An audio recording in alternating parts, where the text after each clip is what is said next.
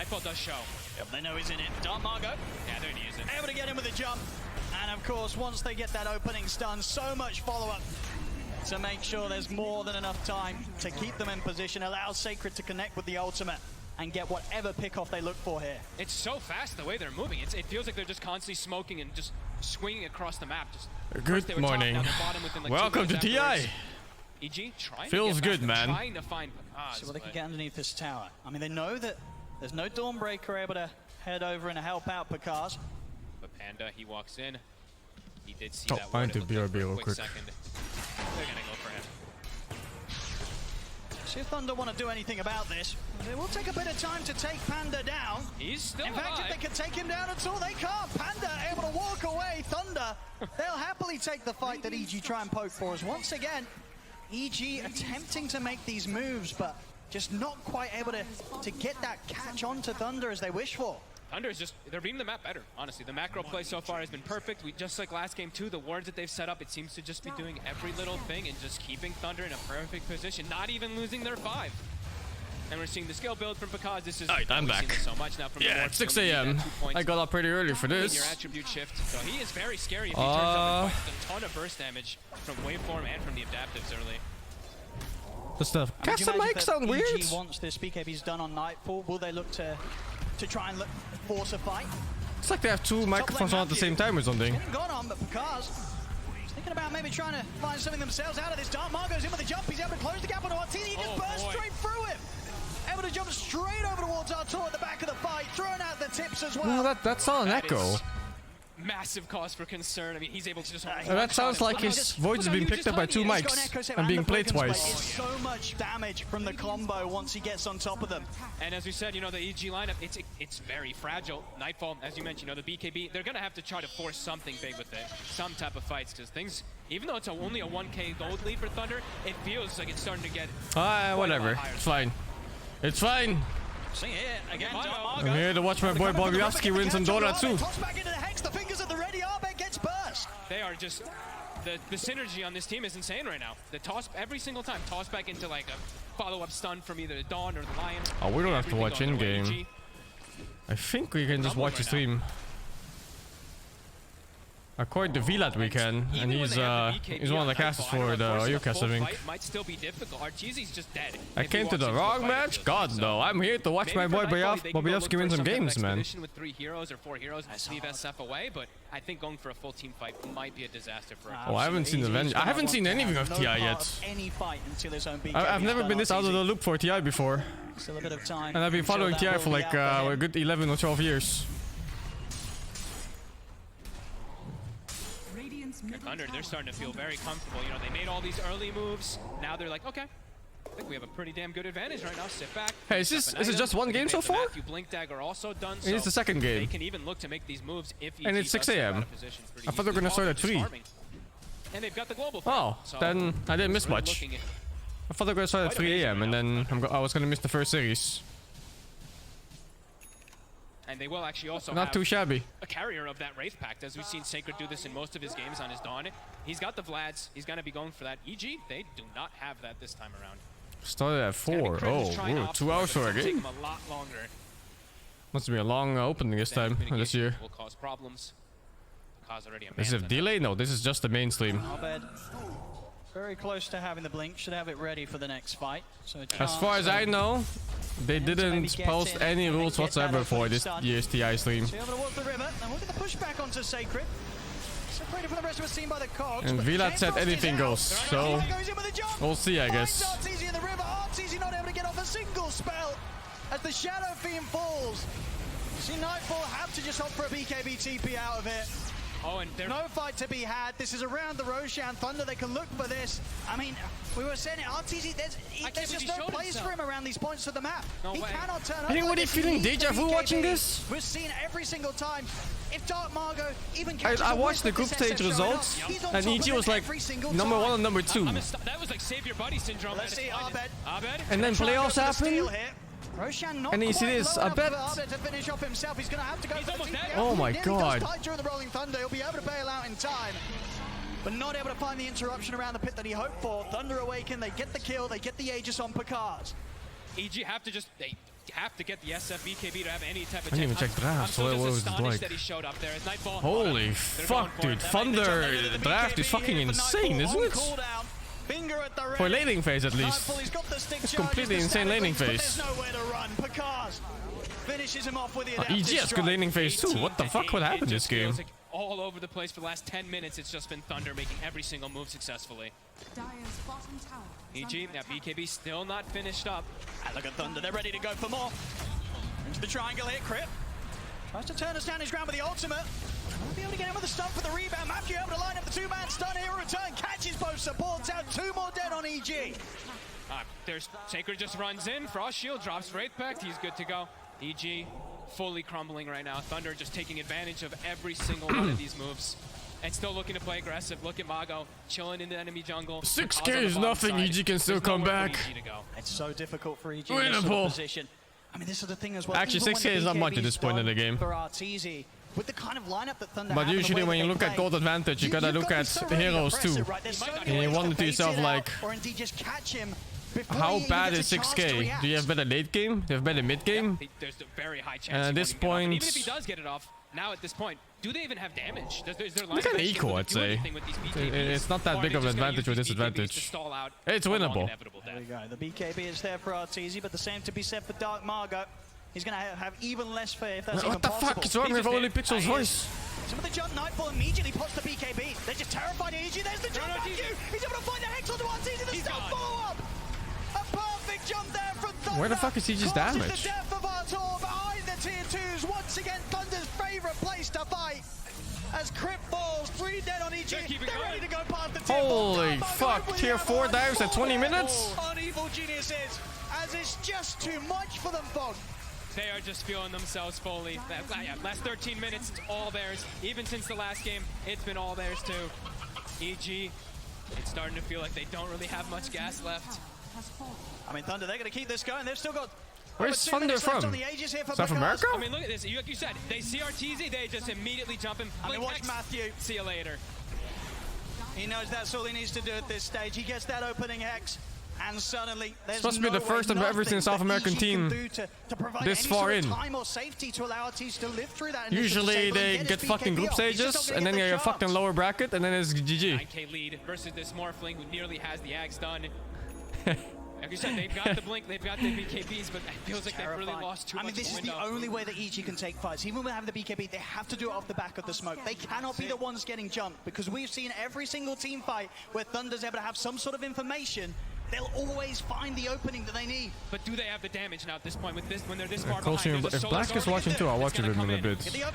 I just rushed to stream this morning because I woke up very late. I didn't have enough damage. Darmago only gets burst down to half HP. He's ready to put the BKB turn. Take down Crip. Hookshot there from Fly, but the heavy hits here from Thunder. Take him down as well. Stun, Hex, lockdown onto Arbeck. 3 dead on EG. They want more. And Nightfall is up on the cliff.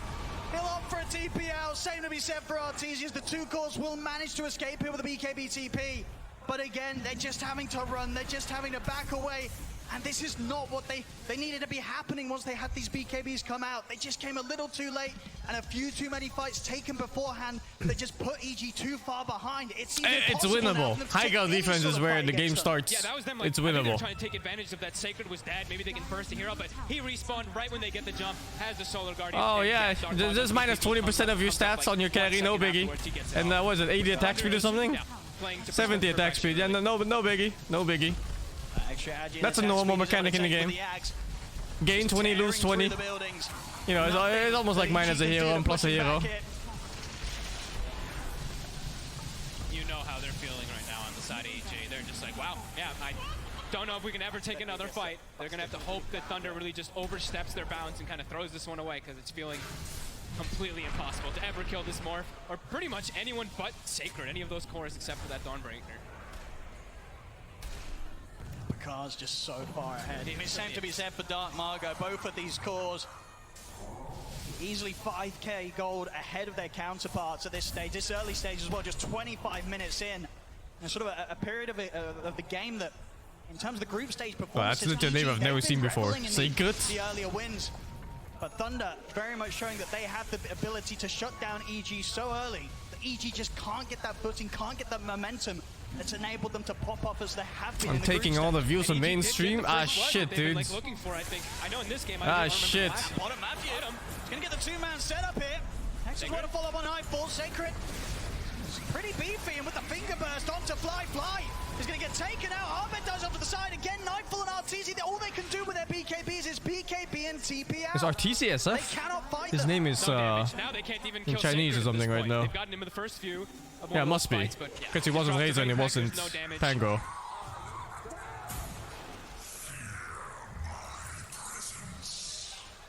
In terms of sort of fights that they can put together around the defensive on the high ground, do you sort of see any play that EG can His try girlfriend's and name go in for Chinese, huh? in terms of punishing Thunder when they go for the high ground? Matthew, He showed himself. they know he's in the trees somewhere. Matthew's going to go for the blind stun.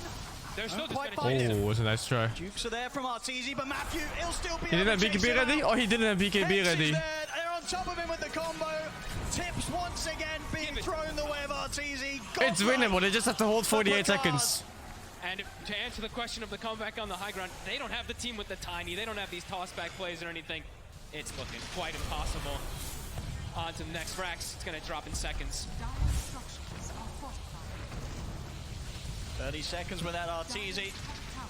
30. I think getting rid of echoing is out of my payroll, man.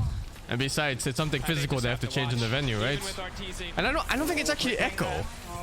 I think Holy Pixel's mic is getting picked up by another mic. It's like two channels mixed into one. Now, no fights really, it feels like. EG, you said they got to just hope the Thunder oversteps I'm pretty sure it massively, is. Even a couple times, because one or two times won't do it. Maybe 3 throws or something, but yeah, Thunder. In-game is fine? Yeah, I think that just confirms it. Relentless aggression. In-game they probably didn't mix the audio channels, they're just sending one. And here they're sending 2. Now for Thunder Awaken, they can look towards that bottom lane.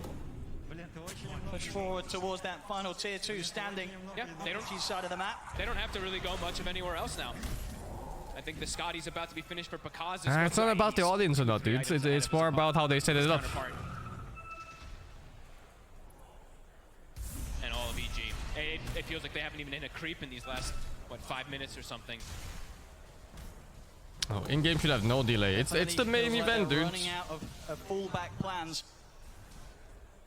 To be able to sort of rectify the state of this game. RTZ can't even finish getting souls. He just has to sit in the tree lines with his team. Because even if he shows, he shows himself, he might just die immediately. Look at Matthew. Immediately whips himself. He's like, let's go. With the scan EG, so they know that Thunder Awaken. This is what TI should have been from the very beginning. It's actually what TI has been for since the beginning too. Oh, what? He blinked in and he fucking warded the high ground. A lion. 1v5. What fucking insane play is that? On top of the Dawnbreaker, but the finger burst, the Hex is there. They lock down RTZ, the SF will fall. Arbed, the only one to get out. GG. As there it is, GG is called. Thunder Awaken. Turn up here in the third series of the playoffs here at the International level to take down EG 2-0, knocking them down to the lower bracket. And this was a pretty severe knockdown, Bog. Yeah. First game was close. Well, their lives just got changed, right? Just on winning this fight, they probably earned more money they've had their entire lives. They did. Still able to just defeat it. There's one series. Absolutely, the preparation very much showing from Thunder Awaken coming into this series. 100% win rate on that SFEG had before today from the group stage results alone, and Thunder Awaken, they deal with it twice. First game, a very well played second half. This second game is from start to finish, really. It felt like that the options for EG, they were just running out with every single minute that passed. And we have to give a huge congrats What the to fuck, Thunder PC in the back Awaken. is moving by Top six itself. Guaranteed now for them. Massive. And if they continue to play like this, I don't think there's going to be any sort of question on how far this team can go. How the fuck does Holy Pixel do it? Better and better throughout their group stage, and now turning up on the main stage, opening up with a performance like that, they've got to be feeling over the moon. Can't wait to see more from them. Of course, we'll see EG down in the lower bracket. But as it stands, venue is Thunder this? Awaken, they'll be the ones to move up in this upper bracket, taking down EG 2-0. It looks so small. Thank you very much, Holy Pixel and Fogged. Indeed, Thunder Awaken, top 6 guaranteed. The first ever of their region to do so. Massive congrats are indeed in place. We're going to break down this game, which was straight fighting from the get-go. It felt like this was a brawl, Jenkins. Yeah, so I mean, I have this theory that's maybe it's a bit off the wall, but I feel like it is kind of reasonable. Maybe you guys can tell me if it's stupid or not. But like, It's stupid. It's stupid. Okay. Okay, move on. All right, moving on. Effie, what do you? No, go ahead. Thank you, Effie. I appreciate it. I think at TI, there's just obviously this immense amount of pressure for players. And I think when under pressure, people seek comfort in their teammates. Yeah. And I think in Dota, the way that you feel that comfort is through positioning. And so because of that, team fighting becomes very strong at TI. Maybe Earthshaker's not so good in this meta, but Enigma is the top hero that we've been talking about. And what have we been saying about Thunder Predator all year? They're the team fighting team. Thunder Awaken. Everybody talks about how Thunder Awaken in SA is all about optimizing team fights. So this doesn't come as a shock in that respect. For sure, I like that you said that, because not just the game that we saw right now, but the previous one before it, they just outfought EG at every moment. And I really wanted to highlight the play coming up from the support duo of Thunder Awaken in this game. It really felt like that Lich and Lion popped off completely. Like in any other team's hands, a Lich and Lion support duo may have looked slow, may have looked weak, may have gimped them a little bit, but no, they were just out skirmishing a team with Clockwork Marcy supports. That is just so insane to me. After watching these two games, I This feel play like here is EG fucking fell insane. Into a trap that Thunder Awaken knew exactly what EG is gonna go for. Like, we did manage to protect some of the picks, and you know, if we can do it, these smart professional e-gamers, they can do it as well. And it felt really bad for EG in game 2. Also, I think Shadowfin might become like a new meme for EG besides the Storm Spirit, because so far they picked it 9 times already. It was like it was working out until now, but seems like it got figured out. I also want to point out Dark Mago's Tiny. Oh, what? This Black? is his best hero without a doubt. And You're not watching the games, how they Black? managed to get him into the game is getting I was some about to call big you. stacks in the triangle, if we can call it even a triangle right now. Yeah, we can. We can, okay. Yeah, And also the blink reveal, something that they did in the previous game with the Pango. This time around, also picking up a blink dagger on Tiny and then doing big things after, getting a lot of kills. But not just that, to me it really felt like Not Thunder main won the venue? draft the Oh, second no, that dudes. Morphling came out, and then they were stuck with this SF Marcy Razor, where He had to leave for the day. a Oh, hero has okay, been nerfed okay. many times, patch over patch. You pick him to win the lane, and if you put him in a situation where he's not winning the lane, he really can't do that much fast enough for his team. So I really think that this Morphling / Lich safe lane that came out of Thunder was genius, and it put EG in such an uncomfortable position. Yeah, from the get-go. a lot of games during the group stage, we saw EG having a great game where obviously they got their hands on the Broodmother a lot. I have us in the press pool, and I don't even know who Leslau is, dude. I was a little bit lost. Never heard that name before. On the offlane in this one, also because it was very much countered indeed by the side of Thunder Awaken. And Thunder Awaken, they do take this victory. It is Pandaboo that is going to talk about that with Casey right now. Pandaboo, congratulations! Oh, look at this man! Look at this man! Míralo, míralo. Bueno, estoy muy feliz. He's too happy. He's so happy! Oh my gosh! Okay, so what was the moment? I have to tell you, when we were watching behind the scenes, after the draft finished, we went, Thunder has it. Did you feel the same way? What was your impression after the draft? Nos han dejado todo. Es una falta de respeto. Tenemos Pacas Morphling, Antonio Entini, Matthew. Ya Matthew no importa. Saturday contra Breaker. Ya ganamos.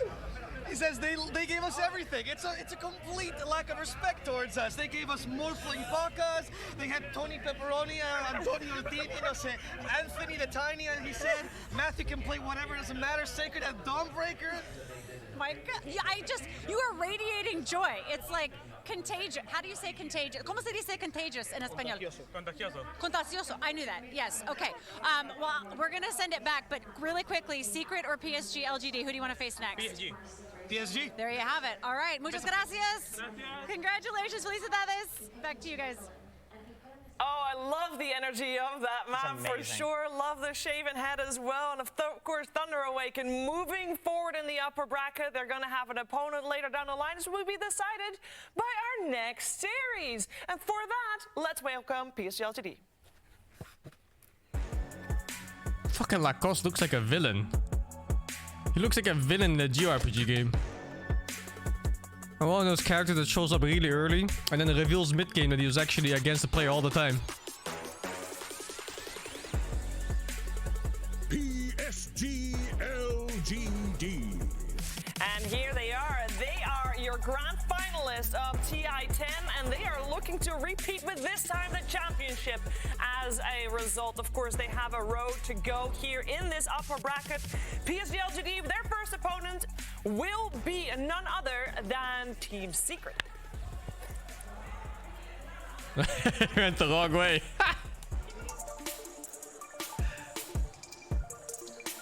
Oh, that's such a bad start.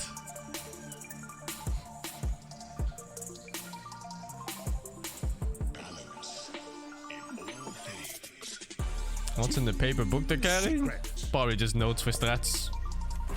It's nice to hold keynotes on enemy like top heroes and stuff. Lanes they play. Maybe ward spots. Common ward spots. You can imagine to get to this stage via the last chance qualifiers. Of course, at the helm, it is Puppy. This is his 11th. This is the team I'm rooting for until the very end. Incredibly impressive result. And of course, he would love They will bring back Aegis to Netherlands. Or not even finish. He would love to have another win to his name. We can talk about that a little bit, because if you look at the most recent, well, if you look at the results that Puppy has had over the last years, Lacoste, I believe he should be getting second this year. Yeah, every single year it keeps getting better for Puppy. He's getting closer and closer. Last TI, he got the 3rd place, and yeah, considering how they're playing before right that now. 4th, yeah, before the top 6. I feel like this could be the year. I mean, this Puppy guy, he's pretty good at Dota. Must have touched it by accident. This Puppy guy, I mean, it feels like TI is his home. It really just seems like this is the stage that brings out his best gameplay, and by doing that, his teammates as well. Resolution. I don't know if it's amateur or not. I didn't watch a single TI game almost, man. I have no idea who's good. Together. Like I said earlier, I've never been this out of the loop before for a TI. Unanimous favorite to win the entire tournament, PSGLGD. Last time they met, PSGLGD did lose to them at Riyadh Masters, because it was the reveal of new secret roster, and you know, people had doubts because considering how the previous roster didn't work out, and then you bring in new people. Usually it does take time. This is the definition of when we speak about Dota chemistry between the players, is what the Zayats and Resolution are bringing to the offlane. Like, you just feel that they are naturally good together. See this guy? Yeah, it's Hey, you gonna win TI. Puppy It's this about guy how, here. Like, there's the and this guy here. Not like barrier in this case, but like language bridge almost, you want to call it, because like in the laning stage, Resolution and Zayats can speak in a different language than the other lane that is being played, and it kind of like separates the comms in that way.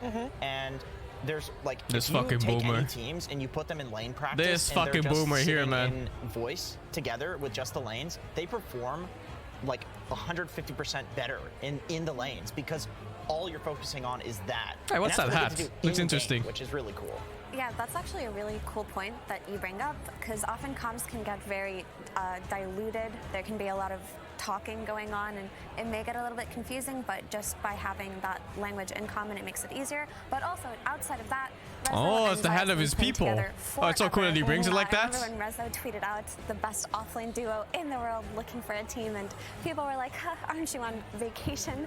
But they get picked up by potentially the best team that you want to pick you up at that stage, the team that has the likeliest chance to actually qualify for TI outside of the DPC system, and it happens. It all worked for them. It really did. Of course, a new addition is also Chrysalis. I gotta imagine, you know, it's been since 2014. Did they check asses in this tournament? International. It's about time that we have more Dutch players coming in, so a nice one there for sure. Their opponents, so they have Team Secret came second in their group, which means they do not have the They gotta bring out the scanner, man, the metal scanner, and then scan the ass area. Scan for electronics. OG to face instead.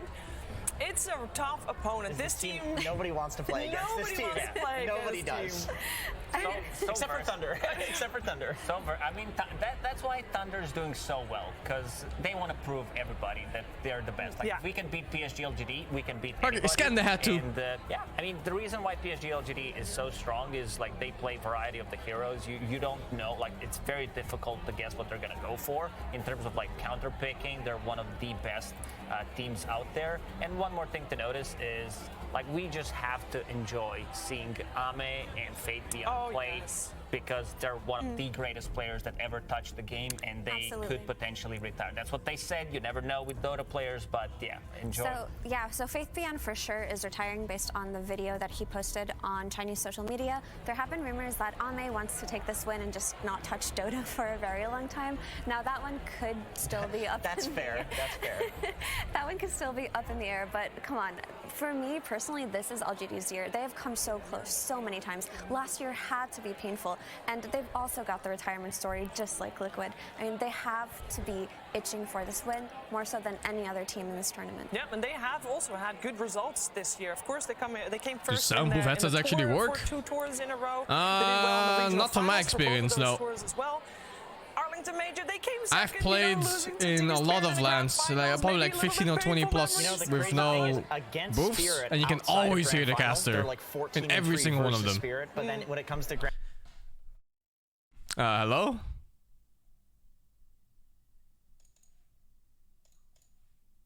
be able to just push it a little bit farther. But one of the main things that really gets caught by those headsets was Sunstrike. You could always hear the Sunstrike go off and you just kind of walk a different way. Up until that point, it really felt like Spirit, and in the past, you can also hear like Roshan fighting and stuff like that. So the moment like you hear like one Roshan auto attack, you just kind of go like, you know, the Roshan. Hero twice in a row, even when it's not good. And but at some point, they started reducing certain sounds, like Sunstrike, like Roshan. But yeah, you can still hear other things. Day one of group stage, and then just like sometimes you can even hear neutral creeps being fought, so you just know someone's jungling. Is a very, very good sign for LGD fans at home. Yeah, one thing to keep in mind as well is that for PSG LGD, they might not but yeah, soundproof headsets are nice, but they only help so much. At some point, sound just gets picked up by the mic. Although that was like 5-6 years ago. I don't know if they improved the tech. So any kind of stage I'm not sure. jitters you can imagine, they don't have them. They have played under the biggest of pressures, of course, in that finals. If they want to do that again, it's been a while since I've seen in this upper bracket and just win a couple of games. Dota tournament with no sound boosts. I think it was when I started playing in like 2011, 2012, and it stopped at like 2015 plus. Then they started doing plays in separate rooms or like soundproof booths. Versus Team Secret. Super early. Game 1. It's nitty-gritty Dota time. That's right. The draft will shortly be upon us. It's time to talk Dota now. We just came out of a series where we had so many kills. It was so action-packed. Lacoste, are you feeling that this is going to be the style of Dota we're going to see all day, or is it these two teams creating a different style? I think. Are they making Shiva crouch? Story where it's going to be heavily lane focused, a lot of aggression early on. You want to get that. Look at Lacoste. How is this guy not a villain? In the previous game, where they just like smoke this fucking guy. Roshan and then check him ass. Like an extra objective after that makes the game a lot easier. Both of these teams, they know how to play aggressive. They know how to play with the advantage. They also know how to play from behind. So it's just going to be a great Dota. I feel like it. I do think that this series will go a little bit slower, but I mostly agree with everything that Lacoste said. I do think that main stage meta shifts a little bit compared to group stage, though, where you can see a lot of fighting, a lot of heroes becoming popular, but when you're actually on that stage and the nerves are hitting you, you do tend to go for comfort and potentially more textbook type of plays. So I do expect LGD to not take any risks when it comes to this game one. All right, well, here we are. We got a first phase ban. Chen, respect on Puppy there, who I believe has just broken a record during the group stages with the hero-player combination of Chen. Of course he has. Yeah, it's maddening how many games he's played on that hero. And Marcy on the side of bans. And it's, okay, PSG LGD is like, Puppy, you know what? None of that, please. Yeah, those are Enigma still in the pool. That's the big hero, I think. both of these teams are looking at. It's gonna be a no-brainer. Yeah, first. And I mean, pick. it's Secret Silencer. Like You got a Silencer. He has to. Like, Otherwise, you're gonna get Silencer Enigma'd. Yes. and then that's a really tough combo. I to remember play one into. game from the group stage where Puppy played Silencer and he did go for 2 knockdowns. Like he's really Of course. has a game of chess. Yeah. Like he tends to break the game with his builds as well. Extremely greedy position 5 player, but he does make it work. So an interesting thing that Thunder did versus Enigma in the first phase was just try to counter it with a gyro Nyx pick, and it worked out so Assassin, well for them. first They didn't pick. have a silencer, they didn't have some niche jump on him hero. They just went for a carry that could outlane him and then outfight him on his timings. Sniper So, works yeah. too for a similar. Well, you don't have to stop the black hole. You just peep them from outside of the black hole radius. But I mean, in a way, Nyx is pretty cool for that too early on. Before Enigma gets his BKB, you can just turn on your Carapace and walk into the black hole and just have an easy way Now to cancel it. that's a weird one. This feels like Leshrac an second age-old pick. combo between these two, like the Nyx and Leshrac. Usually If it's you Nyx just and AM that are counter have the a Lesh, list of but all the I guess things that AM sucks Leshrac his wants patch. and that he doesn't do. And Nyx got Assassin picked already. provides that, and if you look at the list of the things that Nyx wants and that Leshrac does, Leshrac does all of that. It's like if you hero to scout, you take towers. Nyx doesn't want to sit in lanes and farm creeps. Leshrac consumes all the creeps on the map. They pair perfectly. But not just that, Nyx is a hero that does like to play around the mid lane as a position 4, right? He wants to secure runes. He needs a hero that can do the kind of damage that he doesn't offer. And Leshrac is one of the best heroes where you have a roaming 4, because if you make a really good rotation around that 5-minute siege creep or that 10-minute one, that's just an easy Bruh. at this Nyx slot. Yeah, it's also a flexible pick for Team Secret, this Leshrac, because it has been played on the offlane as well. And like these 2 heroes with double stuns, you're always going to have a kill potential. And being able to kill Pango even with the Diabolic Edict, something that Pango doesn't really like to play into, is he gets on You top always of get that. Leshrac. Good to see Usually Ivor if there's too. no BKB piercing ability, Yeah, well, what can you do? might get a fake picture of how much damage you're taking from this Leshrac. Like you connect onto a hero, and while Edict is running, you might just die. And speaking of heroes that went untouched, the SF still in the pool. Yeah. I do think that's something that Secret could be looking at, and even potentially LGD. This is just such a high value pick, and the fact that it made it through the first phase entirely is really interesting to me. It just shows how okay. much We'll these stay on teams have Twitch. prepared It's for not that each bad. other and value only individual TI. niche picks more so than the popular ones. I do wonder, like speaking of popular picks, like were they watching that series and they have a different picture of Have I SF played now? one game It's this like month? If we pick this, No, I don't think it looks so. like Thunder has figured it out. If we pick it, is LGD or Can Secret, meta will change they deep in take the that, tournament? My the man, counter into meta can their- change after one game within the same series. Also, looking at the bans, It depends on the team, and it depends on the drafters. It's a bit of an unusual It really can. ban in the second stage, and something that you mentioned, like Gyrocopter, he does work well against the Enigma and the Eidolons. So if they're looking for Gyro, now this Lifestealer ban does make sense. 10 seconds remaining. I'm really feeling the sniper for Secret. It's like For sure, teams have to adapt personally. I there mean, are it's the more, nature of a heroes competitive that game, LGD right? could pick Especially one with so many where it variables. becomes kind of like you have to punish it with the sniper because they have so many heroes that just like don't get on top of him. But already against these 2 heroes, I don't feel like Pango's really that great. He's not like a traditional backline jumper. Yep. Like yeah, he can get on the backline, but you can peep him and kill him through his role. Right? It's not like a Storm Spirit who actually assassinates the backline. He just disrupts them. I don't think Sniper really cares that much, but we'll see. We'll see. The thing about Sniper, though, is the Sniper player on Secret has always been Nisha. I don't think I've seen Crystals play it once, and unless they're flexing this Leshrac to carry Entity style or offlane Beastcoast style, which I also haven't seen Secret do, They offlane Lesh. Yeah, they offlane Lesh. He goes the same build too as the mid Lesh, just rush Bloodstone. So then I think you're onto something potentially if they flex this Lesh to offlane. I also think TA is a hero that you can look at versus both Enigma and Pango. Yeah, so far, Team Secret has played Sniper 3 times, all in the hands of Nisha, all wins as well. That being said, I mean, they won a lot during the group stage, so I'm not sure how much that is because... Oh yeah, I totally forgot that even got Silencer is through. still That's in, insane. of Okay, course. that actually made it through the second phase of bans. Yeah. Great against Pango too, because when he's going in with the role, it's like that's when LGD wants to commit with everything else. So even barring the black hole, it's still good, You know, decent it's silencer game. also still in the pool, the SF that we've talked about. Yeah, I that's wonder true. if it's something LGD is going to pick up here or just give it away to Secret in the next phase. It does synergize nicely with all the minus armor from Pango, SF, Eidolon deal more damage. Dusk. Now it's gonna be tough. Oh, that lane. Enigma Tusk. That's a bit of a backline jump for. Oh, how do you even lane against that, man? Like, I you're less have no inclined to fucking pick it idea. unless you That just think lane that is it's really stupid good. overpowered. So I actually expected them to just secure their safe lane. So that's in probably this mid Pango phase then. on the side of LGD, but they're just gonna leave it for last. Yeah, and then They last go pick for safe lane. the Dazzle and the Tusk. Timber? I think Tusk is a really I good think hero Timber for struggles until level 3. annoying the Silencer early on, right? Silencer is a good hero to counter Enigma, but when you have these nuisance type heroes like Tusk and Pango that can just go on him early on and set up for a good black hole, it really makes Enigma's life easier. So I do like this Tusk concept here. Also in the Still lane like the stage. SF. Bristle can lane Shards against plus it a bit. Eidolons, Silencer easy does, kill. Yeah. Silencer It's nice to does kill the want to Eidolons, play but I think it aggressive, still get dies. the glaives, I'm not but sure. one of the few players that actually get glaives early on, like, you know, 'Cause he you wants steal to the steal int, you in. gotta do it. I mean, I've seen Silencers go in the group stage 0-4-0. I can't. I can't as well, It's too but tempting. it is like, what it is. Gotta get that in. Also on the PSG LGD side, double save. You have this Dazzle plus the Snowball, Shield Crash coming out from Pango. The heroes are going to be pretty difficult to kill. Yeah.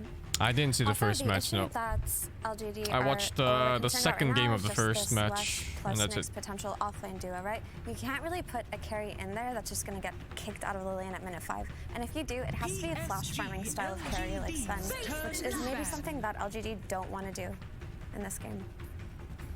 It's still a flex pick because both like Resolution and Crystallis did play Dawnbreaker with the Wow, last rack. people So for picking now, all-out lanes, Team man. Secret just keeping their Actually, options not open. They even do not all-out wanna lanes. reveal where their heroes are gonna Nexus go. Sans isn't that But great that in makes lanes. it so This annoying is for like LGD, below average right? even. They don't understand if they have to counterplay the slash the other from their heroes, side though. lane or counterplay it from the mid lane.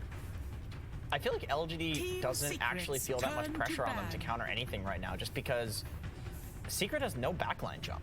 You have a Dazzle in this game who's going to be saving, and Tusk, not really a backliner, but it's saving, and then Enigma too. Yeah, but you do have like Nyx Assassin to scout things Nyx out, is also an Dawnbreaker awkward hero with for me the too, ulti, yeah. followed by I agree. Silencer ulti, so Yeah. It's like a pretty gank. simple. Nyx is such Yeah, a gank is, position like, 4 simple that to keep doesn't going, I really would say, from Team Secret, Yeah. where, like, win Nyx Assassin lanes just that scouts hard. out, You know, global it's kinda silence, there. you isolate the target and And kill then it. mid game it's Still, so they hard get to some, find like, fights because defensive you're so items, reliant on force invis to grabs, start the something to fight. dispel this Or until you global get blink at And not just least. that, when the Lush gets his It's really blink iffy. dagger, it just becomes so much easier to You have to take be these really good chaotic on that fights hero on the to Secret. So play it I don't well. think backline jump is that much of a concern. As opposed to If they say can get a good clock, you start can on display a Secret, clock while by they just can casting hook. itemize for it Don't and need to be just good at it. count on their draft to do the rest. Yeah, people are going Blink Lesh. It's like Yeah. Bloodstone Blink, Bloodstone BKB Blink. 5 seconds. It does eventually turn into that, especially with the Nihilism. If there's some backline right clicker, it can be pretty nice to make it so that they can't right click anyone. So I haven't actually been able to catch a lot of Secrets games during the group stage, but I think it's so interesting how Resolution has just evolved his hero pool so often, right? I did catch, I think, one offlane Mother Morana ban game last face. that I thought was really interesting, but just the fact that I missed offlane something Lush has here. become a staple for him, I when definitely missed previously something he here. was It's a just known meta as being that development. Dawnbreaker guy. Yeah. Makes me have a lot of faith in this iteration of Secret to not be in a situation where they can get easily outdrafted. Yeah. And I don't think, PSG LGD, they are, of course, as we heard from Tsunami earlier today, the team that has the most heroes picked, the most diversity. So they're going to be pretty comfortable as well in that draft. Looking for 2 heroes for PSG LGD, Luna / Terrorblade. I think these 2 would fit because you are ranged in the laning stage. For TB, it's like half-half, but then again, you have very strong group up, and Lashrak does not like to play those heroes, especially Terrorblade. Like, when you think about it, like, you may think, oh, Lashrak gets on top of him, but he gets dismantled by TB. There's also still SF. Like, this hero is still in the pool. And I do think it synergizes really nicely with the rest of LGD's heroes. It also can go into the jungle and flash farm, but TB can do the same for this team as well. I remember one game when they played Dazzle plus Naga Siren. It's very deadly, and also it's a good way to like just split up, because you do build into Manta Style as your first item. You can dispel the global silence with that, and then like reset the fight for your own team with the song. The thing with Naga though is I feel like but you're playing against Lesh. You're playing so into it's a bit Lesh, yeah. Like people always think like, oh, Lesh counters TB because of the illusions. TB's not a real illusion hero. Lone Druid, okay.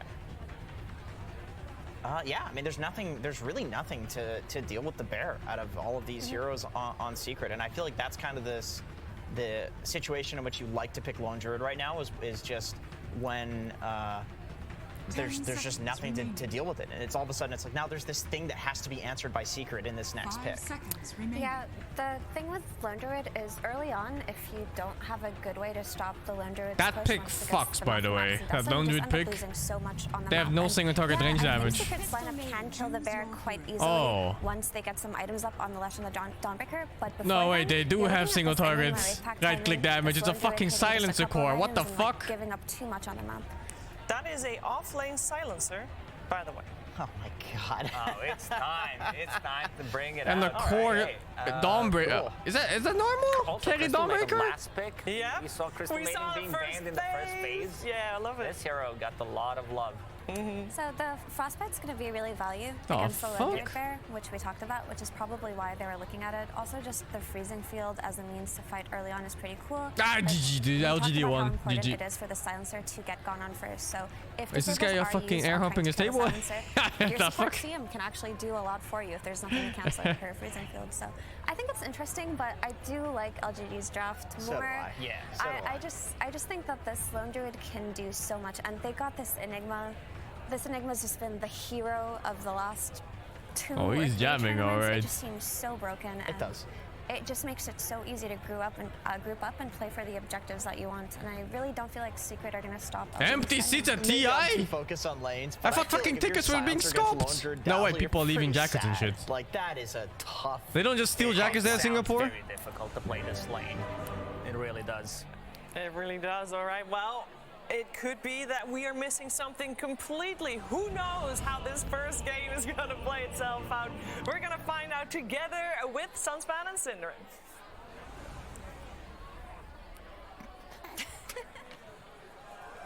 Thank you, Sheever. Sunsfan here with Synderen. Upper bracket stop looking at TI 11. Secret versus PSG LGD. This is. That's my voice. All right, that distracted me a bit. We are in game. No, this is going to be. This is a hype matchup. Second seed Secret, unfortunately for them, have to face off against leave a PSG packet of LGD, tissue? who many That's feel funny. are the favorites going into this tournament. But they ended up third in their group, Synderen.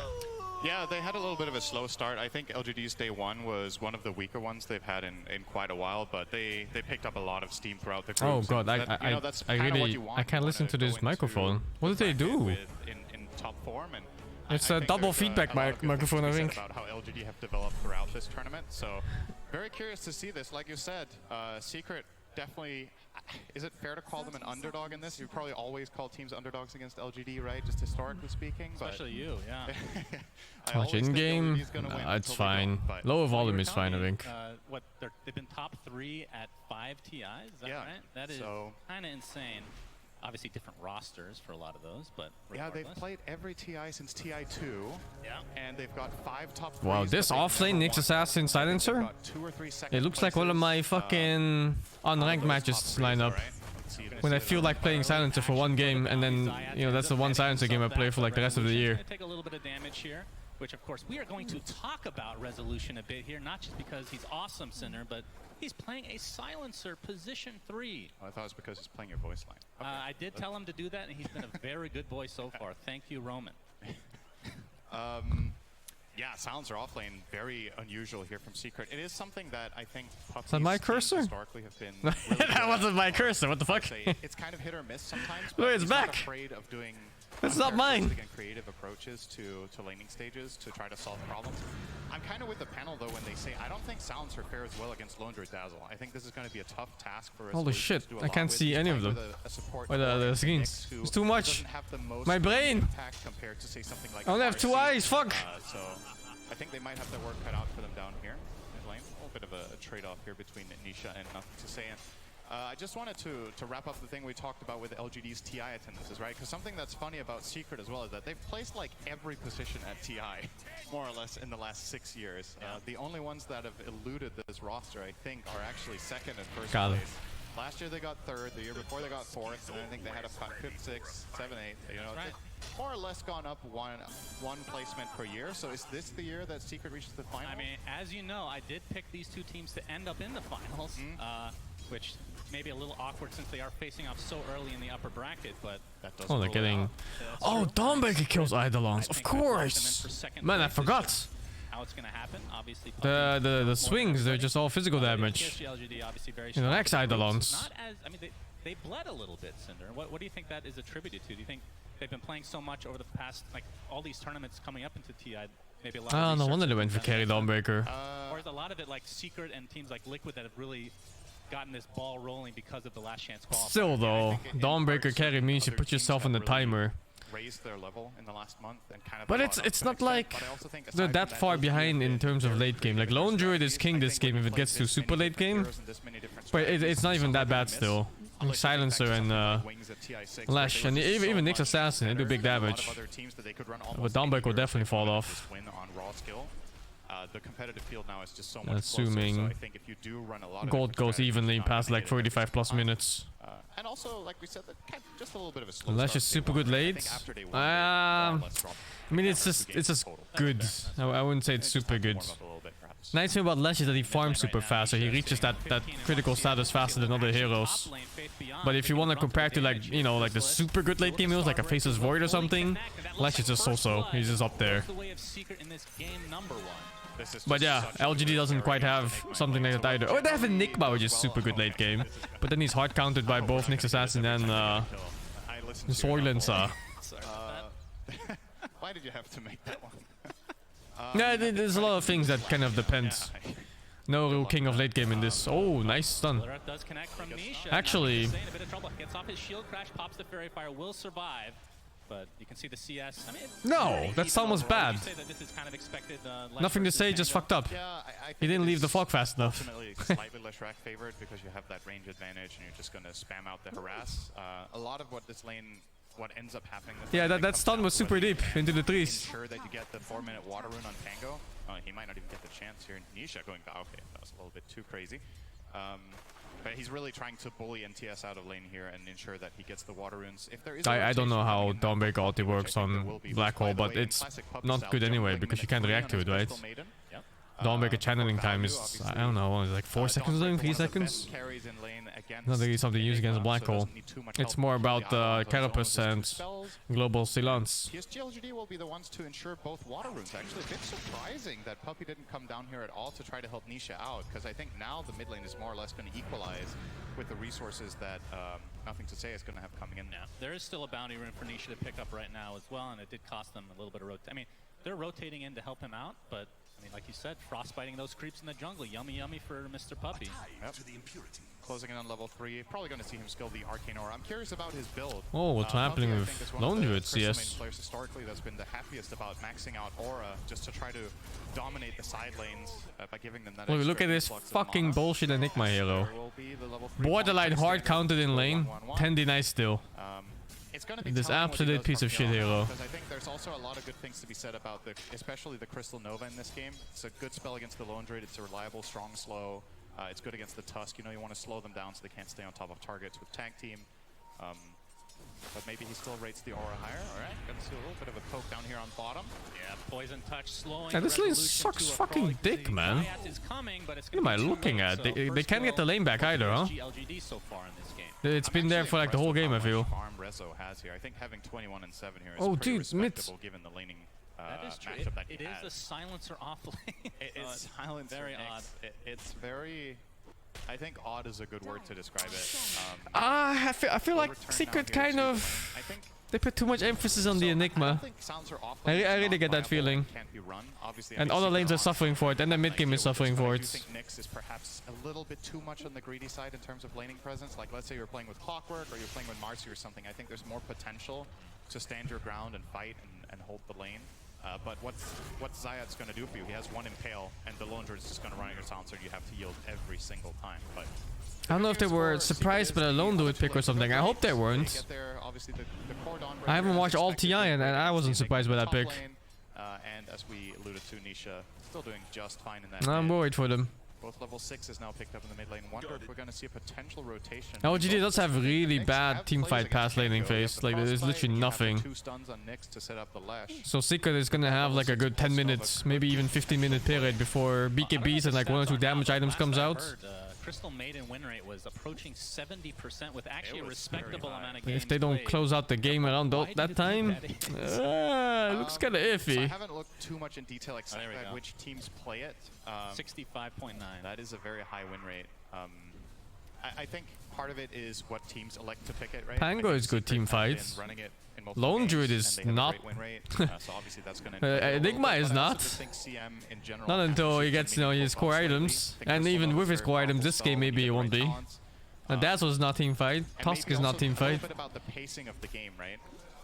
Meanwhile, Secret has insane team fights past laning phase. One of Maiden's problems has been getting run over in lane, but you put it with Dawnbreaker. A bear with BKB is god here, yeah, for sure. About being beaten in lane, then you go in transition, and something that your hero can do that a lot of 5s can't is actually you scale incredibly well with few items. Oh, right? nice if you deny. get a BKB on this hero, Nice sort of other deny from his life. Nice snowball ends up getting out of the range of the Starbreaker, but it matters not because why is he here? to play as well. So 1 kill. Why are you here?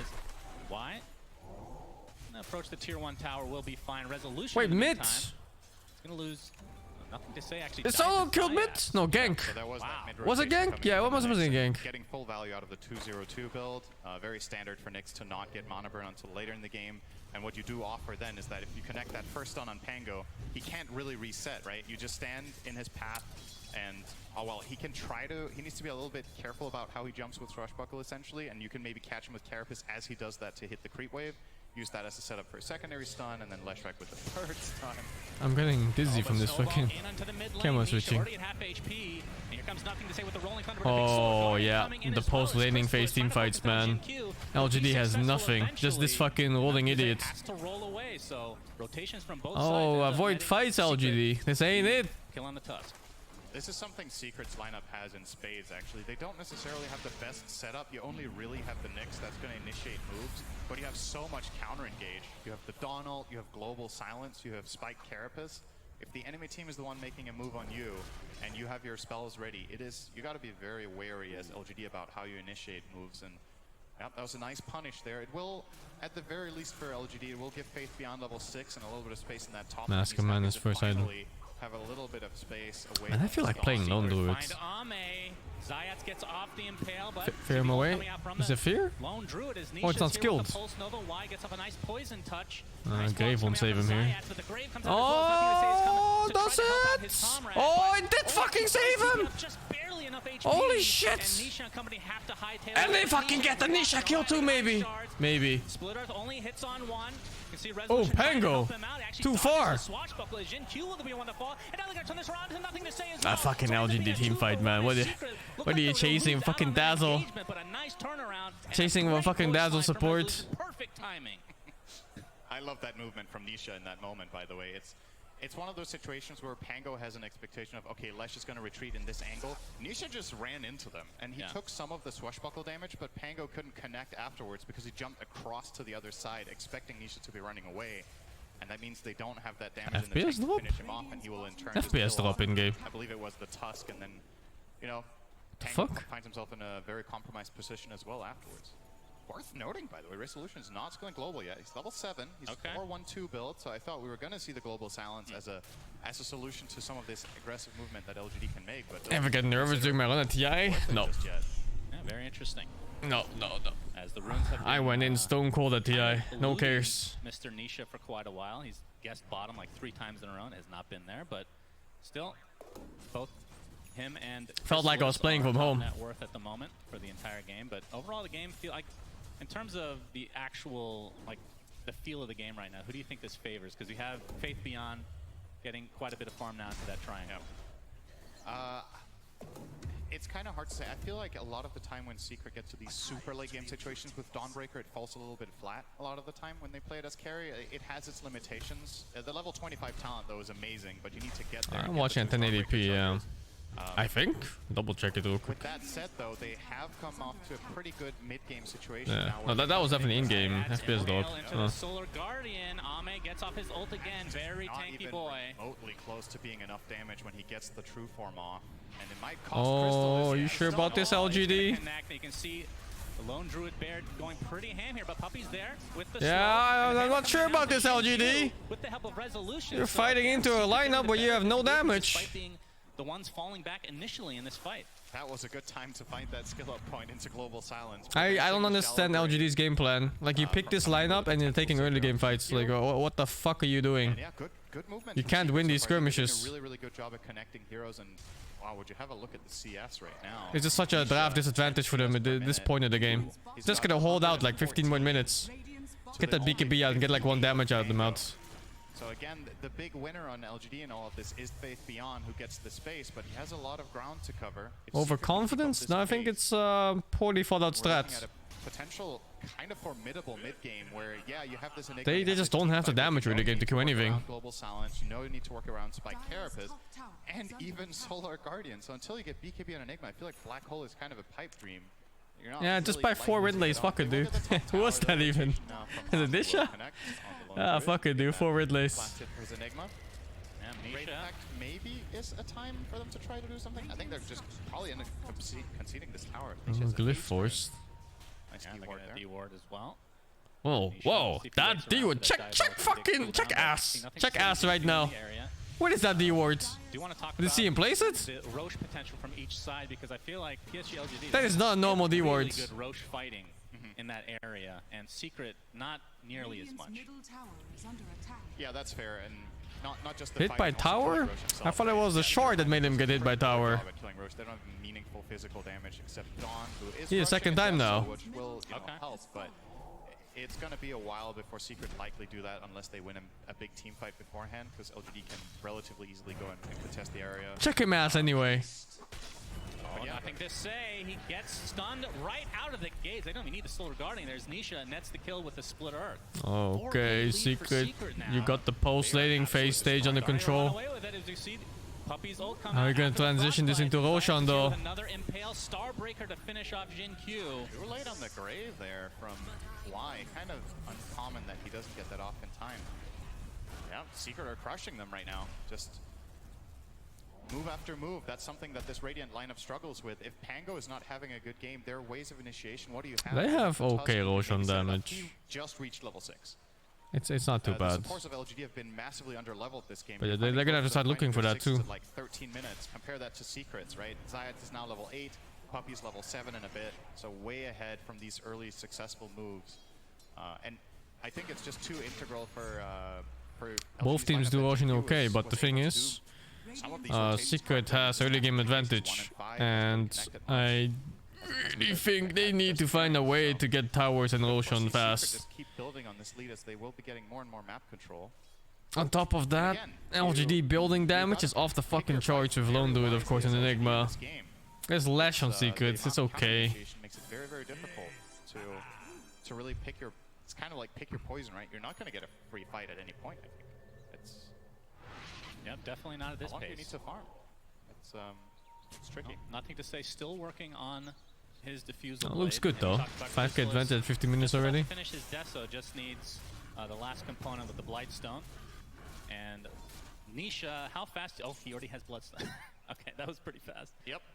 All right, very good. Alright, 3 more wind laces. Let's go. He's obviously, this nice aggressive ward that Secret have on the inside the enemy jungle is going to allow Nisha to play very aggressively down here. It's pretty standard for Dire to do this when they do get the bottom tier 1 tower, is to start occupying this area. And Leshrac is just such an amazing hero for this. He's a difficult kill. He has the counter initiations. He has the counter initiations that we've talked about. And he can almost solo this tower in 2 rounds of Edict. So he is going to force rotation from PSG LGD to come down here, and they really don't want to play on the defense, right?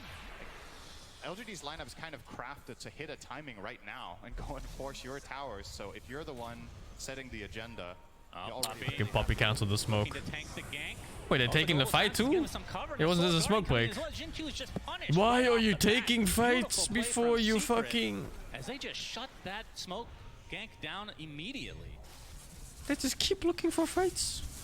And Zayat's looking for more. Oh, this could be big. They don't have. They don't have a Oh, solo no. guardian though. Yeah. Dropped everything. Still trying. Gets off the Vendetta Oh, first. nice Actually fear. gets the But it Impale as doesn't well. matter. Crystal's is here with the huge Starbreaker, and down goes Ame.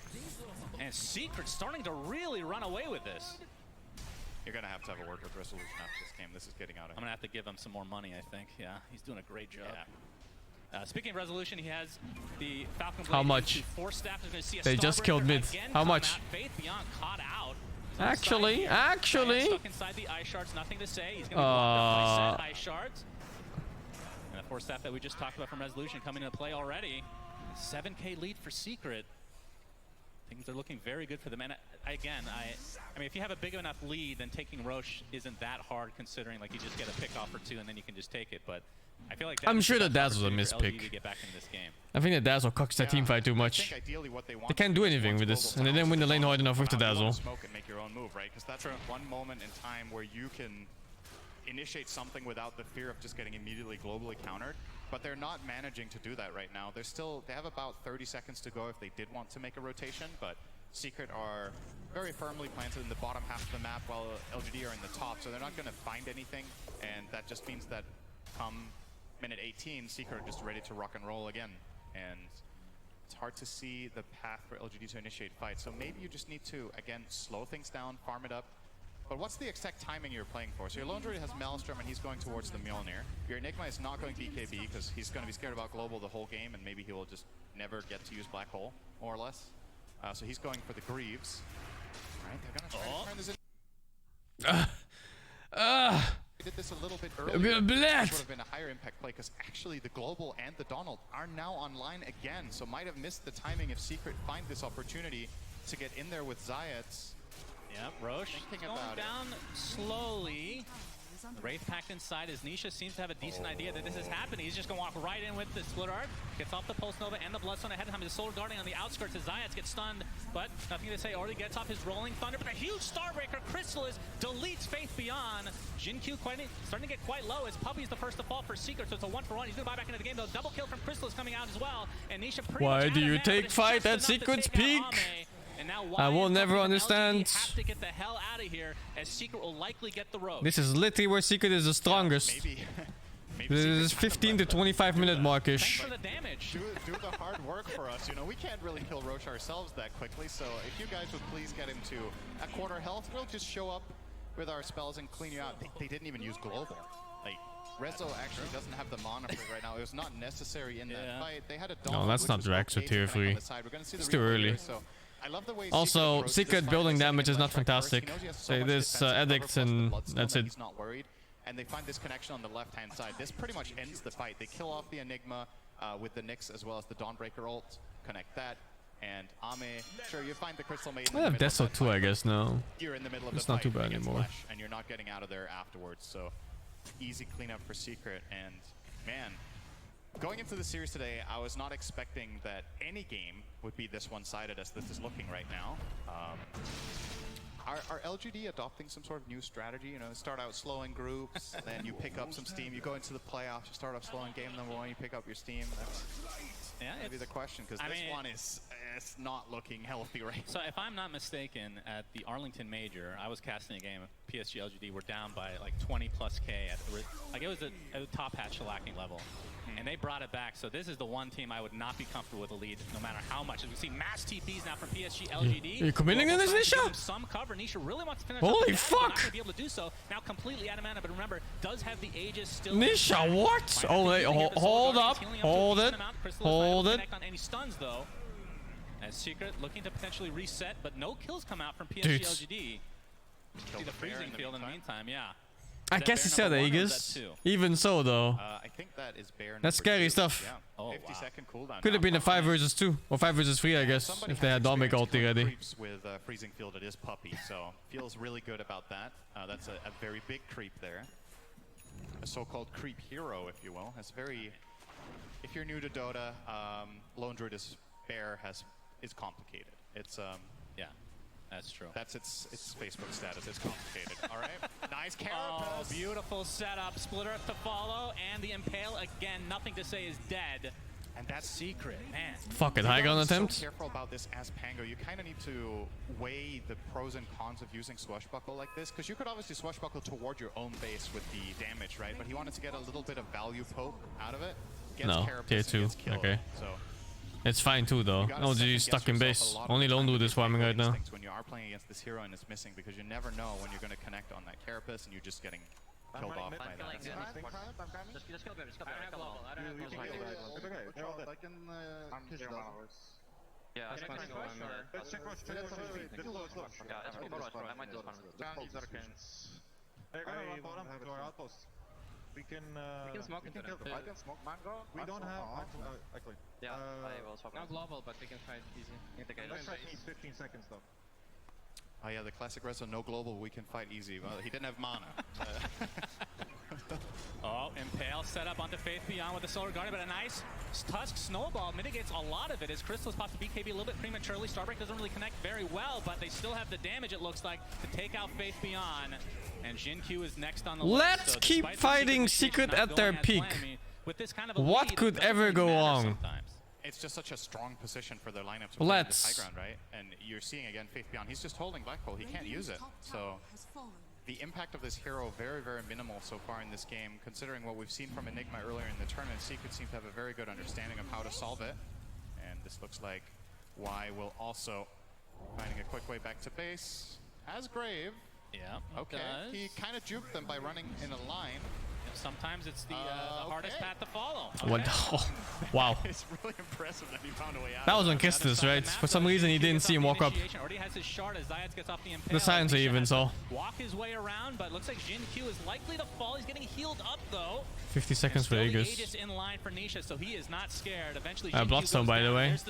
That's so getting nerfed next patch. That Bloodstone is not normal. They buffed it like fucking 10 patches in a row. He's just gonna continue on now. They're looking for a full team wipe potentially. Global Silence is there. Oh my god, dude. And Secret completely stopped game number 1. Not what we were expecting, but Yeah, who cares late game if you just win in 20 minutes? Who fucking cares late game, man? Close, just absolutely crushed them start to finish. The lanes went well. I think the double counter to the Enigma really caused a lot of problems for LGD. I mean, it's easy to say, right? Because he never cast Black Hole. It's pretty rare that you see a game with Enigma not using ulti a single time. Yeah. But you got to look at it from his perspective. He's playing into some super hard counters. They let the Silencer through to second phase. Secret more than happy to pick that up and just put on a clinic in this game. Everything went exceptionally well. Nisha got the fast Bloodstone like you talked about. He gets the Aegis and they just get the job done. Like, he runs in, what's killing him? They have no healing reduction. He puts on the Bloodstone, goes to town, hits a lot of units with Pulse Nova and just kills them out of everything. LGD kind of, I mean, I was going to say on the ropes. Technically on the ropes would be lower bracket. They obviously would still have another life if they were able to, if they were going to lose a second game in this series. But, I mean, this was beyond any of our understanding, I feel like, or our predictions, especially yours. Because you always pick LGD to win, and they always lose somehow. That is just not true. I mean, they win a lot of the time, but I mean, they do lose sometimes. Technically, you're right, actually. Yeah, it is important to be technically correct, as we both know. That is correct. But I mean, going into game 2, what do you think?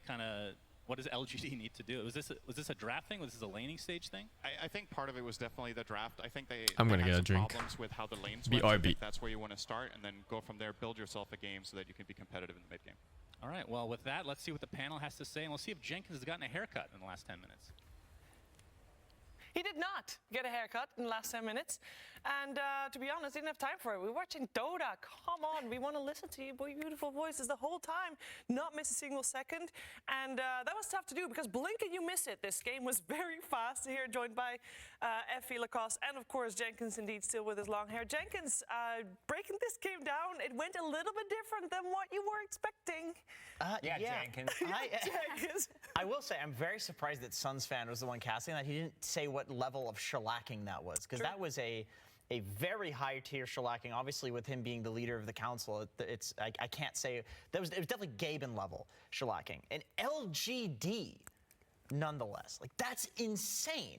Nobody expected this. Nobody. Not a game that is that decisive. I'm still kind of shocked. That went completely the opposite of what I thought would happen. They didn't think that would happen? We were completely wrong. The lone I think looked like it I did nothing, exactly but saw this Silencer happening like this. actually had a great time. the Dazzle felt countered also by the Silencer, not just the Enigma. And Enigma never really found his entry point into the game. I saw this like... I just want to kind of take it back to that Nisha mid lane dominance though. I think it was about that Dawnbreaker pick. Out Nothing to Say is Pangolier and made it so that the access into the game through the tempo of the Pango could never actually happen because there was just so much pressure coming out of the Slushrock. And of course, the early... When I realized they were gonna put the Dawnbreaker against Enigma. So many kills. The first Tusk rotation mid... The first Tusk rotation mid against Slush went completely bad because Dawn was already level 6 and they just... It felt like Secret had their number every step of that game. I know it's a meme, this Nisha is such a consistent player thing, but I do feel like he's 7-0-6, he's just... It's like he's consistent, but he's consistently diving towers and consistently getting away at 10% HP. The guy's a monster. He knows that he has the back of his team with either like Crystallis backing him up, the Global Silence, Nyx Assassin with the Carapace. I mean, we thought this game's gonna go in a different way, but yeah, they completely shut down Enigma. One of the few times where you see like Fate Beyond being completely mitigated. Like he couldn't do anything. I don't think we've seen a single black hole. Sometimes we don't see a black hole where there's like the threat of the black hole is stronger than he's actually using the black hole. Yeah. But this time around playing against the Silencer as well, very difficult game. Like Nothing to Say, I feel like he needed to be that guy that is gonna step up for his team in this one because like sure, Dazzle is a position 5, doesn't move around the map that easily, but as you said, Jenkins, he got completely dominated by Nisha. Based on that performance, I don't think LGD can go for these Pangos versus Lushrocks, right? They have to go for some hero that can self-sustain and just not get kicked out of a lane if they're going to win the game. At least if they're going to play something like a Lone Druid from the safe lane. So there's going to be a lot of revision, but I still have faith that we're going to have a good series here today, and it's not going to be a 2-0. Well, it's going to be a very important mid-series moment for them to get the speed that they need to force out that third game. And while we are taking that moment, we're also going to have a moment with Slacks and Casey. Back to you. Hello, thank you so much, Shivers.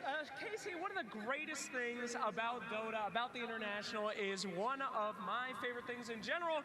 It is content, and it is the short film contest. We have a very special opportunity here to show you some of the finalists. Now, you watch these, right, Casey? You enjoy all the different short films out there, all the different Dota content, right? Yeah.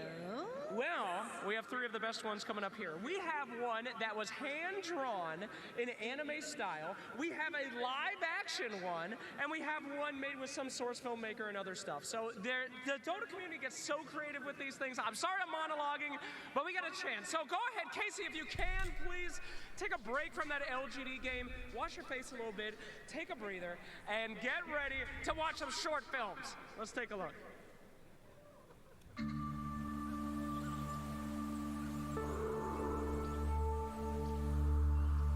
F.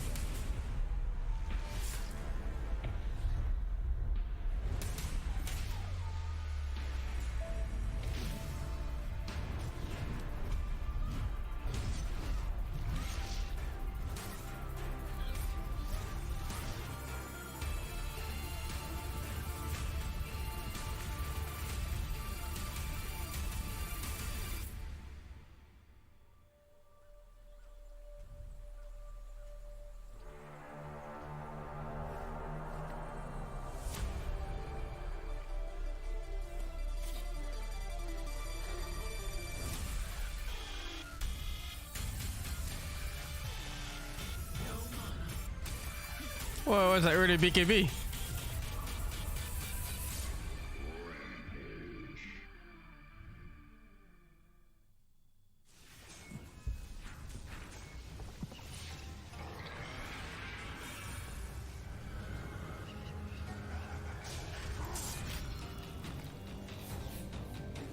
The fuck, Chinese cartoon?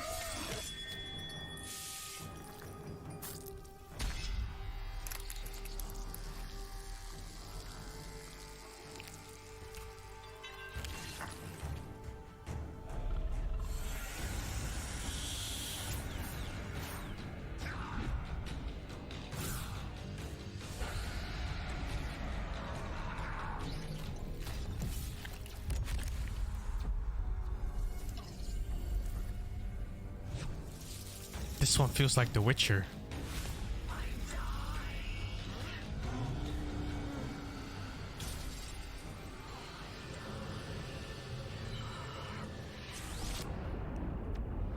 Better than Dragon's Blood? Ah, fuck, dude. Why you gotta put it like that?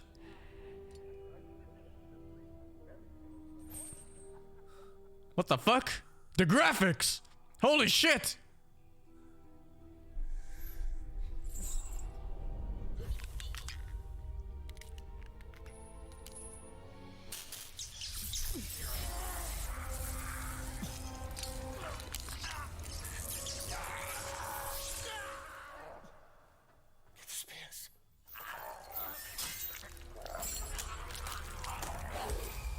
What the fuck?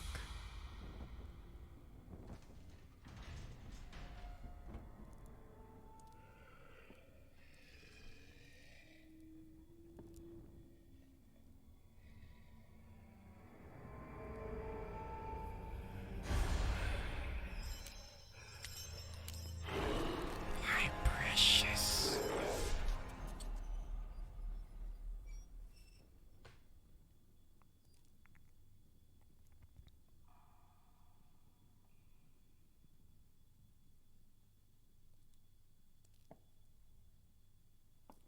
Must have been the wind.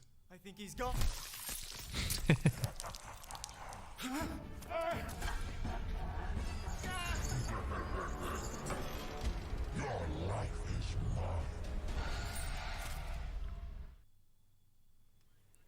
Oh, they're all so good. That was insane. That was insane. That's mad. I mean, you said how everybody's so talented. We saw the first one. This one's gonna win. We saw the second one. Oh, wait a second. Wow. And the third one, we need live action Dota movie. I didn't even know you could submit live action Dota short films. That's so cool. How much did it cost to make, do you think? That looked expensive. They're special Those were all effects and, dark. I liked how dark all of those were. That was good. Oh, it's. I mean, they were dark, but they were good. I mean, Dota is a fairly dark game. It is. If you think about it, so it's very fitting. Is there any that you have favorite of those three? Or? I'm gonna go with the second. I think number two for me.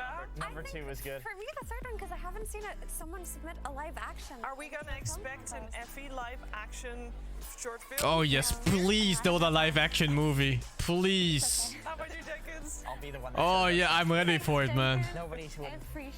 You guys just said nothing. I was like, oh, surely Shiver's gonna. Ah, that's not true. Let that Yeah, like Warcraft movie. I like that Warcraft movie. No. I like that one. Speaking of talent, there's a lot of it on the main stage of the playoffs here for the international Team Secret. 1 game up against. Yeah, it wasn't like in movie this of the upper decade, but it was nice. And they did it very fast, very convincingly. And we know the PSGLGD is a very veteran team. They also know how to come back from a loss. Where do you start when you have those 10 minutes between game end and game start? Where do you start by saying, okay, here's where we went wrong when a game went like that across? I mean, PSG LGD, most of the time they're on the winning side. 1-9-0. I put it away, man. Don't do this, man, like this. What the fuck is this? 1-9-0. That's something that does not happen. But this is also a team that can shake Oh, it off. fuck, dude. Completely go with a different draft. Go change the bans as well. Leave the heroes in the pool. A team that can adapt so quickly. The whole team, dudes. Like they're a team that has variety of the This heroes. guy's the best at 2-1-1 Dazzle. Position 5. Whatever. It just shows like how am I playing like 10, Holy 12, fuck, what is that? 13 Oh, did you see that notebook? Holy fuck. You know that they can play whatever it's needed at the time. Not sure if he's studying for fucking law school or if it's for Dota match. Zhao 8 accepting the blame on himself. Being like, hey guys, like I screwed this thing up in the draft, like we'll just go in and do this next time. Yeah. Also, you know, Jin-Q, and we saw during True Sight, he was like, I feel like I can't do anything on the IO. Like they make these calls where it's like, this was a core problem in this series, in this game. We don't know if this is a core problem with the team, but we're not ready to do it like this again. Let's change this one thing and go into the next game. I really do truly believe in their ability to reset. I think everybody does, given True Sight, of course. Yeah, and I I really do think that that game in particular can be traced back a little bit to that mid lane matchup, but also just giving away the silencer. One death, position 5. And he was breaking smokes too. How does he do it? The Chen and Enchantress first phase bans were a bit overkill, right? You can How hard to be a good ban out that drafter? Chen It's because it is a extremely hard to be a good decent drafter. between both of these teams, but Being a the Chen drafter and isn't Enchantress just matching kind of giving a heroes little whether bit they're good too against much each other or not. respect You have to playstyle that is not overpowered right now. you have to kind of estimate how good someone is with a hero too. Where we're going to see something On being both changed teams. up because a couple of different bans here and there will shake things up completely. Of course, also pick order will be changed slightly, so maybe It's a lot of confidence involved too. was picked up. Yes, it was not that successful, and we were expecting the silencer to be banned before that already. But perhaps this time around, we'll just not let us get through altogether. Or maybe in the hands of Team Secret, in which case I think they will want to ban out the Ah, silencer fucking Dola fans so old, man. I think there's a lot of people Ah, fuck, here dude. wanting to get That's the classic. That's a Why is everyone in like the mid It's been a 20s? relatively rapid day so far on the main stage, but let's see if PSG LGD can set themselves up for success here in Game 2 of this series. Fuck, dude. PSG LGD. Mid 20s old? It's pretty old if you look at other esports scenes. Secret. You look at a fucking Fortnite tournament and you see kids in diapers playing the game like, fuck, dude. And that means we are going to talk more about the heroes that will be picked or banned in the next coming 10 minutes, because that's where a coach will go to look at, okay, if Zawade says, it's my fault, I messed up, it's because of the draft, and that's easily fixed. Although I do need to take us a little bit back to after the draft was done, where my panel, you guys thought PSG LGD won the draft. We really did, and it went absolutely the They all thought PSG won the draft? But also, I think it's doing What? a service to Secret to credit that win to only. Did they not see the absolute lack of damage? Played really well. Totally agree. They were able to back each other up. I think Crystal has also absolutely stepped up that game, not just Nisha. And it's really interesting how Secret can play. They a had style to where they also have survive for like 30 minutes to do well in that game. Right? The only And lane their that went off lane badly wasn't for supposed to Secret lose, last but then they game got was the fucking silencer. outdrafted with the And Dombik because they were carry. able to just play as a unit of 4 post minute 8 or something like that, Silencer was just sitting in that bottom lane farming away, and it's just really interesting that this team, even though they're such a new roster, are so flexible in how they can play around each other. Yeah, being able to flex the silencer to off lane means that they can very comfortably first phase it and just flex it and pick other supports if those supports seem to be good in the draft. And yeah, it's strong. It's strong. No friends, dude. It's like 6 a.m. in Europe. I think Europe is gonna wake up for this. Last time they did This is one of the worst time zones for TI for all of Europe. I mean, Like it's too late to start to watch the start of it, and then the end of it is like doing work times, and the mid part of it is when you wake up and you get ready for work. It is awful Euro times. One thing with Resolution as an offlaner is that he can be thrown into like bad lanes, and I feel like he's pretty good at identifying that all he needs to do is like not feed. And then the rest of Secret does well enough that he can catch up, like Effie was saying, like after the laning stage on Silencer, he just sat in lane and like free farm, even though the lane was quite difficult for him. And no matter what hero he's thrown on, it seems like he's able to do that. Even when he like played other roles, he was able to recover always. He's a very stable player. So they give away Marcy, and their second ban goes out to the Bat Rider. We've seen it pop up a couple of times. It starts at 1 a.m. where you're from. Yeah, it sucks to be you, dude. What does that say about the rest of the draft? It doesn't even have a good win rate. Sucks The to be last you. time I checked, it was near 17% last time I checked. Now you know how I felt for 10 years. Dude, TI is never had a good time for I us. honestly don't know where they're going with this. I'm just gonna have Only to the wait and see. EU TIs are good for us. LGD do try to be a little bit more And it was in experimental with their Romania. drafts when they can, but I don't think game 2 of the upper bracket series is when you want to do this. We see these the Frosty Heroes get more and more priority. The Lich first pick for PSG LGD. They paired up with a Tiny. Now I can kind of understand the Bat ban to a large degree, just because like obviously like Nisha does play it, he has been playing it, but against the Frost Shield, Bat Rider just doesn't care. Lich does nothing to Bat, and Bat has one of the highest win rates in the game versus Tiny. I think he's like the second highest win rate next to TB, because you do overwhelming magical damage. Tiny gets a BKB, sure, but you play long fights with Batrider. Oh, that last pick again. Did these teams watch the But this time, there's Nyx in the pool still. Yes. Yeah. So it also makes it so But that yeah, this 6 Tiny bans. can be played mid comfortably without a Batrider to like thwart him on lane and later on. But also by having this Tiny in the game, you're not that scared of the SF plus Marcy matchup. We saw In how the Romania I couldn't Thunder attend. were able to Yeah, play well, these it's a heroes personal as choice. right? They used Dark Magus Tiny to constantly To be toss honest, back looking at this each venue, other. It made his I think I game didn't really miss out difficult. much on not While they attending also had the either. Frost armor from Lich to negate any of the damage coming out of Marcy. I like the pivot that Secret does here and just takes the Leshrac back again instead of going for the Oh, there was no attendance at all. LGD left Oh, in the yeah, game yeah. Lesh does not care about Frost armor and also lanes quite well versus Tiny, so why change it if it's not broken? Also still flexible to the offlane like we talked about last game. Yeah, keeping their options open and also having another potentially ranged against melee matchup on the mid lane, which you know that Nisha is gonna win. Oh man, I really missed what's that place called? Key Arena? And the other one, the Benaroya Hall or something. Dude, they were so classy. Especially Benaroya Hall. That was insane. It wasn't very big, but like the hall itself was incredible. We had like these high ground booths. They had like perfect seats and everything. Oh my goodness. There's very little that's going to be. It was completely insane. This Leshrac just makes LGD a little I think bit Benaroya Hall is my uncomfortable favorite because one they still. sometimes But play yeah, less I guess I'm just too small for the current audience. Yeah, it's by far my favorite. It's not even close. Tiny, so they are considering the ability of LGD to flex it to just support and pick something like Alina, which Secret have already preempted. I think it was an Opera Hall, yeah. I just think that it's incredibly important for Nothing to Say to have some kind of entry point into this early mid game, because cool. if they're gonna play that similar style, Benaroya was in like Seattle. Dawn, It was close to Bellevue or whatever. I'm not sure where exactly. This Leshrac banning out Lina means that most likely this Slash is going to be on the mid lane. If you're looking for something that can outrange as well, Sniper is the other hero I'm looking at. But then again, there is Marcy. Marcy, one of the heroes Open the that door can for my dog real remove quick. Sniper easily with just getting on top of him, tossing him back. So it could be a bit difficult, but maybe also an Invoker works as well to have you know, something that, because Leshrac does a lot of poke damage with his Lightning Storm. You can dodge the ganks. One good tornado can stop the ganks, set things up for your Tiny to come in. So could work out. Is it strong enough to be banned here for Team Secret?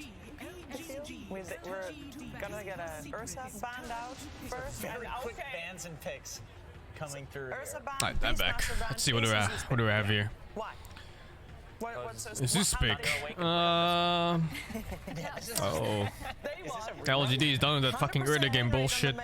That's some big damage already on the first 3 picks. A really good hero in my opinion from the mid lane to They need a little bit better versus Leshrac initiate if they do though, decide to and maybe play a him, and frontliner. to also kind of avoid these Marcy ganks early on, just because he has the ability to disengage with Heavenly Jump, right? So just having a hero that can not get crushed on lane the way that we saw first game gives them so much already, but also just having the Thunder God's Wrath from Zeus with a Tiny on your team who's going to go Blink Dagger, it gives you the ability to scout enemies and just start the fight for yourself. So while LGD's draft has a lot of synergy together, it does look a little bit like Thunder Awakens, so I think that's why we're like, huh, interesting. They probably did watch the series up to the end, but I think it works. I agree with Puppy that you have to be a degenerate to be good at the game. From this Nyx Assassin again. lineup, and I'm a It's little good against worried Zeus. for Team Secret, like how they're gonna soak up all this magical damage. I guess it's okay against Lich too.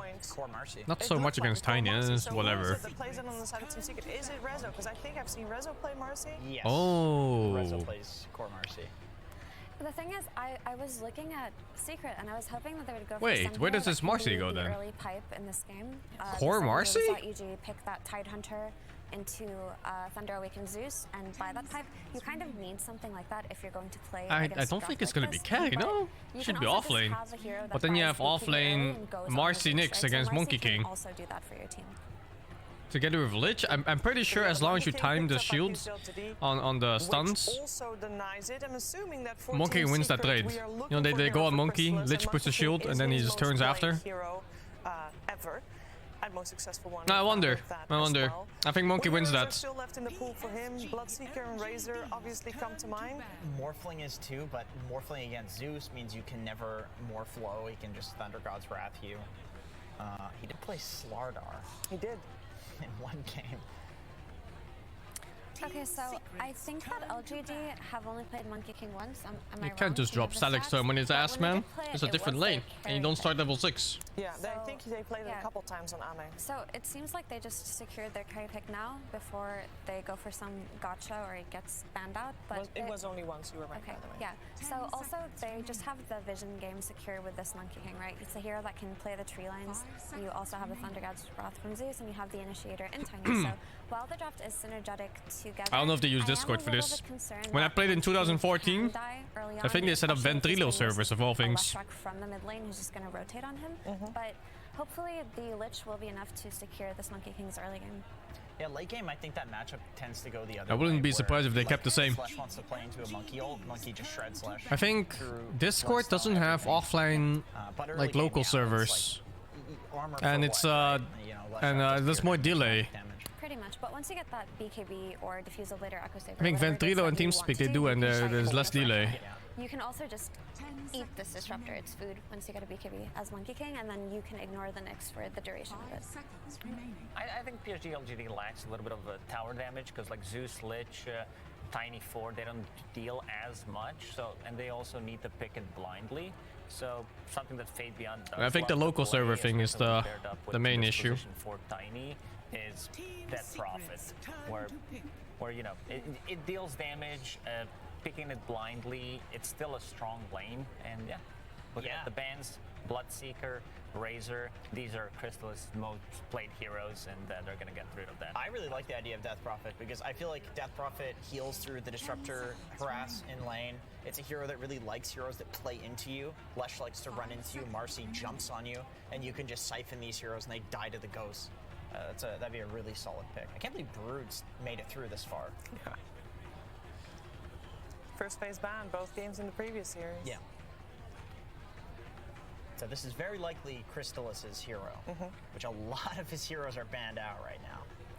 So what is still in? You mentioned the Slardar earlier. Lifestealer, which is not Banned. so great. Oh, it's banned? Banned Okay. as well. There's still Shadow. Viper? Morphling as well, potentially. Yeah. Well, there's quite a few options left into the pool then. Morph feels rough against Tiny Burst and Zeus, who can ult you when you're low HP. I mean, it actually would be a good Viper game, but last time they picked the Viper, it was when they had, I think it was like Sniper Mid or something like that, so it's more of a... I guess skipped group Lesh stage fully. does I didn't watch a single carry the game. To a large Whole time. degree, so maybe you can still go for it.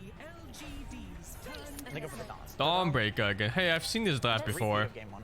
Yeah, so this Dawnbreaker, while it doesn't necessarily have the Definitely best seen this support draft for before. matchup versus the Monkey King, it can just give them that like lane security, right? It's a strong laner. It can also help the Leshrac early. I don't on like with it as the much this game, though. rotations, and it's a If stable it's pick. Dawnbreaker It's carry also again, one of it Crystal's should be. comfort heroes, so maybe they didn't want to stray too far here. Because he had LGD this time around has really good counter initiates. Like all three heroes right now. Zeus, Monkey King, Lich, they're super good for playing against heroes who jump into you. Even Tiny's okay. Heroes like Zeus, Monkey, Lich, Tiny not as much, but still you do have enough stun, you do have enough burst damage to bring them down. Yeah, but especially the Zeus, right? You can set up for these kills now on the Zeus with like a Carapace into one of his nukes while he's farming, and then you just have this Dawnbreaker follow-up stun. I do think the stuns exactly overlap each other, so there shouldn't be a space for the Zeus to get away from ganks like that early on. Yeah, the Death Just Prophet carry as DP pick called into comes Nyx up Assassin. here for Faith Beyond. But I understand it. I mean, they needed some kind of tower damage. They really to be wanted, able to put pressure on the map, even if you have yeah, some kills, big fist sometimes damage it's and very difficult some to front close out line. the game. Like, Yeah, if they hard didn't have tower pick. damage from the offline, I don't like they it that would really much. struggle killing tier But I'm 2 not sure what would have been better. It just gets very difficult. I think PSG LGD, they made the adjustments that was needed, and yeah, I'm gonna put even more faith. Okay. I hate the monkey pick. So congratulations. I think it's a to pretty the- good pick this game. No, It's I against do 3 think their melees. draft It's a really strong looks pick this better game. if they have a It mute just needs to not like get crushed in laning phase, really but I would think like he should them be to fine. use Like this Monkey if Lich they against game for you. what, So, Marcy not gonna Dawnbreaker? jinx anything, but But honestly, it doesn't. I think he's gonna have a good time unless he fucks up. This disruptor harass, it gives them the tower damage that Lacoste was talking about. The only issue would be whether or not this Zeus gets taken advantage of early on, because Lich is a slower hero and Well, slower to rotate. at least this time LGD can fight back in that post laning phase periods. Early on, there really isn't that much damage mitigation on the side of Team Secret, right? There's no pipe buyer, there's no Wraith Pact buyer. You're playing with a offlane Marcy. She's not really the type that does that for you. So Secret's draft is greedier and less likely to punish LGD. I've been here. Hey, the fuck? I've been to this hall before in Singapore. I recognize this place. If they're doing well, I mean, I think if the game just goes late, like that's when Monkey King wins the matchup against Lesh, and like Effie mentioned, there's really Deja nothing to do vu. with the Zeus. Yeah, that Suntech place. We're gonna find out if this game will indeed be a long one. I was there in like 2015 or something. Like we're heading over to Sunspan and Synderen. I just recognize the doors in the back. What the fuck? Thank you, and welcome to game number 2 between Secret and PSG LGD. Happy Slacks, how are you doing? Am I happy, Slacks? I can't tell. I think you're angry, Slacks, and I'm LGD. It's an open area, yeah. So, it's just like one of those. What the fuck is this? Like a rectangle, a square We're doing hall. okay up here. Let's see if LGD are doing better in this game than the previous one, because that was an absolute beatdown, and they need to bring it back here to get us a third game. Just want to give a quick shout out to the fans in the arena that supplied us with these. We have some fans here with a seemingly endless supply of Sir Action Slacks masks. I'm sure you guys will be able to find them out there, but now it's time for the game. Yep. That was a good timing on that voice line of us actually taking off the mask, so that's that did feel good to take off, I'm not gonna lie. It is close to Halloween, and I did feel terrifying for once in my life. That is true. Appreciate that. As we do make it into game number 2, like we said, and already a smoke here from LGD, but looking at their lineup, Synderen, I might have to interrupt you if things start, but you can start your monologue to tell me what you think of both sides here. I think at even gold, game, I think LGD takes this. Early game prowess. They got 20 minutes even gold. In a way, it was a little bit all in with They just have to play it out without fucking up like a complete catastrophe. But not enough. I think this time around they have more skirmishing power with the Monkey King stun from the trees. They've got a tiny on GQ this time compared to the Tusk last game that got shut down. Of all, finals will be in a better place. Yeah, I'm sure they will be, man. I'm sure they will be. Combo where you stun to set up the Dawnbreaker ult, you can Carapace to set it up. Rather different though from Puppy's side to have the Disruptor instead of the Maiden. A very aggressive support that capitalizes a lot on when you initiate. Yeah. So I guess in a way Secret's lineup a little bit less one-dimensional than last game, which can be both a good and a bad thing. Wait, hold up. More than anything, I don't know how much to really talk about the drafts more so than, okay, you know, for LGD, you gotta feel like you get an end. How's Secret playing supports? Right? Whatever lineup you have. If you fall behind again, it's not a good look. Are they they're not trying. It must be just harass early game. But like you said, the CM very different with the Disruptor now, because I mean, we saw early. Oh, is it Aggo lane? Disruptor cannot do that at all. He can farm. Oh, that's so fucking smart. That Monkey King doesn't get to play his game. 2 towers. Zayat's TP's away now. Oh no, it doesn't. The supports from but that Monkey gets to play his perfect game, no? Position 1. Faith Beyond playing the Death Prophet here. How does Dawnbreaker play against Monkey? For Looks like shit. A lane swap, right? They're playing Crystallis in the off lane together with Disruptor on Puppy, so they feel like this matchup, both their side lane matchups are not particularly good against Monkey King, right? Both Marcy and Dawn are. It looks like complete heroes, shit. But they feel like they offer more in the I guess Marcy can't really solo, or can he? I don't fucking know. All of their magic damage better, right? Disruptor plus Dawn have a lot of magic damage against the Frost Shield and against Monkey King's low HP pool, so maybe they can stand their ground and fight back, whereas something like a Nyx Marcy, I think, would have kind of been overwhelmed. Sure, they have. There have been tri-lanes in other tournaments. The same as a good. But it's kind of weird. I never felt like they worked out all that well. As a result of these lanes, Rezo is effectively playing position 1 Marcy, which you know, he's had plenty of practice in years past playing position 1, position 2, and obviously position 3 normally now these days. This seems what are your fine thoughts here. on Marcy as a pos 1 right now? I think the hero is incredibly strong. This looks so shit. Phase boots and you become a monster. Oh so my goodness. Lane you put This Marcy lane. where she finds farm, you will get that impact later. I do think one upside. I for didn't LGD understand the against Dawnbreaker Zero pick in this this time game around. was that I think they have somewhat decent My previous positioning game, against sure, cross there was the bands Enigma and against the everything, and Mars then I wanted to put a carry against it. Monkey But has this his jump. time, Obviously, they have the is it just a arguably comfort the pick? advantage of vision as well, You know, we won where in the last Zeus game, let's also go didn't have again. Monkey in the trees. There's a Nyx on the other side, so maybe kind of. I don't know what the idea is. I definitely think this is a game where Marcy with a BKB is very strong, but until she has it, I think she can be taken advantage of by almost all of LGD's lineup, actually. A lot of magic burst, a lot of... Oh, you don't want to heal into monkey all, dudes. You don't want to find a monkey all at all. Should be Lesh favored. It's kind of like last game where you had Nisha playing against a Pangolier. This time you're against a ranged hero, but Zeus's forte is not beating ranged heroes out of lane. It's finding his farm and then finding impact later, and just kind of trying to break even. But I do think Lesh over time should be able to build a little bit of... I really dislike Dawnbreaker picks when they don't win the lane. It's like one of her biggest strengths to get that early game advantage right off the bat. And this lane also looks like shit, huh? They're losing both lanes. Both side lanes. Rezo getting forced out of lane temporarily here. And I don't think they win post mid game. Like when it comes to you know, all courts getting the BKBs ready and +1 damage item, I think Secret loses that. It's just easier to play for LGD in that stage. Secret relies on Nyx Assassin Initiate, or maybe Glimpse if they somehow push them back. It is so powerful around the... I think... I don't like how this is going. Gonna need some teamfight outplays, outmaneuvers. You see these clips where DPs just win 1v3s because the enemy team doesn't have healing reduction or don't have... What about Zeus Initiate? Yes, the famous Zeus Initiate. A hero like Marcy is relatively safe in of that course. regard, that she does have the rebound to get away, but you still got to be a little bit wary when XingQ hits level 3 because you could get tossed too far away to rebound, and then you can get avalanched in that.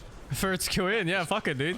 Rezo, set up there from Zayas to start things Oh. out. Sidekick is there as well, but the Spirit Siphon from Faith Beyond is going to force Resolution back. Is it weird that Tiny ran in after? Felt like he should have been running, but he just fucking went in. From all the lanes, this is very LGD favored.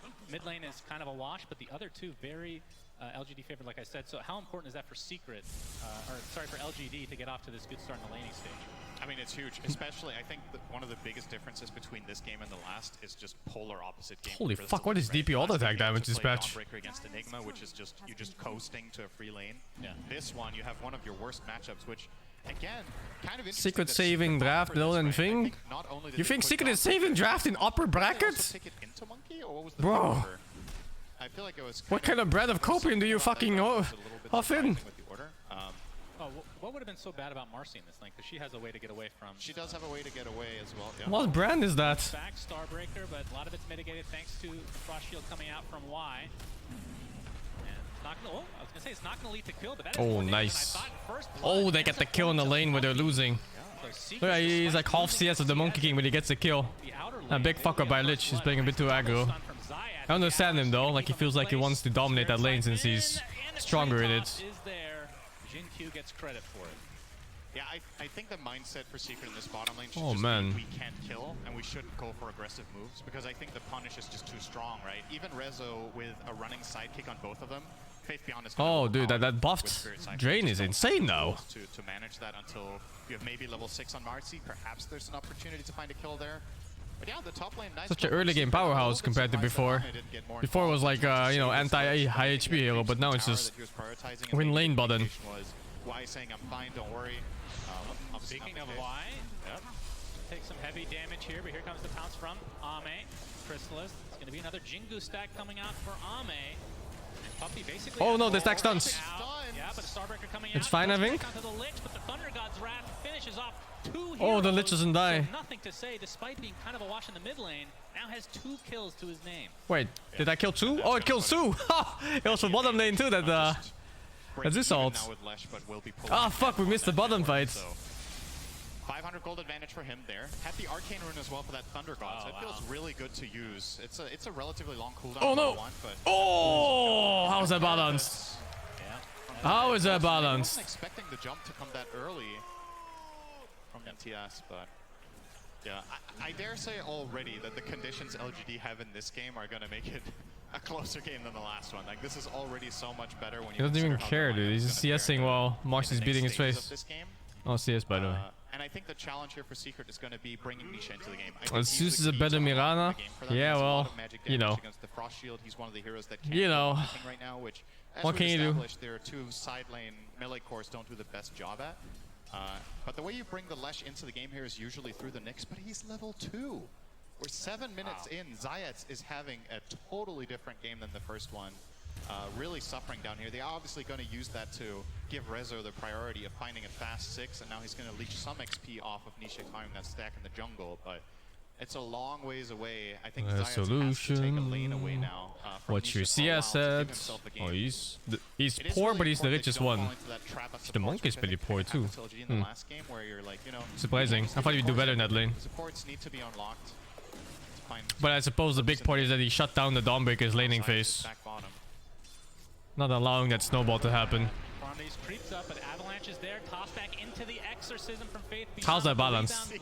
How the fuck is that balance? Is that 1.2? 1 point.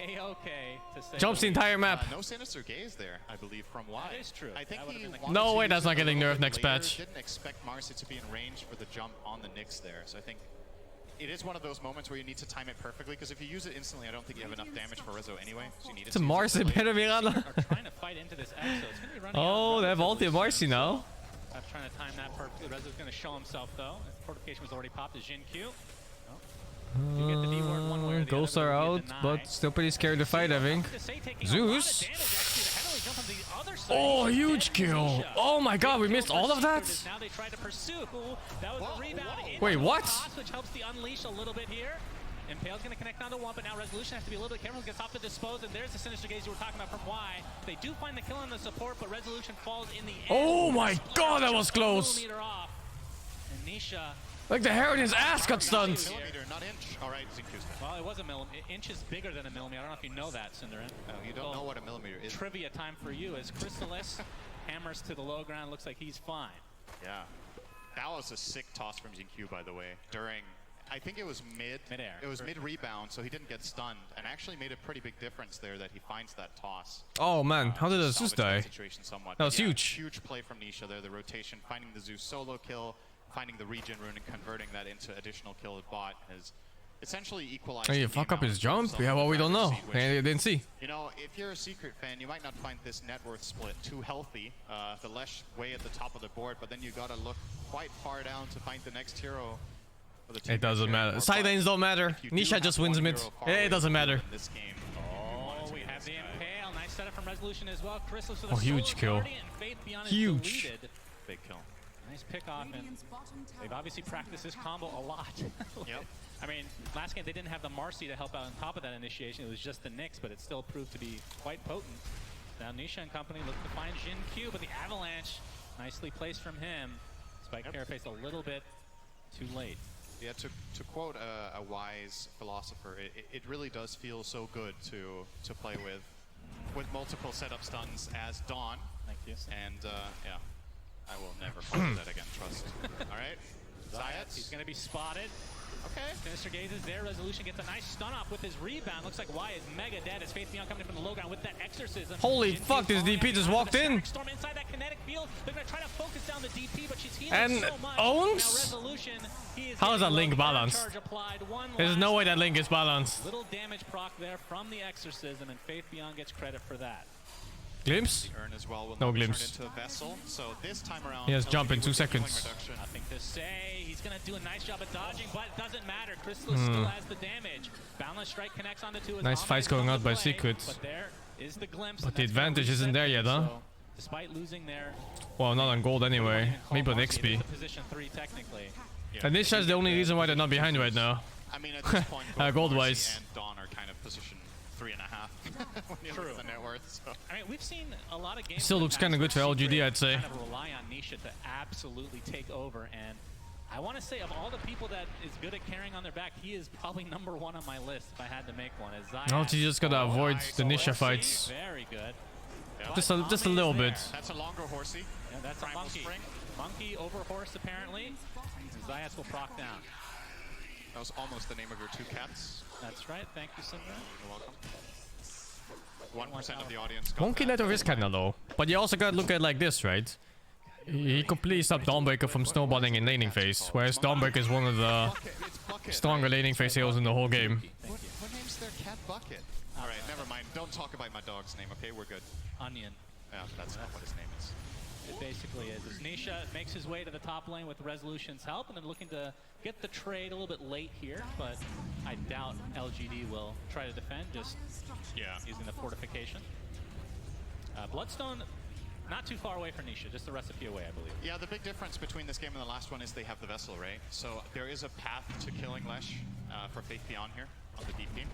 And they also have more burst in general. Last game they had more like sustained damage with the Lone Druid, etc. But this time you have the Zeus, you have Monkey King with some decent burst, DP with the high damage at this point in time. Yeah, but this mid-tier 1, kind of a big deal. You got to be careful of that Thunderbolt if you're Zayats for that vision. Sentry there as well. They're going to spot him. They're going to try to burst him down. Oh, yeah, he's dodged that. Does he have E ready? Oh, no, it doesn't matter. He's dead. Oh, what a nice fight by Secret. But how sloppy by LGD? There weren't even 5 heroes ready. They were missing 2 heroes there, I think. And then Lich buys back? And he cancels TP too? Does not get caught running into the Sentry, eats the DP silence, resets, and just goes back in. And again, I think in this game, nothing to say with the 3 deaths on Zeus. It's just getting caught a bit too much. Secret with a big trade there. Sure, you lose your mid tower, but you take 1 right back. You find 3 kills and a buyback out of the Lich. So that's huge. And that's really sloppy. I will say, this time around, Secret's Roche lineup is far better in terms of just taking it. Yeah, Marcy is very good at it. Yeah, Marcy on top of, I mean, we saw the Diabolic, I mean, the same combo, I guess, from last time, but either way, something they can actually not have to rely on LGD to do 3/4 of the damage before taking, if they want. You put the sidekick on Dawnbreaker with Deso, and then you use your ult, and those 2 heroes together can probably kill Roche in like 20 seconds, just 2 of them. So definitely much spotting better. some things out here. As we have a glimpse, Faith Beyond is out of there. Hastrun does spawn as Puppy's gonna take the brunt here. Boundless Strike, but he turns into a little pig. A couple more right clicks will do it, so support down for Secret. As LGD looking for more. It's all 5 LGD heroes killing a 5 Disruptor, though. That does not feel that great. And this is one of the strengths that you have as Secret's lineup, is that you can play this Dawnbreaker in a side lane and push out the waves and feel somewhat safe, and obviously connect with your ult when it's available.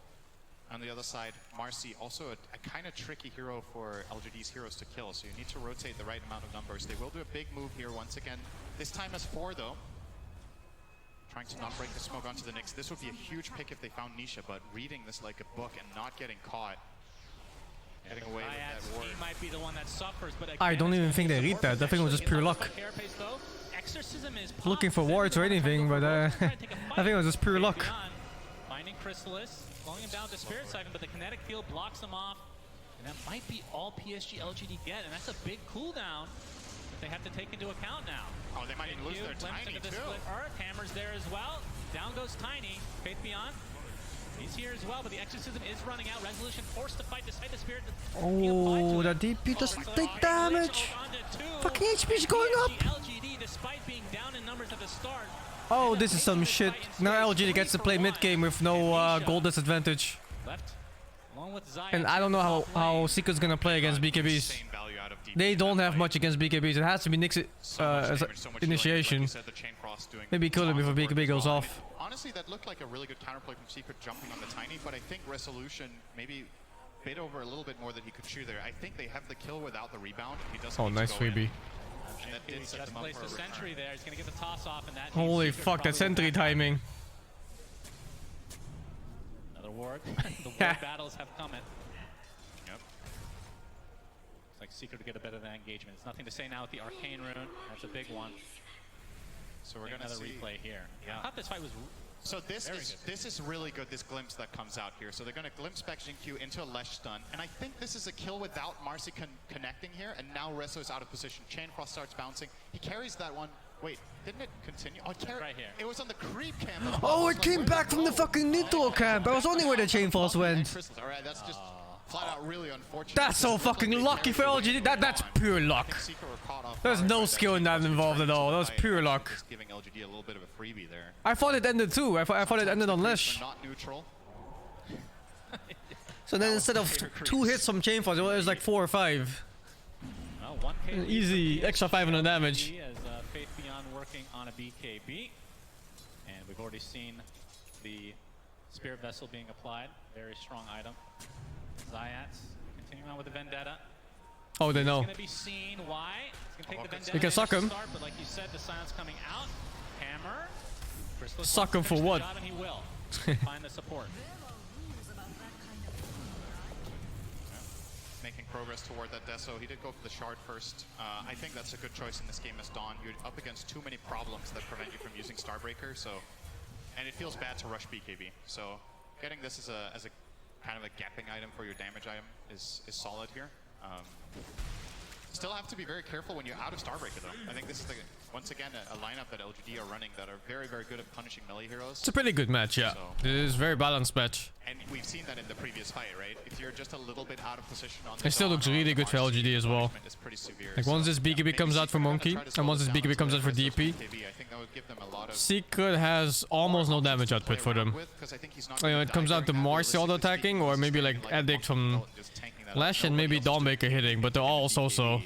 I don't think the Exorcism Ghosts are really a concern when you have Sidekick plus your ult running. True. Oh, she also almost has the BKB. Still about 1,000 away from finishing that, so a couple minutes at least. I mean, from LGD's side, they have a lineup that can take Roche pretty fast with the Exo, but it requires pretty big cooldown, and you will likely want to pick off beforehand.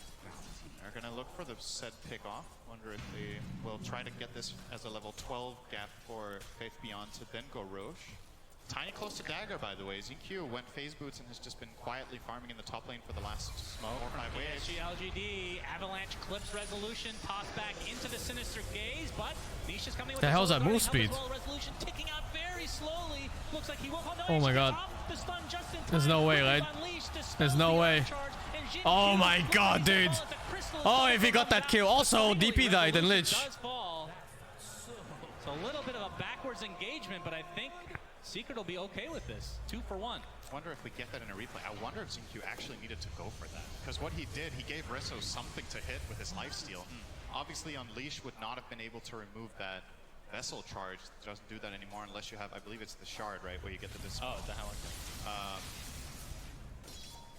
or sorry, not the Shard, the Scepter. So, yeah.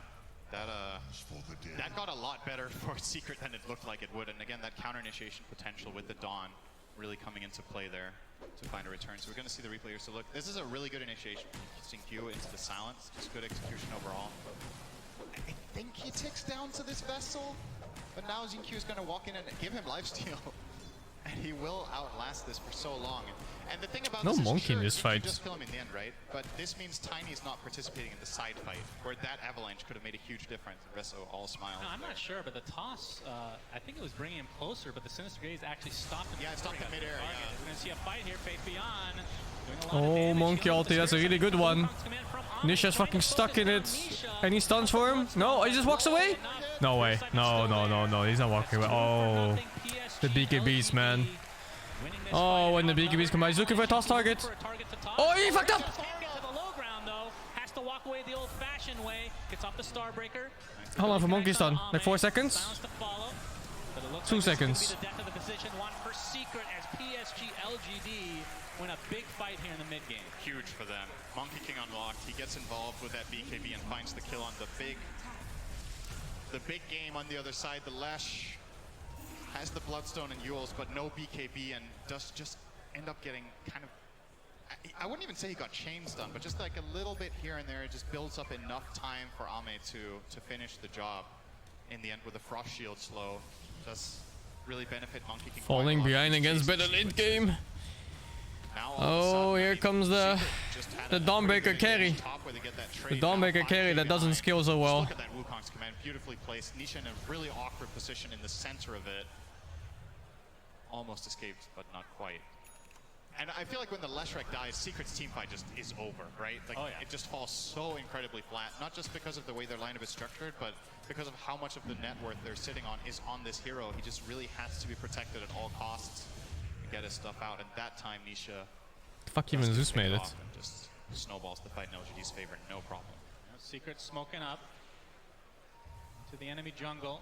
Faith Beyond. They see him. There's a glimpse of this. Yep.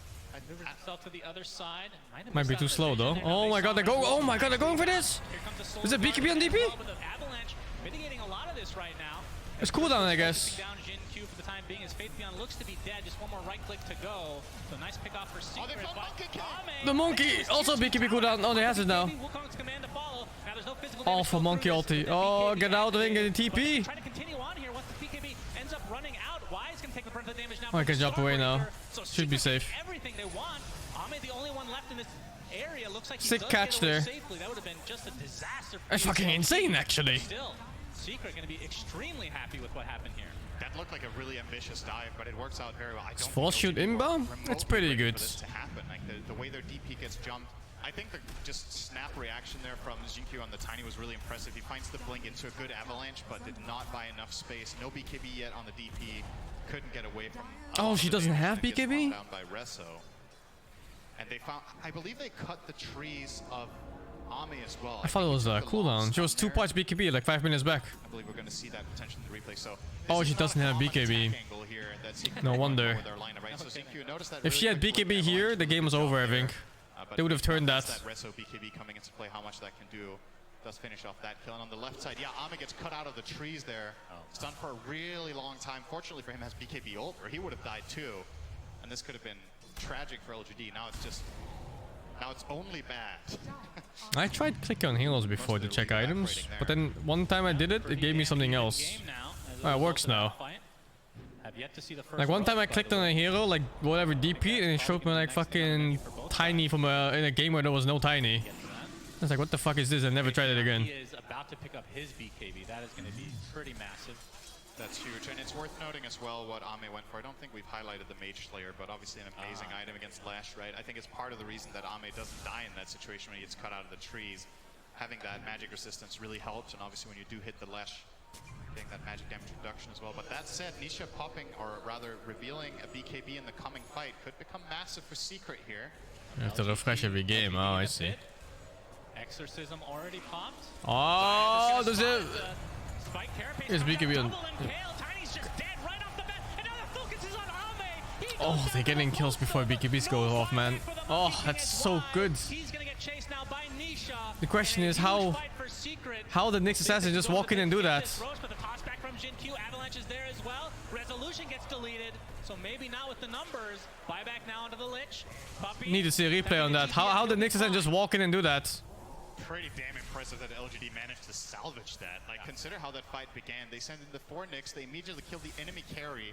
No, no, it cannot be no vision. Oh, no, no, no, no, no.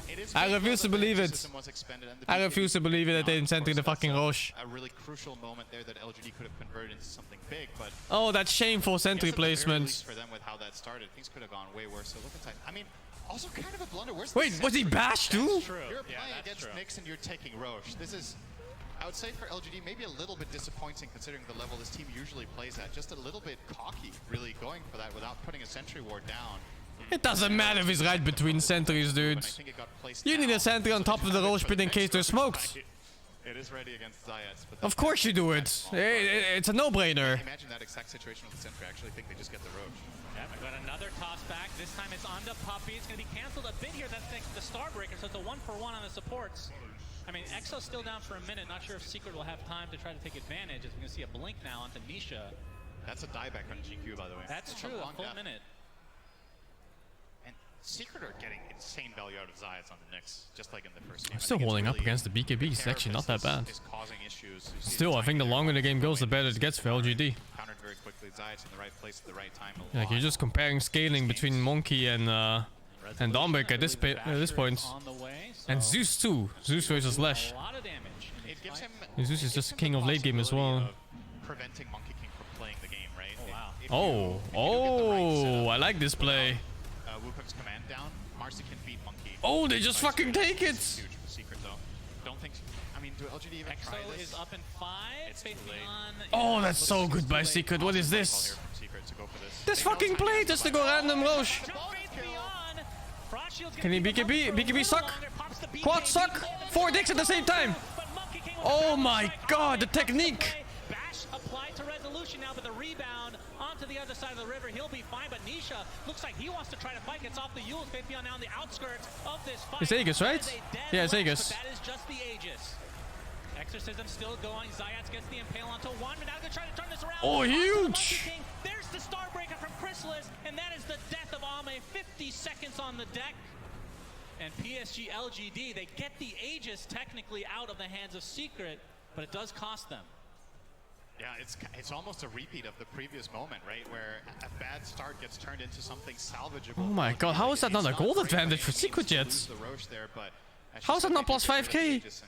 I mean, not a spell we hype up a lot in general, but Frost Shield just coming up huge in this fight for keeping Faithion alive here as he does get jumped there. So you see the instant Frost Shield here makes the difference. If he dies there, this is just all over. Gets the BKB off, gets the Siphons running. Awesome three-man stun coming in from Ame from the tree line there with that Boundless. And Resso fortunate enough to have a good spell to get out Every time I saw, we're going to see the Avatars come out onto Puppey. Is it going to be punished though? Crystals comes in with the hammer. Starbreaker's there as well, and Jinkyu dies. 45 seconds of no Tony. And why? Going to be spotted out. The glimpse back. And it looks like Y will be next. So 2 supports down in favor of Secret. That might be a tier 2 down. Oh, these picks. Basher on both sides. You pointed out the Marcy one. Now we have one on the Monkey King as well. So check Zeus really items. Let's see. Potentially locking down the Lesh or the Marcy to keep them in that arena. Can't see what he's going for, I think. Resets a lot of the time, just jumps away on the Nyx most of the time. And maybe with this Basher, Ame can keep them a little bit more in place. Eyeing up a Scotty next for more healing. Oh, they're getting really outplayed on LGD. That reliable slow to once again stick. These catches, man. Oh my god, another one? Or there's a glimpse, right? Oh, you glimpse the other guy. BKB force. Pops the BKB as well, but this is both in defensive measures as Resolution finds oh god, these pickoffs. That Zeus is dying too much this game.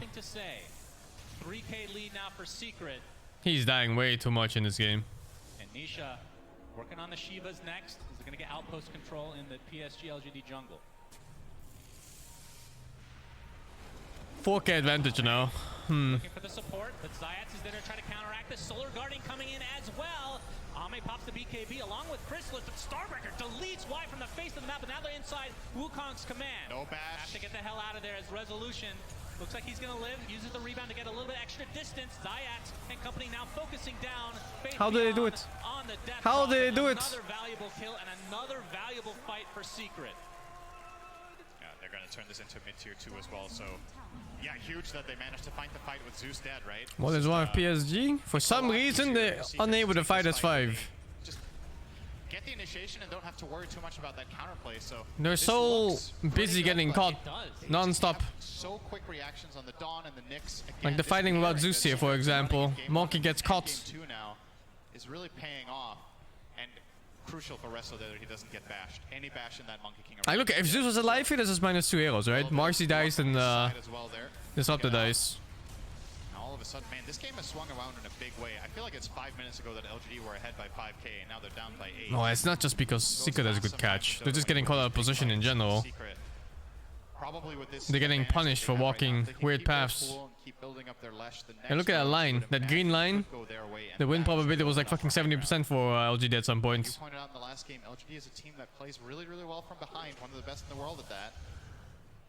And they will try just that immediately now. No yeah, sick. They're actually going sick for pickoffs. Offensive smoke with Faithion with best ability. I mean, it's debatable.Maybe Spirit Siphon is his best ability, but you know. True. Puppey. If they want him, he's dead. They do. Oh, nice pick off. Oh, ballsy jump in by Zeus. His BKB, no wonder. Oh, buyback. Oh, wow, that balanced!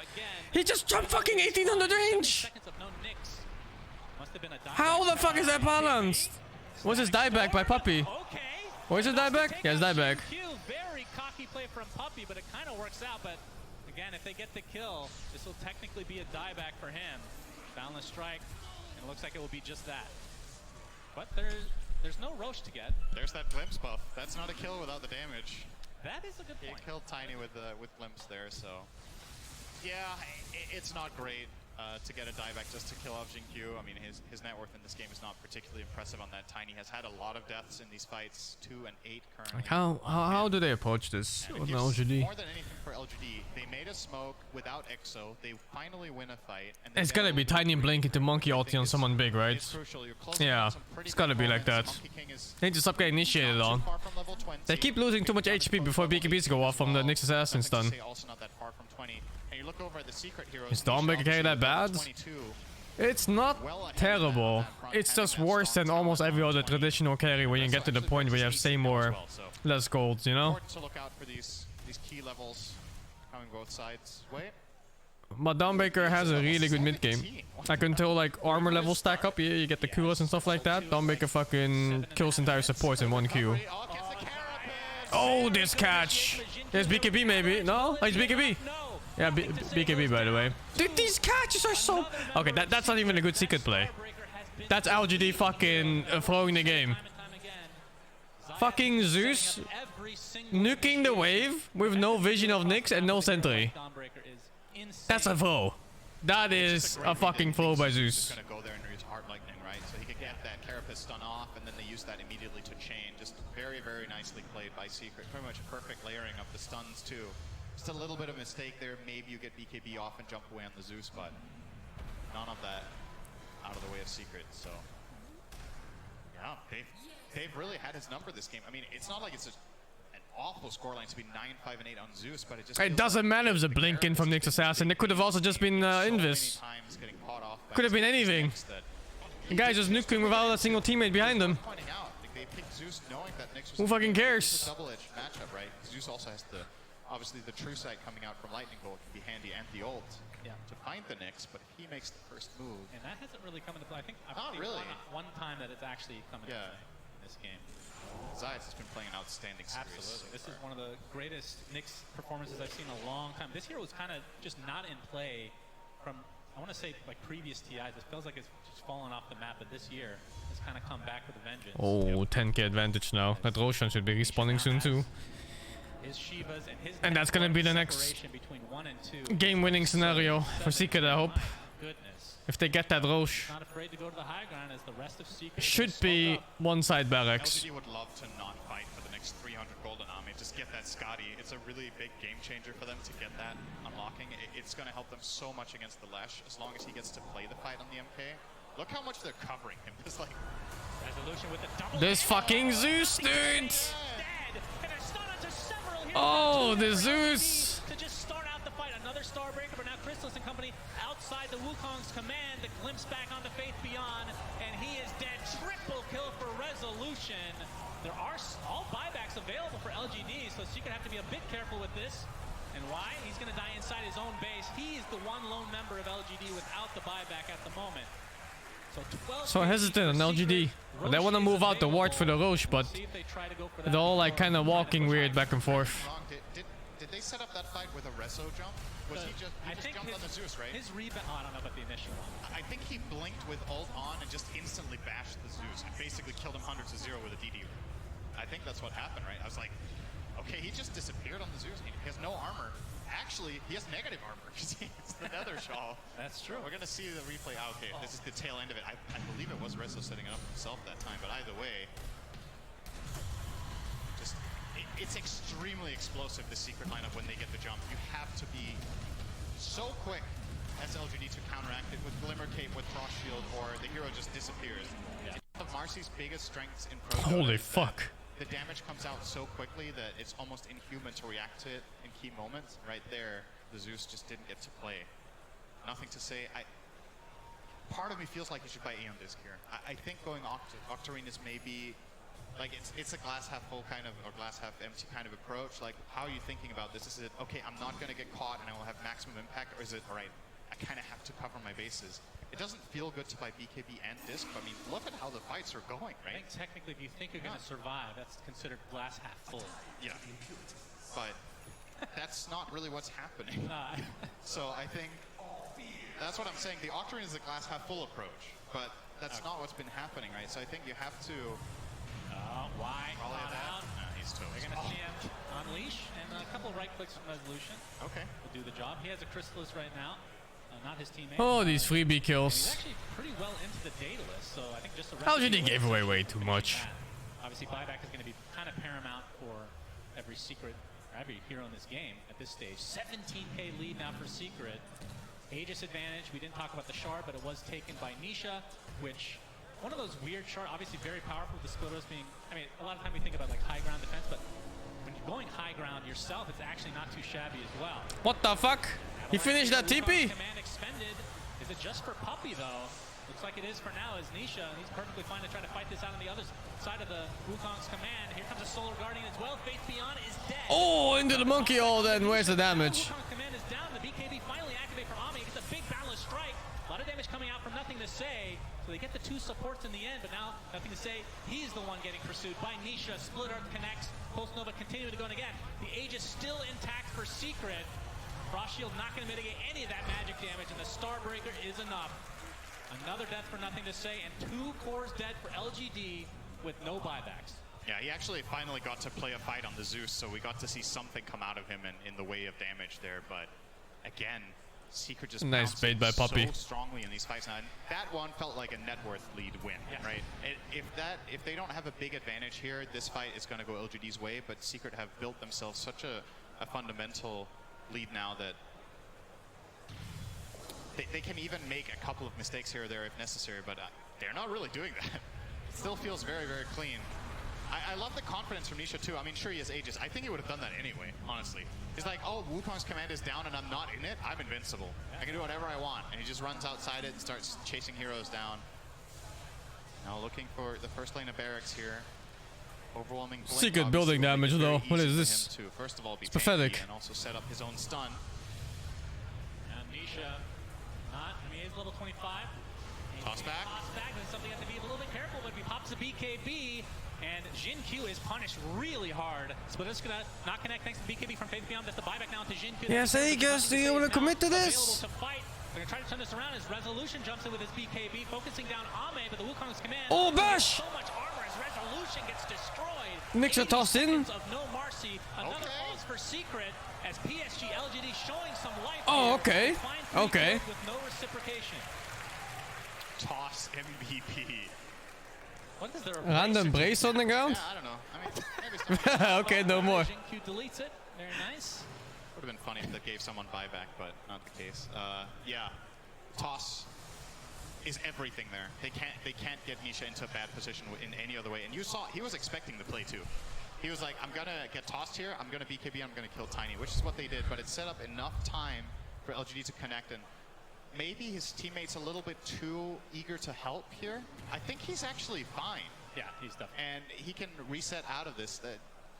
With Rezo getting that kill on the Tiny, Secret can full disengage here, but they kind of do get baited in again. I think this jump from Rezo is really putting him in an awkward spot. Well done, Rezo. Finally isolate him. And there's Agent Rezo. Same time. Same spot using next. The rebound offensively means you have no escape mechanism. Exactly. I think Secret could have actually got a pretty big win there by just disengaging once the exit was popped. Yeah, trading their Aegis away for the Tiny buyback and then getting out.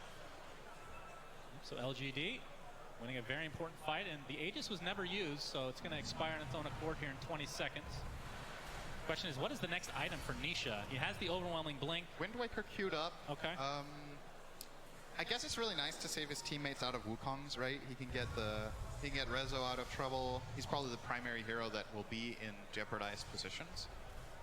Hex is also something he is looking at as I mean, the problem with using on a teammate, you can't move it, right? It only moves on yourself. So you can't really get out of Wukong, so it's just literally it's just buying time is just an extra couple seconds. Yeah, it makes a pretty big difference, but Nisha still with a ridiculous net worth lead right now. But at what point, is there a point that Lesh falls off? I don't know, Puppy's close to X. I mean, the Diabolic Edict explosion, we didn't really talk about the 25 town. That is something. Not really, huh? You just can't let him. No, not really, I think. I mean, I guess something Nisha doesn't have is a refresher. If you want to look at it from that perspective, like how do you solve the hero? If he doesn't have Aegis and doesn't have refresher, he is susceptible when BKB runs out. Zeus has a lot of damage. You have no magic resistance. I guess that's kind of untrue. You have Cloak of Flame, so a little bit, but it's not that much. And if you get caught by a Scotty trail from Monkey... Of refresher, Ame does have one. Has it, yep. And they are smoked up. Even after the nerfs, you can easily afford this. If you go Scotty, it's something, especially we've seen Faceless Voids in the past go for as a build-up to refresh. Oh, he's going to be the one that gets popped here, but pops the BKB very early. Gets off the splitter, trying to play around it, but the Jingle is about to proc here as well. Oh, dudes. And Nisha has to use the ult on himself. Poppy dies before getting ulti off too. Oh, no, dudes. Oh, no.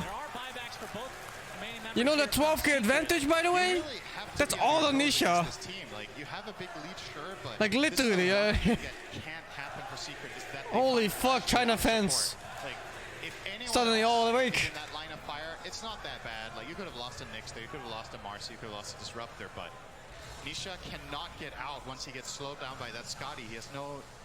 I think that's probably why he is considering this Windbreaker, is he needs it for himself. He has to have some sort of way of repositioning and buying time. It's always the same with LGD fans, man. If they're losing, they're French. If they're winning, they're Chinese. Depending on who's That's a chanting. Big dent in Secret's lead. That was about 6k net worth from 2 kills in a tower. So it is still well within reach for LGD to solve this. I mean, 11k at this stage is really not that. I mean, it's literally on Nisha. Right? Yeah, that's pretty much his net worth lead, so yeah, that's true. One thing I do want to mention, we're a bit far, it's 2k away, but Puppy, Aghanim Scepter, halfway there, that is something that can just win the game, essentially. Yeah, French, because their team is PSG, which is Paris Saint-Germain. Looks like Jin Q will die. 90 seconds of no Tiny here. Never safe pushing a side lane against these two. And a quick TP's out. Ame not going to pursue any further. They're immediately going again. It's like, oh, we get the kill, they TP back, now they smoke and look for another move. So, quick plays here from Team Secret. Lesh obviously will be able to connect here with Travels if they find a move on the side lane near bot, but nobody is showing. From LGD wisely, staying tight-knit here. It is historically and just generally the way to handle Nyx is to not split up too much, especially if he has a global presence, right? A classic combination is Nyx Invoker. You get the stun combo into Sunstrike, and that's kills. If you play tight like this with Sentry Wards, it's a lot harder for Zayas to find the impact. Very synced up on those Shivas there. Faith Beyond versus Nisha, but the BKB prevents the glimpse from being used. Rezzo's thinking. Oh, he's going. He gets the bash to start things out. These pickoffs are disgusting. Here. And now they're gonna get the oh, these are so disgusting. And we can see that Roche is available. I'm not sure if they're aware. And this is the one with the Aghanim Scepter, which gives you that. I don't understand what is going for LGD's head. Like, think of how tanky the death like, maybe this time I can walk alone. Rezzo literally just blinked in. This time I won't get caught. Yeah. Daedalus, Unleash. And I think when the Tiny is dead. Is that a DD1 or is that a bug? Right, that's the thing that's been That's a DD1. Oh yeah, why not? Sure, man. Sure, why not? Actually, you should have bottled that. Fucking game-losing DD pickup. He still has bottled to Anisha, and he didn't fucking bottle the DD. It's not used it though. Team Spirit would have bottled that. 800 from finishing it the old-fashioned way. Yeah, not consumed it. I mean, I guess they're debating what to do, right? Yeah, it's actually a tough decision. Nyx's Ags is incredibly good. The question is, how much value are you going to get on Nihilism? I mean, it's really good. It's 167 damage game, though, right? It's for free. 160 fucking damage made on a hero like Marcy. I don't know. Maybe they're just never going to use it. I wonder what the win rate is of Aghanim's Blessing unconsumed. It's got to be pretty high. Great stat, yeah, I'm sure. Get somebody working on that one. Very important. He's literally, it is inflating his net worth right now. So he's literally just walking around with higher net worth. No, game. It doesn't inflate until you consume it. Okay, he just consumed it. It did. His net worth was the same. There's no way. Yeah. I refuse to believe He was carrying around 6k gold. All right, he finally uses it. All right, so now you get a buff to every skill and burrow. You become a lurker. Hopefully that's not. Fuck it, solo push your lane again, LGD. So Fuck it. PSG LGD 25k lead for Secret, but it doesn't. Sometimes it hasn't really felt like that, based on LGD just making brilliant moves. But that last one really hurt. It did, and they hit a huge breaking point here. They get 25 on Dawnbreaker. This is such an it is one of the best talents in the whole game, in my opinion. Just so strong to get a second free Starbreaker. You have the BKB death, so you're guaranteed to get 2 of them off. You're playing against 1 Monkey King Basher. It's the only. Oh yeah, no biggie. I can end this up there now. So No biggie. Will do massive damage. Good luck. We've seen time and time again in this. Any stun is a death now. Where that comes from his teammates, both Rezo and Zayats will be happy to just jump in and give him 2 Starbreakers. No biggie. Kill. And not only that, I mean, the other side we have Heart on Faith Beyond, very big item, but the Aghanim Scepter was officially purchased now by Puppy, so You know what muting they of don't items. have? They don't have a force step. And on PSG? Yeah, that feels like an oversight to not have that item, right? I know you're playing against Glimpse, but you need some sort of way of getting out of Starbreaker, of getting out of away from us. And they're gonna jump in, Solo Guardian coming in again. It looks like Faith Beyond might Tomorrow, same time, same place. Fuck it. try to reset. And Zayat is gonna live thanks to the Eon Disc and just burrow his way back to full HP. The Jin Q is dead as well without buyback available. Fuck it. Oh, same place, same time. Yeah, fuck it, dude. Let's go. Tomorrow again. Fuck it. Decimating time and time again. But there's Ame's grip pressure. Wukong's command to fall. Chrysalis eats the cheese, tries to get force step, but not going to live through this engagement. They did find Niche. Okay, gets off the yield, but instantly canceled. Dude, That was the neutral item. It's actually doing work. But they got the tower, but nothing more. And they got a Zeus buyback too. All right, he has Wind Waker, like you said. That was the Stormcraft. Expensive defense, but they held. And they got the Aegis, which has been important. Just the baby Yules. Also, Secret's tower damage is fucking pathetic. Continuing to pursue. Fortification is I think it's a nice spell, but not that nice. Aplenty being applied. And now they know that there's no Wukong's command. Refresher already used on Ame. Did he also pop BKB? No. So he has his second BKB now. This is just not a safe push whatsoever with DP and especially Tiny respawning. I really like from Secret that they disengage here and don't try to get those barracks. I think the risk reward just I don't know what Lesh takes for talents. Go back, play the map, get your spells ready, get your heroes back in play, and try to find another pick outside the base and use that to get the racks instead. So What the fuck am I looking at, dude? hold on, but it feels like it's Dude, I'm so expensive every confused. single time. This time, getting that Zeus buyback out, he doesn't have disc, and he's still not considering it. He's eyeing up the Hex. Okay, finally, he changed his mind. What the fuck? So I'm done with this, dude. take the defensive route here to ensure that he can at least stay alive for a moment. Faith Beyond! Uh-oh. Inside the Static Storm. Remember, he can't use any items inside of it, and he's dead. 90 seconds of no death profit.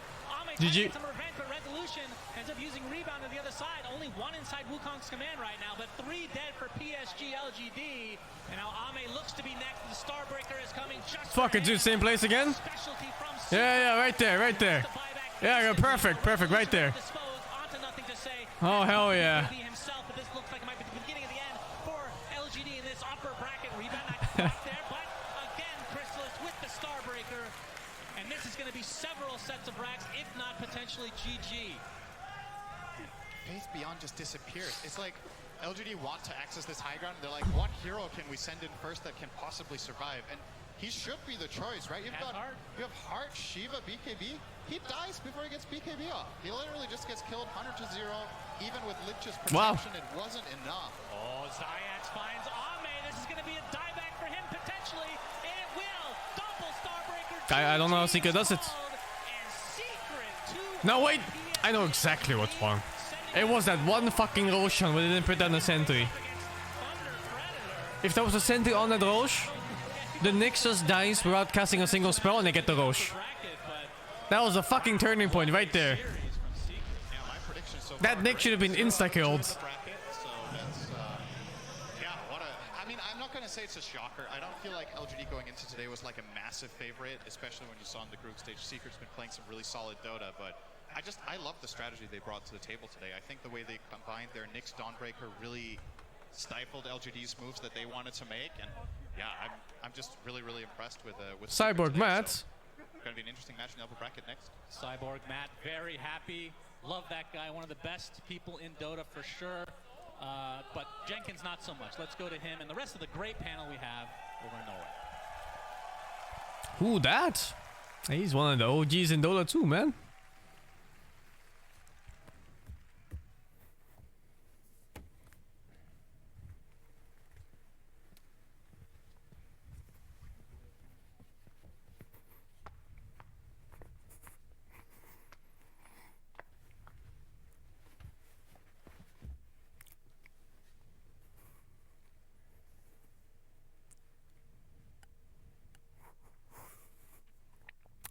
It's a good year. Welcome back to the International. I'm your host, James Too Good Harding. Holy Sorry, shit. I'm not Shiva. We've had problems with, well, no, wait. Wrong time. We're getting ready to go into talking about the next game soon. My adrenaline is killing me. I haven't been on camera for 8 years since I hosted the International, and I'm very, very excited to be back. If you wonder where I was, it was low prio. Not sure who reported me, but I'm here now, and we're going to be introducing our draft soon with the next game. But first, we're going to go and introduce the panel. Oh my God, guys.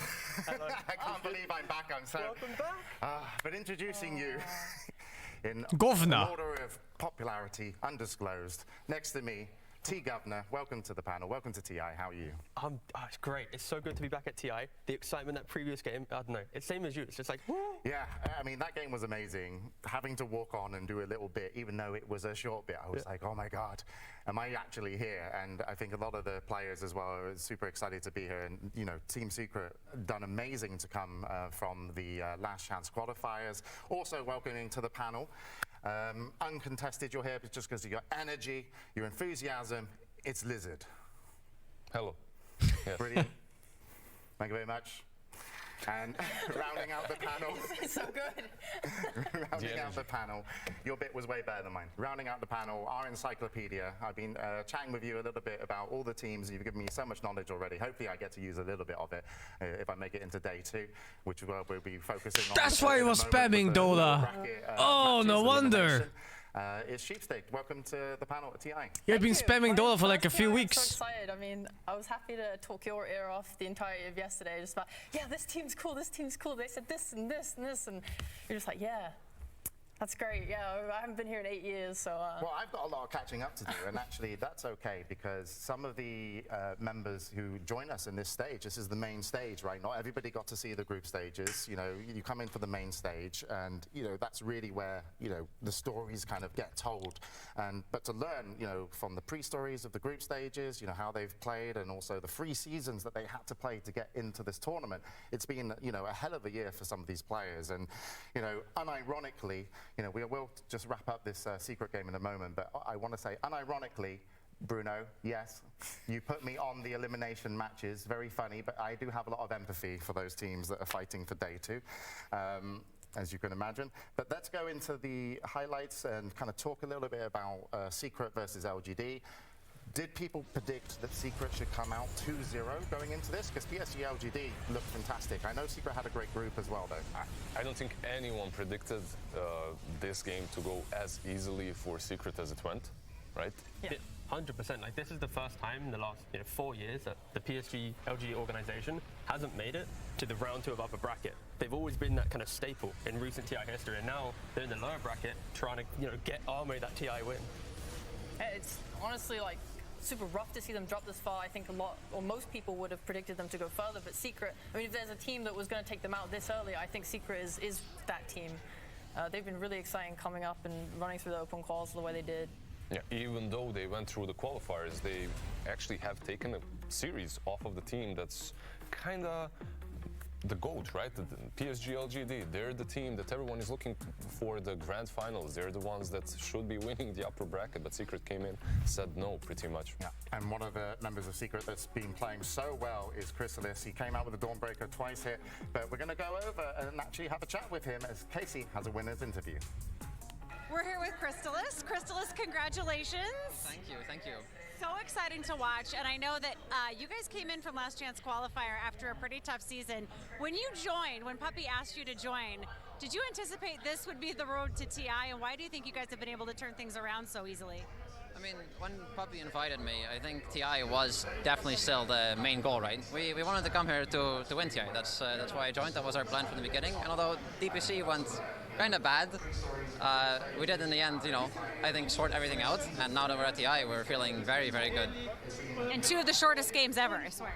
Yeah, I mean, one of the shortest games, right? The second one was pretty long. The second one was a bit more fun to watch, I'd say as well. That's true, that's true. Thank you so much, and good luck. Thunder Awaken was hoping to face PSG LGD, so Uh-oh. Bad luck for them. See you later. Thanks so much. How's it Talk to you fair, guys. man? He gets so much space Once for again, extra brain. congratulations to Team Secret moving on. This into is the not upper bracket. fair. You know, a full pack day today. We've got 4 lower bracket games, and we're going to be getting ready to bring out the teams momentarily. But you know, these matches just mean so much. You know, one best of one, and then that's it. Classic TI. It's the scary games. Tomorrow, back to normal, but today. Whew. And yeah, it's terrifying. You look at the group stages and how Well, many of these series went 1-1, right? Looks like the teams are ready to come out, and it's going to be Beastcoast.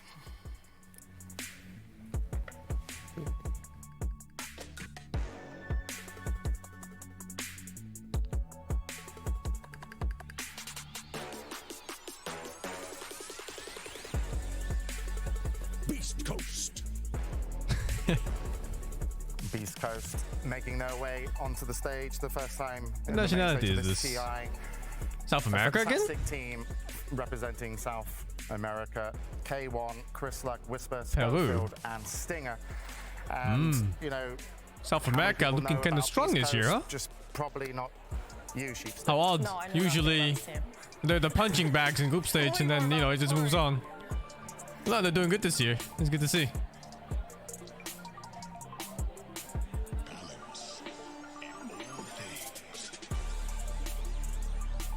Hokori. They finally caught up. We have Hokori, as you can see today. We're getting It's low back at really moving BO1, but there's also a team in the upper bracket right now. Luminaire, Analog, Vitali. Are these Very hard to weebs? say everyone's names here. I'm still catching up. Gardic and Tio. Tio. Yeah. I like his name being Tio as well. So it's his pub name. You know, he's got his formal name, he's got his pub name. You know. Well, one of the interesting things about Tio, wasn't he the player that has been on the team and off the team?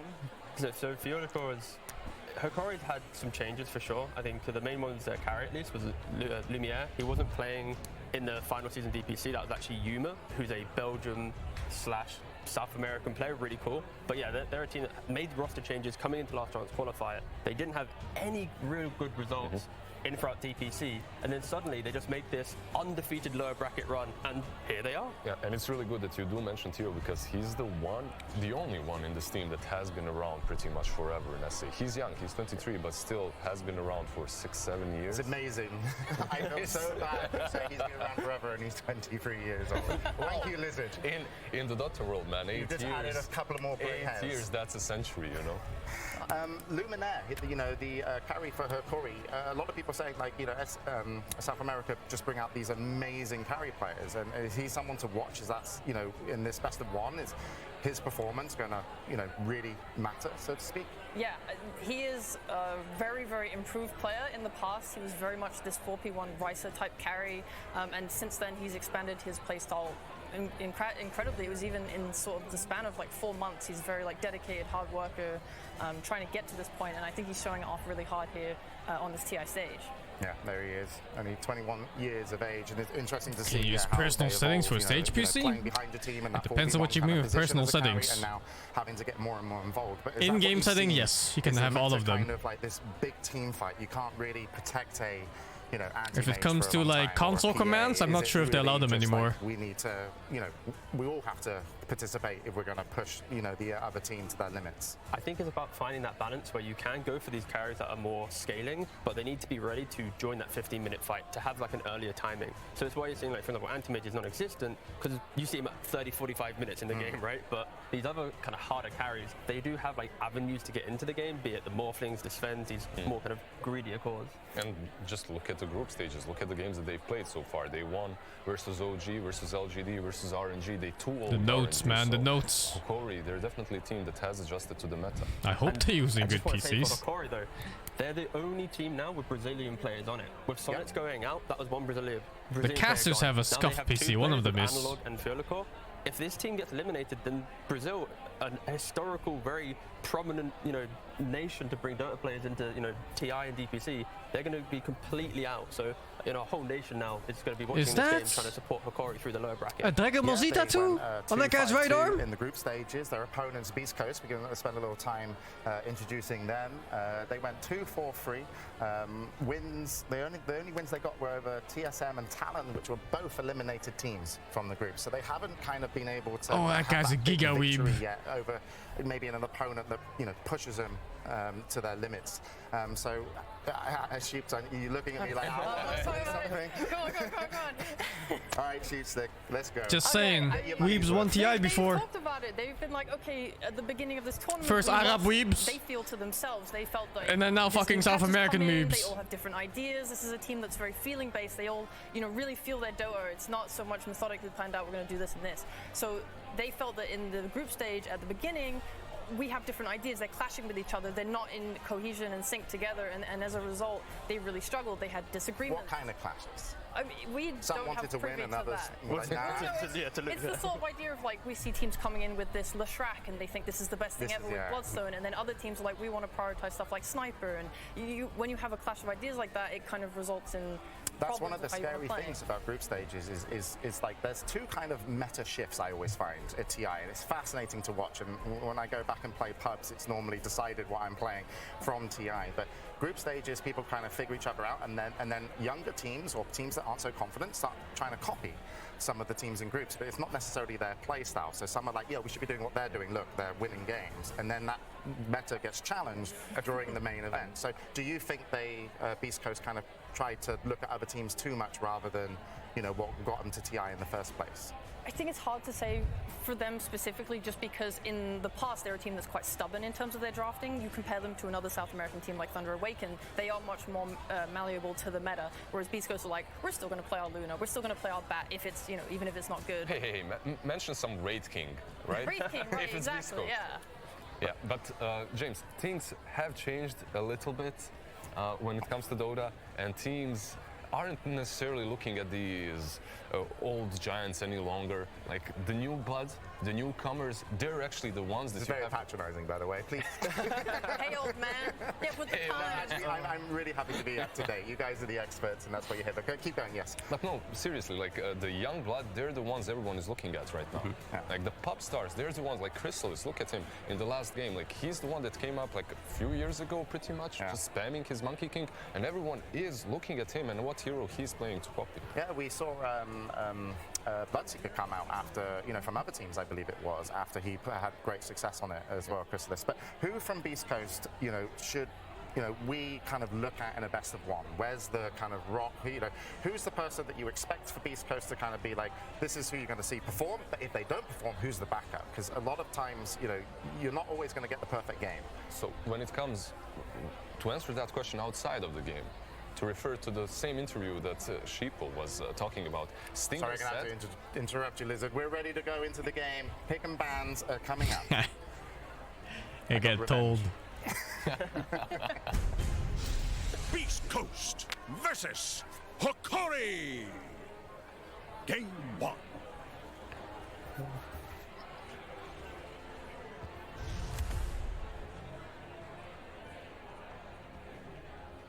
Welcome all you wonderful people out there. We do have a draft ready for you, and we have a best of one. Now, Gunnar, we've seen so many of these different games. Trent, we've seen a ton of them, and it gets down to the wire. In these inter-regional matchups, what are you guys looking for? Beastcoast, they performed at TI before. They are a consistent team. I think Hokori, they've had a good group stage. They were good mentally.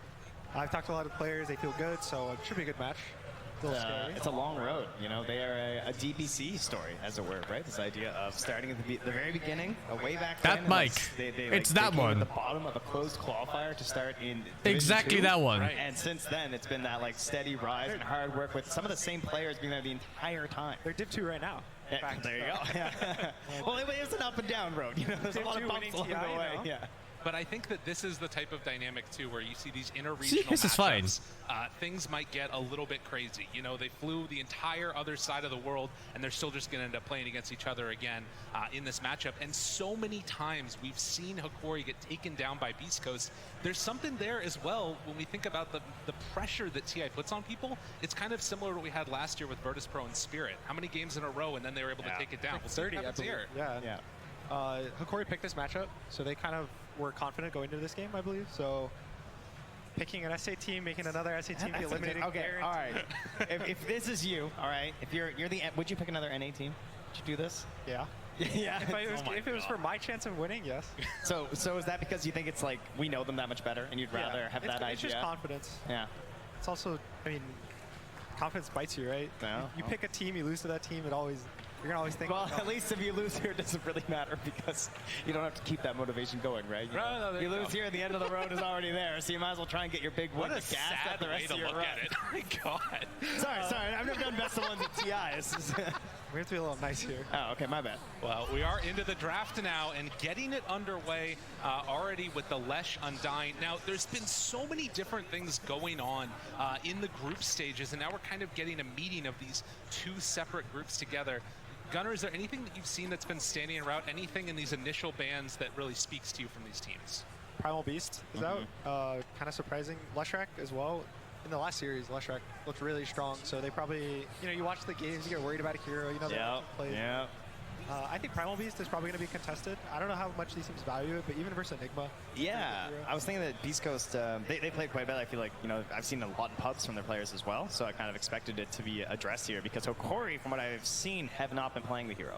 So they're obviously quite ready for it right now. Maybe we'll see like Disruptor, Counter Answer or something if they opt for it here, but very likely the hero that Beastcoast is thinking of. Did you guys hear that? It can go pretty much 3 lanes. On the right headphone? It can go mid, it can go off lane, so it's kind of a flex hero. People. It's gone now. But right now they have to worry about this Enigma. They want that hot stuff, They want that that hero who just keeps winning. Crystal Maiden. It was like someone singing, exactly. Like someone's like, I think the thing that's so interesting to me is seeing what it is that each of these different groups prioritizes as well. I want to see if Dawnbreaker comes in. Obviously been something of an interesting answer to Enigma at various points, but the Tiny that now gets taken for Beastcoast, I mean, they can play this in so many different positions as well. Yeah, it gives them, they can even play a carry if they want to. Yeah. I don't know if they will, but it gives them a way to kind of have something to deal with the Eidolons.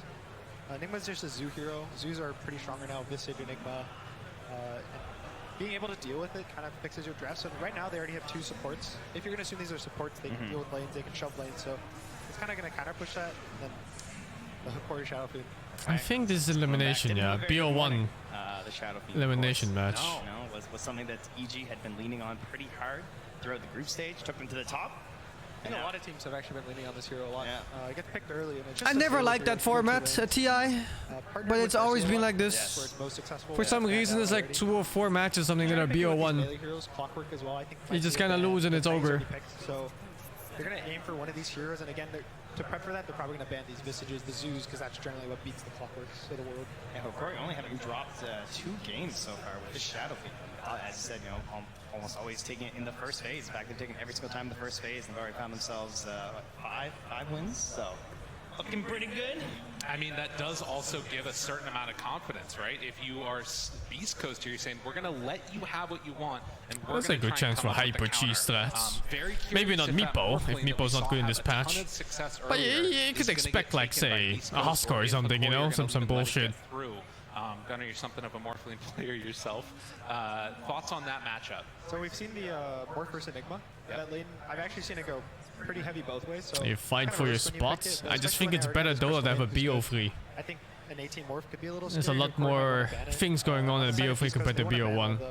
Kind of go in heroes. Both of these 2 heroes right now don't go in. They're waiting for the best opportunity to go in. He's waiting for the black hole. Shadow Fiend doesn't want to insta BKB, so they need something that goes in, which is why the Pango gets banned. Yeah, I like those support heroes that go in. I feel like Liquid have done a really good job so far showing like why those can be strong, like the Clockworks and the Tusks. But of course, maybe finding that. I am not finishing a rat game today. No. What they want to do with their Shadow Let's go play a couple hours, I think. I think Beastcoast might be aiming for their Shadow Fiend response on 15. A lot of teams have been picking Zeus. Just having a lot of damage to kill this hero he feels very strong when he feels like he won't die. He's just standing there, and you always have to deal with him. So if you can outrange him, Sniper as well was in the last chance a lot for Shadow Fiend.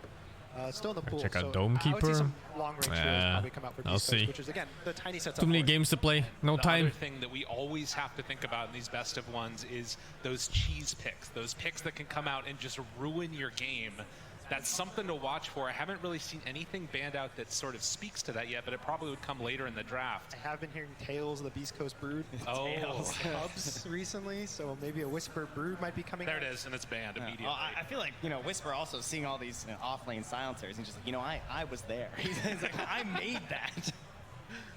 Yeah, see, the Nyx is banned out. I wouldn't be surprised if they ban Clock and just they try to get all the melee heroes that going out. Yeah. And the issue is the Tusk is still in the pool, which I think is a very strong hero right now. It's interesting as well. Beastcoast chose to pick 2 supports in the first phase. I'll play Hong Kong Paranormal. Take it away. But yeah, in Interesting. time. So banning out that Zeus first and then picking up the Clockwork. So that does reveal more about where this Tiny is going to go, into at least a core role most likely. But likewise, Clockwork has been one of the I think they strongest can listen supports to given that casters. Vision, if you can get up towards I Aghanim think Scepter, they it's can. Like Mad Max for a little bit. It's absolutely insane. So this is where Hokori kind of gets the choice. The Enigma has seen support play in some games. So right now it's kind Now of I where they're gonna wonder- choose. Are they going to pick 2 supports? Are they going to put the Enigma as a 5?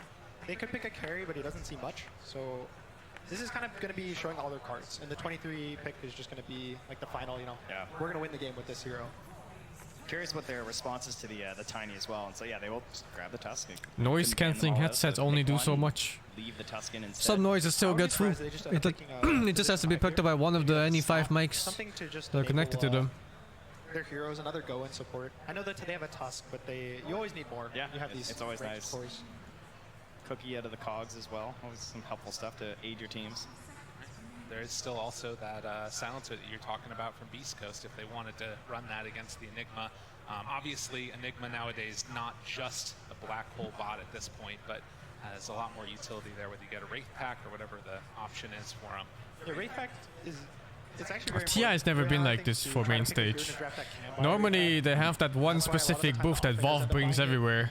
When you see the support, That giant white steel one. It's kind of a struggle because you'll have like a Vlad's and you're hoping, you're like, come on, get the Wraith Pack. They've had Wraith Pack for 10 minutes. We really need the damage The reduction. Philosopher's Stone drops. You're like, oh, there's a hope. Maybe we'll get it. Ooh, that is a little bit of a different one, but Bloodlust Shadow Fiend sounds awesome. It's the same idea. It's another melee hero goes in, gives him a stun. A lot of the Shadow Fiend is one of the heroes where buffing him feels very good, just to do in a general. Oh, there was no opening ceremony this time? Exactly, right. We lose her, so we get I didn't tag watch team the with first Bloodlust. 2 hours, but it started Two super late, heroes so I become just assumed that merciful, was. Oh, that's odd. Almost equal. Oh, not quite though. Still, So it's kind of revealed a lot of the cards. They know the Shadow Fiend's mid or carry. They know their Beastcoast probably gonna take their carry. So they're gonna. This pick isn't PL to main win versus Enigma. stage? They see his If whole lane playoffs as isn't well main tough. stage, then what the It's a fuck nice match is? If you don't get shards, you can always just doppel Yeah, out. that was the go-to for a very long time versus Tusk. It's also relatively good versus Shadow Fiend, because again, Shadow Fiend doesn't like being poked. And with the new shard in the Octarine core on PL, that he's been doing this build where he doesn't ever enter the fight, he's always just throwing Spirit Lances out. It's always nice to be able to play that style versus Shadow Fiend.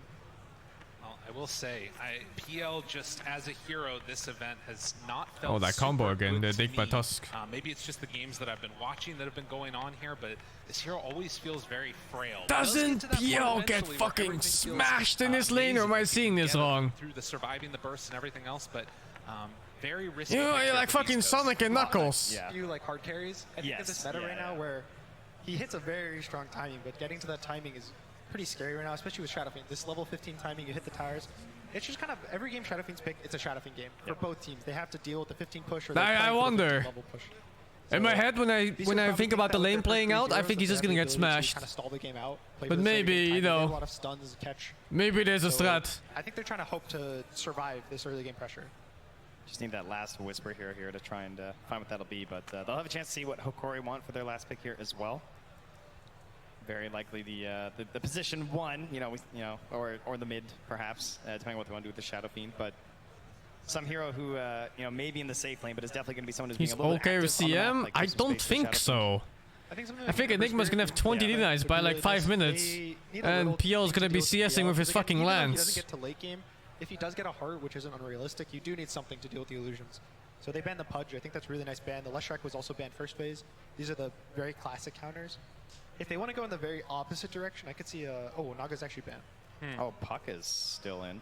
I wonder how they do it. Interesting. Lots of options, and I mean, like you guys are talking about, somebody that can kind of be active. It feels like for both of the teams in a way. I mean, I guess you know you can move around with Tusk and make some He can things dispel happen, stun. You're not going to be Dude, like, the Enigma's not even gonna stun. Fight most likely. Hokori's He's gonna more sit looking back and for deny the a entire Spirit world. as- even if it's into the safe lane, just something that can start the fight, so your Tusk can follow up, your Ogre can follow up. Also, preferably something that is a body. Even though you have 2 melee supports, you need a body. And let's say to Beastcoast. Oh, dude, the Puck is so like I get the ban. It's so tempting though because it's like it's versus the PL, but it's also versus the Tiny, so it's like you know. It's just yeah. a good Last hero. ban Later Puck. the pick. I mean, it's the ultimate pub ruiner for the PL players. They just want to quit. I'm On the getting side of dizzy from this Beastcoast, camera. They're more aiming for, I think, early game damage, which is why you see the Snap and the Viper ban. They have all these catch from Tiny Clock, but when you start to feel forced to bring your carry, it's a little scary. There's Yeah, that and they just go Ember. Yeah, nice, very good. Well, this is what Hokori have decided to go for in their best-of-1 elimination matchup. We'll see if it's going to be enough. Beastcoast on the clock now for their final pick. They have a lot of reserve time to work with.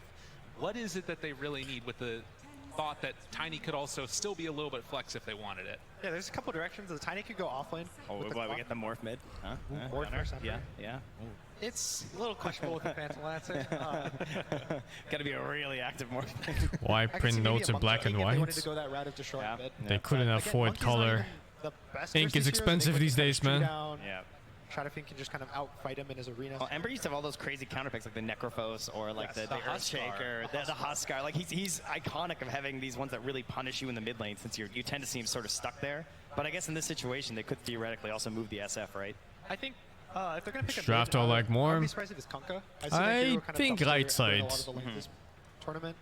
It gives him team fight. I think right side's a bit easier to play at this point. Also, Ember's a nice matchup against PL. Kind of gives them what they need for Beastcoast.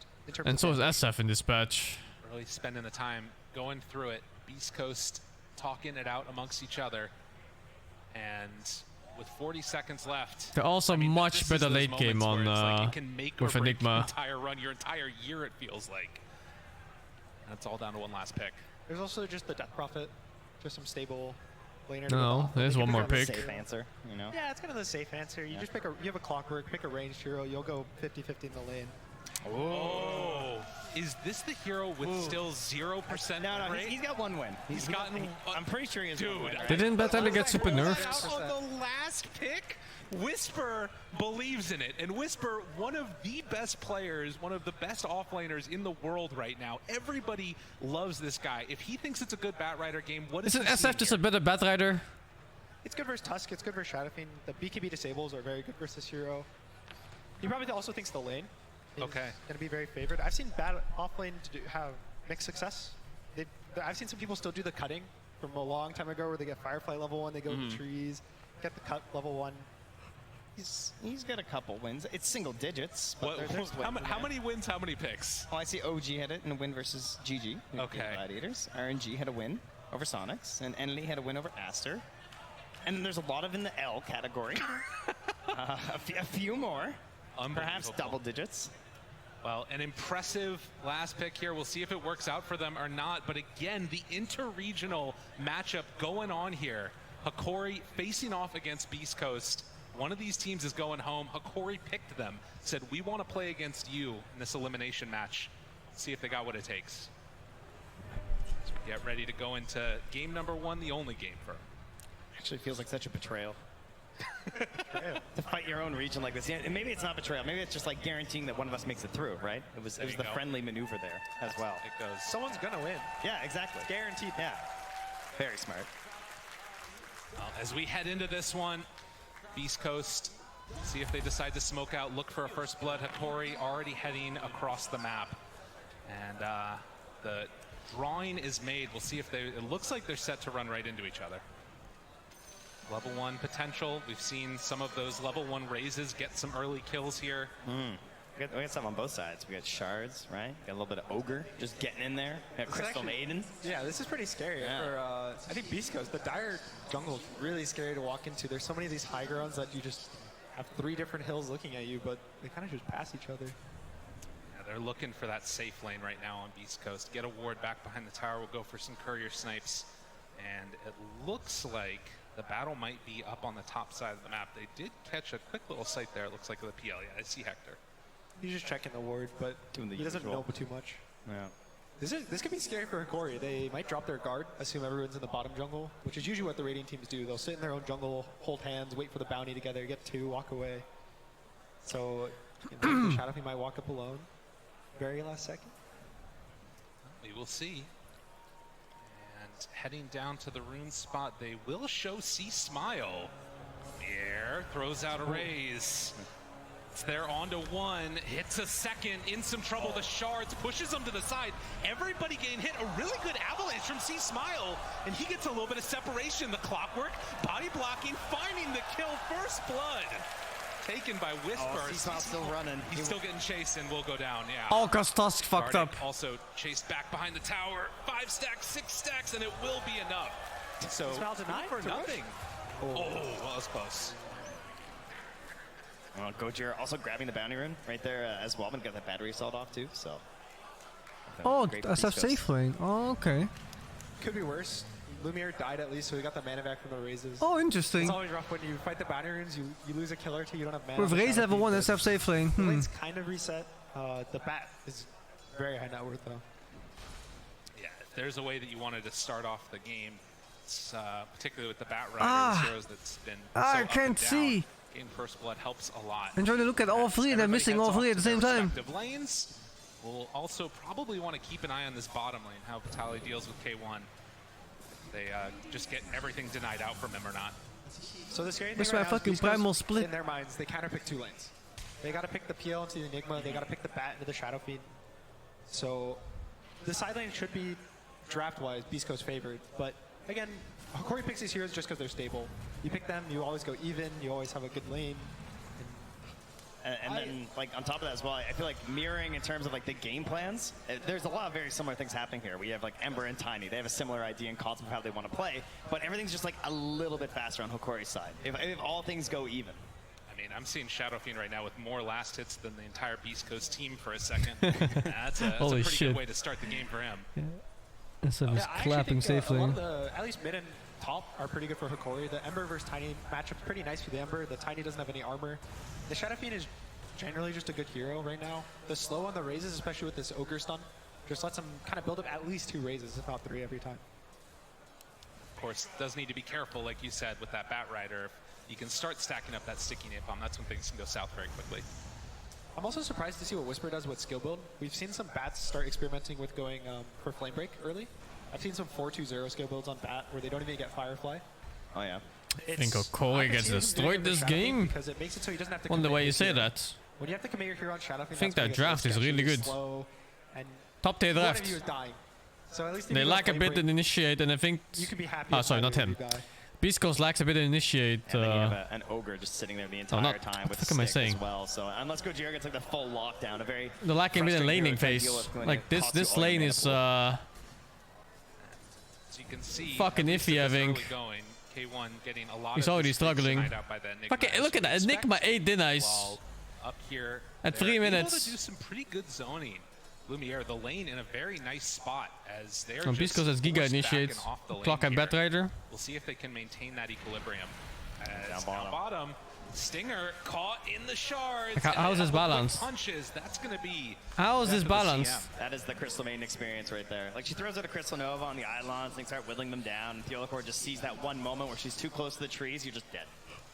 Like, PL's, you know, PL can get out, you can't. Yeah, I think this PL pick isn't so much of a we're going to crush the lane with the hero. It's more, it's good versus Enigma in the game because you don't have to commit, and it's also, he'll survive the lane. And sometimes just surviving is enough. Not even sure if PL is good against Enigma. no. Like past laning Comes in, phase. throws out a Crystal Nova, not able to get the pass back in time. Second mouse. Clearly the map, that was the issue apparently. There you go. Something happened. That's a classic. Well, does not get the bottle refilled. Mid lane, how's this looking to you right here? It's pretty even. It's only 3 CS. The CS doesn't matter too much in the mid lane. Being up 200 gold or 100 gold is... This sounds like mid laner propaganda. I was like, the CS doesn't matter, guys. It's all about the XP, guys. He has 2 more denies on the Ember. I would be surprised. The only thing surprising actually is Analog is going for a 2-2-0 build right now. He has none in the Flame Guard, so he's already kind of gearing up to be this run-around hero. Yeah, very mobile. This Lumiere up top will get blocked in by Gojira. Battery Assault combo together with the now Flame Break onto Gardic. Can they bring him down? Couple more punches. They won't go all the way. Yeah, he decides to die. So Whisper with the double kill. That's really SF getting fucked. Probably the first blood effect right there. It gives SF had like the first 2 waves, I think. Then missed a CS. And then since then, he's gonna force CS in like, what, a minute and a half? That is a great start for him. And what they need, 15-4 right now on that Shadow Fiend. See if they can keep this type of pressure on here. Because each time they've walked up to that lane top, it's been looking kind of rough for them. Beastcoast already off to a hot start. Yeah, and there's so much pressure in this game too, right? Just on the players themselves. It's a best-of-1 elimination. You don't want to go out and one at TI. Yeah, that is actually something we haven't really talked too much in terms of like the pacing that a game often takes when it gets these best-of-1s. You know, it's kind of the same thing as a game 3, occasionally TI for elimination, where the game will often stall out. Like those riskier moves aren't necessarily made, but in a matchup like this, where they know each other so well, they've played together a lot, and they both have this sort of, slightly faster paced tempo, I would say. I don't know if we're going to get that. I feel like we might still be playing some pretty fast Dota. You're saying the team with the black hole is going to win at some point. That's usually what happens. Let's see if it happens here again. And Arctic caught underneath those cogs. Couple more punches and he is dead. That last Whisper big Batrider. Saw what he liked early, called for the pick and is running it. I love the They're always doing fine this game. Keep that pressure up. I mean, it's like fucking 90 nice. I think Enigma is slacking on denying. The scary part of Shadow Fiend. This hero, we see it a lot as he sits in his lane. I think a better player would have gotten 20 plus denies by now. Relatively soon, and he doesn't really want to jungle. He doesn't want to rotate to the enemy lane, so it's going to be a little scary to try to find a game for Lumiere. That was something you were just talking about back when watching that EG game that happened. They were up there and staying for a very long time. And if they can sort of elongate this laning stage and the Batrider keeps this type of momentum, things could start looking very scary indeed. No, he's picking up now at least. Stacks here for Lumiere. Thankfully, he's able to make his own just in time. Kills one camp, going to stack up as well. So will start getting back on the board. And see Smile caught in no man's land. Slowed down Avalanche to try and get a little That's bit not of a support tiny this time. That's a mid tail dying for the if he's in line. See Smile, he's going to go down. It's a pretty big kill. This starts the Ember, snowball right now. You always get started with one kill, and I think a lot of this pressure is going to be on Analog to kind of step up, just because of how his safe lane's This going. off lane for Batrider is That Cogs pushback is really nice. That could have turned into something big. I expected him to do well in the lane, but not this. He's fucking crushing it. Now, if he gets caught here, this could be really bad. Does not have a ton of mana. Gets pushed back, the flame break. They're bringing in people to try and help, but Stinger there as well. Gardic underneath the cogs is dead again, but that does make sure that Ember can get out of there.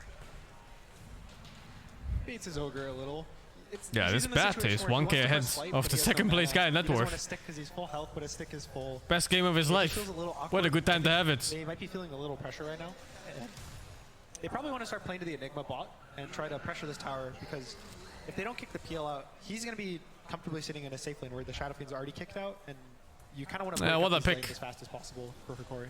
Yeah, for now they're even, but What should he build first? I have no idea what Batrider builds are. Well, let's see. I'm sure he's a filthy Batrider spammer, so... What does it look like? Drums, maybe? I'm not sure. Obviously, Tusk is one of the heroes that thankfully can get a lot done before level 6, but does have Looks a big like up on the drums. damage there. Now we see Hector already has all his items queued for the next 20 minutes. He's got his Diffusal Yasha Heart. He knows what he wants. He's going to buy what he wants. And it's kind of what he That is a fucking filthy Batrider player. They're disgusting. Batrider players in the same league as Viper players, Razor players, really wanted that bounty and rune. Tinker players. Just saying it out loud fucking brings filth in my mouth. Get it in time, and you can see these movements that keep on coming in. Clockwork being such a thorn in their side. Gardic just has to try and play bodyguard right now, but if they bring the Batrider in tow, both of those heroes will die. So props to Hokori to be able to keep it this close with how well this Batrider lane is doing. And now Analog moving into position, finds him with the root, gets him inside.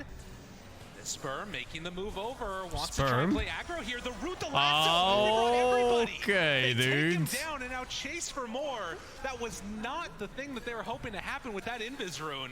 as the Ogre will burn. Ah, denied. Okay. That's a little something, but they will catch the Elimination. He actually is a Venom and Tinker player? I mean, of course he is. It's like I said, he's a filthy bad player. Still trying to escape. Elimination, maybe? A possibility? One hit. Live it? Snowball? Staying alive a little bit longer. He's hoping, but eventually the bat burns all. And all of this comes down to the Beastcoast offlane, I think. There's so much pressure right now. Lumiere can't go bot. He can't go mid. He's stuck in his jungle, and the clock runs at him. So they keep constantly feeling pressured. We have to help our carry. We have to let him farm. They keep making these moves, and when you make moves to your losing lane, it puts a lot of pressure on your team because now everyone feels they have to go because you're not strong enough in a 3v3. That all started with them moving up to try and do that, to get their Lumiere, and instead he just like TP's mid. He's like, oh, disaster. Yeah. I gotta go find something. What the fuck is this bad net worth? Look at that shit. Thankfully, on the other side, dude's running 500 GPM.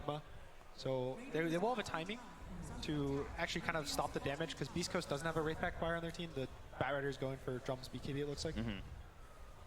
Oh, Gojira getting a little crazy here. Dude, they're feeling it. It is under 10 minutes right now, Gojira. Relax. He's ready to dive. Slow down. Doesn't notice me, please. That's the call. Man, and you just look at those farm levels, and Whisper has completely taken over this game. He has been the one that Beast Coast fans recognize as just one of the keys to the engine that is this team. Now, why does Bat Rider keep dropping all these games? I don't know. Get a little ahead of yourself, perhaps. Oh, they lost the bottom tower entirely. Little disruptor. Oh, that's kind of really rough. good when you're ahead, but the second things start going the wrong way, The biggest thing yeah, that PL lane sucked ass. What? They just lost tower in 10 minutes. If Bat can die in a BKB, he feels bad because he wants to be able to walk in with BKB, feel invulnerable. Does it go back to farm there? Yeah, it does. You just watch as your carry gets taken away and killed.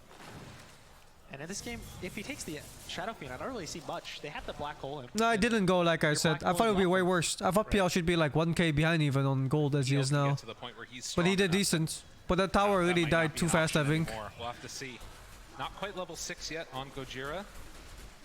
But no, PL did well. Continuing to keep the farm going for K1. I'm not sure if Enigma misplayed or not. I feel like he did, but I don't know the meta good well enough to be sure. To be involved, so he's just not rushing the defusal. He's playing more. I'm gonna play my game. I'm gonna get my timings, and when I hit them, we're gonna win. And I'm not gonna worry about too much. And again, like you just see Hokori. Hokori just farming with his Shadow Fiend. Yeah. I think he misplayed on Enigma. You're hoping for with the Shadow Fiend lineup, thinking about like the initial tower pushes and then hanging towards that first Aegis. With everything being so far set back because of the deficit that they're at right now, it feels very, very good for Beast Coast. He does have the Midas ready, so there it is. Okay, all right. Late game. Yep. Midas into more attack speed afterwards. Fine. He's just trying to be big. Blink Dagger's now finished for the Tiny, so this is kind of when the Beast Coast starts ramping up. The Bat has Drums, the Tiny has Blink, the supports are hitting their level 6 timings, and I think this is going to be when they're looking to kind of close the map in on Hokori. And now, once the map closes in, only about one hero on their team can farm. And who do you pick? Do you want your Enigma to not be farmed? SF Minus is playing it to PL timings. You're right. But you can also look at it this way, right? Do they really care about late game? On what was the team of Hokori? You know that this timing is Hokori. Also, are you going to be able to deal with an analog? I think they want to go into late game. They have Enigma after all, and there's no good cancel against Enigma Black Hole.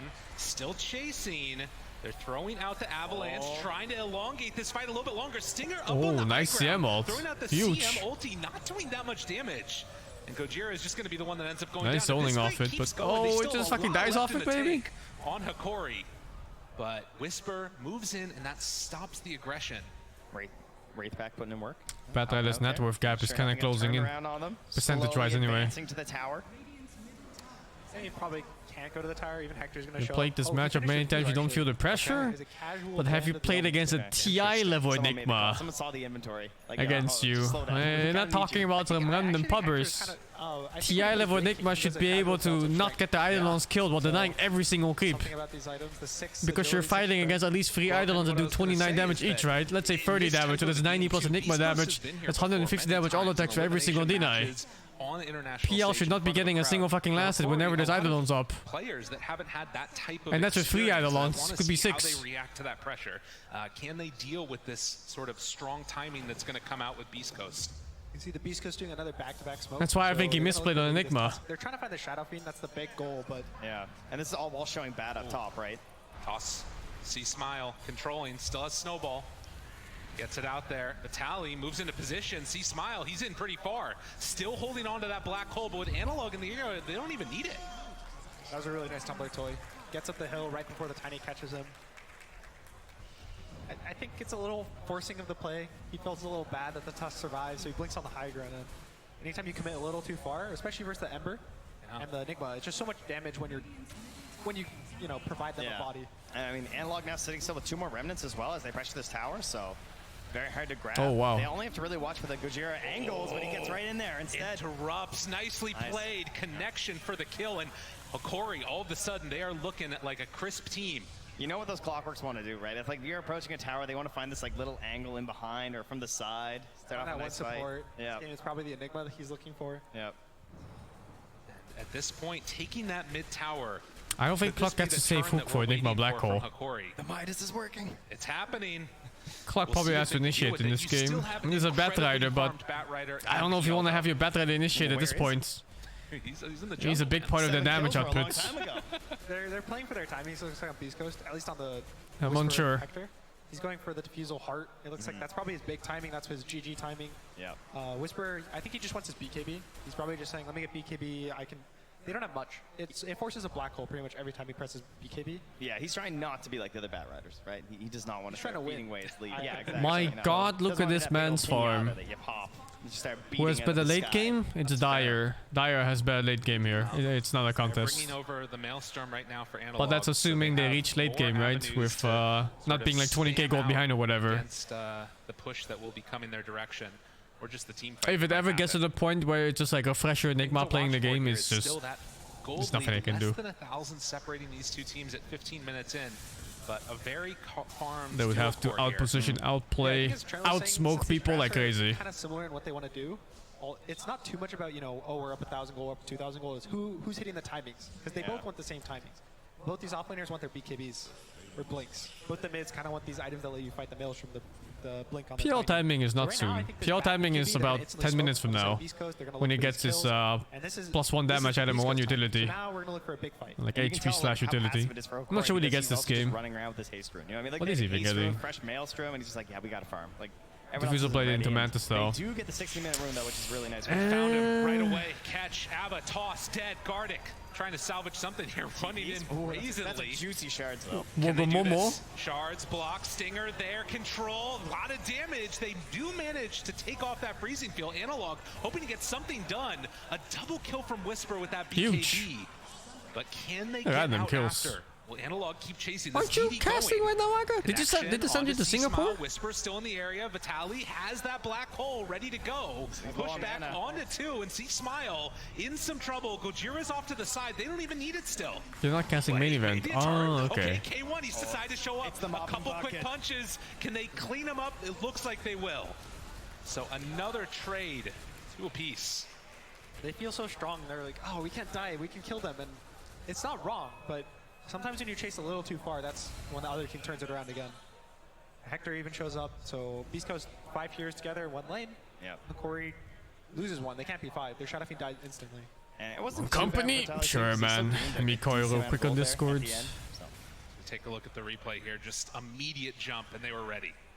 Just straight up gone at that point too, and I mean, I like the TPs though, because they know that they can fight in these situations, right? Like that's a great situation for Analog. As an Ember with the DD rune, you can seriously watching the stream then? Like that, but yeah, they couldn't get Vitaly in quite at the start. Then he ends up like walking after them because he was so close to just wake up. Yeah, you can see Hokori. Yeah, just did. They literally just want. They're pretty good games. Pretty good games this time around. Their next big one. He's about 2,000 gold away. All very competitive. The Ember is also going for a BKB, but I don't know if they can wait for his. His is about 3,000.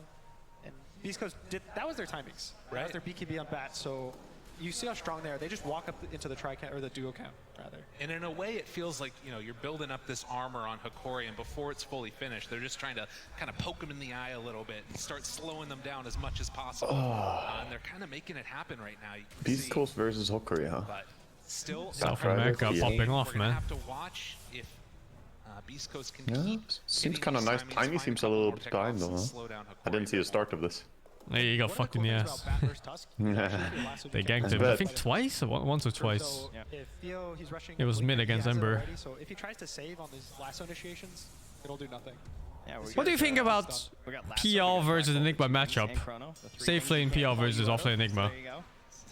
Marcy can't tie there now. It sounds like PL should be winning. PL should be winning? What? Yeah, actually. I think you should get fucked. You think so? They feel like they want to get going. I think you should get fucked, yeah. Who are they going to run into? You can dispel the Malphus and you can kill Daedalus pretty fast. Really? It's not that bad. It's not that bad, okay. I must be wrong then. Maybe I'm wrong, but I think the matchup is okay. It's not the best like Enigma counter, but it's from C Smile can't get it off that black hole. It was not what they needed. Black hole. Analog will manage to disengage, but they lose their Enigma and Gardic. He is likely to fall yet again. Chased down. Yeah, they got him. Feels bad, man. Beastcoast. They just read it perfectly. That was really nice positioning from Hector. Even the babies are gonna die. Stopped believing in himself for half a second, but he was perfectly in the trees trying to break the smoke with this. Random chatter was right. I thought you just deny everything. Everything PR comes forward, you pull Idol's back. Yeah, it doesn't even feel like it's he goes back, you go back to denying. Backing up there from Gojira as well too, so yeah. He feels very confident. Daedalus are a bit too slow. You can rush at them too. And he can spam a lot of lances. Unreal. Like, don't you just take too much damage? That would be if you just it's with Tusk too. That is the type of lane that matters a lot, which the boss 5 and boss 4 is. It's CM, Tusk CM, yeah. Yeah, PL CM is kind of strong. The nuke slows the A-Love so much too. The CM, she's skilled to Q. I guess if you rush them together with the CMQ. Yeah, then they're all die. Sure. A little bit of control here, a slight lead, but now that has gone over the way of Beastcoast, and we're hitting 20 minutes now. Everyone's I think CM is like a sleeper, really good boss 5. Some of the teams that have had great success are spamming it. How the fuck is that a sleeper, dude? The hero's straight up OP. Overtuned that shit. Yeah. It's really overtuned. Tundra are fucking relying on it so hard, so it's secret as well. But they see him. Stinger. Lots of TPs coming in. Whisper. They're gonna nerf her Q next patch. Take away her armor, movement speed. CM can still move. Something's wrong. He's thinking about it. See Smile won't jump for that one. Bit too dangerous. No, his FPS drops in game. It's been weird. Maybe catches Hector, maybe catches the bat. It's not the worst. They get a Crystal Maiden, they trade 1 for 1. Anytime you trade kills, I think they're dropping below 60 FPS. You're happy. You're gonna get more from them. This is some best of one Dota. It really is. It's just like a little bit scrappy. Everything's a little bit off, you know. There's like that one bad black hole, and so it throws off that timing. Everyone's a little bit full of the nerves here. They know this is your one chance, but also it just means that you only have one single game. Yeah, I think you can also see everyone's kind of just gearing up for the late game. Yep. Yeah. Everyone's ready for some 40-50 minute game where you just at some point you either win or lose. C-Smile in the group stage play against the Leshrac in laning stage. Like, played Monkey King mid against Lesh, and he fucking dominated. The monkey dominated? Yeah, the monkey dominated. Interesting. He like beat him and lasted really hard, and he got like 4 kills from rotations early on. Like not people coming to him, but he ganked other places. Oh. C-Smile played a really insane monkey. He must have dodged a lot of lightning and stuff with his thingy, the mischief. Yeah, he dodged a lot. Yeah, Every single lightning storm, pretty much. I guess he can just react to it, unless he jukes. Yeah, he took the stun damage usually, but he always dodged the lightning, and he just didn't take that much damage. Jesus, K1. Won't have to face any other retribution. Black hole again, just coming back off cooldown now. Oh, if they don't get to play late game as Enigma, it's gonna feel so bad, man. They're just gonna kind of walk down lane. Dude, this PL is pretty huge. Yeah, this PL is huge. To deal with the PL, he has a bad game. You pick PL, he's a BKB. He doesn't really have the tools right now to deal with him, and you know how this game feels right now when you're Tusk or Ogre. You're like, yeah, Ogre has been feeling like this since the first minute. He's been dying non-stop against Batrider. The Batrider was 5k net worth at 9 minutes.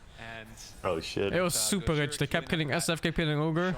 No cares in the world. As you guys said, the part done. It's gonna be time pretty soon for another. Yeah, Ogre is a terrible support, I think. He's actually so weak now. They removed his fucking armor, they lowered his HP region, I think, they too. They gave him damage, but he's melee, they gave him so... damage, but who cares? Who cares? He doesn't get to hit you. Yeah. I think a core Ogre maybe can be played now because of the damage, but it's nowhere near as OP as the strong cores right now, of course. So. I don't know. I've seen people pick the support ogre, and it always looks shit. They move in, they get the ward up on the high ground after that. Yeah, well, surprised it looks shit here too. Hokori, but it doesn't matter. You want to fight with it, right? This is bloodlust machine. To the top side of the map now is Yeah. Beastcoast. Congrats, one hero giving a bit of attack speed to the rest of the team. That's it.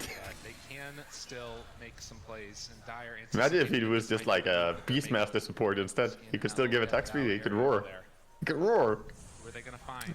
Come on, man. Can Remnant in onto Gojira if they want. Spot him at the beginning. They have so many 4-steps though. Malefus, see Smile, big avalanche. Where are they looking next? Oh, They big do saves. disengage.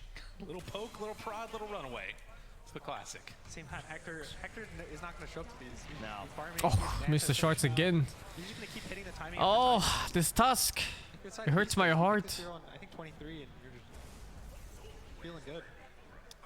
He cost him a first blood too at the beginning with his missed shards, like the before keep spawn fight. Oh yeah. Aye aye. Gets him out of trouble. The Hokori. And Beastcoast still feeling incredibly confident in this game.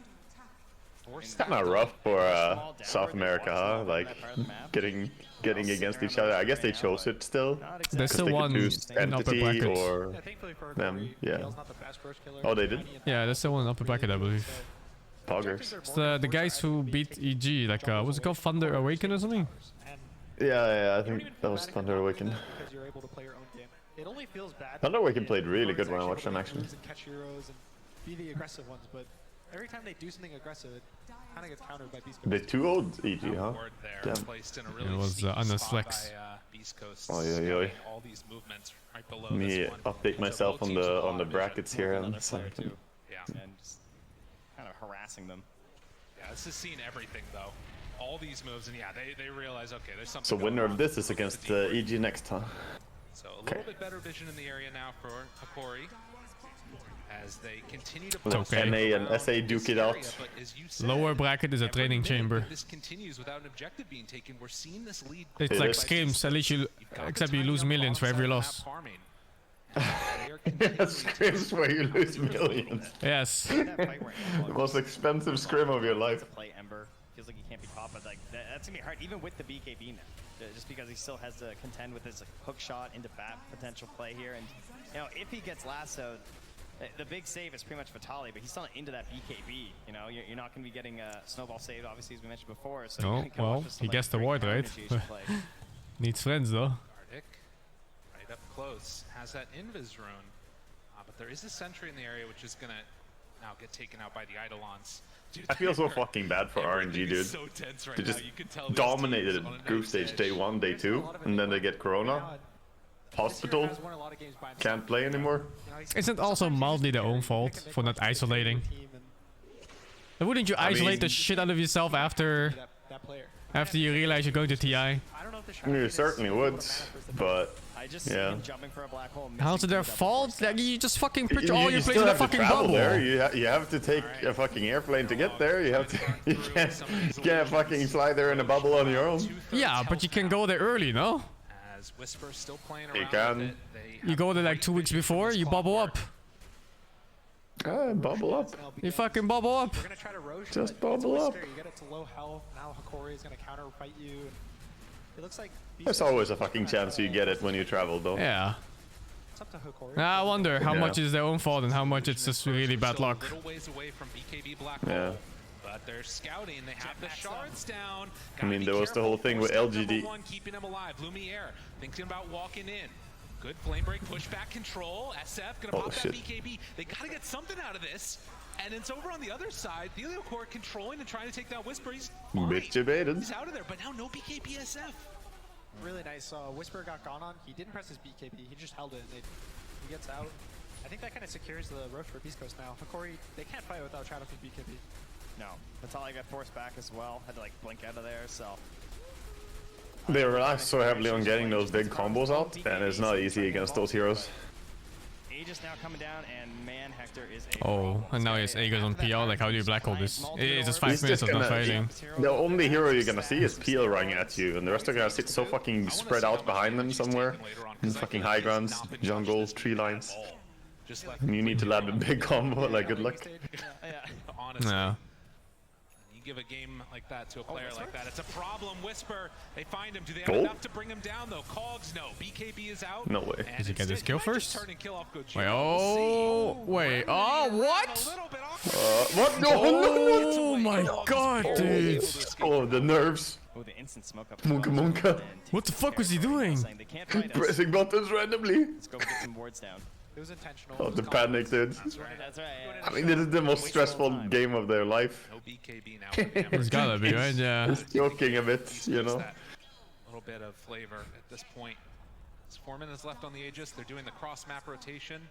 Won't go for that courier snipe, and instead They're feeling the pressure right now. Just gotta dodge, right? Try and lose as little as possible. What did he do? He jumped to the wrong spirit, I think. Literally following the courier. Yeah. Brings him right to Theliocor. Alright, carry on. The chase is Soccer just flies away. He just fucking left. Goes down to Whisper. What the fuck? Tusk will get the blink out. Oh, Gojira. Oh, he's so good. He's actually so good on the clock. Okay, so here's what happened. So they run into Dilgor, and he's like, okay, well, we might want Tusk, but I'm going to go make sure that we get the Enigma kill, right? Yeah. So he runs over, make sure Vitali dies, and then he's in between the two. K1 turns. Hold up. In the air, down low. Maybe Still trying once? to pay him. He gets the punches off the Boss BKB. champ? Out and away. Can he dodge? Hector oh no. Him down, and now Gardic on top. Not even once. It Uh, was close, it was close, it was close. Hokori lose everybody across the map in the space of 2 minutes. That's the PL special right there, you know. It's not even He's Aegis. Even if you win that match fight, there's not much. Well, Corey maybe feeling the nerves here in this best of one. 9K up, and Beastcoast still with Aegis in hands for the PL. They're gonna pressure for this tier 2 tower. What is the response? I mean, it still feels like it has to be that BKB black hole once Aegis is down. He's been waiting for so long as well. Just like trying to get this recipe done. It's all on the Enigma at this point. See, smile. They find another. Theliocor, body dropping. man, I can't imagine not isolating for TI. Not even about Corona. What if you get like a flu or something? You can see Gojira, Yeah. You fucking play the games of a headache and I don't know. So he can Like shivering, whatever. always hook drop the black hole. So Yeah, man, you would want to go over as early as possible, so you have a small chance as possible for anything. Doing the event, yeah. Yeah. But at the end of the day, you know, the players can say what they want, but it also comes down to what the manager and organization are gonna do, I feel. Yeah. There's no way Like, you do put they any actually fly them over in time? You know, do they have long enough time to be there in boot camp before? It doesn't matter if you're vaccinated, man. Like, it doesn't have to kill you. It just have to take away a bit of your performance, even 10%. Yeah. You get a headache, some chills, you can't focus, your teeth hurt or whatever Everything because of has it. to be at 100% to be able to compete. Like, if you have someone not feeling it, being a bit, you know, lost on that day. Yeah, you lose a couple $1 million off it because you lost the game. Like, fuck, dude. That's the thing too, like, Corona has been, you know, a lot of cases where people get like brain fog, they describe it as, like, can't really think straight. So, you get that shit, and then play these games? No fucking way. He needs a lot of prep time, okay? He's got to get all the way around. they have 3 sets of racks. Yeah, there you go. That's a minute of time. Yeah. I mean, they're just not stopping. There's no reason to stop. Hector will not be denied another. Yeah, only hero you're getting to see here is like Peel, and then I see him comes up once, like Peel with Aegis. They have kind of nice hero against PL too, but I guess it's too fat. Yeah, decent, but he's so huge. The supports suck against PL. The cores are good. Ember's nice. Ember had a bad game. I think he's poor this game. Actually, no, Ember's early game was nice. He had good net worth when I came in here, though. But then at some point he just started fucking around with something, and then it just fell off. Like, what does he have right now? This is the PL, I think. 14k net worth, but I don't want to see his items. It feels so hard to find the real one, and when you only have This game looks really ogre. limited amount of spells. Yeah, and so much of what they did in the How long for Aegis? Oh, it's out now. Together for them as well, making sure that they ruined Lumiere's game, forcing him into this Midas, forcing him to the jungle, and slowing down the initial timing of that Roche. Because I mean, we saw when even they were like well ahead, Beastcoast still couldn't Roche, right? I think this guy's ever making Midas again on SF. Oh, they just smoked on the ward. They do know Midas that Aegis SF. is down now, so Hokori ready to smoke out. When did he buy it? Was that his first or was that first item? Bottom. And it just looks like No, about Midas SF. I don't know about that one. And he got destroyed in lane. I'm not sure if it's going to be enough. I mean, even recovery SF Midas, I don't think so. I don't think that's the thing. I think SF just has to get to that Dragonlance BKB early or some shit and be able to play on the map. Yeah, I think so too. If you go Midas and SF, you literally need so much time to recover. So much time. Just slows you down. Doesn't speed anything up. Once it's up, take it, win the game. But Hokori's always stressed. They're like, are they roshing? Safe lane SF, yeah. Where are they doing? Are they jumping us in our base? And where are these clockwork flares coming That's nice, we can check the items at least by clicking them. Yeah, but sometimes it shows me different heroes when I click on them. Even heroes that aren't in the game.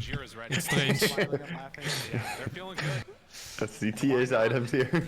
It works now though. Do not Yeah, now it's fine. Ones, I don't believe. None of the players do, but it's one of those moments where it's so much tension on the line and feeling like they've got this. Oh my god, dude, this ogre. Imagine this being your last TI game. An ogre like this. So much of this is decided. If Hokori can Oh, it's like the shittiest game ever. You just lose laning phase and then you fall around a core for 40 minutes casting Bloodlust. But he goes back for BKB and AC, it looks like. So I think he kind of realized that Hector is going to just 1v5. All he has to do is be a body, buff up his boy. Yeah, if you miss the tree volley, it feels pretty bad. Yeah, so he's just buying items for his team. Make it safe. Well, K1 going in without the Aegis, a little bit of a bold Yeah, choice this here. siege just is like so difficult to deal with, man. What the fuck? Look at this clock! He's ready What for the the fuck? backline jump. He's in. He's jetpacked his way in there. See, oh, is that an angle for Enigma Black Hole or what? Looks like it, huh? Like when Enigma blinks in and Black Holes, he's gonna stop it. Hey, what the fuck, clock? He just pushes him. All that for one push? Hector keeps sending these illusions in one by one. I think he could have just stayed calm there and kept hiding. And the man's dust? Yeah, fuck it, dude. Smoke breaks, Talk is just going, man. Good punches from Lumiere. Can they bring Oh, Oh, nice tiny kill. Speeding? They got the clock, so you can't cancel Black Hole now. So Enigma needs to look for PL. No! Not like this! Oh my god! Not like this, You dude! didn't see him leave? Oh no, dude! This there! They didn't see him leave. Beastcoast, they're just too strong. They run on through. Oh, that was so late too. Oh no! Oh no! This is how you go out. No! Imagine. Ogre follow this core for 30 minutes for this. All those bloodlusts for nothing. Beastcoast say, you know, we were known as the gatekeepers once for region. You want to come and challenge us in Singapore? We'll do it again. Thunder, we're coming for you too. How could this happen to me? Impressive showing from Beastcoast. The moment he starts waving those hands, dude. Hello, darkness, my old friend. Their journey will end here, but I'm sure that they've gained a lot of fans around the world. Gunnar, looking at this Beastcoast draft and the way that they've been able to handle things, what are you sort of looking at? What's the key dynamic that this team brings to the table, and what are EG gonna have to look out for? I think the Whisper. Whisper's always their player. Every time they kind of show up, it's always this guy crushes his lane, runs around, kills every. He had 7 kills, I think, in 10 minutes. With Bat Rider. Right. Such a low win rate. He just comes in, elimination. Guys, if we're gonna be eliminated, I'm gonna be eliminated playing Bat. Well, it's poetic, right? I mean, Beastcoast, you know, they've been saying rumors, whispers. You know, they brought EG to TI. Now they're going to send them home. Well, we'll see if that's indeed going to happen as we head on back to the studio and let break down the action. Thank you very much, Lyrical, Gunnar, and Trent. And yeah, one of the storylines that we really have to highlight was Bat Rider, Whisper, and of course Beastcoast winning. But that, you know, it's signature for them, but this tournament, Actual games. You know, you were mentioning in our break, Tigo, Brought them back from the dead. been picked up. Working with the Stats aims. actually do lie. At TI, it's 18 games played, 16.6% win rate. It is a terrible hero so far at TI. And then on the side lanes, 0% win rate. It's like non-existent. Whisper then gets it, pick 24, wins it. Like 0% win rate here in the side lane in a best of one, crushes the game. He got dappered up. Yeah, this was a master. Really did. But what was the difference? The difference was actually getting picked that last, right? Yep. Like that late into the game. Usually he gets picked up earlier and gets countered, pretty much just gets destroyed. Even though the hero, in my opinion, looks pretty broken. Yeah, Whisper's just like a cut above in terms of close it! Close it now! Close it now! They're like all hitting it, dude, and then it dies. It's an illusion. All 4 of them are targeting down that one illusion that takes 100% damage, you know, looking like a real guy. It wasn't real. PL got enough room, but they were like, we're doing it, it's dying, guys. Is it dominating hero at 20, 25 minutes, or is it? It's not always necessarily that way. 20 gold for killing illusion. Enough of physical damage, you can just throw him through that BKB, and then he feels insignificant. But honestly, in my opinion, it wasn't about the 1807, 506. Extreme experience at the TI stage in the lower. That's a very depressing game right there, dude. SA side, right? But it doesn't matter because inexperience really did show through. That's a hard game to just go like, okay, we'll get him next game. In that best of one, but you know, yeah, next game. Once, and it's true, when you're a pro gamer, it's like every tournament you do not attend. Oh yeah, they're doing best of one this year for first next game. Oh yeah, the first one is best of one. Oh no, there's no next game. They already are. Ah shit, dude. Next TI, Waga. Next TI. Next TI, fucking copy. Oh, I forgot they're doing best of one for the first round. Yeah.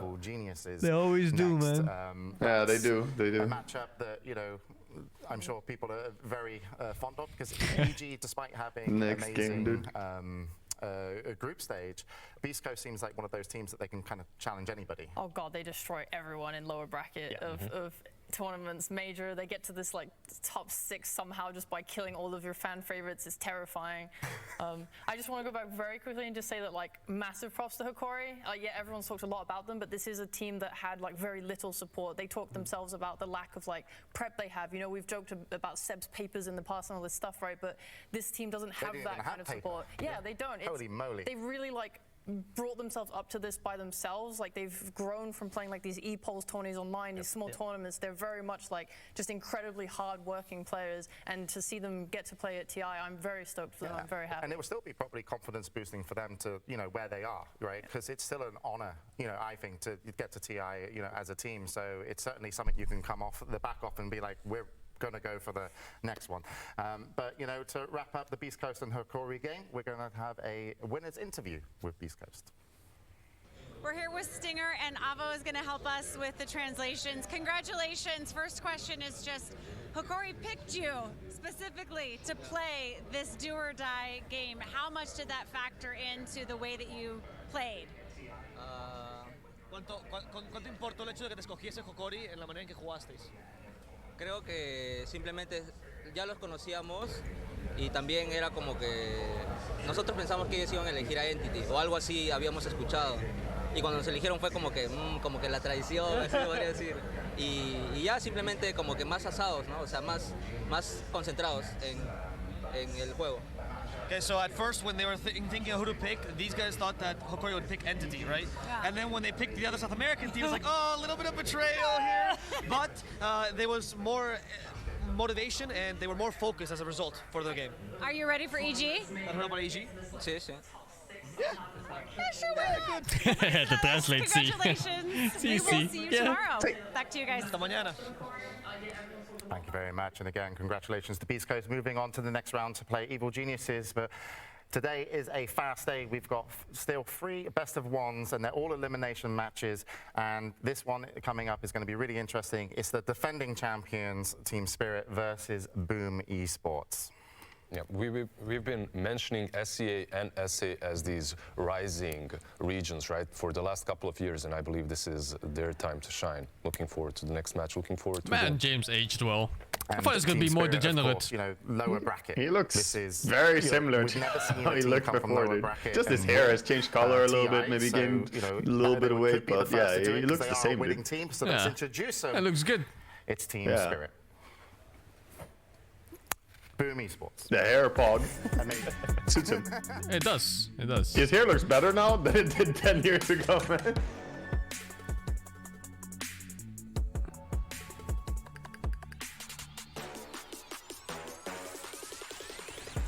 I was just watching his stream the other day. Anyway, he just had like this super long hobo hair that obviously has been cut in like years. He was wearing like a t-shirt that probably wasn't washed for years too. But now he looks super good. Boom Esports, a huge challenge. Yeah, cleaned up well. Dangerous to go against the defending champions, and here they are. It's Team Spirit. James doesn't clean up often, but when he does, he cleans up well. Team Spirit is lower brackets? Is Yes, this lower bracket still? Yes, yes, they are. Oh, they wow. did. They had some really good games, and then they had a lot of games where things weren't working out for them in group stage. I expect them to do better, but Team Spirit. Then again, if there's one team that's comfortable in lower brackets, you know, considering last year, Team Spirit. Damn, in lower brackets, there's scrims. But they are a team that can go all the way, and they could be the first team to go all the way through the lower bracket. Boom though, Boom played like insane in tiebreakers at least.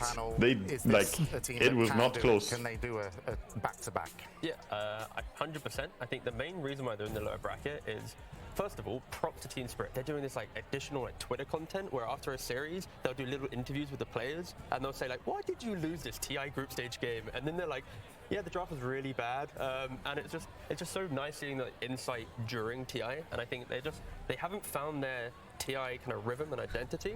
And if you find that at any point in the lower bracket, that can carry the entire way. And this team, of course, has the caliber to do that at any point. They don't shy away from saying. Came here for TI. Like, if the draft was bad, they'll say. Pick your brains, good luck. Poorly.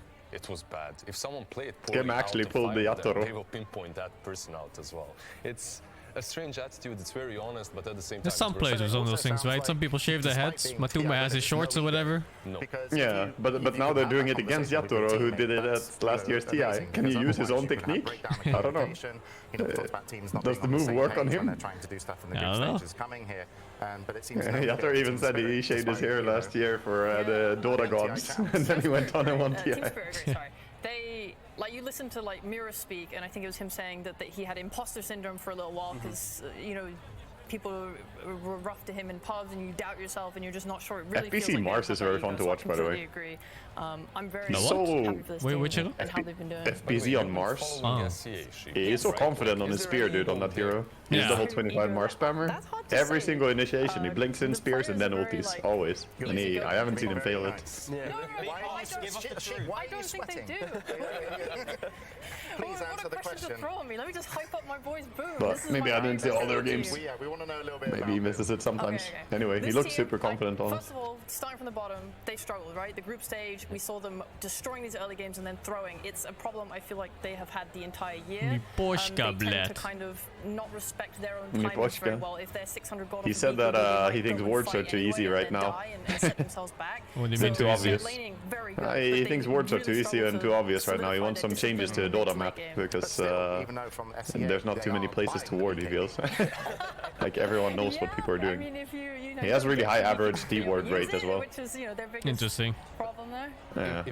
And he plays some strange wards every now and then that don't get D-warded, so he's big brain support. For a really long time. From position 1 to position 5, he literally makes any team work. Like in the last his head is pretty big. He did miss the last TI.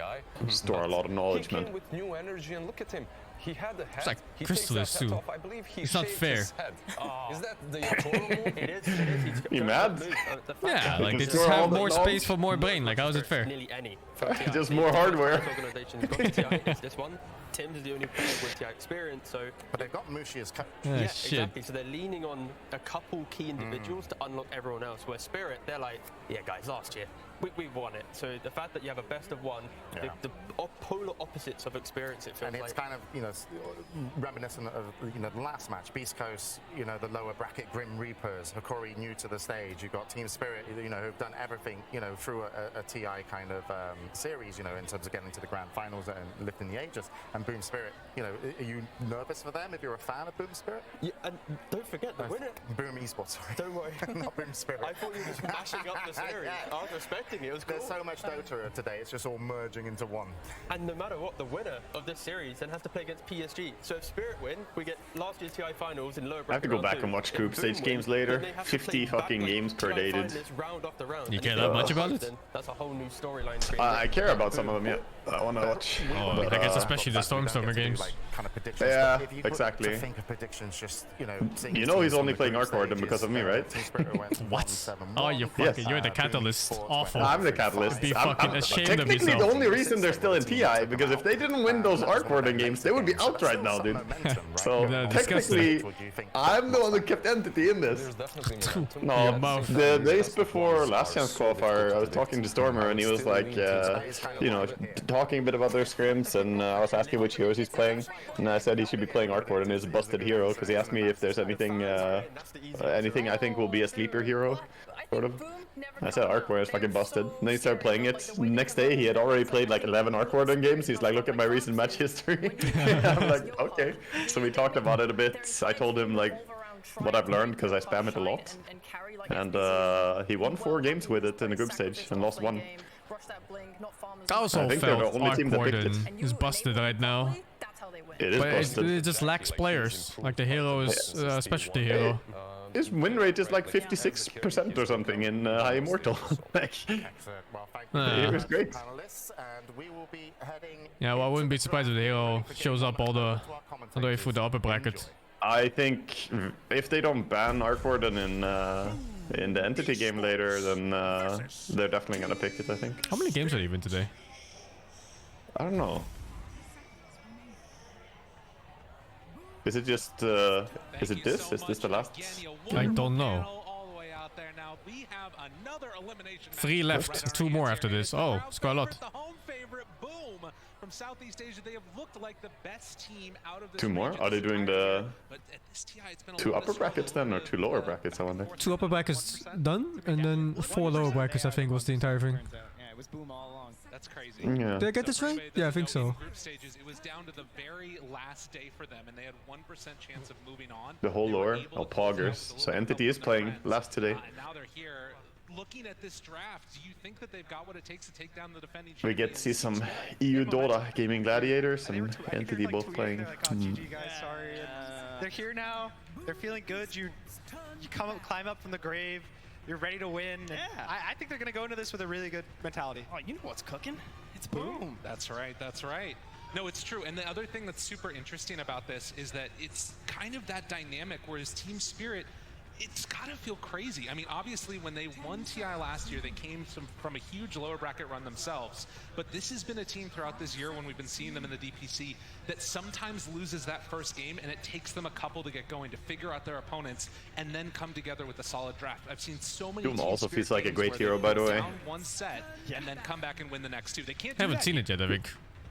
No, well, they're also the previous major champions. Tundra liked to so play a little bit weird to see and them here at bottom. it's also been played as carry a bit. I think right now, Enigma, Marcy have been super popular so far in these last few games. Doom and then into the Enigma. Primal Did they Beast pick taken SF out a lot left still? untouched. He was like Yeah. first place pick ban every game. I mean, that's I why didn't wasn't- watch first game EG, but I think they picked it there. Someone said in my chat. And second game they picked SF again for RTZ.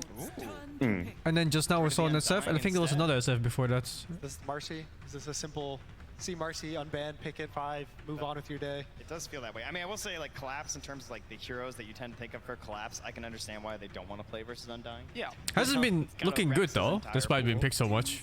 His pool is also... Mars has had a rough TI, I think.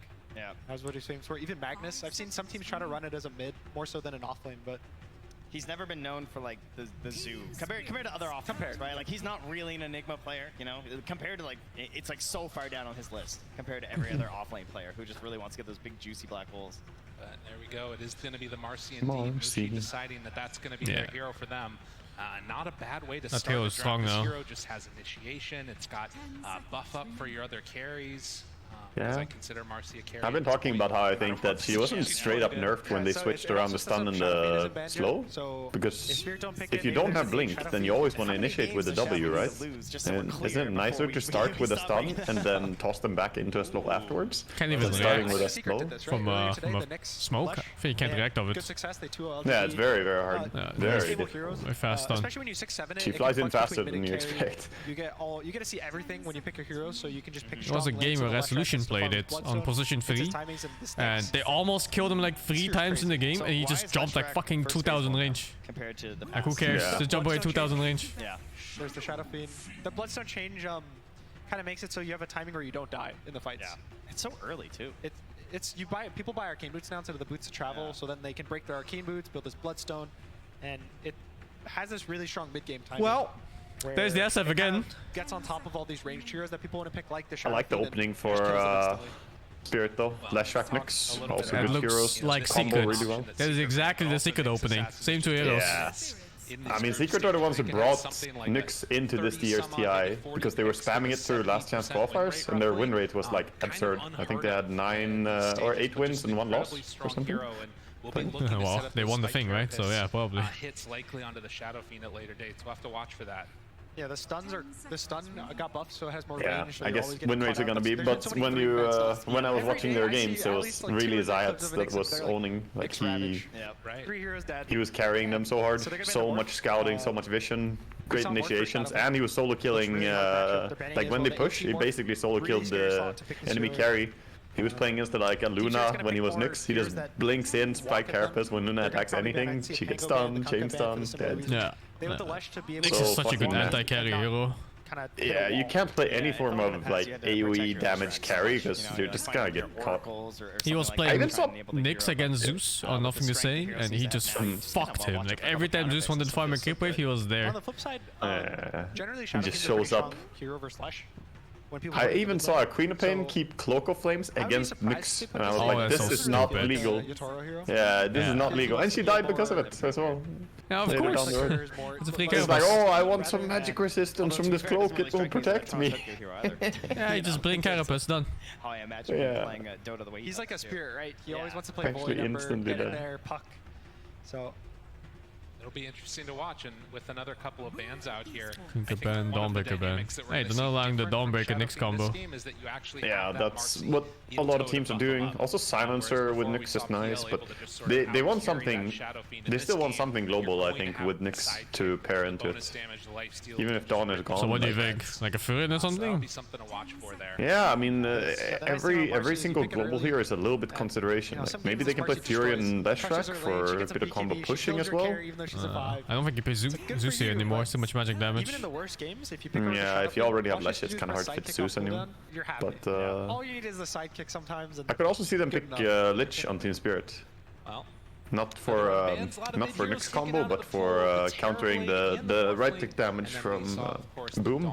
Also pairs really well with Lash. Give Lash ice armor, send him in, doesn't die. I like the laning phase too against Marcy. Yeah, it is a Marcy counter. I've seen it so many times, dude. Like 8 times or something. Teams are letting through Marcy, picking Lich. Yeah, It for sure. works really Like a well. lot of these bans, it looks like they. Because Marcy's a hard commit hero. It makes sense. The Morph for Shadow Fiend ban, Yeah. the Dawn with the Lash Yeah, ban, exactly. Chain Frost like kind of dominates her too. No, not even that. Just like the first 4 levels or so. You jump in and then you just frost armor wherever she jumps. Versus the Yeah. Shadow Fiend before as well. That's nice. There are not many counters to Marcy, so you kind of have to get what you can take. I think Pango is also a good response sometimes with the disarm from his swashbuckle, and she also can't hit him when he ulties. So. Yeah. Does anyone deal How with hard is a Marcy? blink BKB the stun from Nyx? Or no, BKB the blink stun from Nyx. Should be easy. I think Nyx stun is 300 MS delay. So maybe they're gonna pick something that It looks faster though when players do it. I've seen like Zayas do it, and it looks so fucking fast. I don't know. Let me check Is it right that now. slow? What's the cast time on that shit? I think it's 300. This morning, right? Like, you got Marcy, you got Shadow Fiend. If it's 300, it's easily Just doable. goes physical damage these days. We've seen a couple. I think Nothing to Say did an Arcane Blink SF. It I is. think Last Chance Qualifier had quite a It few as well. is. It's more magic based. It might be. There's a Maybe mixture. it's yeah. It Cast is. time 0.3. Dragonlance, you go BKB, It's free and then you go plus Master extra on Menace the 2, you range, go I think. Butterfly Satanic. Yeah, but usually it blink like right on top, Call so it a day. Yeah, but it's so yeah, that's easily BKBable if you're not AFK. yeah, Is this the same with it is. Templar? Yeah, So long ago. it is Wow. for sure. And boom, they're going to be the ones. It's to crazy take that it Mars looks so instead of fast sometimes, FBC. but yeah, you should be able Picking to up along spam with it. the disruptor in tow. Okay. A very different look to this. Even draft with than I kind of was slow reaction, anticipating. right? I mean, Yeah. 290 milliseconds, you can still do it. Kind of feels like And it's a then little bit out of that's place. a very, very slow reaction time for a play. Anything under 250 is easily doable. Picking a lot of Yeah, circles to it's when make it's the under actual 200 that you have to be very fast. Under 180 is Fast almost players can impossible. still do under That's what we're 200s. hearing. This is the high level Yeah. analysis you came from. Really fast ones, like G. Void in here. Do you remember G when he played SF a lot? The big thing is He would fucking versus BKB Slash, everything, make sure dude. he can't run away. Fucking god He has fingers. to be Oh, you gotta stationed, look at because players Shadow Fiend like will destroy it.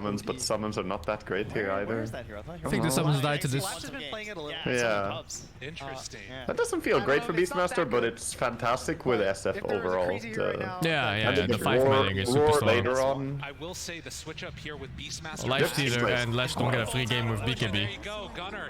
Oh, now this. What is this What do you pick? like about this hero in this instance? What's the big appeal here? Damn. It gives save for the Okay. lore, it gives save Collapse? for the arena, it gives save for the disruptor. They you have collapse with fucking Ashwagandha, so hidden something. even He the hasn't Marcy, done you this in kinda the group just stage. What stop is it from this? happening.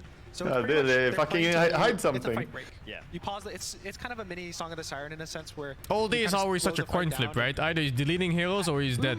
When you play with Mars, you play with Shadow King, these heroes There's have- no in they between have for this spells. fucker. They hit the BKBs, they hit the arena. That's their fight. I'm They wanna win the thinking fight in collapse that duration, those OD. 6 seconds, those 8 seconds. Mhm. And OD is really good at making the fight last. I 15 mean, he seconds, can 20 seconds, and that's he can where try and the stop life stealers are able to the wave chain off, stun that's where the initiation, I electric stuns guess. off. It's But he's trying to make a I long don't fight really happen. like it. Then that you're much. like stuck in this county initiate kind of setup, you It's know? very hard for them to initiate themselves, no? Once the PKBs come out as well, the OD falls off hard, Lesh falls off hard, all the fucking job has to be done by a lifestealer. I'm concerned for Spirit. Oh, you say that? I thought the same when Secret did it, but then the fucking next assassin Secret game, he just went ham anyway. All the initiates was him and he fucking destroyed. Yeah. What did they play with the Nyx in that game? Did they have anything? It was Marcy Blink. That was the other initiate. Ah, okay. It was just all Nyx. Last pick, Outworld Destroyer, hoping to set their sights onto the future, but we're getting ready to go into I this favor game Boom's draft a little bit. the only one that we got. I think Boom's dive is easier to play. Yeah, yeah, for sure. Certainly easier. And their team fight is better. So make sure you're updated on It is. But I'm not sure about the laning phase. They have also nice counter in late game. Have they upped the tempo? Oh, apparently Mordecai says that Collapse plays a lot of offlane OD and pumps. So at least I he actually played like a lot. offlane OD. It's nice. The Shadow Fiend himself He just randomly wins against a lot of matchups. I mean, it's just giga tanky as well. That's a big part of it. That's good stats, level 1. Yeah, crazy stats on the to two. play for team fights. You may make it an unkillable ball. They walk at towers, they fight, and I think the biggest thing they have to deal with and/or worry about in this game is the lifestealer. If they can kill the lifestealer, they're gonna win these fights. If he gets roared, he gets static stormed and astral. There it is. Take it. I think one thing that I'm not 100% sure on. So that might focused, I could happen see is it perfectly. If you astral the lifestealer, I think he might be able to rage before he gets silenced by the disruptor roll. So the OD might be really nice. It's an always offlane make sure OD. that the lifestealer gets rage off. Interesting. And he's still unkillable with rage. They have nothing for rage right now. Well, as they Ping's head out bottom. across the map, the smoke up, they're ready to go. Oh, it's gonna be fucking. There's gonna be fucking. They're gonna meet. Items there, and the thing that I wanna watch Yeah, for sure. But Yellow is not gonna be there in the fight, maybe. Oh no, he walks now. I like Gatoro's start build for a lifestealer. Triple gauntlet, quelling, iron branch. Cure hits so fast. Need some strength now though. has been nerfed a lot thanks to all the offlaners. Who, Yeah. will just crush Really the weak lanes. hero with a He lot of has to get AD stats, man. Fucking hero has it's like same with Pugna. Pugna 40 was damage sitting level 1.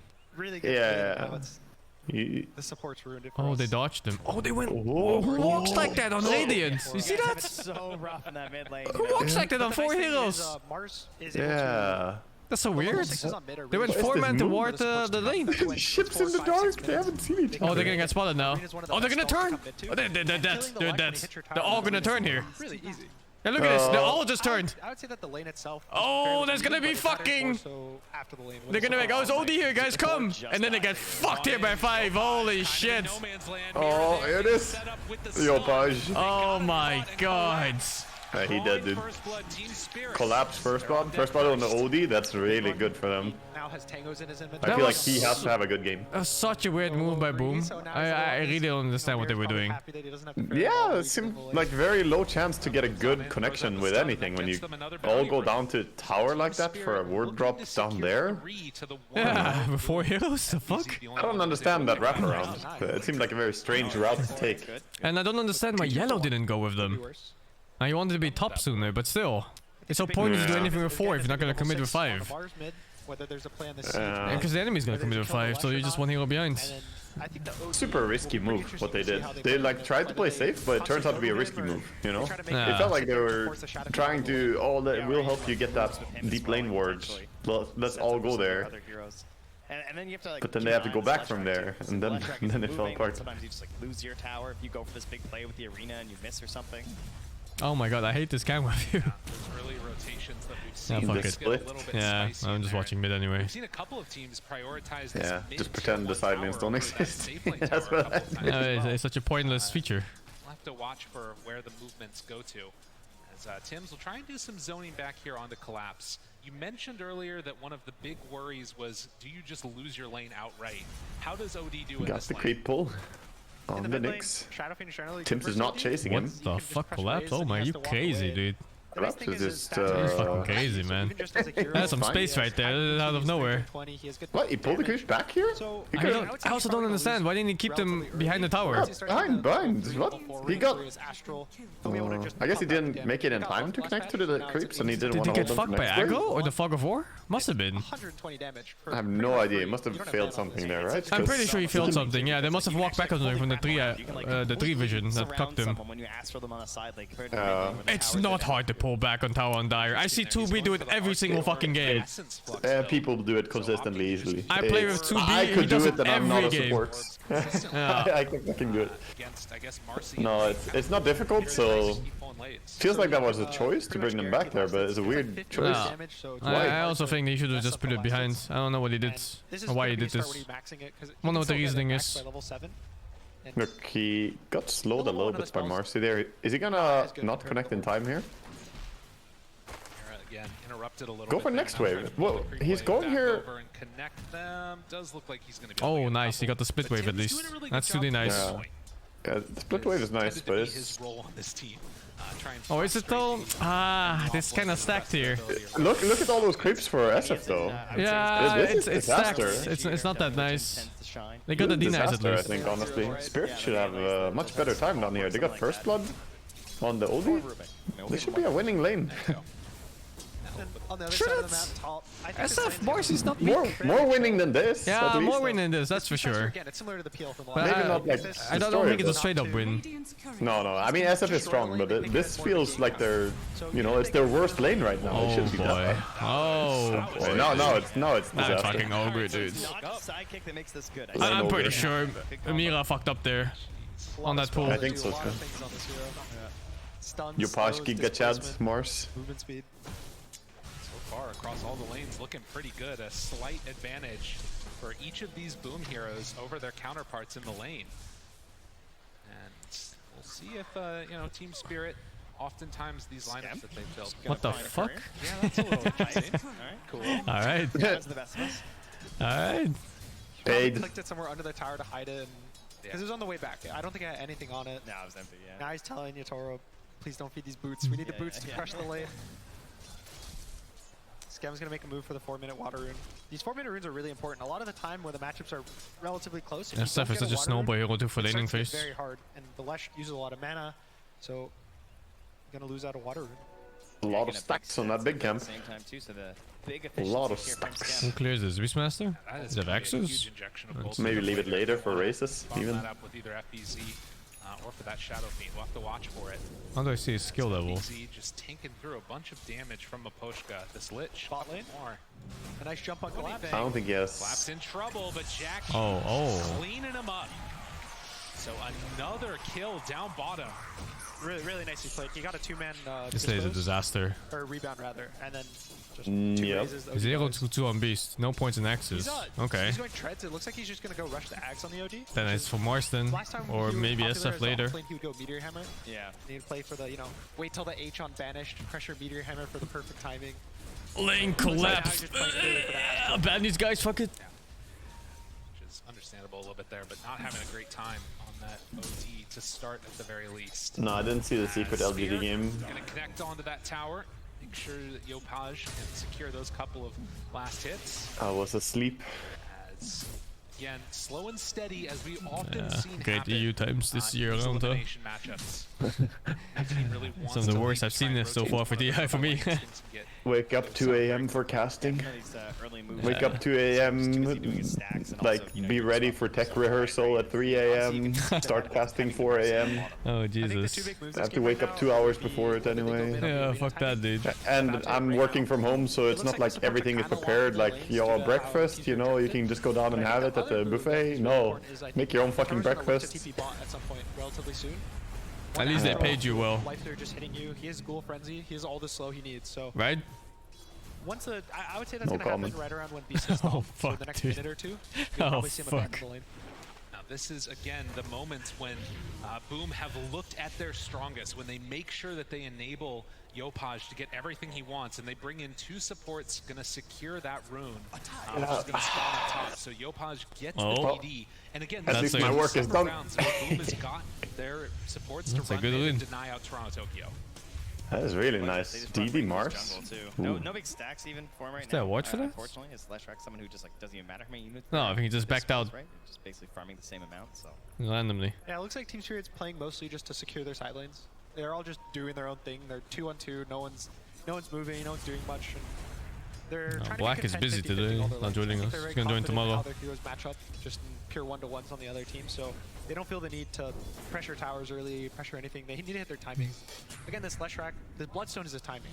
So the whole team's probably just playing for Bloodstone hits, or Lesh's Bloodstone. Beastmaster is struggling a bit in this lane. And then the question It wasn't is, like, that bad. spot that arena coming, maybe Did you watch the tiebreaker games between Boom and Betboom? No, I didn't watch any Coupe game. Ah, right. Dude, you should have seen the there was a sniper playing action horror game. He actually couldn't show. He got him. FBZ just gonna die. So a very nice play from Team Spirit there. Yeah, this top lane is working out pretty well though for Spirit. Yeah. He should be fine. Easy lifestealer lane. And Odie is surprisingly keeping up net worth pretty well. It didn't look like the lane has gone. Keeping up? He's fucking destroying. He's ahead of his own mids.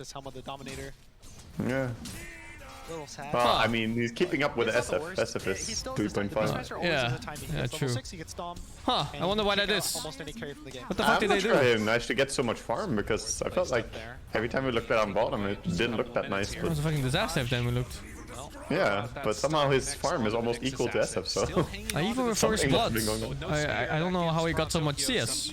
Freedom to walk on in and try and push out this lane. Mira wants to contest, and it is going to be bottom. So they get. He's gonna get hit a bit here, dude. This is some pretty good damage. They're going to take down the Nyx assassin. Yeah, and that level 1 carapace. DD run from the Nyx just fucking clapped.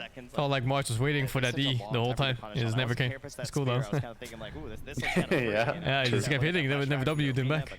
Where's the spike carapace? He just kept hitting. Any moment now. So no runes claimed at 8 minutes in by the Toronto Tokyo. Feels a little bit rough. You can see he's. Let's see if Yatoro is gonna enter his TI main event form. Last year was fucking uncanny, dude. His smoke dodges and shit. Check ass, right though. It was actually the most insane carry performance I've seen in Dota last year. I don't know how to say it. They're just stuck in There their was like, maybe. And felt like every game there were maybe 4 or 5 moments where the smoke was just 1 second away from him and he gets out. Yeah, then you're forced to make definitely check ass. And if you look at their heroes, like, making a move is not very easy. It feels like it's kind of on the back of Mira. Obviously, once you get check ODS too. Like, what is this? The cores don't really. How can you just farm me like this? Forcing plays to happen. You Astral, and Astral's not the best because it also enables the other team to. Gonna go Aghanim's first item, so he wants that control build on Odie. A lot of it will be on this. Double in prison? Yeah, I mean, it's a very good game for saving, right? There's so many good spells to save from. Nice to have it, because then they can also save. No. Oh, Mars. Oh, does he? Yeah. Actually. Oh, he gets away. He gets out. Wow. Yeah, is he still sticking around here? This is crazy. This guy is not even TPing. on back home and will do just that. So they get the kill onto that Lich and manage to escape. Dude, that was way too close. A little bit too close. It was. The nice thing as well is that huge that he made it out though, because if he died there, I feel like they need his momentum in this game. Because SF wants to keep hitting creeps. They need someone to fight around, and it's gonna be Mars. And Beastmaster is fucking AFK, hero. Beastmaster needs some time. He needs a moment. Always the poorest core by far. Yeah, by a huge margin. Yeah, trying to get up that farm there and obviously be a bit of a threat if anybody Odie, 10 armor. I feel like it's like a good threat in terms of rotations as Yoink. well. Try and bring someone through. Easy some steal. mouse issues as we see the Hellbear about to be banished to the Nether Realm. You know, it's interesting to me too, the dynamic of these two teams in terms of the pressure that they're feeling. For Team Spirit, again, returning champions, and for Boom, you know, they were making tweets that looked like they thought they were out of the tournament just a couple days ago. You know, expectations are off. Obviously, it's always, you know, a tough situation. Arma finishing up on Lifestealer. But they have been looking very free, very fluid on this Boom team. Yeah, well, we have the timing's not coming out in terms of the 10-minute tone. I'm still concerned for Spirit here. This draft of Boom, the team fight is very strong, and at some point, it can be difficult to be lifestealer against Roar, SF right clicks. I could be level 7 right now. I could be so And the chain stuns are there. So many chain stuns still. Yeah. Mars and Spear. Yeah, but they save though. They feel the need. They gotta get it. I guess Collapse is gonna be the important guy again. He's a backline save, and he's got one of the best skills in the game for it too. Whether it's chain frost, What's the range of that with Agony? Like 1200 or something, or 1000? It's pretty big. There's a lot that changes. It's long range. Once these supports get ultis. Also, Nyx can combo breaker, right? Just go in and Lich can save too. Maybe it's fine. Is heading in, and I believe has that armlet coming out too. Like Spirit's draft definitely makes a lot of sense into each other, and the OD was like the bit of reaction to what Boom are doing.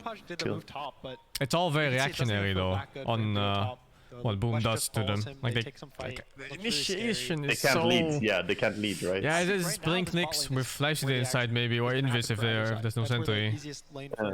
Isn't it scary though, having that be like your initiation? It is. I hate it. It's like, oh, we need to go and fight now. Nobody's showing anywhere on the map. Okay, let's smoke up and, you know. Yeah, I guess you have but Nyx like I going said, first. But Seeker did it. They fucking dominated with it. Nyx found kills all over the map. Make PSG LGD look like a fucking pop team. But they also have the best Nyx in the world. The strength of the hero shows. Yeah. Obviously, it's really good. You know, mid late game. He has rage. He's so good versus all the. Syeds is 13-1 on Nyx right now. Last chance qualifiers in group stage. That's insane. He has armlet. He has max full frenzy. Maybe a hero you don't want to give secret. It's not even just like he does so much fucking wandering around, like a fucking explorer, just walking around, you know, and somehow dodges sentries really well. He's got the catapult up top with his boar while he was farming. Built differently. And he finished that big That's stack a gamer. Yeah, that's nice. That is a lot Built of different, gold. huh? And he needed it. He was pretty far behind on this Beastmaster. So starting to catch back up to the rest of the cores in this game. There was a part where he just walked into Roche pit and stunned like 3 heroes. I think his job in this game is mostly just going to be. They were doing Roche. LGD didn't put a sentry down on the Roche pit against the Nyx assassin. And it's just going to be to roar the lights. That's where you need that 150 millisecond reaction time too. You walk in. God no, that's where you need the buzz. There by the sun. Chain Frost looking for some lucky bounces. Will hit one. Do they get another? Oh, Jesus. The suck? That Lich ulti is going. Jesus. Team Spirit. They take on down that Miboshka just standing there. He's fine, dude. Yopaj, you want some more? Glimpse to stop it, and that will be enough to keep Yopaj out of harm's way. Yeah, I was scared of a Mira stun and a follow-up. Missed the spear on him or something? I was paying attention to the Lich ulti. How is Lich alive? Why is it that? Yeah, that was rough. Well, Mark wanted to kill him, but you know, the Lich ulti going Yeah, but Mark's using all his 3 abilities. Doesn't he kill a support? He missed spear or something, Oh. right? Yeah, he missed spear. Oh no. How, dude? And they missed this one. Oh, that's a good disruptor ulti. That's a juicy one. Oh, that's a good lifestealer preemptive. Rage to go in and infest them. Yeah, Yatoro God. It wasn't enough, but I really like that play. Just get the save there too. But I mean, was close. I think Mars is so tempting. Nice try, nice try. Like, Yeah. what is he, like 40% win rate or Meanwhile, something? Collapse is getting the time he Like, needs, he's going down, sitting but there he and still building seems to, towards like, Dragonets. gravitate back to this hero because he gives He you hasn't left his lane. I was about to say, yeah. You know you have arena, you know it's sitting like a here. spell you can go, but Never you leave. start missing these spears. You think it's just SF pushing a lane all the time? A lot of the damage from this hero comes from Spear and Arena. I mean, now SF is doing it, but I don't understand Yeah, the but first before, did he do it 7 before? minutes.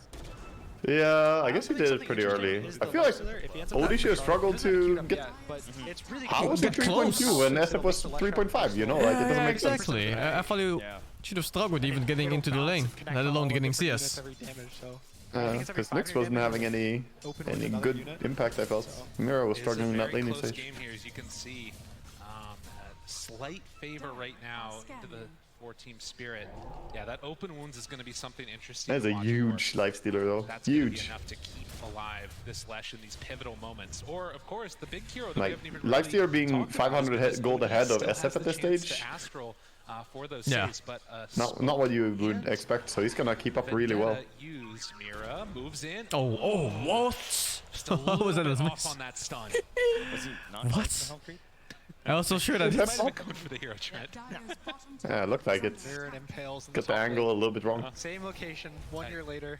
Dude, that is the thing. Expensive Might as well, Everybody remembers might as well every try to move at kill that the point Dominator maybe there with less spells. Just how it goes. Flashbacks. Yeah. But They obscured did win that reactions. TI, so maybe it's good flashbacks. Good flashbacks. Memories is what they say. Alright, Invis rune picked up for Yopaj now. Every rune. BKB first item, Always bringing the heroes. 1100 gold away for Mars. Unfortunately, not resulting. He has to go BKB first this game. You know, not really Of course, OD Lash, Nyx, Lich, Shaven. Toronto is closing in on the Oh, Bloodstone. look at those this. things. He's going bottom with that invis. Check him ass. Check him ass now. Look, Check him fucking ass now. By the way, he just got out of there, right? But do you see there was a YouTube video? A guy made, you know, a test. Maybe they had a war about where he took it from. But Tried making some anal beads vibrating and make it. It's a great YouTube video. I haven't seen it. Oh wow, nice rage, but that should be fine, right? Yeah, just walk away. I think he's fine. Yeah, sure. Oh, is he? No one. Oh, okay. Well, Oh, double kill is it. disruptor. Chain Frost will not stop it. Okay. Just like that, they Holy open fuck, this that chain frost won't stop. Jesus. Even the creep wave. It was, you know what he's doing? He infests the creep to just kill the Dom creep so that Beastmaster has no pressure, but now they just roar him, he just dies. now the situation just gets so much worse. But at least they'll have the trade in the bottom lane at the same time there with the help of the Leshrac. Yeah, this will probably finish the Bloodstone. Oh, okay. Toronto bought the energy booster. I got worried. Sold it. He sold it fast enough. Look at this. He's gonna go off again. Bzz, They bzz, did smoke up bzz, from top as they bzz, run bottom down. lane. Do they have a dust? They do have a dust already on the disruptor. They saw him. Buzz, buzz. Caught a quick IS on him. Oh, just out of range. This sucks, man. Playing against Nyx. Look at him sneaking around the corner. Little fuck throws an angry spear. Fuck you, Nyx. This fucker. It's a classic Nyx, you know, like to run up those stairs. Tier 1 tower. Yeah, Nyx has a lot of just that silent impact, and sometimes, I mean, here we see it, but it's also players get it in their head at some stage, like, oh, it's so hard, like, he's watching us, he's there. Yeah, yeah, like you farm one camp less, you farm one keep wave less. Walking Yeah, up here and- with no vision! Just a hero. You got saved. Saved for the moment. But who saves the saver? Does he have the ability to survive? They have infested him in a second. He's fine, isn't he? Hold up. Who's saving Did he who? infest? Hey, who He's needs not even saving? infesting him. Is he infesting him? Who the fuck needs saving? The two of them are just killing him. It's so much damage. It's 500. I guess that's insane, actually. Oldie and Lifestealer, they both can help each other.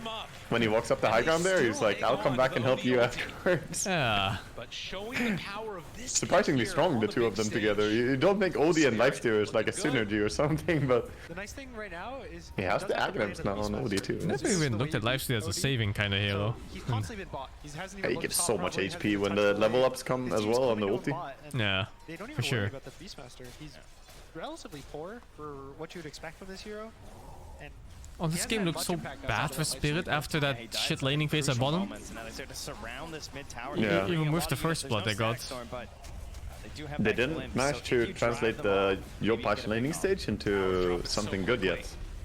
Like, he had a good start on Yopaj, but he still doesn't have BKB as well. He's not ready for this fight. That tower is dead. They have. Oh, it's just a 4. Okay. I thought it was another hero. Wow. Imprisoned into Nyx on that board. Fuck him. I believe so now. Boom has no glyph, so if Team Spirit's feeling really good, they can go for a tier 2 right now. Yeah. I guess their timing is just a double BKB. Wait for SF, wait for Mars. Collapses there for the save, and they just handled him. I mean, they kind of did the right thing there as well, it felt like on Boom. They did, just didn't have the damage. Yeah, the reaction is the right They're trying to think of the big play they want to go for. They didn't have Marcy ulti? Yeah, I guess. Head up to that side of the map. If they had that, maybe they could have. Hitting BKB timing on the Shadow Fiend just about 400 gold. And Boom still has very strong timings. They have double BKB soon. Mars just finished his. He gets an Invis rune to catch. No blinks yet on the side of them, so their jump is not the best, but when they're able to sit there, stand with BKBs, the sidekick, maybe they fight around a Roche. They're really strong. If you're Boom, you don't want your SF to be even close to Lifestealer net worth. You want to be like some 1,000 gold ahead or 2,000 gold ahead at least. The shop as well earlier, or not the shop rather, but like heading towards that outpost, so there's tons of wards in that area. Lifesteal's gonna eat him alive. 3k lead gives them Yeah, even net worth, safety to still Lifestealer farm up a destroys little bit more. Now SF. with You that need to be information, definitely they're ahead. over the fight. They run into him. The smoke. Gotta go for the Halberd too. Halberd's so good in this game. Gonna be So the good. first point of contact. They might have seen the axes there. FBZ backs away. Anticipating some Gotta go. in that direction. Got a feeling. They want to go. They want Somewhere to down south. I think they want to force a Roche or a tower. They want to force an area that Team Spirit's forced to walk into. Their Hawks, their vision. So you can see. They're pinging it from Tim's. Tim's is just all over that Roche. They're going. Yopaj. Yeah, what, Roshan? One bzz, like bzz. No sentries around, so if they head up this Fucking direction, go. he is there to break it off. I'm telling you, man. Smoke gang 2 bzz. Roshan 1 bzz. Picked up that could be game Yeah. defining. They just learn Morse code, you know, and then Still over in the trees though. it's continuous fucking translation. I think They're Morse getting code is messages. too long. They'll take it No, down no, no. now. They have a Team fucking Spirit full not communication wanting to line. lose Roche for nothing. Yeah. Reset again. It's all these games. Best of ones, so much nerves. You don't want to be the team that makes the bad move. Yeah. You want to always make sure your moves are good, they're clean. Even if they end up gameplay-wise not clean, you want the moves as a team to be clean and together. You know the employee that stands in the booth checking if anyone is cheating? Just hear some fucking bzz. I tell you, man. Metal scan on the ass. Yopaj on that bottom lane, at least for a moment, and now Toronto Tokyo heading on in, ready to contest for this rune. It is Like an orchestra. Bzz, bzz. From every fucking player, This is dude. with a lot of gold investment right now. Oh, just being Jesus. stacked and waiting on the OD and the next assassin, right? They want these blink daggers to transform their Need to heroes call my into superior. I'm not sure how to deal with So, this. This is a good time for Boom. A lot of empty gold right now on Spirit. The lead is not as large as it seems. They head on in. There's no way to see into the pit right now for Team Spirit.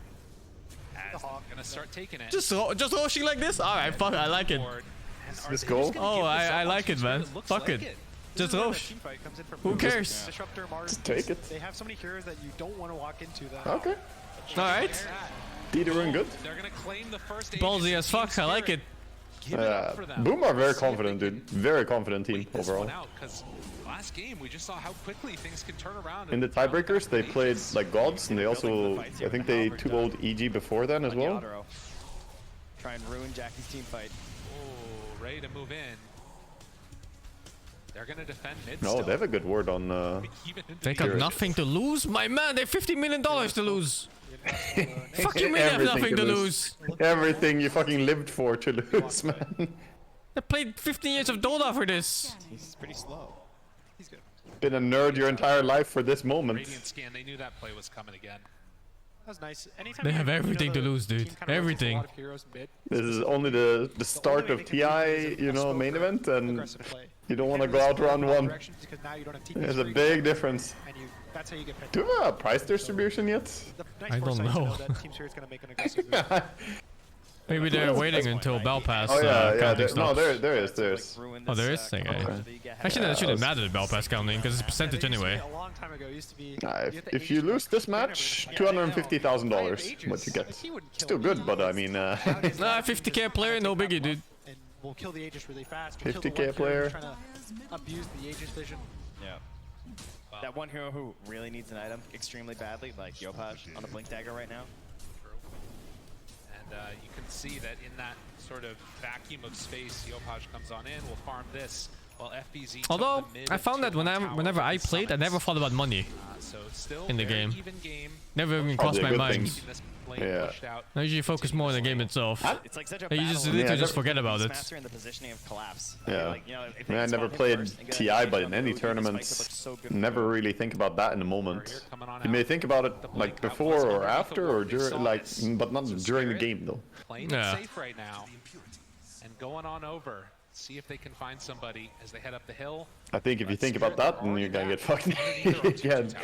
Can't get that in your They head. want to defend the tier 2. You throw TP's mid, smokes up. They want to get probably a support. Or if the It's not that you play for the game, it's more like you just don't think about it. On in.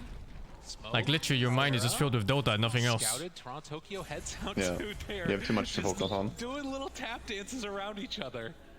Dota's a very Everybody immersive knows game. where they're at. My biggest concern right now for Boom It is. It's the same thing when I cast the first time, first TI3 when I cast there. It was like first time casting at TI for me, right? And there were over, you know, 200,000 people listening then. Like 200,000 I think on the mainstream. But you don't really think about it when you're sitting there and you're watching Dota. Okay, picture how many people it is like in person physically. It's crazy. Yeah, right? exactly. It's like fucking full stadiums or something. Yeah. It seems like all the Insane. They Arenas. actually have so much more damage on Spirit. If you think about that, then it's like, oh, I should be nervous. But the moment Dota starts, it's like, no, you're just watching the fucking game. They will manage to force him back for the moment, but Boom taking good vision in this area, and with a minute and a half left on the Aegis. One city. Be spoiling for a fight, or even just to try Poggers. and bully Team Spirit. They haven't been able to accentuate their lead. It's, everyone who lives in my town times 20. You know? They're kind of like looking at it, like, yeah, okay. You just what? Oh, that's a really small For every town. person in my town, 20 It is causing, people of course, showing to up. Stay relatively grouped, and so you can see that Boom gets a slightly bigger spread there, but you gotta be a little bit careful because we know that they're ready to try to abuse that spread if you're too confident in your Aegis. Got that butterfly, but he also has the halberd. They only have 3 heroes down here. Maybe 4 at most. Yo, Mars is showed mid. Oh. This is scary. For this one. He gonna get glimpsed. Back will be saved by Astro for the moment. Spear. That was rage. Oh, they imprisoned him, but now they don't have Oh imprison no! him. He put himself under? Disaster! What? He failed! Oh no, dude! Odie can't cast W on rage targets, right? No, he can't. He Yeah, can't. so the fucking lifestealer. He griefed, yeah. Yeah, he griefed. He should just have not raged, but when he raged, Odie can't help him anymore. No, but when he raged, Odie shouldn't have gone in. I don't think he noticed. Yeah. He didn't have to help on Odie. It was both players fail. Oh no. Lifestealer didn't need to rage and Odie didn't have to go in, but they both did it, so they got fucked. Damage from that SF. Odie used W on Nyx, but he has 2, he has Even though Ags. the Aegis is expiring, this is going to be another tier 2 tower taken by Boom. They used glyph. There's no more glyph if they go for the tier. That is very. They lost. They already lost. Aegis is expiring, so I think they might respect Team Spirit, but. Oh, that's rough. Yeah, Yeah, like look the at first this. fight of the game, you know, and they lost so handedly. Look, he saves him from the thingy, and then he didn't realize he was already raged. Yeah, oh no, he didn't realize. Yeah, He thought Lifestealer didn't get rage off. Of course. Yeah. Weird. He like infests the Lich. The Lich Ah, Yeah, but he did rage before the roar. And Toronto is just like, what can I do, man? What's happening around me?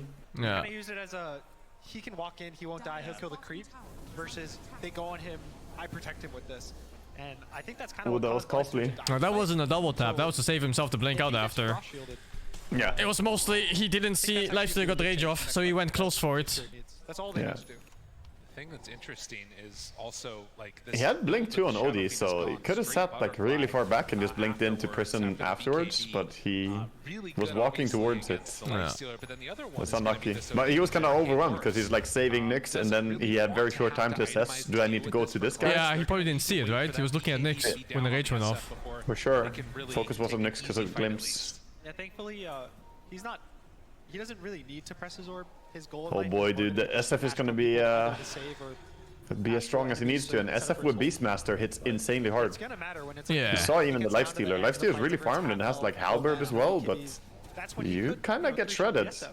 He's gonna go Satanic and then either Skadi or MKB afterwards. And when he has one of those 2 items, whichever he wants, very, very tough to fight. I think you go Skadi after Satanic on SF. Yeah. Because Leshrac Bloodstone, right. See me, what does he have now? Yeah, it's He basically Butterfly. has the Satanic, almost. It's very close. Game, not too many kills, but a whole lot of pressure being felt by both. Beastmaster just enables this SF so hard. Next Aegis, a minute and 15 seconds till it's capable of respawning. Beast shitty laning stage doesn't matter anymore. Well, it matters, right? Without the sheer laning stage, the game would have been worse. Yeah, it would have. But like he's not suffering at all anymore. He has everything he needs. I suppose Beastmaster also doesn't really need to win his lane. Oh, to he be has Helm of effective. the Overlord and BKB. That's more than he needs. Roche can start responding in about a minute, so they want to take this. Well, they infested, but they're not going. Hold the high ground, hold No, they go in. They go in. Or just have fun with Camping the Roche. A lot of constant spam there of the Requiem. I think the really nice thing as well is Yopaj. You see he went BKB Blink, and he knows he's not going to do this Deso or the Ags. And now the Hawk is coming in to scout a bit. He's going to go for a Sheep, and also for a Refresher. So he's playing purely stun heroes, team fight. That's all he needs to do. Just be there and control for your Shadow Fiend. Here's a Cloak of Flames. It's a poisoned apple. Take it. I see. He reacted to it. It was a long range stun though. Yeah, it was very long range. So that's more like maybe 0.6 seconds even to react. Takes a while for it to travel out. Which the Roar is one of their biggest tools versus the Lifestealer. Maybe it's better if he didn't react. Their only tool they can use through Yeah, sure. actually. And a quick spawn on Roche, so potentially those won't be up by the time this fight could happen again. Yeah, they actually want to try and pressure that bottom lane by the looks of it as well. They're like sending Yopaj down, seeing if they can create that imbalance on the map. Oh, he wants to force them on the bottom lane. I don't know if it's a good time for it right now. Already dewarded this area on Boom. Oh, it's getting scary. The area now. Oh, the fucking buzzing, dude. They all know the buzzing. 4 at the same time. Just barely gets out of there. The buzzing is location. Very close. If it buzzes in 3 players at once, that means between tier 1 and tier 2. So Roshan is up. There's no roar for 25 seconds. You can do like Morse code, man. No, it's like if one buzz is smoking like bzzz, and then you determine position and you do the follow, you know, like two buzzes like triangles like bzzz, bzzz, bzzz, you know? Ringing it in, dude. Yeah, so. And 3 buzzes jungle is like bzzz, bzzz, bzzz, bzzz. Now here's the part of the dance where Boom's gonna try to take the jungle back from them, so they have the high ground You advantage. can form a whole language off Pushing this. up mid, pushing up bot. Always about these pressure. These lanes. This is how modern warfare will be done, dude. Morse code through ass. It lets them get this pressure in the mid lane. That's gonna get pressure in the bottom. They don't have to worry about the fact that, like, they know that Roche isn't being taken. They don't have to worry about some smoke play or something. They're just chilling. Yeah. This Roche is the big one. It's the second Roche. That's generally the Yeah, first one. maybe it's a radar, yeah. Buzzes more intensely as you get closer, so you can like pinpoint how close you are. This is when you have actually hit your timings, and you can actually end the game. So whichever team gets this Oh, Roche yeah. probably currently in the command of the What is game. that, fucking anal radar? What is this? Like a submarine, dude. More ways to just make Like it ping. harder, stay alive longer. And the intensity goes up when you're closer, or what? They're close. This whirling damage Oh, dealer. fuck. Player shifts in his chair a bit. Whoa! 5 heroes. Also, like the first time they gave her the buyback. Fucking every blink initially will be a jump scare. Roche as well. Yeah, that's also a big reason why Dire Jungle is so important for both teams to take. The outpost. It's the Roche buyback. And right now, Team Spirit Oh, has it, here we so go they should again. be a little confident But about no, the he's Roche fight, he's but not. No, it's Infest. Oh, he looked. He's like, fuck It this. really feels like collapse. Like him not having the buyback too. Like he's somebody who can Walks up, yep, the hero, right? Go down first. Watch for it. And Team Spirit, they did take that upper tier 1 Oh, tower. FPC went with a plate mail next too. Thank you, no? Oh, Save the is that a go? No. Oh yeah, his blink got burned. Anything else there? Mira does have that blink dagger, but it's a little To bit refresh scary my to stream, make you're like 2 seconds behind or ahead of me. Today have led to some victories. Or you just have faster. The 200 milliseconds lower reaction time than me. Oh, no, I'm a boomer. 2000. I'm operating on 2000. That's 2000, man. 2000. 2 seconds? Hit a couple big spears there along the way too onto several heroes. We'll have to watch and wait and see, but boom, they feel What strong, in-game they time do you feel have right ready. now? 34, 35, 36. 2 seconds ahead of me, motherfucker. You Okay, got brain delay. that hacker timer. Brain You got a delay. better server than me. The outside, and of course, without any easy vision in here, they're not going to be able to tell that this is Second free actual. roach, fuck it. Is coming right now as well. They can't get away with this twice. There's no way. 2 times, man. 2 times. And it's moving down. It's going down quickly. They Fuck a drop down BKB for the it. field, SF, BKB looking for for it. a No? Yeah, for sure. He did a BKB for it! He did BKB! Oh, he's so Okay. got it! Oh my god, that's so fucking greedy! Even when the That Knicks is blinked, they did insane BKB level for it. Insane greed. Oh my Surely you goodness. BKB that. Yeah, I'm pretty sure you fucking BKB that. Imagine if they didn't, if he didn't take the ages in time there. He almost got the timing to go. I mean, Team Spirit, on the Knicks. they've got to be sweating at this I mean, he point. didn't take the shard in time, but didn't matter. It's not the Yeah. same thing. I find that go a little wild there, but back Did he to misclick Satanic? Did he? I didn't even see. Seth, Aegis, Oh, Jesus, Danik instead of BKB? Was it the wrong hotkey? Oh, I hope not. Probably I- want to have your BKB on the right hotkey. Here and wanting to back up the rest Fucking of the team so hell. they can get up there onto the high ground. Take Accidentally buildings. confident as fuck. Boom might slow down for the next minute or so. Saved his The BKB. double points are really big. Yeah, it worked out, 3 more worked out. damage per soul, 60 more damage for 1 Oh, talent. dude. So I think once Dude, they a hit level that, 20 that's talent probably on SF as well. Alright, I have Gonna my hit it timing, we soon. go high ground, we can end the game. Absolutely massive. Spirit, what is their answer going to be? Because right now, we haven't been able to see a successful move from them over the past couple of minutes. They have This really feels like a lower bracket TI game, by the way. So It does. tense. Both teams so fucking Monka W. One of them was a previous TI winner, no less. Yeah, still Monka Biggest thing W. is, actually starting Can't the move fights. out. Again, all of it is on Mira to start the fights for them. You don't want to really start with Astral and show your position. And so the Lifesteers constantly have to infest. He can't farm. They have a Tim's BKB coming right now as well, so he can really get into these fights.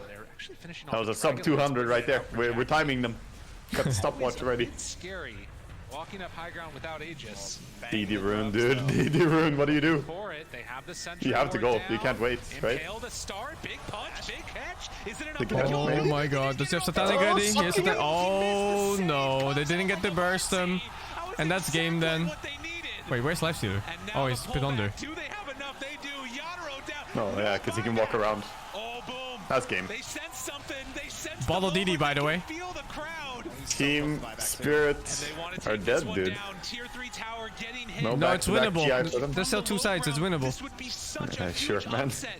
They have looked solid this entire game. Look at Yopaj just lying. I'm no longer on an official cast. I can say what I think. That is fucked in. Hey, hold up. You're done saying what you think on official casts? This I guy. say what I think, but you can't fucking say, oh, this is over, it's GG. He's got a ward on the right. He sees them all. They're thinking about it. Jump forward, spear back, arena down. It's okay, Waga. This next game. Round 2 with the refresher. Next game. They're catching. They're killing. Boom. They're doing it all.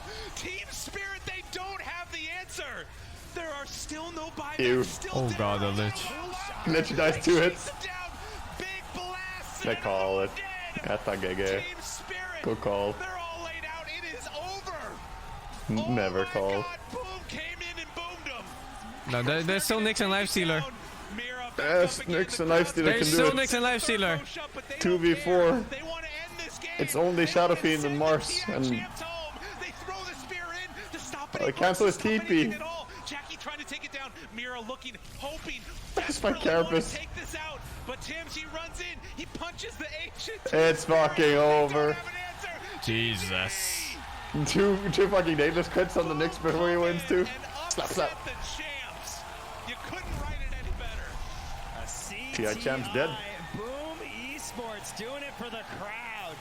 They're on their feet. They love this. Unbelievable performance. Feels bad, man. And, oh, it hurts. God. Does it? Shaving Feels head. good, man. Elimination. Shaving head worked. Skem. Look at the hair. Oh, the hair was the problem. As they close Yeah. this game out, 1% chance at the end of the group stages. To play this game. To play this game, to even have the opportunity. One of those matches that they are not going to forget. Dude, Boom might be a dangerous team now in lower bracket because they came in with crazy momentum. They were like, they've been facing elimination longer than anyone already, right? Because they were in the tiebreakers. They had to, you know, fight really hard to get back from there. They destroyed them there. They destroy Spirit. Now they have that lower bracket momentum that we can see every now and then. The scrims. Boom The control the scrims. game And they get back into the best of 3. No longer in the one game you're dead. Knocking out the defending champions, Team Spirit, and you know so much to talk about when it comes to draft. I'm gonna go take a moving, the optimization. So we can start with you, T-Gov. The draft, you know, the OD was like an answer to somewhat, but they also, you know, were just kind of waiting to see if that answer worked out. They weren't really making opportunities with it. Yeah, I think the main thing for Team Spirit, they had pick 18, pick 24, pick 18. They got What a good-looking panel into right this there. Mars, and then now suddenly Mars is a mid lane, so this Lifestealer least the pick. It's people. like, wait, I'm not laning into the counter I wanted. And then you have this last pick, OD. So fucking In dapper, theory, look at there's T-Gov. some saves it can apply, it can help with a He reminds me of like Frostpunk. But as soon as you start playing reactionary, Some of the characters showing up in Frostpunk when I played it, you know, you see the little artwork. Compared to He Boom, would which is fit on in the there. complete opposite side of that spectrum. Or maybe the And guy that's from their really Billions what driving the I felt like, you know, Titan. Team Spirit have been famous for is not only their reaction but their initiation as well. But having collapsed on the OD, it was only a reaction.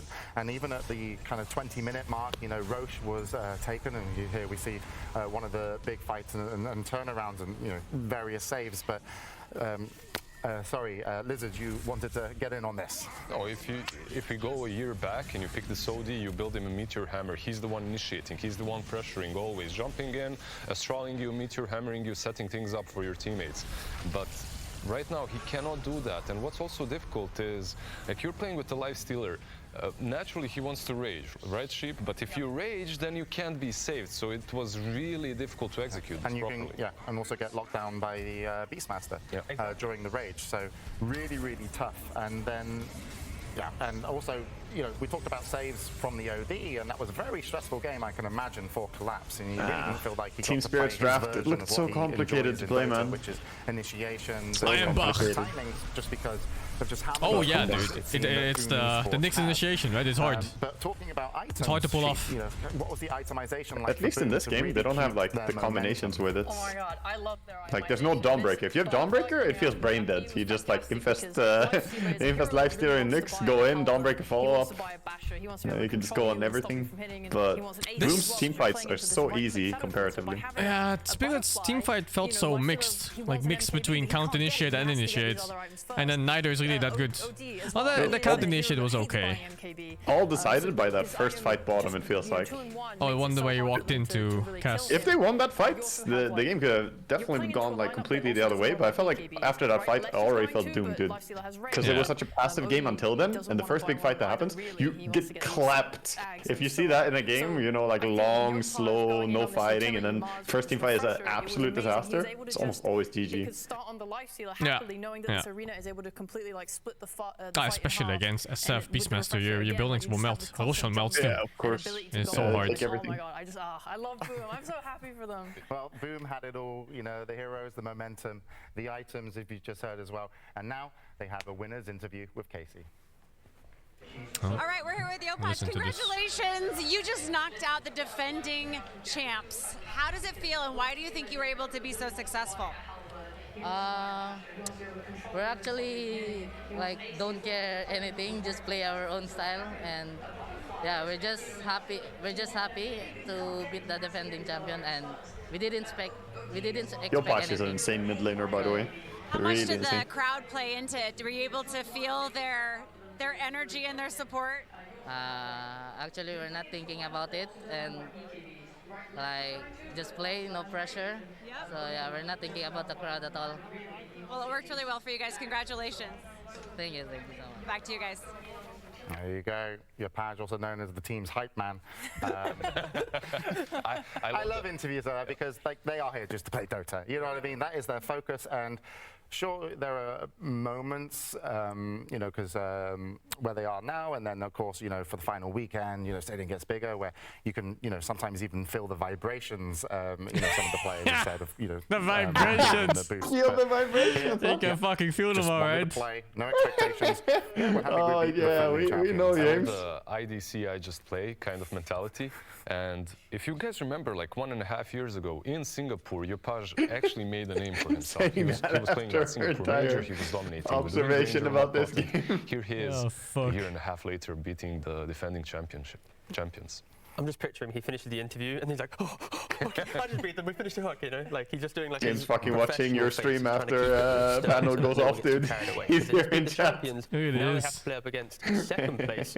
Like, Yeah, you we know gotta who keep composed. the. I think we might know who some of the teams are playing, but we can check on that later. I'm not sure if we know exactly who Boom will be facing off against yet. But James they've is got so two good big as a host, victories under though. their belt. He You is. know, one in the group stages was He's EG, like but this is the one that was actual S tier host. I mean, but I He really knows love their Dota draft, and he I kinda speaks wanna well. focus a little Like, bit what if else I do you can want, ask right? on, Yeah, disruptor but kind of vision, he's also because, good at pulling you know, like a lot of teams just are, a lot of very positional, and I've always like found in the pro humor gaming, that he the builds ability to into kind of stuff move is your opponent and really bring them out just of position, and Marty I does don't that know. as well. They had Yeah. two of them. It's on hard to their do team, on the and spots that as a also host, I think. adds a huge amount of stress. From what I've He's seen. witty, you mean? I'm sure. Of course. Yeah, he's Yeah. very witty and very Combine quick that with. such a I mean, we beast lived with master him for who's over a giving year, vision right? So we Yeah. both know who has he's just a another funny fucking initiating guy. tool. It's Yeah. just so difficult for Team Spirit to accomplish anything in a game such as Gonna this have to interrupt you there. Sorry, I was doing all these hand signals.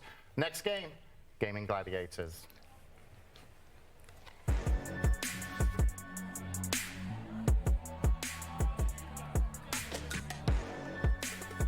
UK things, it is. It is a UK thing. Yeah, It's where UK UK is peak comedy. Yeah, it's like the race to speak in a way that's so witty. Or he's charming in a way. Gaming Gladiators joining the stage, and yeah, you might want to. Also, they flame themselves a lot. Yeah, he has very self-deprecating humor. Like James will make a lot of fun of other people, but he makes equal fun of himself if you spend a lot of time around him. So, and then it doesn't feel like he's doing it to push you down or anything. You know, he'll joke about anything. Yeah. That's nice. Oh, my boy Celery is in here. Yeah. Celery. I haven't followed his journey into TI at all, but my god, he's a TI. The fuck? Yes. Yes. They were owning in the early DPC season. He's like best treant in the world, so back when treant was relevant. They played a lot of tri-lanes and shit. They were really exciting to watch. I'm sure. No other team was playing tri-lanes, and they were doing tri-lane starts and then swapping lanes and shit. Their laning stage was... that throws off teams so hard, just tri-laning randomly.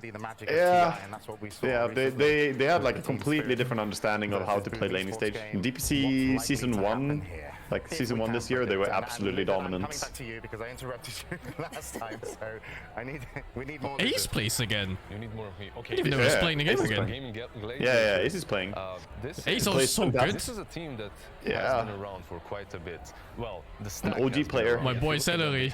Holy fuck, why did they age like 15 years in 2 years? What happened? Dota, dude. What the fuck happened?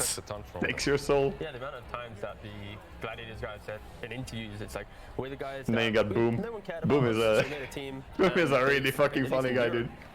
Holy fuck, this guy's handsome. What the fuck? He's like a supermodel face. Consistently in the top bracket. Look at him. Region, and of course, this TI showing it hasn't been the best so far, and they're in the low bracket. He's ridiculously handsome, the guy. Fnatic have consistently been at the top of SEA, but now they're Boom was like tweeting out some real depression stuff about like wasting all my time playing Dota, you know, like why did I spend all these years doing this? Group stage for Gaming Gladiators. Fnatic actually came out with 3 wins, 3 ties, and 3 losses. And but why? How would you kind of explain Fnatic as a team? It was like you know. Very inconsistent. I think wonderful. it was when there was something about competitive Dota and like news or something, and he was depressed about how. I think it was when the first major was cancelled. Oh, I see. For Corona measures, was it? They struggle very much. What do you say? Was it for Corona measures or something else even before that? Yeah, I think the Corona major cancellation, I guess.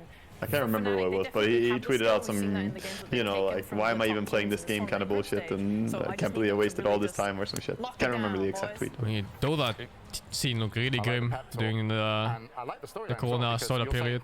It did. No events. And TI got cancelled, everything sucked ass. Yeah, it was really no good. TI, no events, and yeah, just... Oh, not all esports. Some esports were okay with it. For sure. Yeah, like Worlds and stuff, they went on normally doing almost. online events as well, doing good, like big online events. Just Dota took a really big nosedive in it, sadly.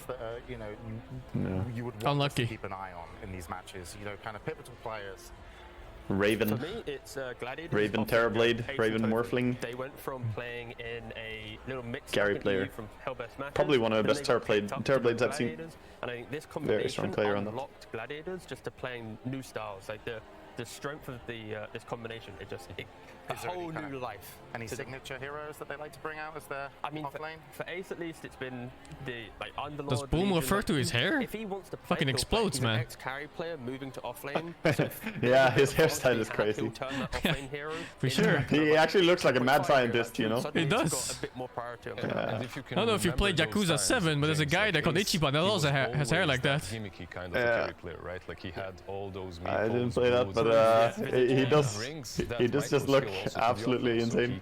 His interviews are hilarious, dude. He's one of the most charismatic, like, funny guys ever. Kind of a hero. Really, really funny. Yeah, sure is. I mean, he's got a lot of experience, yeah, and you know, one of the players I recognize. So I'm doing great on this panel. And then for He looks exactly like him. You want to kind of bring up and shoot you. Yes, sir. It's switching. Let's go. DJ. Looks. He fucking looks like. He looks like that fucking Superman actor, man. What's his name? Henry Cavill. Something like a hoodwink. That's probably one of my True. favorites. Same face. Holy shit, dude. He's so good at his movements on the map. His ability, like his spell casting, is great. You'll usually see him like with the potential to just turn into a core as the game goes later because he's so good at having impact. Number one, my favorite on that team by far. And the way they switched it up. Yeah, right? it's the chin, I think. They were playing It's last year on that 4 and 5 now. His eyes, nose, and chin, and his jawline is ridiculous. Like the playmakers for Fnatic. Yeah, DJ, a name I'm Handsome also familiar daughter. with. I believe actually he kind of called out like Jarek's being Looks the like a best mad ever doctor. in Yeah, Season 4 exactly. now. Mad scientist, mad doctor. That's just the hair, though. Yeah, that's the hair doing it. At the same time, do you guys think that Armel, perhaps as he missed the last TI, he's hungry now and he's The hairstyle this TI. There's There's a lot of crazy hairstyles this TI. I learned my lesson. I was lazy last year. But I will never don't let that happen again. the crazy hairs always lose. It's the bald ones that win. Practice. He talked about The bald wins, yeah. We saw it, Scam won. And in terms of experience on the stage, not any much difference, because in group stages, as we mentioned, they kind of perform similarly, you know. But spray the glasses a little bit. On stage. Well, when you look at Raven, this man has been on what, 4 or 5 TIs. Need clean vision. There's definitely a little bit of an edge when it comes to the TI experience, because it's a different style of experience from any other stage, right? It's TI. Yeah, for Gladiators, they just don't have that much experience at all. Of course, Ace will be their key player there, but everyone else, it's first time. Well, here we go. We're getting ready for the draft in this match. Diamond Gladiators versus Fnatic. And I've got a treat for you here on the panel. No way. Yeah. After my You know their team name before they became Gaming Gladiators? I knew it at some point. I don't remember. Team Tickles. Okay, well, Team Tickles. Can you just predict the entirety of the draft, please? They were all Yeah, sure. We're gonna see some rich shiny morph. There you go. That's 3 Team heroes. Tickles. Anything else? No, I think that covers it. Yeah, that's it. Should we just wait for the game? Should we just be quiet? Yeah, just, there you go. There are some people that just mute Twitch chat, by the way. They wouldn't know the difference. We could just mime. But yes, the draft is going to be on its way. It's going to be a very interesting one, because even position 5s, let's say on Fnatic General, I remember like 2 years ago, they would pick a position 5 troll to him. He would carry the games in the DPCs. Like both of these teams extremely flexible. You guys mentioned Ace before. Like, How flexible is Armel? Well, let's not call him the most flexible mid laner, but at the same time, he's extremely stable with what he's got. So, and he's old school. So any single mid lane, classic mid lane hero is definitely in his hero pool. I'll let you guys focus on the draft, because Got a FPS style having the keyboards angled. Yep, What do you say? What are they called? Diamond Gladiators? Of course, the key heroes to look out for. Diamond? It's gonna be No, like this Enigma, gaming. Oh, Fnatic gaming. Picking it a It little sounded bit like more Diamond. than Gladiators, but Yeah. potentially having that factor. The amount of times that people on DPC broadcasts call them Gaiman Gladiators. Gaiman Gladiators. Gaiman Gladiators. Against gaming gladiators. Actually, A Diamond Gladiator sounds better. It's usually the Enchantress and Marcy that's better. Gaiman? But they get the Yeah, Marcy out. the in-game is saying the hero Gaiman is strong in Gladiators. Any hands at the moment. Yeah, very much a respecting. It did sound like Diamond. Enchantress very prominent. Broodmother's kind of risen in popularity during this TI, and now the key heroes are being let through. It's going to be Gaben Gladiators. Enigma is still available. Do you think that SF is perhaps... They're respecting Ace Broodmother. I feel like SF might. Because he fall played down Brood a little lot bit before due this to fucking Brood the meta. kind of the EG showing the Spamming The it. team that was dominant with the hero just got, you know, kind of put to the lower bracket so quickly. Sorry, What? Koshi. Oh, thank you. No, I'm just thinking in my head about how Fnatic have played throughout the I'm year. telling you, the guy looks like Henry Cavill. Manuel, he was Especially his a side support profile. player, in like healing. You know, he liked healing. It's heroes. He would ridiculous. play very much The this guy kind of, born with god-tier genes for his You know, face. he'd let DJ do all of the roaming, so he would go on like a tiny, a hoodwink, whatever, rotate to the mid lane, do his thing, and Januel would focus more on like making sure Raven was having a good game. So this Undying pick that matches that playstyle, I think it's cool to look at this TI and how support has like evolved, because I think in Arlington there were players like Picho saying like, oh yeah, healing, it's the best, it's just the best. And this Primal tournament we beasts have let very through, huh? aggressive fights. We have liches and disruptors and stuff with kill threat that want to harass you in lane. So Fnatic's still kind of opting a little bit back for that. When it comes to the Silencer, Tiga, is this a lane matchup or versus an Undying, or is this just something that gaming like to pick up? It's a second pick kind of style hero, because they've played it on both 4 and 5. So the ability to lane it into anything they need is key. And with this Primal Beast, they've also played it in the off lane, in the 4, in the mid. So because they are very second flexible, pick, right? like this, it's opening. It's very robust because of course Primal Beast. You go phase boots, BKB. Your 20-minute timing is dominating, and then you pair it with this team fight here. But yeah, Sniper, that kind of secures a lane against this beast. You're so far First phase pick disconnected from the lane, Sniper so against you can Primal kind of, Beast. not really feel the pressure. First face sniper at all? Probably one of the rarest heroes that first can phase actually sniper stand is up to That's a confidence keep your pick. distance. But I Confidence? suppose as Is it flexible, good or bad? flexibility in that too. Could be safe lane, could be mid. Yep. Yeah.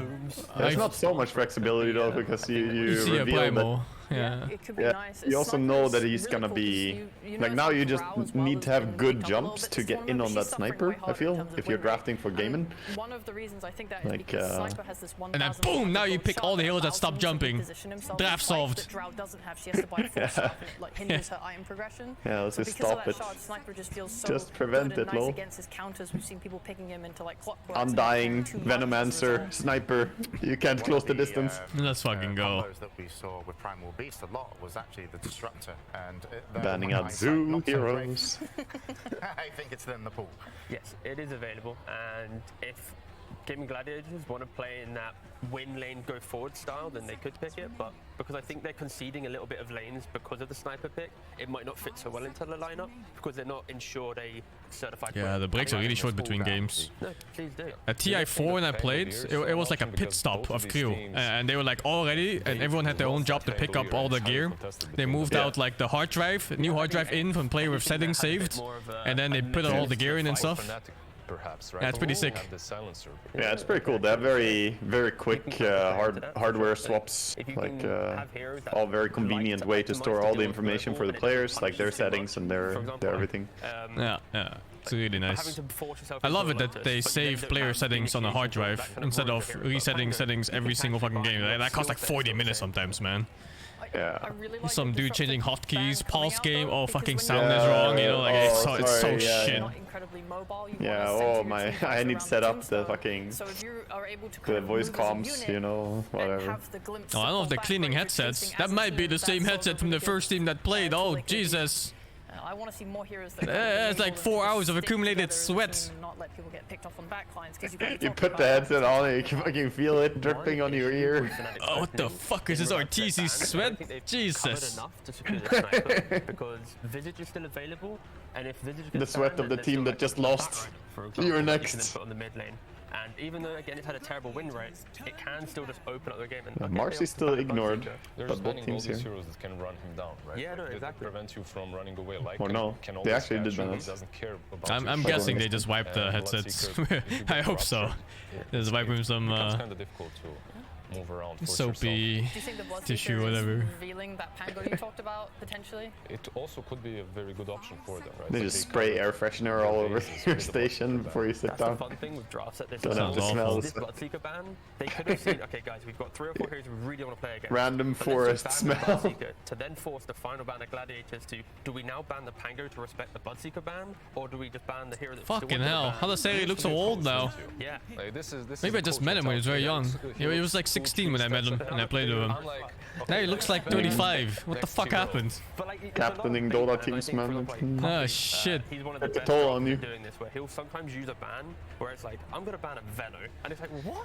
What? And then it's like, and then the other teams think about maybe they want an Ursa, maybe they want some Void. It's like, no. So do you think this Slark was actually baited out ban because Bloodseeker got banned, right? Potentially. Usually a counter. Yeah, could be. Like again, it's like the Pango or the Slark are the 2 prominent ones. And they have Immortal Faith as their Usually Fnatic like coach. to leave their offlaner Guy for creating a long, bunch like of later in in-game the draft. guides. They could definitely The pick biggest a hero, in-game just guide guy, I think. See in general, a lot of the captains are offlaners and they like to leave their hero for later, just so they have like a better game, which maybe happens. I know Celery. It's from my country. We played in several of those Nation Cup teams. Do you even So I've met him a care few about times what IRL. this is and a way to deal with that? Or? Yeah, so there are also tournaments where only the same nationalities could play. So of course we gathered all the best Dutch players since there's like a total of 5 of them. And we Almost smashed the WESG. shit out of the other guys. They've got flexibility for days. But the first 3 picks, they could be in any role right now in regards to Maybe 2 or we've 3 sing players. Silencer off. Like, we had like a team of like 7 to 9k MMR players, and then the next best was like a bunch of 4 to 5k players. We were winning games with our eyes closed, man. Offlane hero could be good. No, they just get their clock. Okay. This is literally what they like to play. Same vibe. DJ or jabs, like, it doesn't matter. You play it on 4. They need to be very wary right now of Faceless Void being in the pool. When you have a Snapfire, it's the damage you want heroes to now be kept in place for you to get that damage out, and Faceless Void is a hero that's very good at that gap close versus the Sniper. But he wasn't that good back then. He struggled with a lot of concepts in Dota. And he struggled a lot with pressure. It's something that they play quite a bit. He right? couldn't play under pressure at all. But yeah, that was like 5-6 years ago or something, so he obviously got him way better. He has evolved, powered up. Yeah, for sure. Big growth. just a casual TA. Yeah, not bad. TA? Especially like if you want to turn up the tempo against them and make sure they can't just go for a later game carry. So are we thinking Armel sniper? Are we thinking Raven sniper here? Because they've played it in both positions before, right? Like even, I believe they prefer it on the mid lane. Yeah, I'm just checking now. Their previous victory against TSM, they did put the sniper in the mid lane. They put the TA same combination into safe lane. Hero-wise, TA they sniper? have at least 3 of the 5 same heroes that they previously played at TI. I don't like this mix of heroes. Pretty open in regards to the cause. They have good vision with like rockets and TA traps, but thanks to the free win, I guess. Yeah, GG. TA sniper in the same lineup, alright. Good against TA. I don't think I can't handle. I can't handle. I don't know. I don't like this strat. I hate it. I hate it. That's one thing. I don't like Clockwork Undying as a pairing as well. I don't like Sniper and Oh, they TA. got this, dude. It's over. Look at this. Oh, this is so over. I feel very bad about Morphling. being able to contest the pit. Morphlings Like there's no here? team fight on this team. They can press the global and they don't have. Is this some kind of This is such a SEA free thing? Morphling game. Look at their disables. Yeah, this is a clockwork. Maybe TA trap silence. Yeah, maybe. Maybe. People don't even buy that a lot. That thing's fucking OP. How did they not buy it? They wait. They want their items. I buy it early, but yeah. But overall, when it comes to Morphling, They need to buy it because they need something, dude. Dude, I'm hearing Diamond Gladiator again. Towards the sniper, so he kind of Yeah, can deal they're with it saying as well. Diamond. Do you find this a good pick or is it just comfort zone? No, I think it's a good pick. I think Gladiators, they've just secured their team. It's a ridiculous outdraft, but it's not an outdraft by Gay Man Gladiators. It's a Fnatic outdraft. Salary got in their head. He has solved them without even having to approach them. What's their team fight, their initiation? Diamond Gladiators. Non-existent. They can fight around a tombstone maybe, but they're now the more. I guess they have to rename themselves now. From Fnatic, it needs to be that initiating team The announcer has central decided. hero to allow the big physical damage from TA and Sniper to be unlocked. I'm only afraid about like a 15-minute. He's seen some shit, man. What the fuck is going on in his eyes? Oh my god, what happened? Yeah. Last time you saw him, he was a cheerful, happy guy. His eyes lit up every time he talked about Dota. Now he looks like this. What the fuck? No, Coming up really hard recently. It steals stats from the target. It also steals like extra depending on the attribute. It makes your carry cry as well, right? Yeah, you have 2 agi carries on Fnatic right now. So you're He's had to give his life so many times for his carry, dude. What did he get? So it really like nukes you super hard in these fights and makes you super sad. And when it comes to the team fight that you called for, T-Gub, Tidehunter has been banned out. Is Mars an option? What are they going for here? Oh, they just get to visit. Okay. All forgotten. Oh, okay. I like this a bit more. Strong lane. They got really decent lanes. Get that first rotation, like Sheep mentioned, and then try and end the game. They want to end the game before this morph finds before he even gets that. Exactly. Perhaps. So this I find that they lack nice, disables but- and they lack team fights. kind of map playing hero, and something that just kind of unlocks the game for everyone else. Like cheap fights. Fnatic is super strong in skirmishes too. If they get skirmishes. Yeah, skirmishes. Skirmish is hard to find if you're not Team 2v2, Secret. 3v2 situations, sure, but Yeah, but you gotta find them. 5v5, charged in by Primal Beast, Global Silence, Snapfire ultis. Oh, bled. What? My stream? Wait, as soon as straight up died? Did it die? It died for me too. Oh, it's back. It's back. I thought it was just me. I thought it was a lag spike for me. No. Is it back for you? It's back. Alright, good. You already know that Undying Sniper should do pretty well against Primal Beast. Just shove that into mid. You're gonna farm anyways. Then pick up. Yeah, this is like Ember Spirit or something for game in here for Boom. Did they fuck up audio? Yeah, audio is different, right? It's only on my right side. My left ear is so lonely. No, I hear it on both sides, but it sounds weird compared to before. No, for sure left side has no audio. I've heard the same idea so many times. I'm hearing it on left side too, but it's the audio is strange. Any team that has Visage, I've heard this same idea. I don't hear left side audio at all. Yeah, it's like background audio. It's strange. I think this makes a bit more sense because it gives you at least this opportunity to outplay them. It's the audio balance. You're not just backing off. You can hear it on left side, but it's super quiet. Yeah, why? That's what I mean. It's like almost always most on the right side. Yeah. None. Blizzard? None. Okay, I'm gonna say Maybe it's my IEMs. I can hear it more clearly where they are. Taken away by voices in my head. It wasn't production. I've just gone mental. But yes, ask again. How many Aegis steals will Storm Spirit get in this game? I'm going to say 0. So everyone doesn't believe him. I said 1. All right. I think it might Yeah, they went with Storm instead of Ember. But yeah, Storm is great. but then if it goes wrong, you've committed. Yeah, I mean Storm against Sniper, right? Yep. Yep. One of the worst matchups you can have as a Sniper. Waveform in, Primal Beast charges, Storm jumps. You can BKB and then he jumps away and it's like, oh, well, I guess that's my Global BKB. Global silence right when they land on you as well, so nobody can help you. Yeah. Yeah. Kind of tough, no? Like, I don't know if laning phase is gonna be some shit. But if what percentage would you give these drafts? I think it's like 75-25. 75 for the Storm draft. Yeah. I mean, obviously there's still a chance if they somehow win laning phase and snowball fight or something, or they get random pickoffs. But about them. Yeah. But in normal scenarios, I think the Storm lineup wins almost every single time. What'd you say, Waka? No, I feel the same way. I think about 75-25. Yeah. You need so much to go right for you. And gaming gladiators don't need that much to go right. They just have it easier. Yeah, from the draft. They can just farm 50 minutes and then go in. They don't have to do anything, I feel. The drafts, as you mentioned, you guys really kind of called it what they needed, and it'll be interesting to see how. I mean, a lot of teams like revealing either like a post 1, post 2 flex hero in the first phase, but I think Sniper is not the best hero to reveal like that. Yeah, I think so too. Because you give too much time to customize against it. Secret picked Sniper, but they last picked Sniper into Queen of Pain, and he owned it mid. And I find that Sniper is more of a pick too that you pick against something rather than just randomly like a Lesh. Exactly. Yeah, I think there are a lot of things that you don't like playing Sniper Like against. you see a Medusa or something, you go Sniper, like fuck it.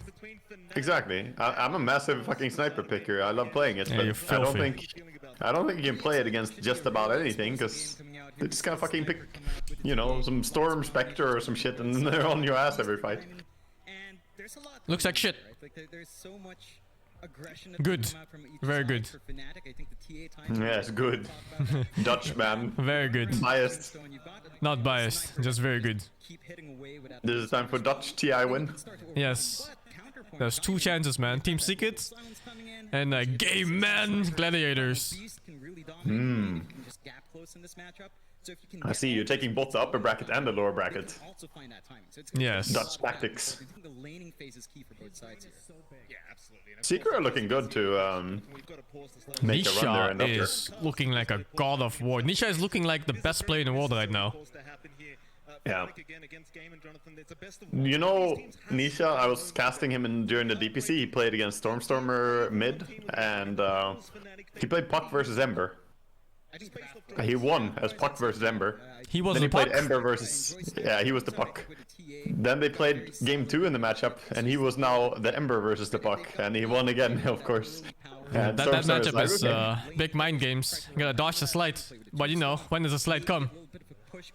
I don't even think he really dodged slides. I think he just won it. He just win? Okay, fuck it. Just win. He traded really fucking good. I don't know how to say it. It's just perfect positioning, perfect understanding of how to aggro pool, how to fuck with stuff. Alright, yeah, just win. Not getting hit by creeps is like the difficult thing about that matchup. It's an annoying matchup. There's no armor, takes so much damage from slides. Mid lane mechanics, I think Nisha is the strongest mid player for mid lane mechanics specifically. Yeah, that small camp removal helped him so much. People have to face him now. They gotta fight him. Yeah, you can't just escape in the jungle anymore. You have to play. I like mid lane now after they removed small camp, because now you can bully mid. Yeah, you can I make love watching it too. mid laners cry. Yeah, it's so nice. Mid is back to its glory days, I feel, with Yeah. how things are. Yeah, I agree. No, I completely agree. That small camp removal was the best choice I ever made in Dota in like fucking 7 years time. Did I see what Jasper said before the game? No, I didn't. Can you show? Or what did he say?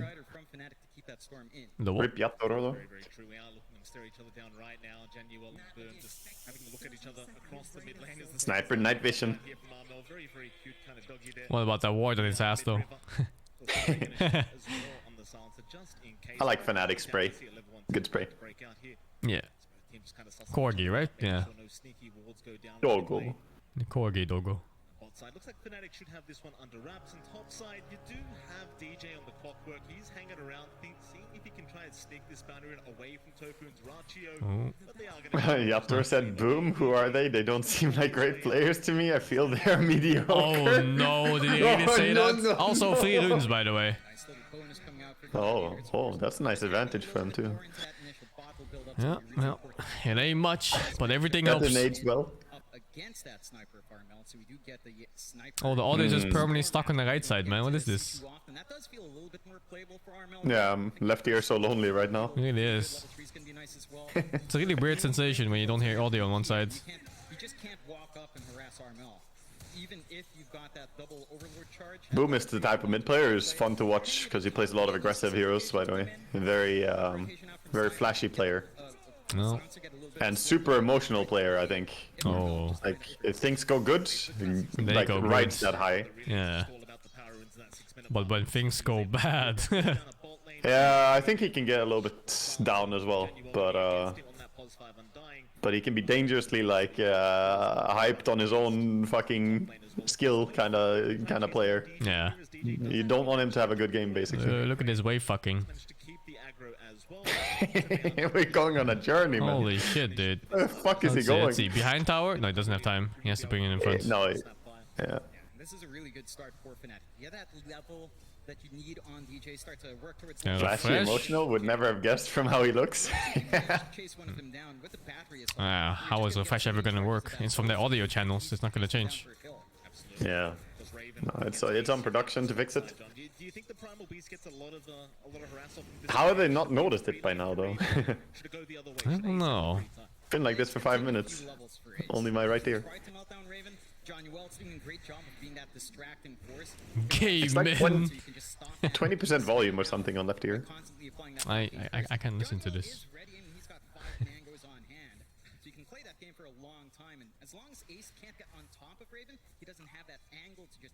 Oh my god, it doesn't matter what audio has I do.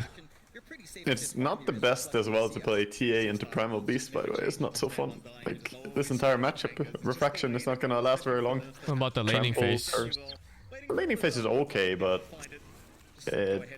you know, like level 5 or something, I could see her just randomly dying.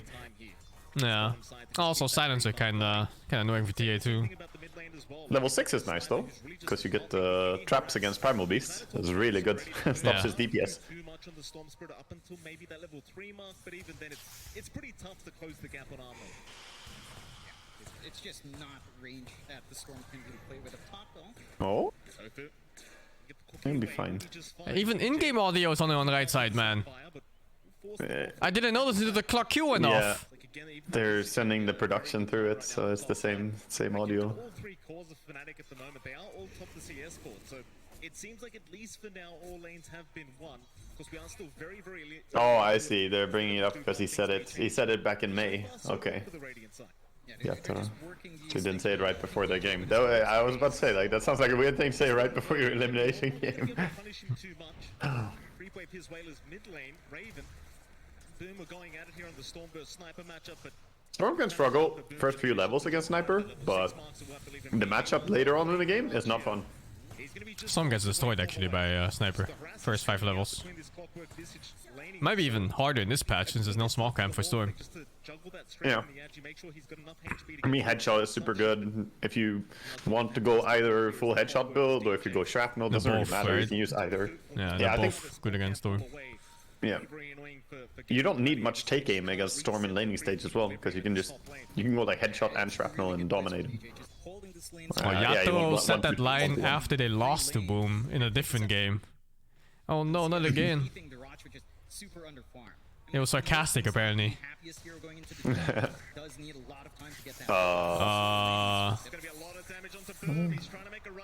It hurts. Oh, no headshots. Oh, there we go. Oh! Too late. You got those headshots earlier. 125 gold to Dutch. There's Dutch gold now. Dutch gold.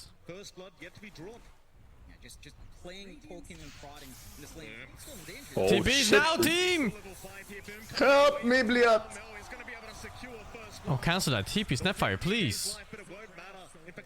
Both TP mid and have 1 mana remaining. Yeah, what is that fucking Snapfire TP? Of course you cancel that. Or, oh, is he staying? And the other guy goes. Okay. He wants the golds. I still think he should have cancelled that and the other guy stays. Pink, whoever that was, the silencer. Yeah, probably. He's gonna get bottled a bit, I guess, for lead. Once he's got the zip around, it's gonna be a lot It's a safer man. alone. Until that point, I'm just getting to that point for Boom is it's tough with how focused Fnatic is on that lane. Bottom lane though, Roar. very nicely as Raven dropping not really too Yeah, now it's not the power spike for gaming gladiators on bottom. It's like level 5. He was too low HP anyway before he went in. Yeah, he needs to be full. He needs to be full HP, level 5, and TA not be level 6 by then. That's the window. But when she's level 6, you can no longer kill her as well. It's not that easy though. It's undying in the game. You'll never have max HP. It's gonna be slow going. He's gonna need a lot of space. They need to secure their jungle, buy some time out for Duracho. Well, lanes are going good for Fnatic, but they need it. They need it really badly. DJ again just forcing Tofu to chase him down a bit, get some forward vision in that jungle. Storm is 900 gold behind the sniper, so... Yeah, with the gank, of course. Yeah. Yeah, there was a gank, but the counter rotation was equally costly, right? Yeah. 2 beast mid. And one guy even wasted his effort, I feel. Nice little deny. Was it Striding mid now? Striding versus Striding. Minute 6 every time, dude. Every single game, both supports going for both the power runes. Every Makes game. sense. It's always 6 players mid on minute 6. It's easy to remember because it's just the 6s. TA best hero, go win please. No. Hiya, TA. Oh, here we go. Level 6 Storm. Yeah, 1k first behind. rotation is gonna be important. Does it go Visage? Or does it go TA? Because he's gonna go base and then TP out somewhere. Could even be Sniper, if he gets +1. B feels hard though. We'll see. Harder to have a player close to it. Primal Beast is easy to play around, I think. Maybe go towards Yeah. him. Well, Prime was the easiest then. Morphling is kinda iffy. He already might fuck off jungle a bit though. Where's the he is. Storm right now? He's in base. Yeah, right now he's looking for where he can go. He's got TP mid. He needs to defend. Yeah, he TP mid. Just can't really do too much about them. Sperm has returned back into the mid lane here, but it's kind of dire straits as to what he can do to try and slow this push down. It's like he will be enough Oh, they're stealing. I think the Sniper's a comfort pick, yeah. They just want to play Sniper. Which is not a terrible way of handling it. Playing your comfort heroes, just know that it's good. Know that your player is always going to perform in this hero. But yeah, it can get rough if you get counter-picked. It doesn't matter how good somebody is on the hero. You're still gonna lose certain matchups just because of how the stats work out on it. Level 6 on Primal Beast now, has the pound. 1-1 though. 8 minutes in, a very slow game when it comes to the kill board. Primal Beast ulti cooldown is busted. Seemingly coming out on top, at least for now. Whisper Beta was a bit different. That was a last pick. There's a combo of both, but yeah, a last pick is very different from that concept. Tower is actually going down. They have to do something. Jump the Sniper, fuck it. Oh, nice cock. That was a really nice cock. Yeah, really nice one. Oh, does he grab him? Nope, can't grab him. Battery assault. Tower defended. Yeah, but didn't feel good. Did he And deny Tower this? immediately after. I think he denied this. Yeah, I think he should have. That was like, you defended, but you didn't do anything in Sniper, you can just go back and siege it again immediately. Isn't giving him much. Like, I like what I'm seeing from the Gladiators. Level 6 up on Boom. This is HP gank. Celery coming in, dude. From Ace as well. They're going in jabs. What? Boom? Celery just died. No. Oh, Celery? Boom? What's going on here? Celery had like 160 HP at the start of the game, just died to 2 birds. Punishment at last, because that one was just alone for so long. They just ignored Duracho and just allowed jabs to get that build up. Mid tower falls. Meanwhile, you used 4 heroes to gank one guy. He got a counter kill. 1v4. And the side of Fnatic, well, they've already Oh my god, don't Google Undying net worth. Oh my god, he's less than 100 GPM. He owes money. He's got some debts to pay. A bit of deep water here, Ace, I think. He's gonna get included in here by DJ. Got those Kokona student loans, you know. The Bird's trying to stun him up mid onslaught, but not quite finding him. He's gonna be just fine. Able to stay within that bot lane and keep that farm going. You kind of accept the fact that you can't slow down Armel anymore, you can't slow down Raven anymore, you've just got to try and keep up in terms of net worth, and for now they are at least only 1k behind. So it's not too big of a deal for Gaiman. Just keep buying space for these cores to make their way back in through the mid game. Question is, do Fnatic make their way into that dire jungle now and try to slow them down? 5k net worth TA, 5.4k sniper at minute 10. I feel really good about their start here. Yeah. And they have Grumps on Visage. I still think the composition of the heroes is shit. Yeah. And at some point a team fight's gonna happen and they just won't have the damage, they won't have the control. Yeah. So they need to get something right. Do you break laning stage now and try to do something top? Yeah, you do. They're going. Oh, they're a little bit too late with the move on Radiant. Oh, he got some bird too. Everything died.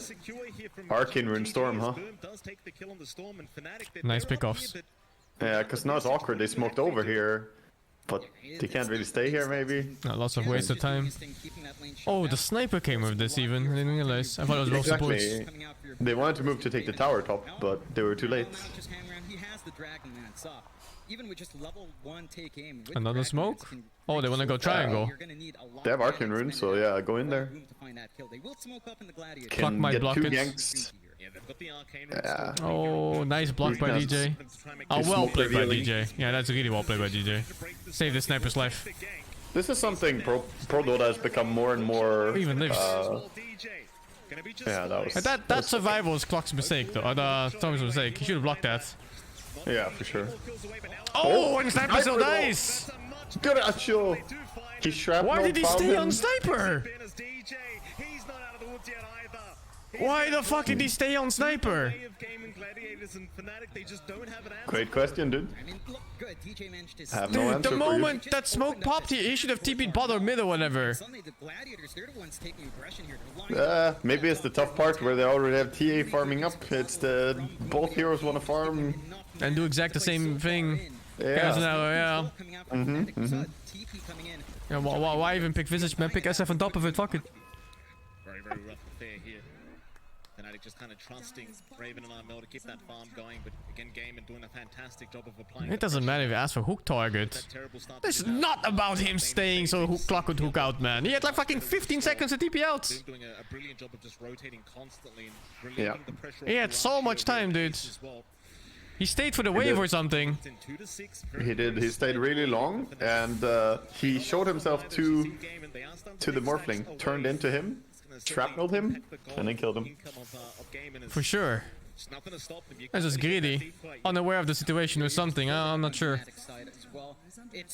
Yeah, this is where the lineup is a bit hard to play, right? Because you don't know who's gonna go where and what you're gonna do. It's not clear. It's like he should have left, like he said, but it's I don't know. Raven, he's leaving his options open for the. He is going for the Deso. So that timing again, when you have that Desolator with the sniper ready to back you up, everyone just melts. It's a lot of physical damage coming out. They are lining up bot here. They are. Ace gonna be targeted. Does have the onslaught, but a nice hook shot. DJ is there in time to cancel as he does go for the Conch battery assault and will not allow Ace to get his way up. And now boom. Alright. He'll be just fine. He'll zip away as the rest of the team do make their way over. Gaiman. They want to try and Focus nice against Primal Beast. Rotate in, very nice. Something to counteract, but Fnatic just managed to burst down really quick. Can't charge, can't ulti, can't walk around. Kind of stops him from doing everything. Wow, Dota plus win rate actually favors the sniper TA lineup. They know he's got Surprised. good damage coming out, very hard to melt down. Really? But he has that refraction up. But Dota Plus also uses pubs. Like once the sniper's ready to go, he's playing really Pubs aren't a terrible indicator though. on the opposite side of the map. They just I mean, it's not terrible, but things are much more structured, I feel, in competitive. Yeah, true. Radiant jungle. They just run into the Genuals Undying if they're not too careful, but I suppose they'd like that right now. Any kill they can get. We'll see You can get away with more greedy stuff in pubs overall. The sniper TA is fucking greedy. It is.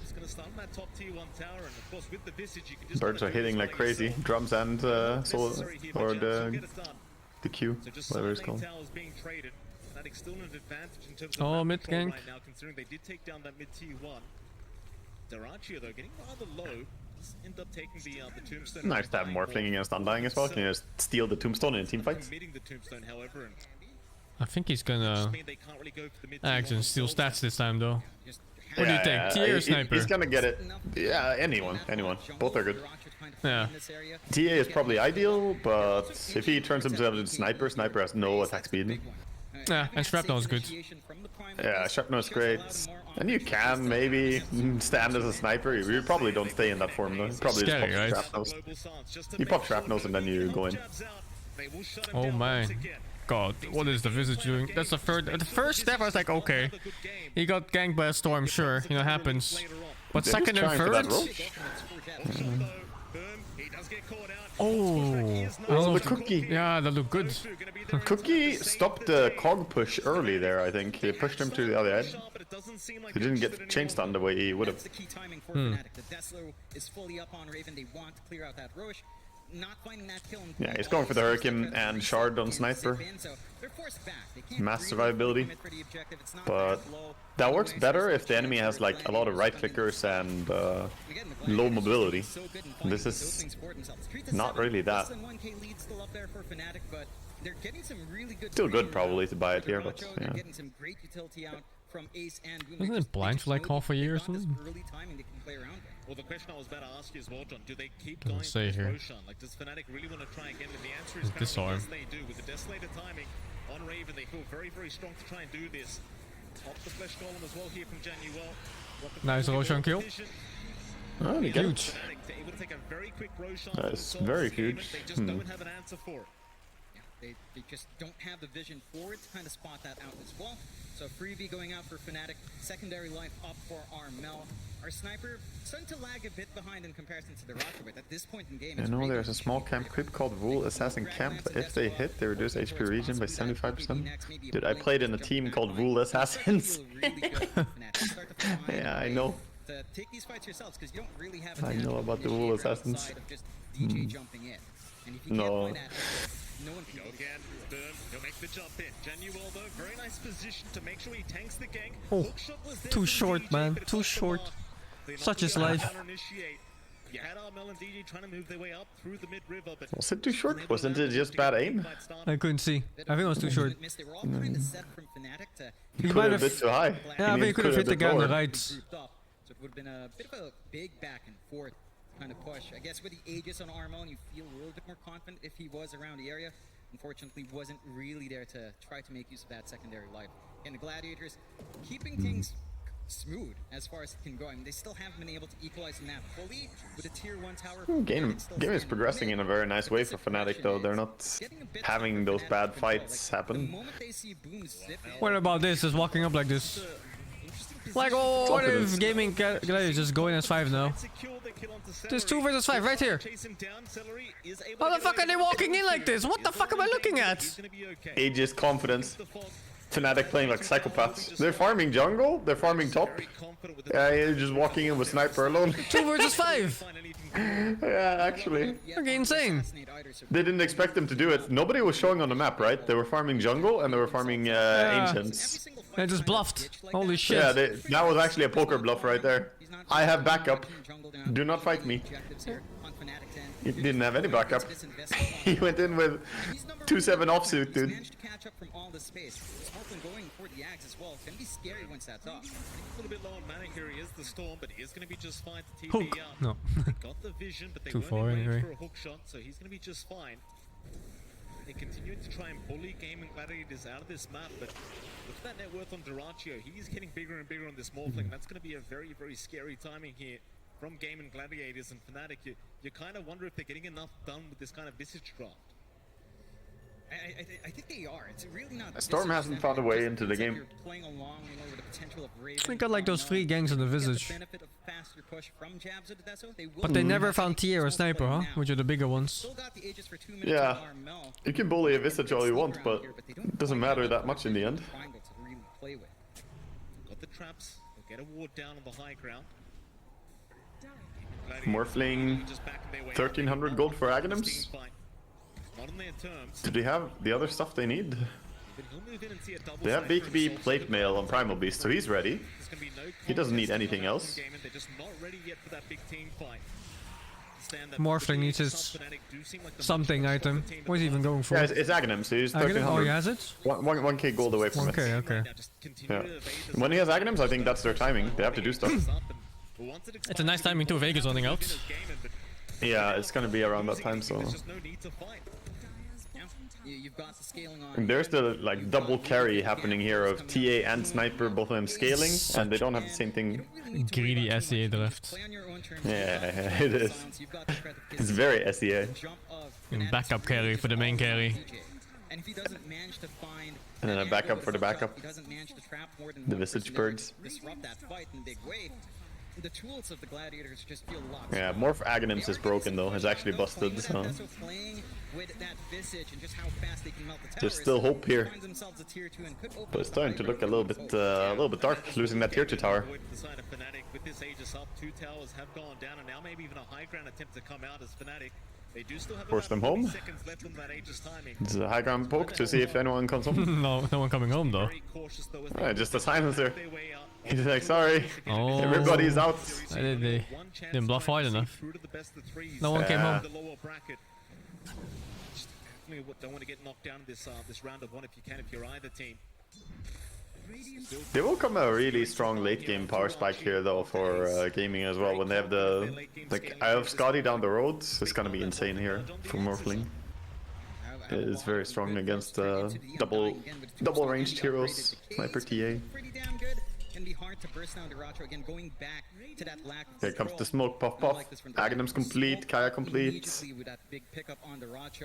They don't have the best forward vision right they need a good fight right now. Are they smoking as well? Just the night. Nice. Are they also smoking? They're also smoking. Oh no. River fight! Oh, okay, it's about reaction time now. Oh no, high ground. Jesus, he just goes. Fight! Baboon smash!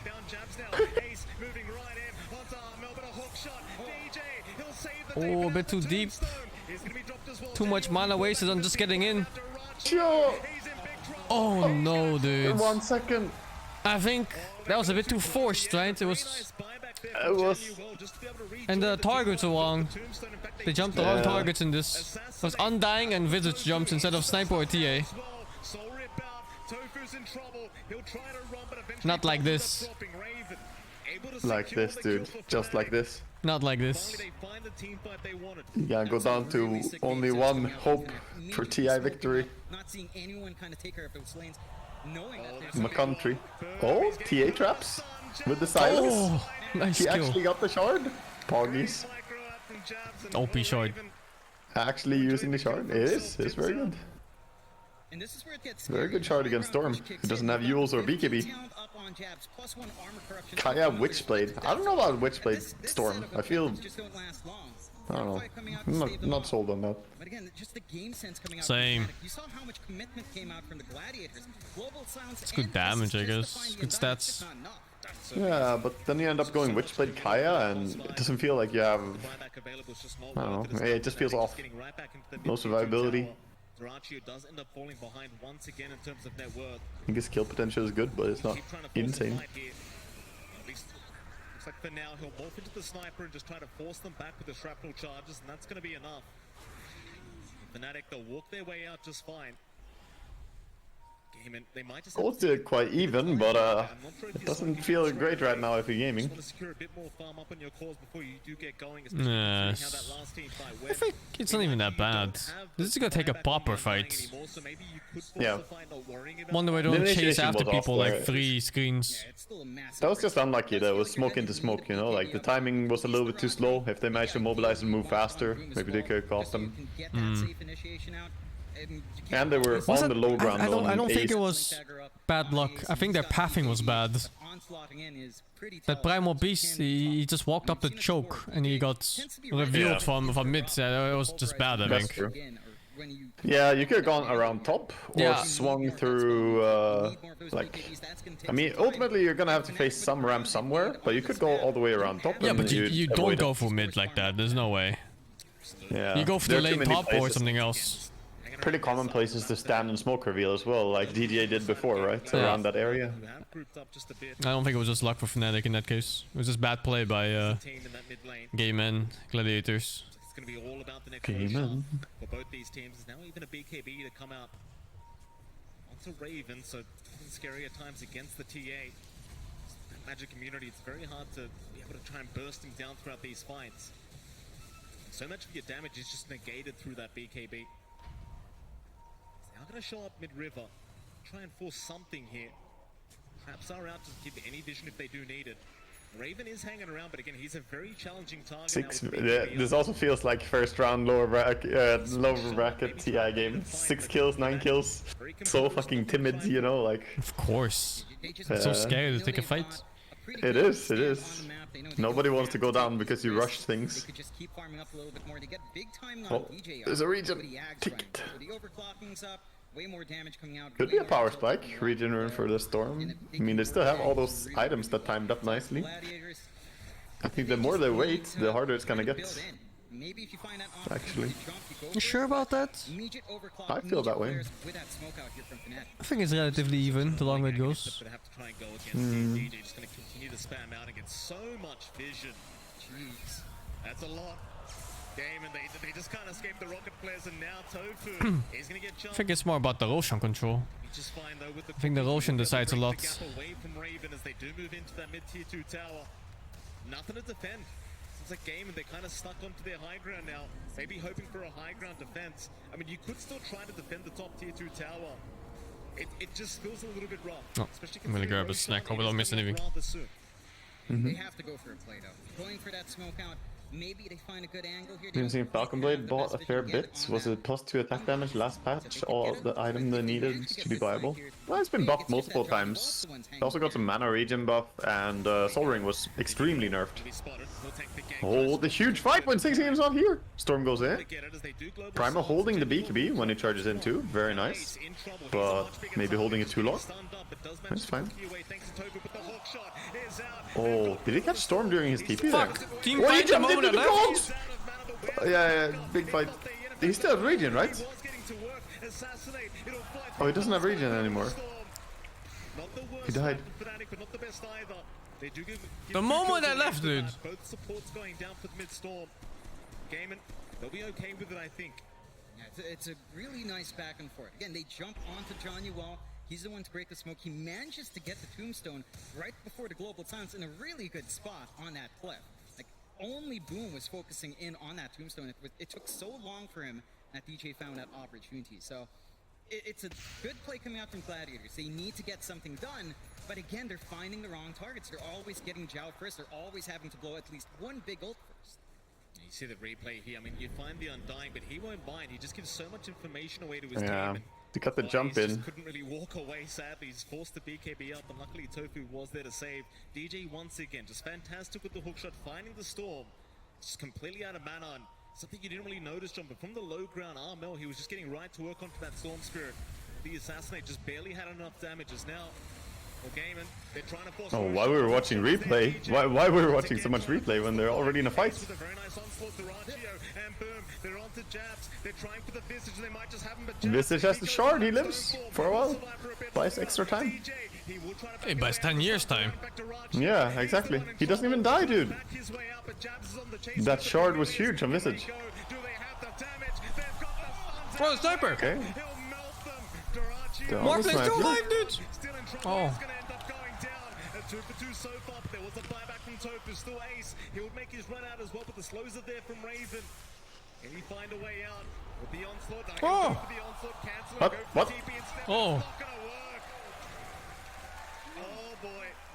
They managed to find Armel in the back. They get some good punishment for their trouble there in the Gladiators, but it cost them so much. Diracho just being taken away, the Morphling being a key component of that late game scaling. EA best hero. 6k damage team fight. Gets the Wraith packed off. No. Shard up with a Stoneform, Best and hero. that times so well here for Fnatic. Rosh up, you've got the TA, you've got the Visage. It still doesn't take too long, even without that sniper. Certainly doesn't. Again, Roshan I hate that this lineup works. Same. Actually, I don't want them to win. Just because of this draft, but... And the Gladiators just don't have that same information to play with. Like, they've been lacking some Ward vision for a while. They've got... I think it's a smart lineup for the first game of lower brackets. Do you know what I mean? Yeah. This is the type of game, best of one, where the enemy team might not be, I don't know, ready to play as aggressive as you need against it. They're in a very rough position now. How do you make the comeback? Especially BO1 lower bracket. Exactly, yeah. BO1 lower bracket, no retakes, no take backsies. You just get fucking greeted against and then... Somehow that's how it kind of shapes up. Get a good jump on, don't jump Jabs or John Yuval. Because those two, they don't mind being targeted, especially Jabs. I mean, he's just so durable. And John Yuval, as you mentioned, just gives information. Definitely a bit too passive by Game and Gladiators. For sure, yeah. But it's also like, can you blame them? It's so hard when you are in this situation to have the courage to play the way you should play. This doesn't feel like Gaming Gladiators usually play. But I think it's getting to them that it's a, best of one and they're here. Very, very scary indeed. Oh, that Visage is getting big now too. He's growing. Him not dying in the last fight was so crucial. That shard saving his life. Yeah. I didn't understand why you're trying to use Visage, don't buy it. Scary times for Game and Gladiators. I never realized until recently that the Visage shard stuns as well, right? When he turns into a bird. Yeah. I saw someone get stunned by it, but I was like, oh, I didn't. I thought it was just like saving himself, but you can actually stun with it. Fnatic gonna overstay their welcome. They do back their way out, and Gaiman, they're just trying to find any kind of space for the map that they can. Courier saw Primal Beast. They're TPing immediately. Oh, they trapped him as well. How do you find your way out of this one? Go also towards the right side. The trap is there, and DJ. He gonna die, son. No way out. No attack speed. Space. Yeah, space. +2 Deso charges. Scaling. Diderun. No ball. Moon Shard? Diderun? This could be a GG push, dude. Or at least like a Rax push. Big one. Aegis, Diderun, Moonshard. This is bad news, Bear. It's gotta be. I think Armel wants his team to come mid even. Maybe. No, they're going bottom. They're gonna siege bottom. Easier lane to push. The Gladiators are there, but every time we've seen them jump into that backline, it comes. Well, these rockets, no cooldown. Still Aghanims on clockwork. You can send 3 rockets. Pretty nice. A lot of teams are using it. They get a storm jump. Oh yeah, boy. That's already tower down, and Rax is falling fast. Oh my god. Oh no, dude. Oh no. How do you stop this? You don't stop this. And there's another creep wave coming in bottom. Maybe they can just go mid as well? Or do they play controlled psychopaths? No. To really back off. I mean, you still have some threats out from the Gladiators, but you've got Aegis running for about a minute 40 here. You just take control for jump. Cut off the No, I don't think that Gaming Gladiators draft was bad.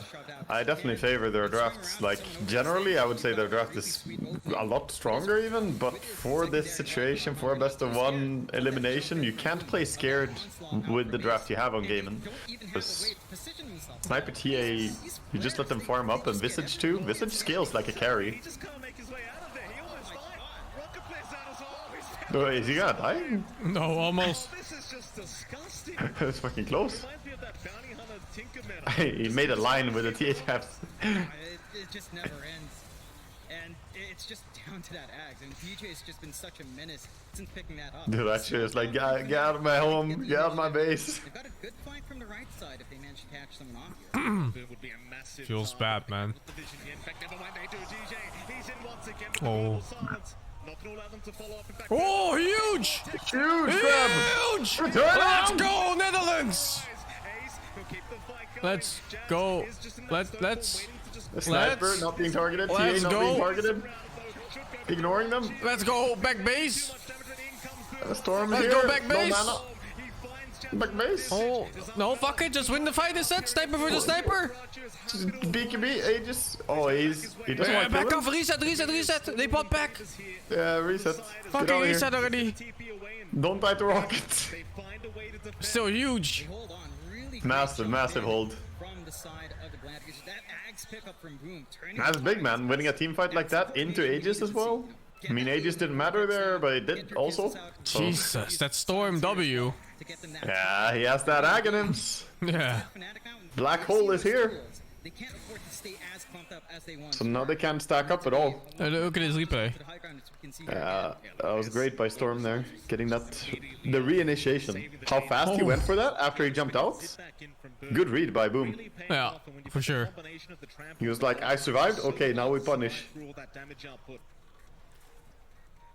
Look at his sniper link. Really long time to kill off jabs as well, despite all of that. It's just they managed to Goes in for the Visage too, gets out. Boom played that really well. Sniper link, by the way. Sniper link? Sniper link. And just kind of play it safe.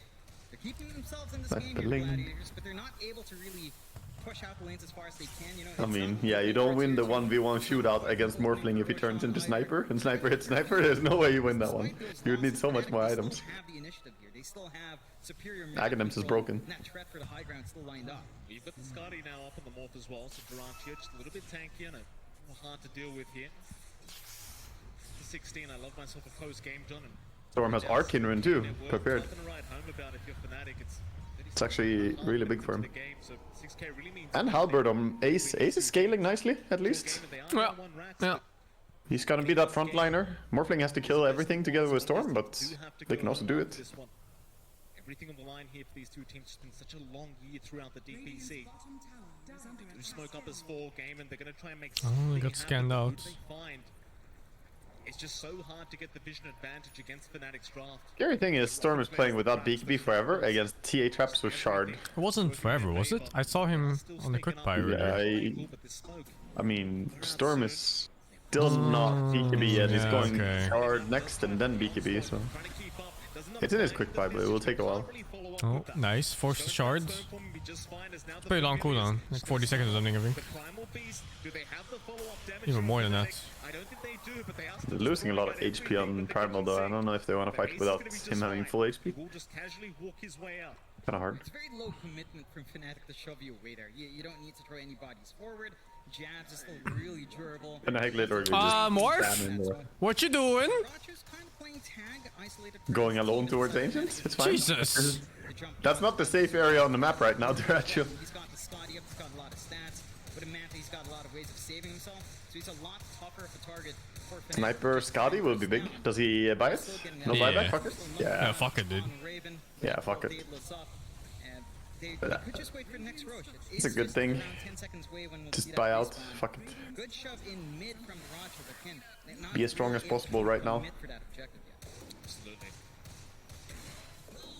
I'm just very careful right now. One team fight could just decide this game. You just haven't got the buybacks available. Came in, they'll just take over that Radiant Triangle for now. Oh, it's a quick Roche. It's certainly a very quick Roche. Almost surprised they went Wraith Pact on Snapfire this game. Feels like the ward just kind of dies so easily to Sniper and TA and Bird. I guess it can be ignored too, but... It's still 4 attacks off though, from those guys. It is.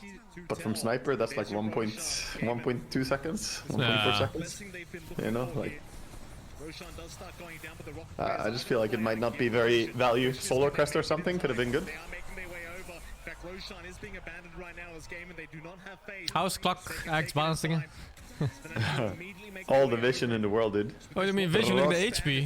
It's like 3 heals off HP right now. Yeah, actually. Insane damage.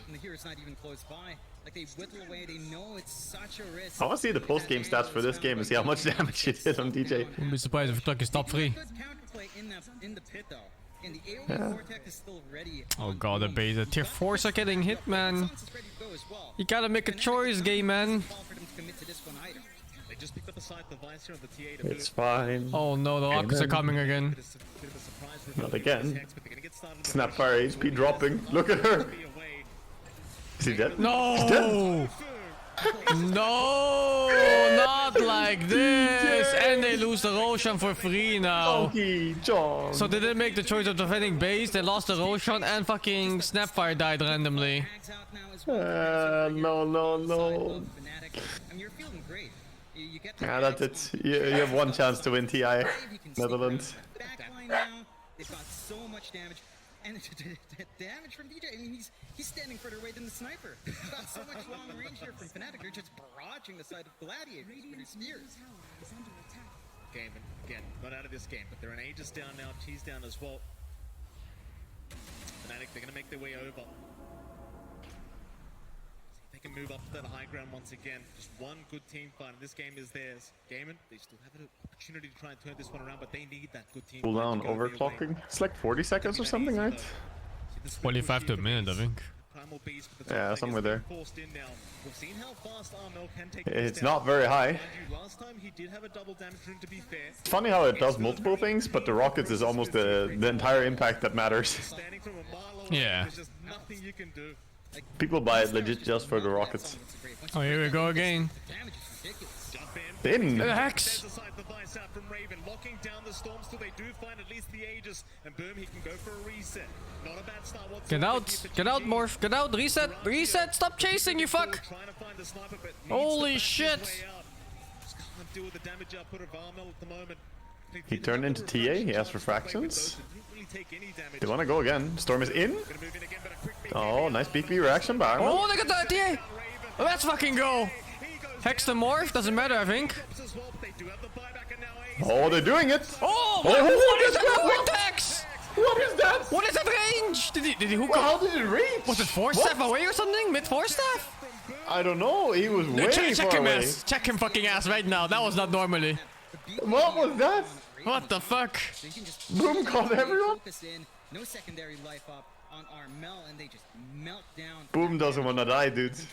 He doesn't want to lose. This is draft difference, right, for teamfights? This is draft difference, yes. Yeah, Fnatic, this is too much of the same. Teamfights are so hard for Fnatic. They make one little mistake, like TA didn't BKB there when Storm comes in.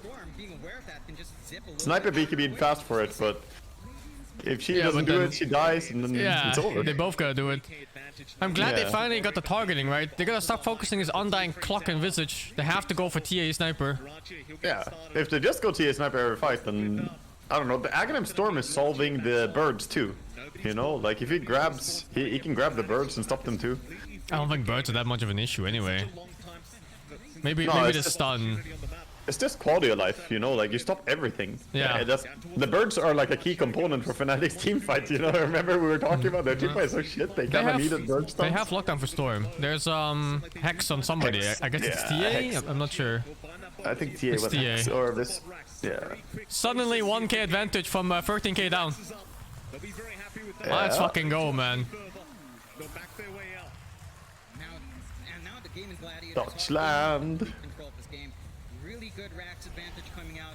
Their team fights coming Oh, in. they feel so fucking good now, dude. They feel so relieved right now after that. So much damage, and Fnatic, There was the grab. They know Global Silence is down, but they don't respect the And everybody is in on it. This is what I expected, you know. Storm jumps in, Primal Beast charges in BKBs, and Snapfire ultis. Like, how do you live against? Oh, he wasn't that far. He was flying. vertically high, Just yeah. Flying, yeah, jetpacking. He just Yeah, looked looked weird like from he the was camera like, angle. looked like he was 800 range away. He got pulled Exactly, in. yeah. As long as they can keep executing. Fnatic, though, they're not going to just lie down there. Hmm. Smoke out from them. Roshan still a ways off, so that was fairly fresh in the last fight. But if they manage Sick to fight. get the ambush here, it's big. I like how Got protection now on good teamwork they had there. They all have the same Yeah. idea. They synergized, they had their stuff, the right timings. And as long as morphing is getting those morphs onto TA or sniper, then He's gonna win. I can't believe they didn't go for some Lincolns. Lincolns is really key against Morphling Aghanims. He didn't bother the fucking DD, dude. Yeah, they deserve to lose off that. You don't bottle DDs, you don't get to win, dude. He sold his bottle, right? Or didn't have a bottle even. Yeah. He just buy a bottle. Didn't the fucking Miposhka do that? Like 40 minutes in on a Bane, he just bought a bottle for his carry to bottle a DD.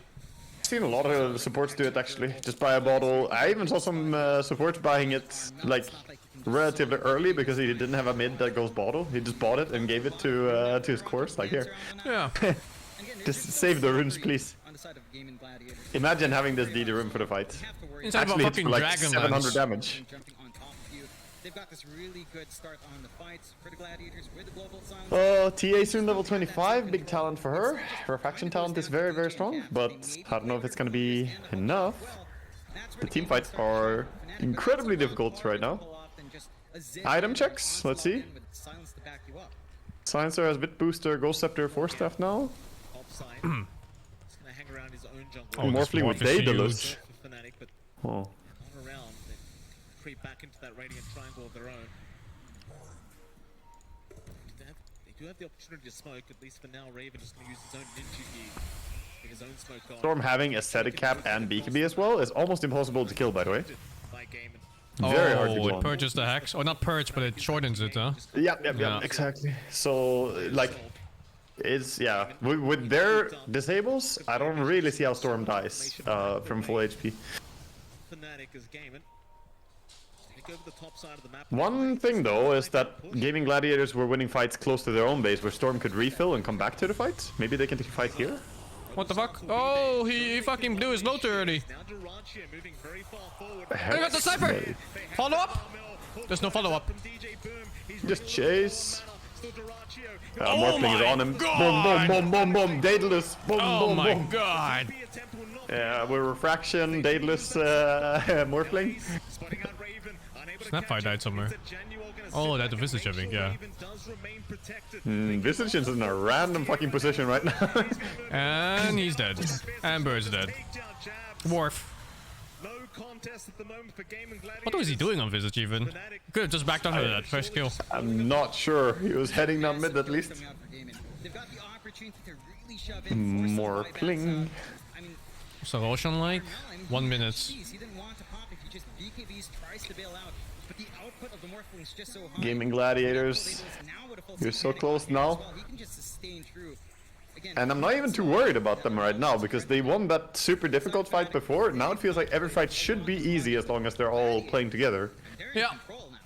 I actually don't really see how a 5v5 is gonna be disaster. Like, what do Fnatic have to save them? I don't know. There's not enough. No, there really isn't. Primal Beast almost has a heart, by the way. Seems like a mispurchase to me. I think he needs to buy items to save his Storm and Morphling. They wouldn't focus him anyway. They need saving. Not just in case, you know? Yeah. But he also wants to have full HP. He wants to be big. I respect it. Like, what about now? It's not his job. Science got it. I mean, hey, you could have an extra job. Not my job. No. I tank. Morphling dies fast, man. He dies real fast. Yeah, even on his 40 armor and 3k HP, like one well-timed hex, it's just GG on him. Kind of. At least it's it's not that global. insane damage. Look at Sniper's items. It's not damage yet. It's like TA has to kill him on his own. And TA hitting into Morphling, there's a lot of armor. He's okay. Yeah, save the A on disc. The rockets are coming. Backpacks the A on disc. He's like, fuck it, not like this. Gay man. Gay man making the move. Gay man. Gay man. There's your fourth Roshan now. All the items available.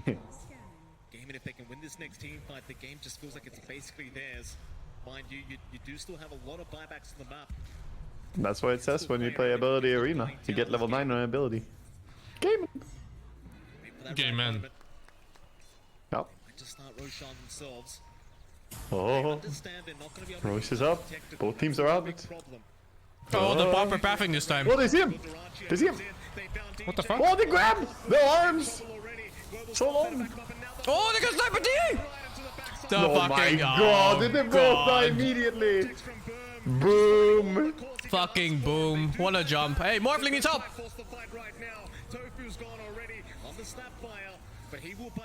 Alright. Just reset right now on gaming. The Roche is up though, you can't reset too hard. Yeah.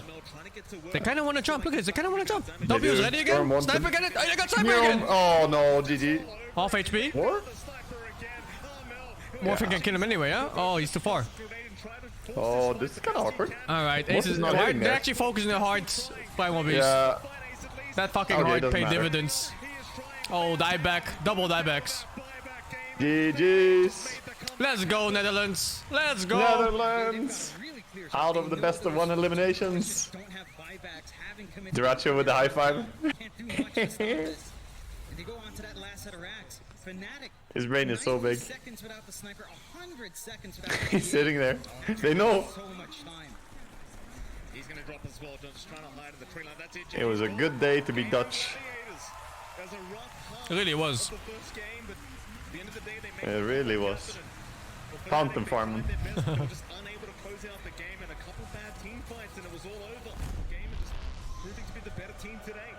What the fuck was that sound? What? It was Gay Men. And he played around that Yeah. so well. Like the SNY Ags build up, allowing him to jump forward. Boom.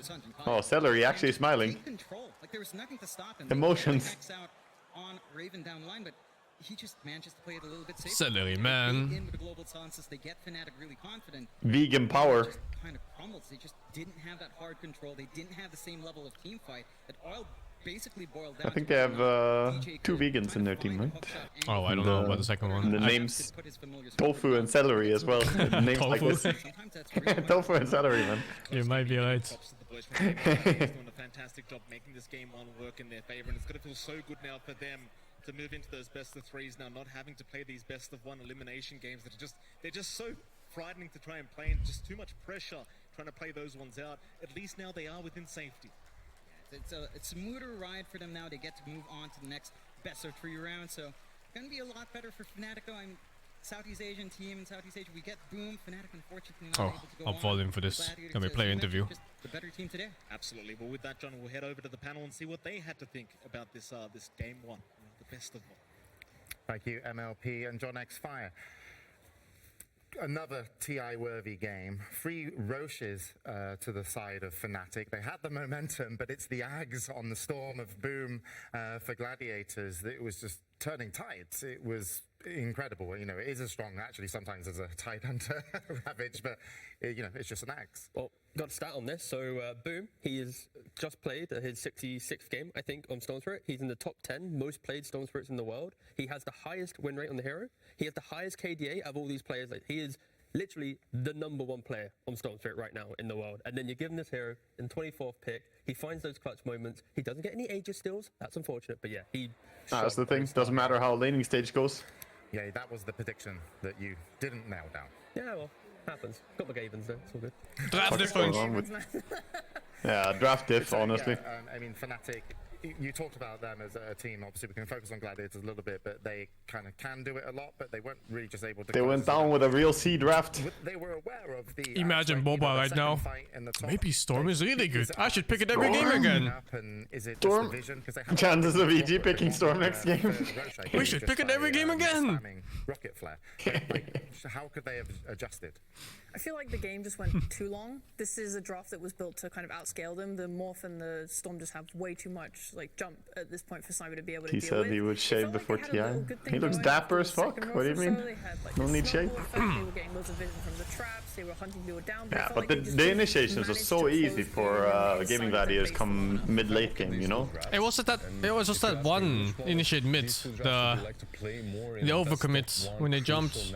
Yeah, when they smoked and broke it on the low ground. Yeah, they took the bad but like you pathing. said, I think it's more pathing, like the routes they took. Yeah, it was awful. The Primal Beast unsmoked and he just stood there for like 2 seconds. It's like, what do I do? You get a ton of emotions kicking in.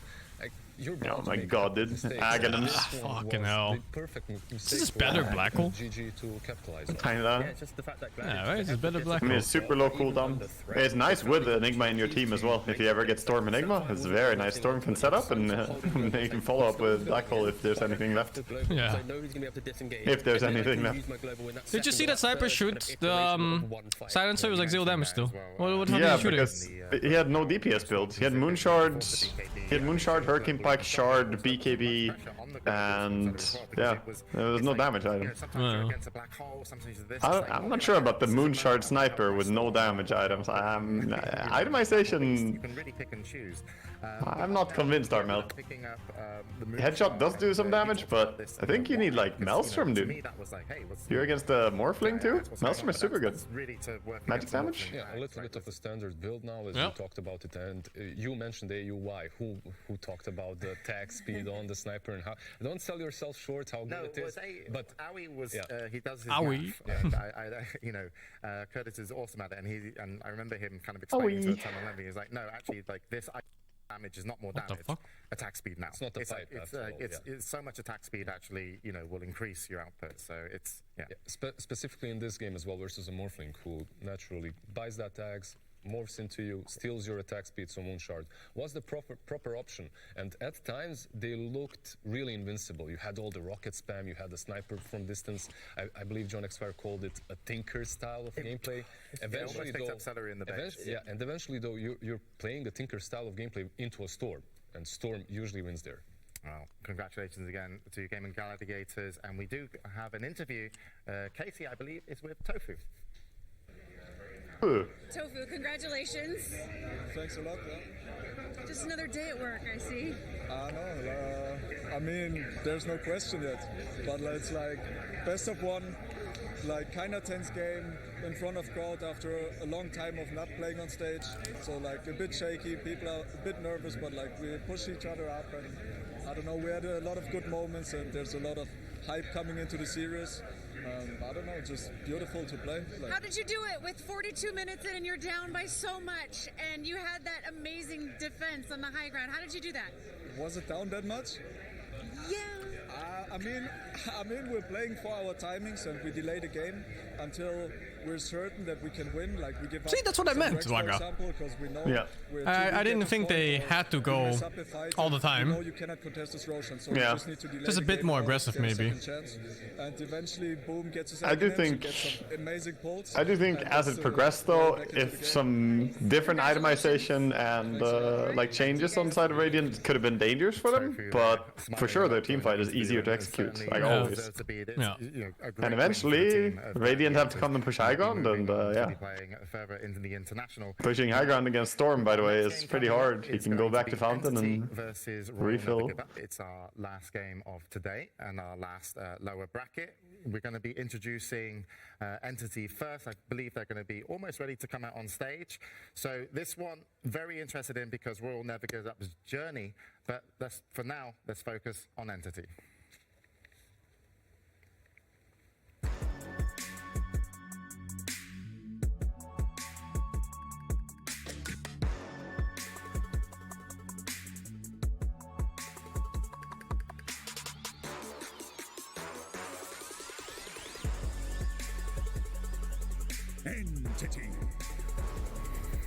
Entity qualified into the international with style. My team. Stormer, putting on a real show, but also backed up by the My team right of ear. Katiomi and Fishman. But now My let's meet their team. opponents. It's going to be Royal. Let's Never go, Give boys.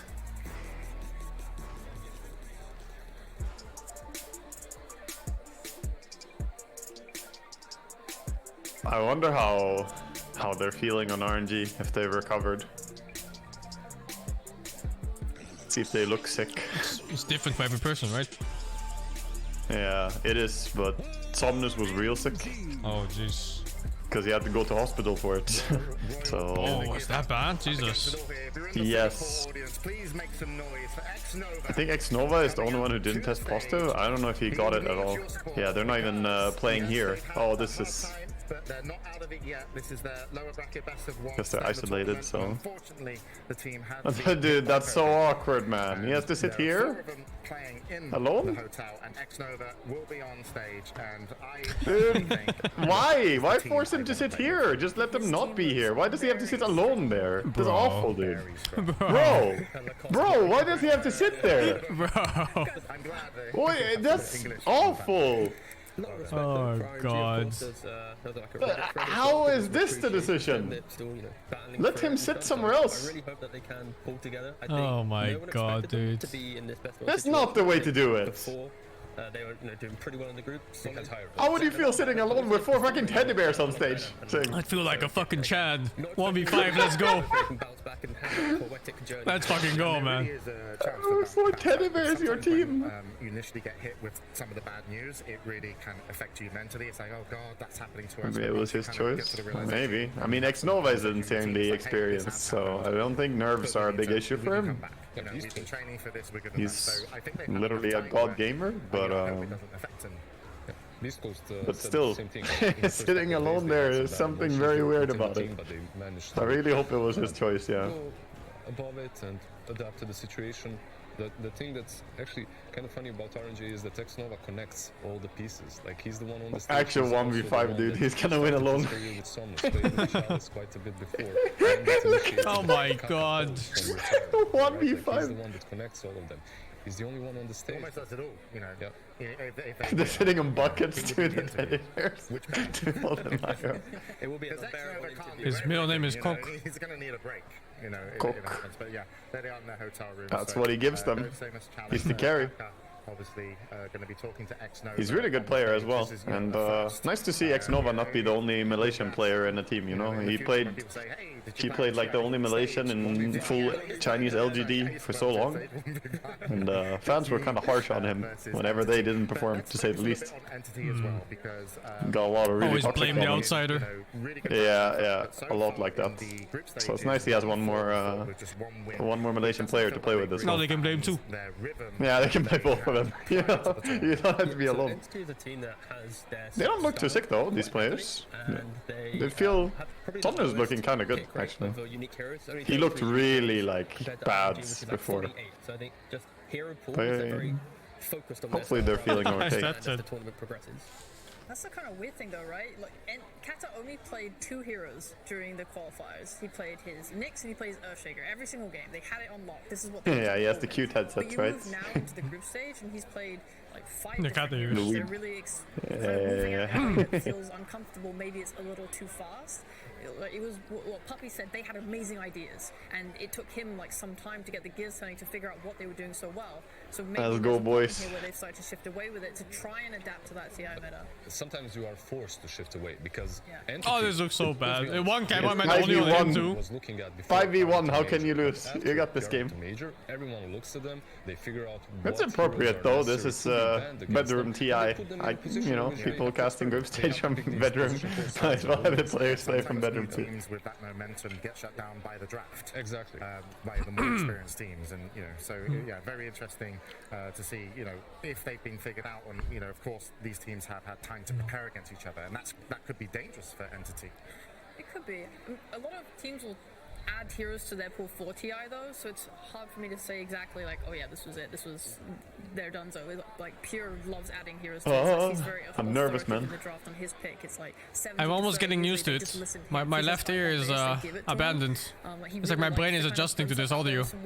It's still not fixed. Yeah. It's still not fixed now. Players being in Singapore right now. I believe Pure is first or second Lizard sitting as a carry player. Like in my right headset. Different heroes, adapting, adjusting to all these bans that are aimed at him, so that he has a wider hero pool.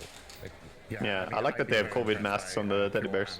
Storm. I would say that Storm's group stages, you know, weren't as strong, but when they seem to be working together well, mid and the carry, they really dominate. But what can we say about Royal Never Give Up for those that are tuned in for the main stage? What's their storyline? Sheet that you think? X-Nova is a cool guy. I think definitely centers around Ghost as Talked to him a lot. Can't remember which TI it was. TS6 maybe or something. Quite poorly. For what now? Ghost is a relatively X-Nova. pro player. especially to I this don't know. team. He Just, comes in, he's learning a lot I don't from know. his I got a experienced chance to connect with him a bit. He asked me if I wanted to come over to their boot camp room, and we just talked a bit about the games and stuff. Huh? He wants to fuck. I think that they will go far and do really well. I completely agree with what she posted. Lizard, I love the fact you just started talking because I literally, as soon as you started talking, But I yeah. said, you know what? We're going He said he was a fan of my stream, watched my stream and stuff. I'll continue anyway. Poggers. So there you go, chat. That means all of you are potential TI players. RNG. What? Do you hear that sound? Yeah. What the fuck? We're going over piss and ban, so we focus obviously a little bit more on the heroes now. But would you like to finish your point, Lizard? Sure. Like, besides Ghost, they got Kaka back into the team on RNG, and we can talk about his heroes, his Lions and whatnot, his Nyx Assassins, because this guy is going to control RNG, and he's one of the main reasons why. It was just that moment when they were switching scenes. It sounded like some guy. The first bands. I don't know, like it was like You've got a lot of stats in front of like you. over and over. Like, what the fuck? I felt it sounded like something touching the microphone. Like I think they're adjusting a headset. Someone was moving a headset or some shit. It was like Shaitan. Pretty prevalent. The Batrider stats are egregious, but Beastcoast just kind of put those stats in the bin and just won with it. So maybe we can break the logic of stats once again in this series. But so far, that's not happening. Why is it 1v5? His team got COVID. They're isolated. Statistically, the Enigma, the Marcy. So there's gonna be some good memes about this, you know? Enemy team versus my team. They really like their draft. I think they're also like 3. Did they win 3 times out of the 4 games they played? I think. Correct me if I'm wrong, latest. You know, like all those memes with like 4 monkeys or some shit. My teammates, teddy bears. The Terrorblade, people are really liking to pick against those. And it ties up to the confidence that you were talking about before. Like, you don't give Drought to any carry. You give it to a guy that you have absolute trust in. RNG spending quite a lot of time on this final ban. Again, we do preface the fact that Entity, they are in the lower grouping of teams for hero diversity so far at TI. So this final ban really is quite key. So for Entity, because they're first pick, there is still... Oh man, I have IEMs. I hear every single audio issue there is. Mentioned before, which is something that like, Kataomi just plays. Even the smallest ones. Last year, the audio had this fucking... this E sound going for it non-stop. Yeah? And they never fixed it for all of TI. There was like one mic was just... I'm glad they take out the Nyx. was broken. Yeah, RNG, one of the reasons they're picking this Drow Ranger is because of the SF in the meta. Like, they're picking it as a response. So if Entity were to take SF here at the end of this drafting phase, they might want to have to consider banning it. You like using IAMs when you play? Yeah, love it. Open up with an SF as well. Like, Maybe I should try get some. Oh, it's super nice. RNG has Yeah. picked it quite a bit. And what I like about SF for RNG as well is that Ghost isn't necessarily always the carry of the team. Like Somnus maybe, he has been throughout the DPC. You should send me which ones it is that you're using. More time than Oh yeah, I can send you later. He's the true carry in so many games. Either getting rampages on his Tiny It can be opening. pricey though. Yeah, of course. Yeah, he's an absolute Yeah, that's fine. Invest money from the stream into the stream. Yeah. Not for stream, but for me. Yeah, I mean, it's nice to upgrade your everyday use things. Yeah, Like everything your chair, around the... your audio, like everything. Yeah, I got myself like a Herman Miller chair too. Very happy with Oh it. Jesus, one is like 1,500 euros. Yeah, For they're expensive. fucking hell, man. Yeah, but my ass is happy, dude. And you're back. My back is very happy. Ass is happy. Good chair. The Nyx left, so maybe they were thinking, okay, it's not going to be picked through, but I think just the identity of Leshrac now, it doesn't And they last forever, those fucking chairs. They have like lifetime insurance. anything else, Yeah. and you just play around it. But for Entity at least, it's tiny. You could argue there's a little bit of flexibility with it, but I expect it just to be the 4, most likely unlocking Lich Leshrac opening. so many obnoxious offlanes. Very RNG. RNG pulls some crazy push strat with this. I've seen it before. I know this. Ban out Lone Druid. Ban Lone Druid, please. The support combo, AA tiny. When you hit level 6 on AA, And respect Visage. They did some crazy push strat in the group stage with these heroes exactly. you can't now Was it exactly? Yes, exactly. Yeah. All right. Thanks. Exactly. Oh, you mean the full 5? The full 5, yes. Full 5. They ran like, I think it was Lich, Leshrac, Lone Druids, and I think it had Visage as well. Oh, so many games. Just all in. Yeah, and they just hit the craziest timing. Ghost played a really good Lone Druid too. Like, very, very good. I think outside of Matumba, I've never seen a Lone Druid quite that good. It's like Bulldog Lone Druid, of course, back in the days too, but I mean, current. Alright, dude. Alright. He's not playing competitive currently, you know? Yeah, alright, I understand. Come on, man. Again, these best of ones, a lot of teams are just picking up these heroes which have just I get you. win rate. So now, yeah, this is important. It's a best of one. Yeah. Low win rate heroes, but Looking at their recent drafts is so sad, dude. It's like... Like, as entity, they picked A, right? So if you're RNG, you know that you can't get that morphling. But they played good enough on day 1 and 2 to, ensure themselves that they couldn't be eliminated. And then they lost everything day 3 and 4. They didn't win a single game then, but it was fine. I'm looking up the draft. Lich, Leshrac, Lone Druid, Visage, and they're tiny in that game, so they can't have that at least. But that can be replaced with like a Tusker or whatever.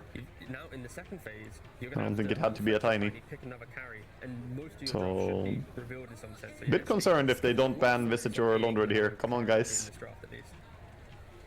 They also did it twice, by the way. They did Lich, Leshrac, Lone Druid, Lycan, Tiny in one game too. So, come on, why are you banning these guys? They really like the cheese pusher. Yeah, full cheese push. We saw that for It's BO1 coming, too. dude. It's dangerous in BO1, and I don't think they're ready for it. Entity are going Naga, Tide? I don't think those are the heroes, man. If you think about the playstyle that they have with him, No boy. You must have done your research on this. You know. Did they not know? Icefog didn't just nerf Bulldog's heroes. Icefog nerfed all of Alliance after TI3. They literally nerfed buyback mechanics because of Alliance. Every single thing. Yeah. They nerfed pulls from multiple different camps. They nerfed everything. They nerfed stacking too. Like some of the timers and the fuck is because of Alliance. They nerfed fucking how Dota was played because of Alliance. They were that good. Were completely ahead of like how people played Dota. It was a playstyle shift in Dota. TI3. TI3 was like eye-opening for pro Dota in general. And eventually pub Dota, of course. Everything evolved after. Understanding of how to play the map was the biggest thing, I would say. Like whatever camp is like not a 52 pull, it got nerfed because of Alliance. This is why you're failing pulls. It's because of those fuckers. I don't think they were too Because they were giga stacking everything. very hard games to end out. And that's an interesting Ah, okay, they did ban out the Lone Druid. That feels good, man. Feels good. sense, you know, you still want to be on the But Arc Warden respect ban. I take credit for that. Thank you. Awaken in the group stages. Arc Warden. To, you know, Arc really Warden. showing here in the lower bracket. And also just in a game such as this one, I see Lesh and Lich, and Arc Warden just feels good. There are some games when you look at Arc Warden, you know he's gonna lose. This game versus Lich and I bet it's just gonna be Stormstormer playing Tiny though at the end of the day here. They're like banning Stormstormer heroes a bit, Dark Warden, Batrider. He might just take the Tiny as well though, he's happy with that. Isn't Stormstormer the Invoker spammer? Yeah. Yeah. 5.5k games. Yeah, ridiculous. Yeah, he makes me not even look like a TA picker. He's got more. Yeah, exactly. He's got more fucking losses on Invoker than I have games on TA. You know. Fucking hell. Nah, he's insane. He's by far the best Invoker in the world. It's not even close. The Tiny's picked on Entity. There's position for enabling like melee support. There's only really Clockwork and Earthshaker left, so they go for the Shaker this But time around. you gotta make it fit as well. Make everything work. It's Entity. Hey, they banned alone do it. Yeah, I think that was really crucial, but they might still try to do some similar stuff, maybe. Ah, not with the Earthshaker pick, I think. There's Beastmaster and there's some push available still. It's so hard to push already though, into Tiny and A. It could be like Tiny Axe, right? And then the pushes are just so crappy. Could be. Tiny Axe hits a little bit late though, the timing for it. If they play fast enough, It then... depends. What if he they skips took the Blink, low- right? No, they took the Lycan, dude. Yeah. I think Entity, they countered, they're like countering the push and also taking this, but Lycan into Flash? It's a bit... I'm not entirely sold on It's it. okay. I think it's okay. I don't know about the Shaker though. Yeah, I mean, it's also Lich Armor. Oh, okay, no push. Late game it is. Terrorblade against Lycan is very strong. Very strong for who? For TB. It's really good for him. I mean, you can't damage TB with Lycan. It was counter in, it was the TI-11 or TI-10 counter. That's what we saw there too. The tiny Lycan pick. Again, the TB and TB just stood his ground and killed him. Yeah, exactly. That was the Aghanim's tiny patch, and then the TB just didn't care about the two of them. There's like reminiscent of old TI here. Yeah, have the ulti, the Thunder is really not usable anymore. I don't like the draft thing. I'm worried. Do I favor? I want Entity to win, but I favor RNG's draft right now. I think it's smart. Smart draft. Banning the carry Pudge too. But if you don't get to that window where you have Manta and you can actually make That's smart when you're picking TB. Don't play ever illusion carries against Pudge carry. It's impossible. This closest bear looks very serious. TB might be the best illusion carry against Pudge, and he still loses. Looks like they just want to win their lanes, I suppose, on Entity, because there's a lot of level 6 reliance on RNG, like for Shaker and stuff, and he wants to blink, and if you're able to just win your lanes... They could do this many ways. It could be like Stormstorm and Visage mid now, by the way. I'm imagining one reason this TB looks good as He well. plays Visage too. Tiny so, form. Okay. Yeah, I think that's Is Lycan likely always what's free in happening. this? Offlane Lycan, I think they're waiting with pure hero. Which is also why they banned the Pudge, I guess. They get the drums on him, and it's just like really scary. So they need ways to kind of contest that. Why is Pudge so good against illusions? It's the Aghanims. Aghanims just melts illusions. Really aggressive when it comes to either just taking down the early towers, but and also map control. And Flashy blocks a lot of illusions, right click. They don't hit that hard. Around it and build up the TB, but what's the kind of answer you think for RNG to kind of repel this, roaming tiny with a follow-up Ice Blast, but then also, Visage and... What's it gonna be, RNG? Really, make the map small. If you make the map small for your opponent, like... It's gonna be Mars? The last match. Mars is still in. He picked up a gem. It's huge control against the clockwork, and it actually, made the map really small for a little time for, Primal Split! 3 of me! Primal Split! You could also go for like a Pangolier on the As a blaster! Again, it's like such a weak hero, and they've not played it at all so far in the tournament. They can play it mid. Potentially, that's an option. I might prefer an Aura carrier, something that can build a Wraith Pact and a pipe. This is or Crimson or an whatever. all-in push threat. That allows the team to sustain and keep this Lash alive. It is. And that's a really good counter push hero. Oh, we haven't seen Underlord much, but very smart here. Oh, that's a painful hero to play against with their draft. Counters them a lot here, yeah. It does. Pit Lord. Lord of the Pit. As relevant as you used to be. It's a carry Lycan as well, I believe I saw. That Pure picked up the Lycan, so they're really going to be leaning into get the items even You know what quicker. pit means in Swedish? They're going to look to put the Lycan away. Let me think. Pits. I think Entity Maybe Courage? a lot of their success really came from No? behind almost, No. tier ones and sometimes tier What does it mean? Opponents didn't expect it. They didn't expect that kind of aggression from Entity, and the games where I've seen them kind of not do so well, they were always kind of backing off and playing, we need to... It's the cock, man. It's the cock. Ah, shit. So Pit Lord is coming. That didn't work for them. So Ah, this does shit. feel a little bit like it's, Yeah. even though it's very, one direction, but it still feels like it might fit their kind of young playstyle. Fully in their comfort zone, I believe. Do you also see the same contrast between the last game and this one? One team is completely waiting for their timings, and the other is full aggression. Yeah. Aggression.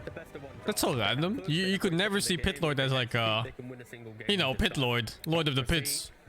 It's like when people say lul. Because lul means penis in Dutch too. Wait, it means dick rather. So every time you say lul, I just think dick. Dick. This best of one bracket once again. RNG against the side of N3. Jonathan, I've got one question for you because it is an SCATR.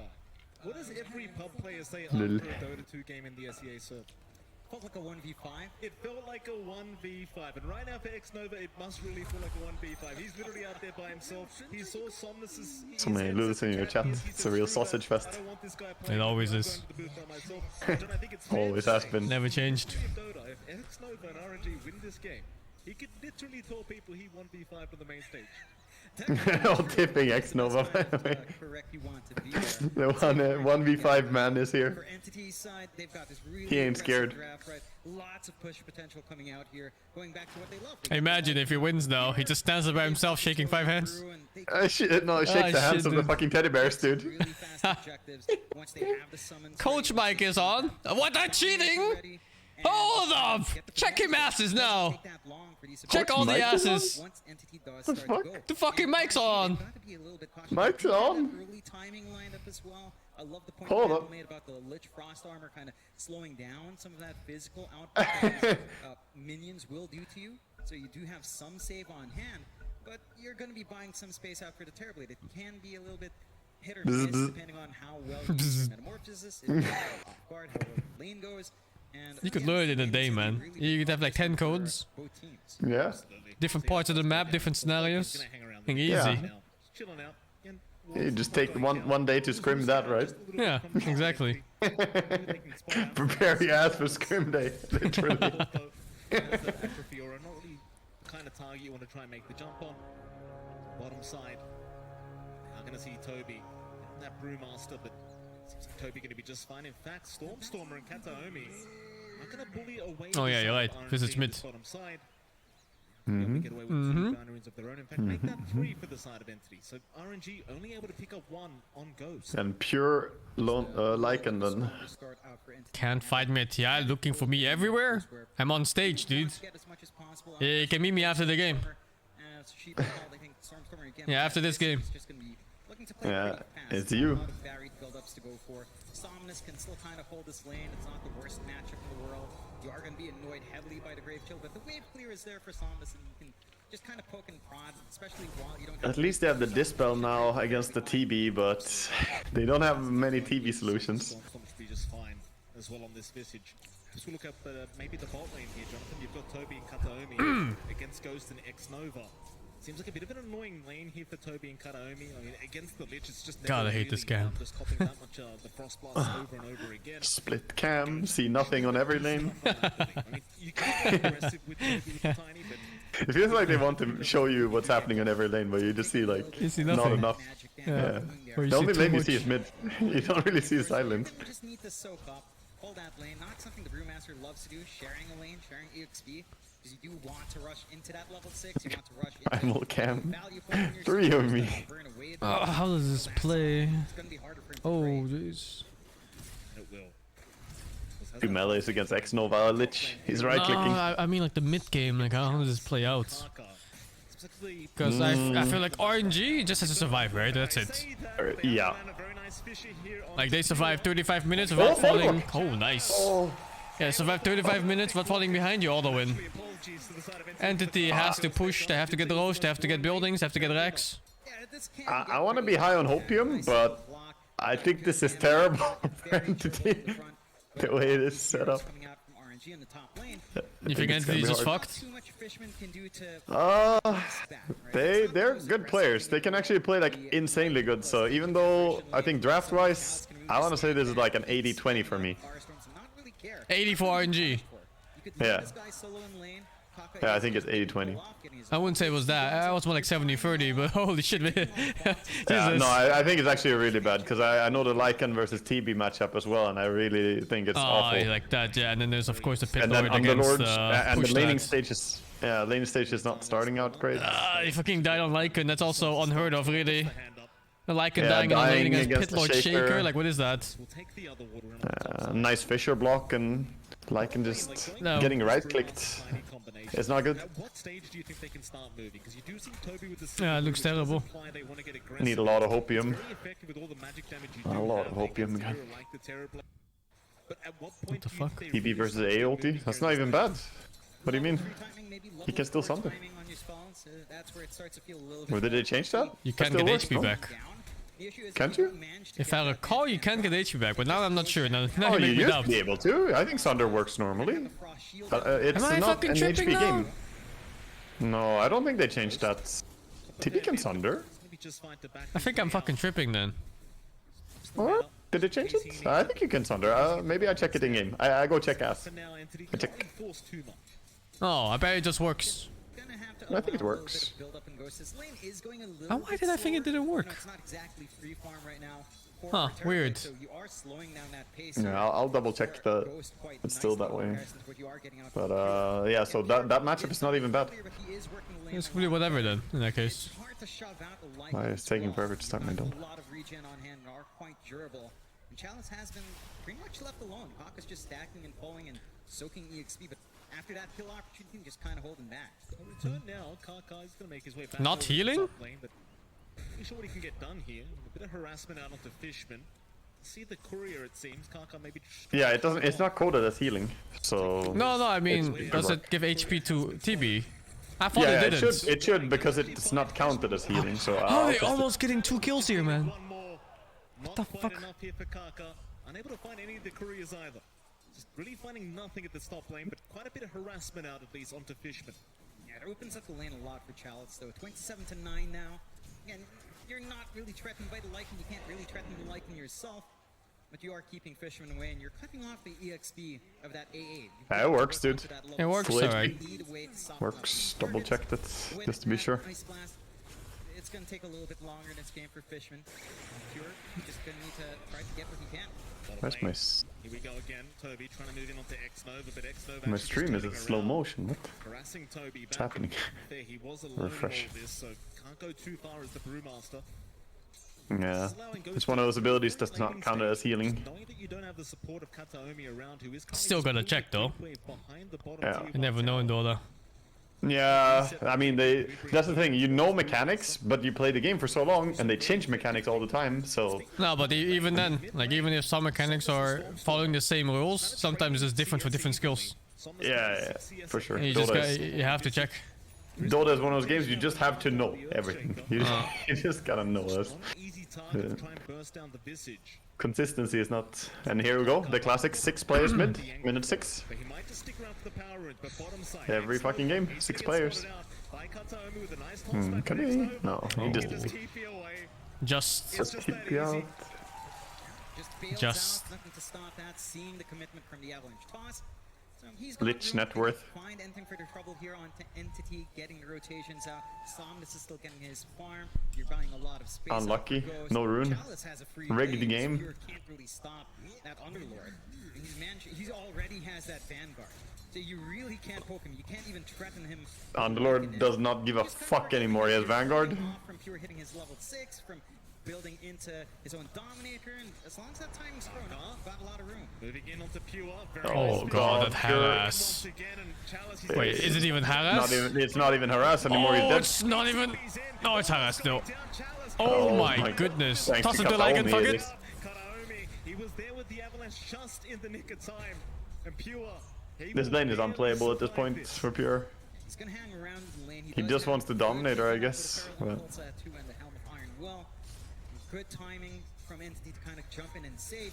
Oh, it's so hard to play their draft into the Underlord, I think. Low on mana, but needing a little bit more time to regen up as well before fully committing. Kaka could try to work an angle here if he wants, though.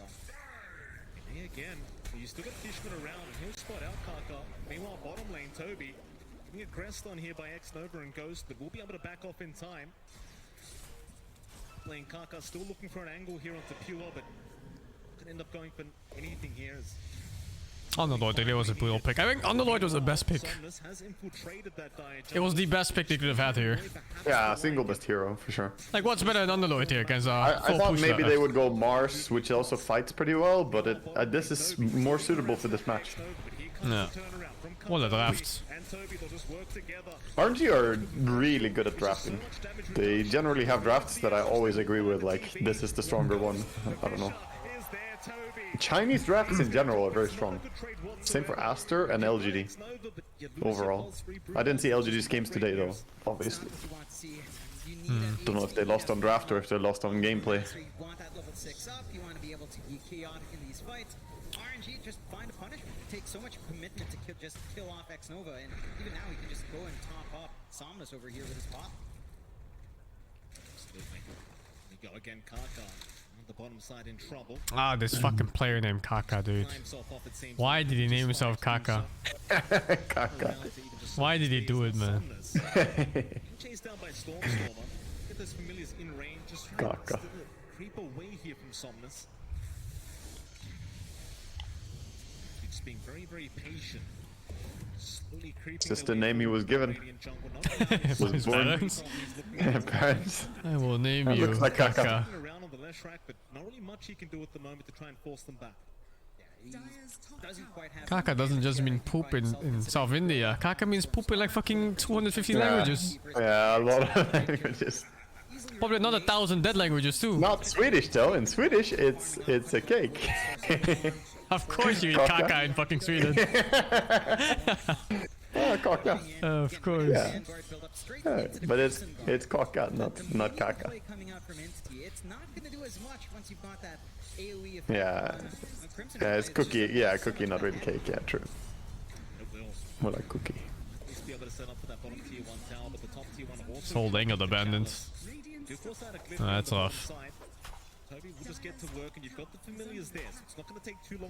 Being behind in net worth and having the pressure that you have to make the tempo happen. They will get Shaker, I guess.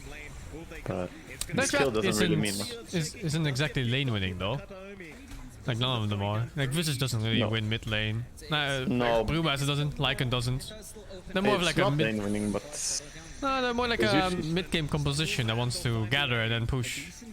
It is, but usually going for those push drafts, you kind of want to not necessarily be on the back foot. I don't know what to say. It's like hard to set the tempo when you are underfarmed. Yeah, for sure, for sure. That's why that top lane is so rough. That's why heroes like left back are strong, because they are kind of lane winning or like very farmy and can also play high tempo. Also, he maxed Lightning Storm against them. That's a good build in this game. Yeah, I had to go this build. No choice. Yeah. Not to mention the fact that after free RSL is going to be annoying on Steve. So you've got a lot of ways of just stopping that. I mean, Pure is trying to shove Chalice away. Crimson Guard is gonna destroy in this game. I think he's going Crimson Guard early on Unlord even. Really nice forward ward to just Let me check. this area. Vanguard. No. Looks like he's going thingy. The Super Vanguard Blockman. Yeah, he has it. The Crimson Guard is coming. He has it queued up. Soon. 5.6k net worth. Super fat. Yeah. I like that they're leaving Shaker bottom to take his level 6. Just sitting there. Yeah, his blink is gonna be big. Yeah, he needs some time to sit on a lane. They will move in on Somnus, but out of range for Toby to make the jump in on. Any idea who does the draft for Entity? They draft together with their coach. Met them. Chalice, he's going to be around to defend, and this is how it becomes very, very challenging. Against the Underlord, some things just don't change. It's just very challenging to try and even think about going for that mid-tier 1. They've got really good vision coming out here from the side of Entity as well. They have stuff that can kill the Underlord later on, possibly. Like, ulti can be big to it, but I'm more concerned about killing TV. Primal Death in Fountain! I actually thought he was gonna get it off there. He got sucked by X-Nova. They have to be careful about working the map that way. I get what they're trying to do. They're still maintaining that control on the bot jungle, but they kind of split apart. And you are trying to buy some space out here for your liking. Yes, that is giving some space. Not the biggest kill in the world, but they'll take it, it seems, as Kaka will continue, even popping the Echo Slam. Just in case he was going to juke them out, he'll just pop the R and... I like that he's going Blink instead of the Shard on Shaker in this game. The Shard is nice on Shaker in a lot of games, but here, I think this is a Blink game. This is Echo game. Yeah, this is Echo. Yeah, big Echo game. There'll be some big ultimates if you have the Blink and have the patience. Yeah, don't even need to hit many heroes. There's so many summons. Hey, how come the other one's getting pushed? Yeah, I was about to say. What is this? He's such a tanky boy. He's got that Crimson Guard up, so you're just literally doing no damage. Primal with these familiars split. or the wolves. They'll keep trying to move in, but where's the damage output? Primal walk away. Oh, that Fissure. What? God tier. No problem. God tier Fissure. From a lot of that. Like, he just stood there. The magic damage really was Just doing Fissure. well. You kind of want to play around that aspect, but this is a support tank. You know, you're not going to be having that opportunity to have that fast blink timing, to have the levels to maximize the avalanche toss. And just after a bit of a reset back in, the tier 1 just gone. The power of Flash Rack, the power of RNG's own push style with this lineup comes into play. Yeah. Okay, so Secret got in their draft, they got the Silencer, Nyx, and Dawn combo. And Maiden? What? They got everything that they want to play. What? Well, they did stomp their games.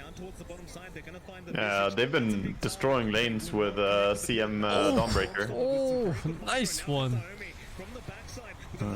Oh, kind of whiffing some spells here. No, Focusing different targets. Ah, a bit of a poor focus fire here. You gotta finish that shaker. Nice. The stuns, the birds. Any free of these? I like him is doing it. He's in? Maybe? He's gonna have to get the fuck out though. Well, he wants Somnus. Oh. Pure is so fucking Giga Chat, dude. Goes in for that kill. Oh, let's go, man. Entity, dude. That was execution right there. Really nice execution.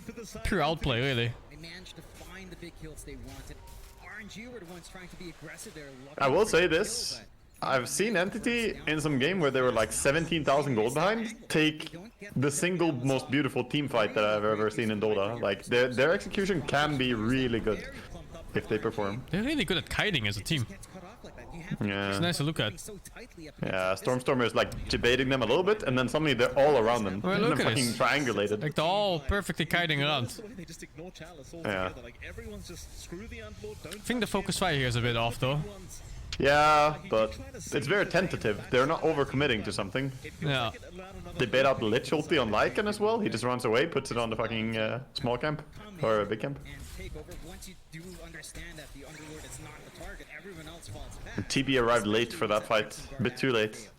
Had to TP outposts. I don't know if he wanted to fight even. No, probably not. He's a filthy TB player. Wants to farm 10 years. Scotty here just to have a little bit more stats. You still have this blink threat from Kafka eventually coming through along. Xnova in big trouble. The familiars again landing perfectly. They'll need to let Xnova die. Skataomi looking for a bit Yeah, more, but Entity is my favorite Indian team. so Kaka gonna be just fine. Yeah, same. Not have the avalanche. India pride. Up the river, but just unable to get there in time as well. And it's starting to feel like Entity is starting to hold their ground a lot better. They're using this Visage really well to keep baiting in these plays. And again, just these stuns out from Stormer to cut off that aggression. It's so much time that RNG isn't getting as much out of. Because you are finding room to farm up on Ghost, on Somnus. But you're not able to group around and play with your entire team. You have to wait for the respawn, you have to look for that pickoff once more. And it allows Entity to just catch up really nicely. Full Helm of the Overlord up on Pure. So you've got the Ancient Creep to kind of drag around. The Thunderhide Creep's nice. Ancient Black Dragon. Granite Golem's also really good to tank up. And eventually even the Ags up on Toby's going to be nice to have as well. Entity, please. Don't get eliminated. Winnable. They just need a Roshan and a good team fight and 6 towers. It's a tough fucking time to be an Entity fan. First they go through the tiebreakers, make me fucking cast that shit too. Fireball! Death to Fountain again. I at least has his blink. Expecting the rotation from Somnus. Did have that the ancient black dragon around him, and obviously he can't do much to help him out. And well, Toby, he will drop once again. X-Nova and his 4 teddy bears are coming, dude. Oh shit, they are. Come back off, of course, it's gonna take some time.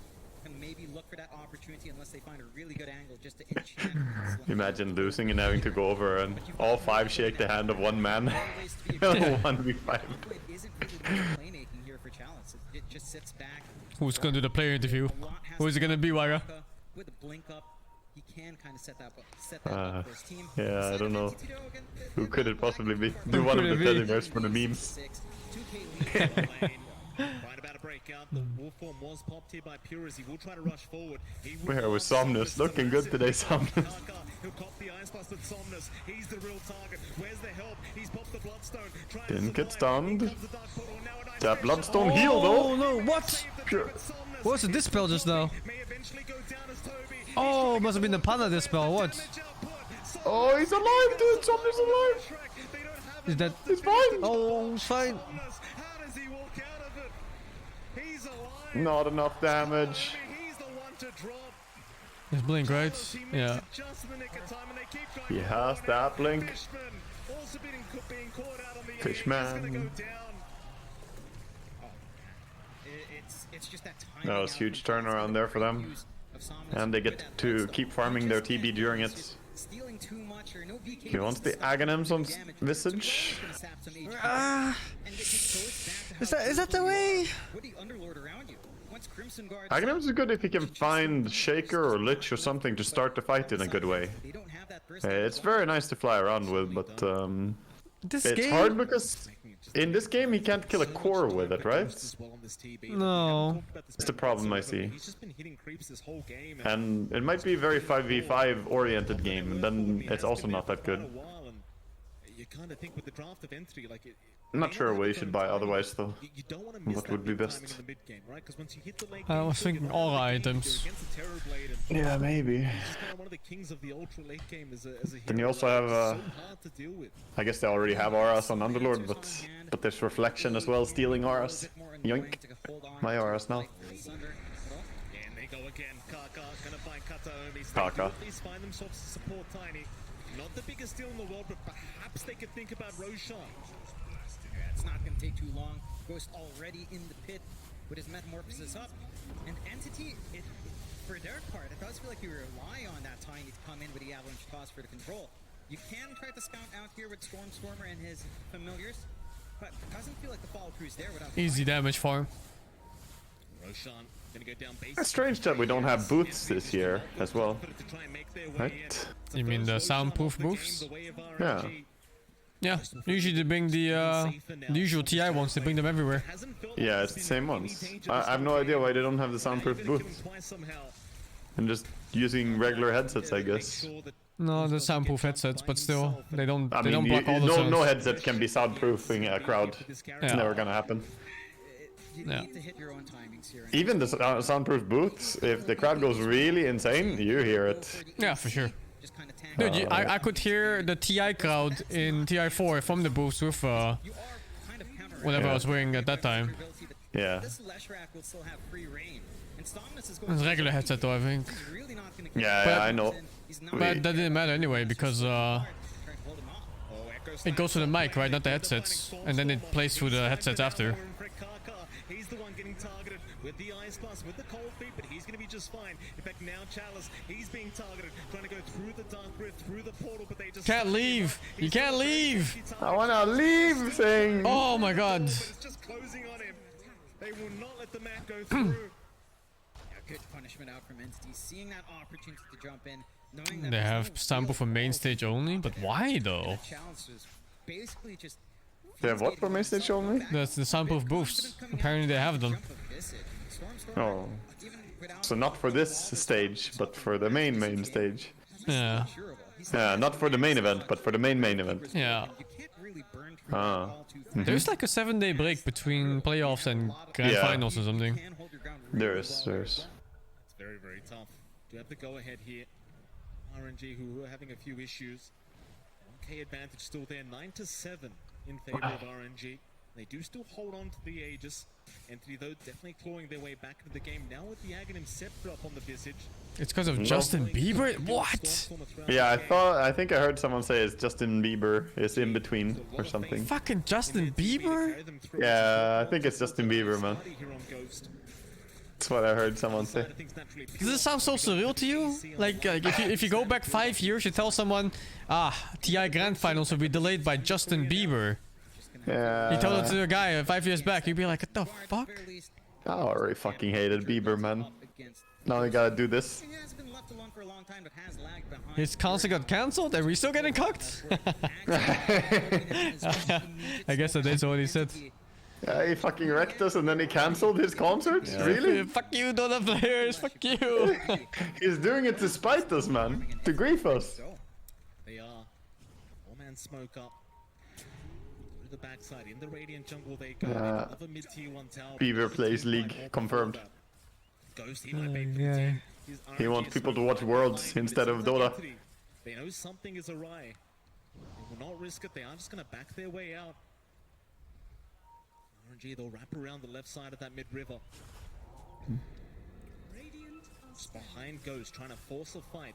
If you've got the TB, it's the bait everyone loves to try and go for, but it's not going to be that easy to take him down. I'm not going to Singapore finals. Are you kidding me, dude? You know how far Singapore is? In the Radiant jungle, hanging around, sending Toby's remnants in. It's not even on the map of Europe. How can you go? Where in Europe is Singapore? Where the fuck is it? Oh, he fucking got the birds.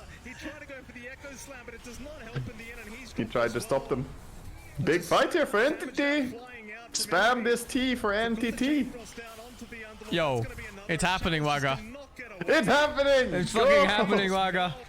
Oh, go, dude! Get some fucking buildings! Pitlord Fix is good bottom lane. in front of the base. Push! And Pitlord is a terrible hero in these kind of team fights in the middle of the jungle. We managed to find them and land a good AA ulti onto Leshrac, and they were in position to focus him down. If they kill Leshrac fast, the fight is over. Yeah.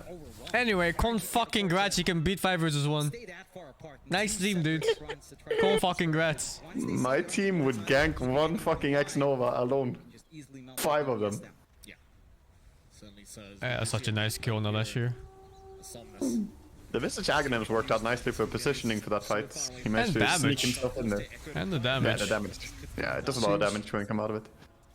Very rough affair here for the side of RNG. Is just so many units try and focus down on these team fights as well. It's like, who do you actually focus? It's hard to call. I mean, it does feel like Storm's My pub names are more 1v5 than X-Nova on TI main stage. Yeah, ready to play TI. Get the familiars to resummon and get the Ready to play TI. Let's go. Yeah, get ready. Yeah. Hyperbolic time chamber. Practice. Like, focusing him down is just going to give so many opportunities for everyone else to fight in. So I think they've just GG players said in an interview they could hear everything the caster said. That is... Of course you can! Yeah, it's really fucking stupid that it's like that though. It's like when I played tournaments in 2012. You remember StarLadder when it first started? Of course I remember, yeah. I remember casting some of these scuff tournaments too, and having to be informed that, oh, don't say anything that can reveal stuff for the players. So you have to fucking think about that as a caster when you're casting, like, oh, this could be big. They're going to that guy. Getting a little bit too overly confident. I killed this big golem looking guy. I love that they managed to get that Wraith pack going now this time as well. So they mitigate a lot of that burst onto Ghost. Give him enough. Don't even need the anal buzzards, man. Not yet. Save them for main. Save them for grand finals. One big tanky target. And, you know, Ghost is extremely It's a forbidden technique, only to be pulled out if you really need it. Or put in, I guess, not pulled out. Keeping that bot lane shoved in. But you've got that full aggression now from RNG. They've got Bottled DD for the fucking TB. I love it. I love to see it. Reminds me of a certain meta where there was TB every game, always bottling, bottling the DD. When was that, like 5 years ago? Maybe more. Move back in and force another fight. Still 1k ahead is the side of Entity, but they are slowly losing map control now. And it'll be a bit of a rough time now going into RNG's end of things again. You're still trying to deal with this TB in a way. G Pure is the highest net worth on the board. Yeah, Eternal Envy every fucking game, bottling DD runes. Lockdown here with Kaka and X-Nova. And of course Chalice Shit is game winning. Arcane rune, DD runes, haste runes, they're all game winning. I wish I was casting this on the main event. I would just be like, they're roshing! Or are they? Fucking troll the players. You scum. I really think they could take Roshan! Roshan! from Entity, so not an immediate worry, as you will still have some long charges. They should have like heart rate monitors every time they hear Roshan. Fucking heart goes down. Oh jeez. These players are playing so great, I can even see smoke coming out of their ears. How good they're playing. Just see both teams backing up like, whoa. Whoa. Feels like they're the ones that just needs to find his timing now. Smoke up once more. Ooh, Smoke? He said smoke. Yeah, he said it. He said smoke. RNG knows. They know. Look at them. Yeah, it's literally look at them backing. They backing. You can't say smoke if they can hear everything. Look at them. Look at them positioning. It's actually scuffed, man. Why don't we have soundproofing booths for the entire fucking main event? They're literally playing as though they have 100% tell that they're smoking because the caster said smoke. Oh, I would fuck so much with the words when I was casting on this. If I was casting here, I would build in smoke into every fucking sentence somehow. I would find ways, you know. Yeah. They're really good at the way they take team fights. It's all, you know, smoke and daggers, you know. Build it in some fucking way. No team would do anything. Both teams would sit back the entire fucking game. He said smoke again. Stop saying smoke. What do you want Entity to lose, caster? They can't clear out that lane, and Somnus is going to have to show up. That's going to give him a numbers. Oh, they both smoked, huh? Commit for that movement out. It's a very smart play from Entity, just trying to force the hand of RNG. Friends. They certainly are doing so. I think it's a 4v5 right now. I suppose Chalice always trying to use the ulti there to try and bring him back. RNG patiently waiting, and so are Entity. Yeah, if I was casting Entity main event, oh my god, I would. I would call out smokes, man. Okay, you can't just ignore it, you know? No. Like one of the more distinct noises is Sunstrike, and every time I heard Sunstrike, I just kind of changed my direction in games. Like, oh, like, hold on, you know, that sound like. Yeah, the players can't ignore it for sure, but the casters have some responsibility if they're casting like this. Stupid, they shouldn't have that responsibility, but they do. Like, what am I supposed to do? Pretend I didn't hear the Sunstrike? Yeah, exactly. You hear that sound of the Sunstrike, you know, the game song? Yeah, you're low HP, walking in straight line, you hear Sunstrike suddenly? Like, what are you supposed to do? Walk in straight line? No. Come on, man, you have no integrity, just keep walking, man. Outside the info shouldn't change how you play. Much easier for them to put someone away, drag them away from RNG, which is where we Sunstrike should have a triple buzz something. Bzz, bzz, bzz, and then you fucking move. Because it's urgent, it has to be fast. Yeah, the urgent one should have fast buzzes. With no pauses. It should be fast enough to just fucking throw you off your path, you know? You can't walk straight. Yeah, exactly. Bzz, bzz, bzz, like instantly. Butterfly now available on our TB. Ghost again, just been farming like a madman. Does have his butterfly. Every time Sunstrike, you see the entire team just move a little bit to the side. On the entire map. Fucking synchronizes. All about keeping this man alive throughout the team fights. He's tough not to crack. Doesn't even have his own protective item yet. BKB also coming out late for him. Just gonna play this patience game. Like they understand. So he's got that Aghanims on Brewmaster. It's so funny. You get one little panda all the time. It's good. No, it's good. It is good. Having a Storm Panda all the time in this game against TV, even against the Ice Armor, you can dispel that shit. I was thinking about getting that axe and you just get the Fire Pun on the farm with you non-stop. But that's like pub game though. It's very good for pubs, I think. In pro games. You gotta get the Storm Pun out, I think, for scouting too. Does it have full damage when it's outside of the range, when it gets slowed down? Or is it can't attack even. But I'm not sure. Because it gets like 50% slow, right? When it's outside of 1600, I think, from you or some shit. I don't remember. But I never played it, so I don't know exactly how it works, but... Oh, it's silenced too, right. Slow and silence is what happens to it. But that doesn't matter to Fire Panda. The silence, at least. Make a decision as RNG, like, do you want to force a fight? Do you want to keep defending that bot lane? Feels like no matter what you choose, you kind of lose here. But RNG, they are going to 5-man smoke up. 5-man smoke RNG? Entity fucking knows. RNG 5-man smoke. He said it, man. RNG 5-man smoke, I repeat. Who even needs a buzz? Goes to a 4-man for the team challenge right behind him. I just see Toby here on the Brewmaster and Kaka. Alright, he didn't get the memo. Does he die? No. They knew. They were in position. Now they want to take the fight? Maybe? Maybe not. Oh, kite the panda. Oh, bottom lane is pushing. The birds are pushing. Oh, they have to back. Moves. RNG has to back on someone. Yeah, the dogs and catapult. And the howl. Howl is minus armor, pushes hard. And TP meta was used there, dude. It's actually really bad for RNG. I think it's time for an entity smoke. Did he BKB on TP there?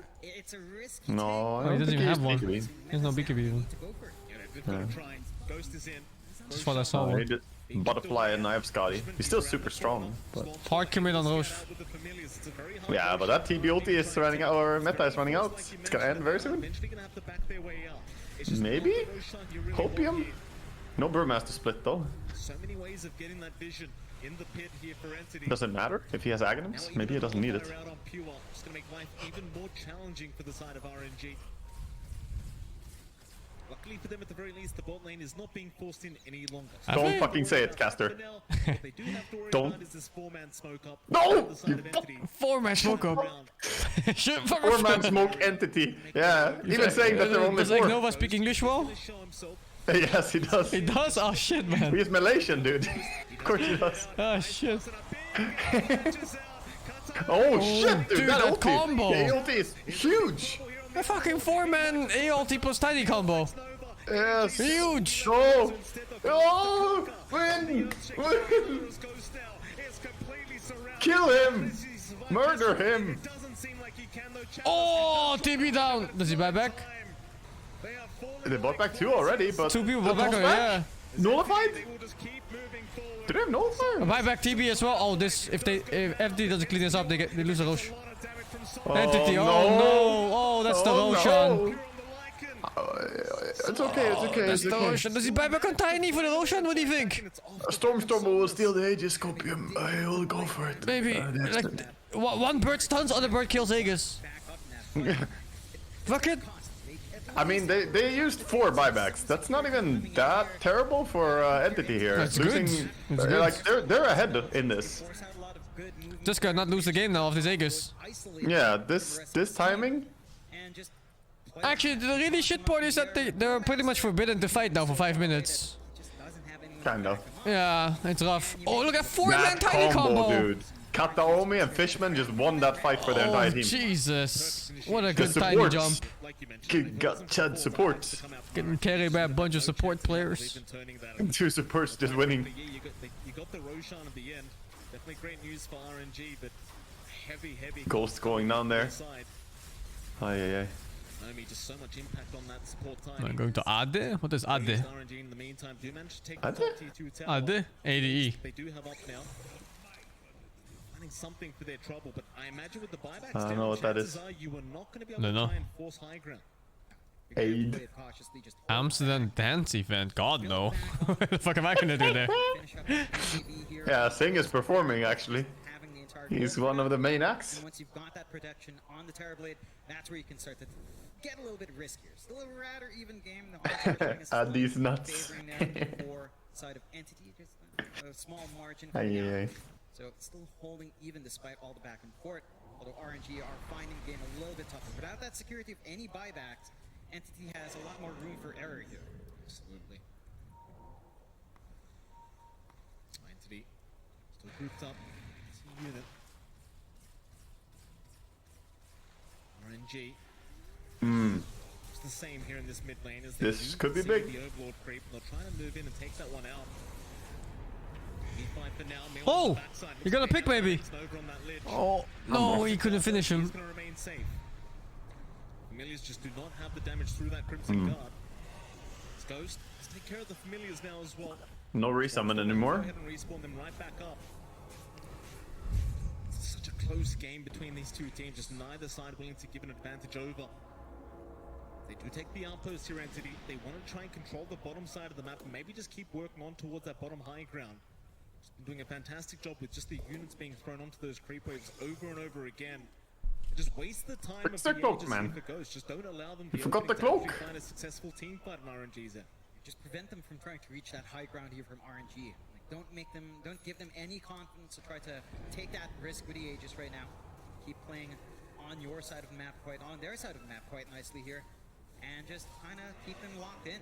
Like, once this Aegis expires, Ghost is going to be feeling pretty awkward. Entity are playing pretty brave on the map considering there's Aegis. Like, the fact that they're getting as much as they are into RNG controlling Aegis right now is insane.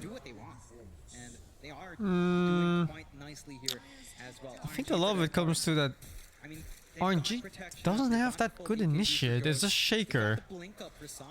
Yeah. So it's like if you know where Shaker is, you don't really care about anything else. And Shaker's scared because of the Aghanim's Visage. Yeah. Just going around on the map when there's Lycan Wolves and Visage flying around and a Hex on Visage, he knows he dies. Find that Trickster Cloak now, please. Please! Sort of nice, and the Crimson Guard's nice as well, but you're not getting an easier way to do these fights now. Ninja Gear, Timeless Relic. With the Pit of Malice, and it doesn't feel like you're getting much out from the Oh, Underlord, at another least in smoke. these big 5v5s. Here we go again. 4-man smoke up RNG. Ninja Gear is nice on Visage. Can smoke himself when he goes in this. What did he see the fucking Shivas or what was that? Fucking, that's what to say. Fucking bzz, bzz. Oh my goodness. Just unable to find a fight once again. There's only 58 seconds left on that Aegis. Casters, dude. They're gonna go! Blink. They just can't make the jump in onto the Visage. So you might find a bottom tier 1 tower, but this Aegis When you're holding the remote? really just doesn't seem to have really paid Fucking off. spy. Whoa, whoa, whoa, whoa, whoa, whoa, what was that? Did your stream Lag. just also Lag. go black screen? There was lag, yeah. Yeah. It's fine now.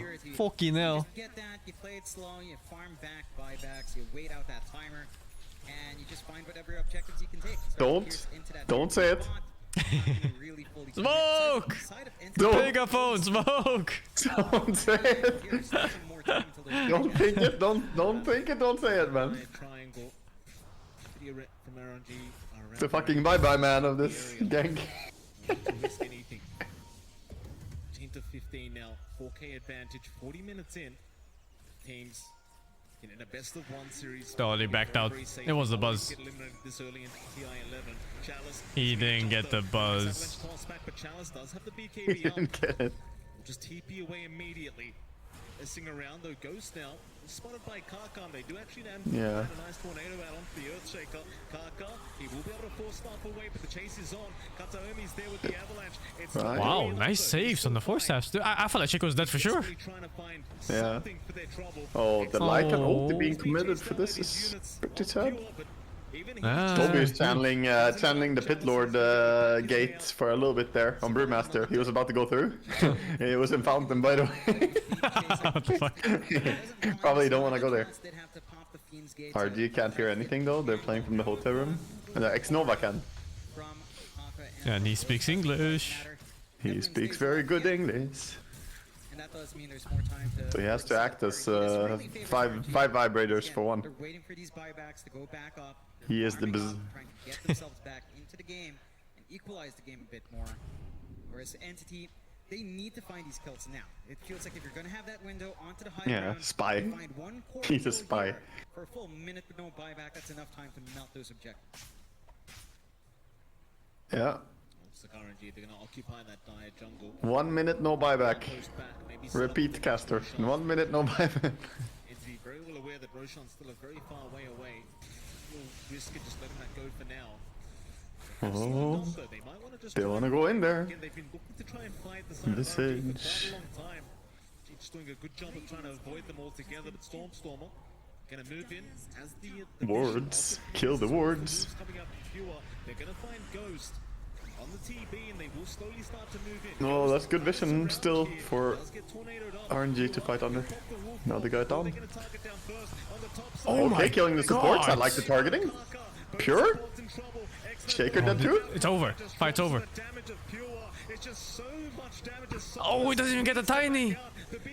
Tiny can re-jump soon. He can jump now. Oh, he's waiting for BKB off TB. No one's dying. They're cutting out the TB meta. Ah, look, Losing Tiny's AA. looking. Tiny's looking. He's waiting for the jump. Yeah. Gonna be hard to leave. Oh, they're trying to leave. They're getting out. Belt. Auto. Couldn't get the angle. All auto.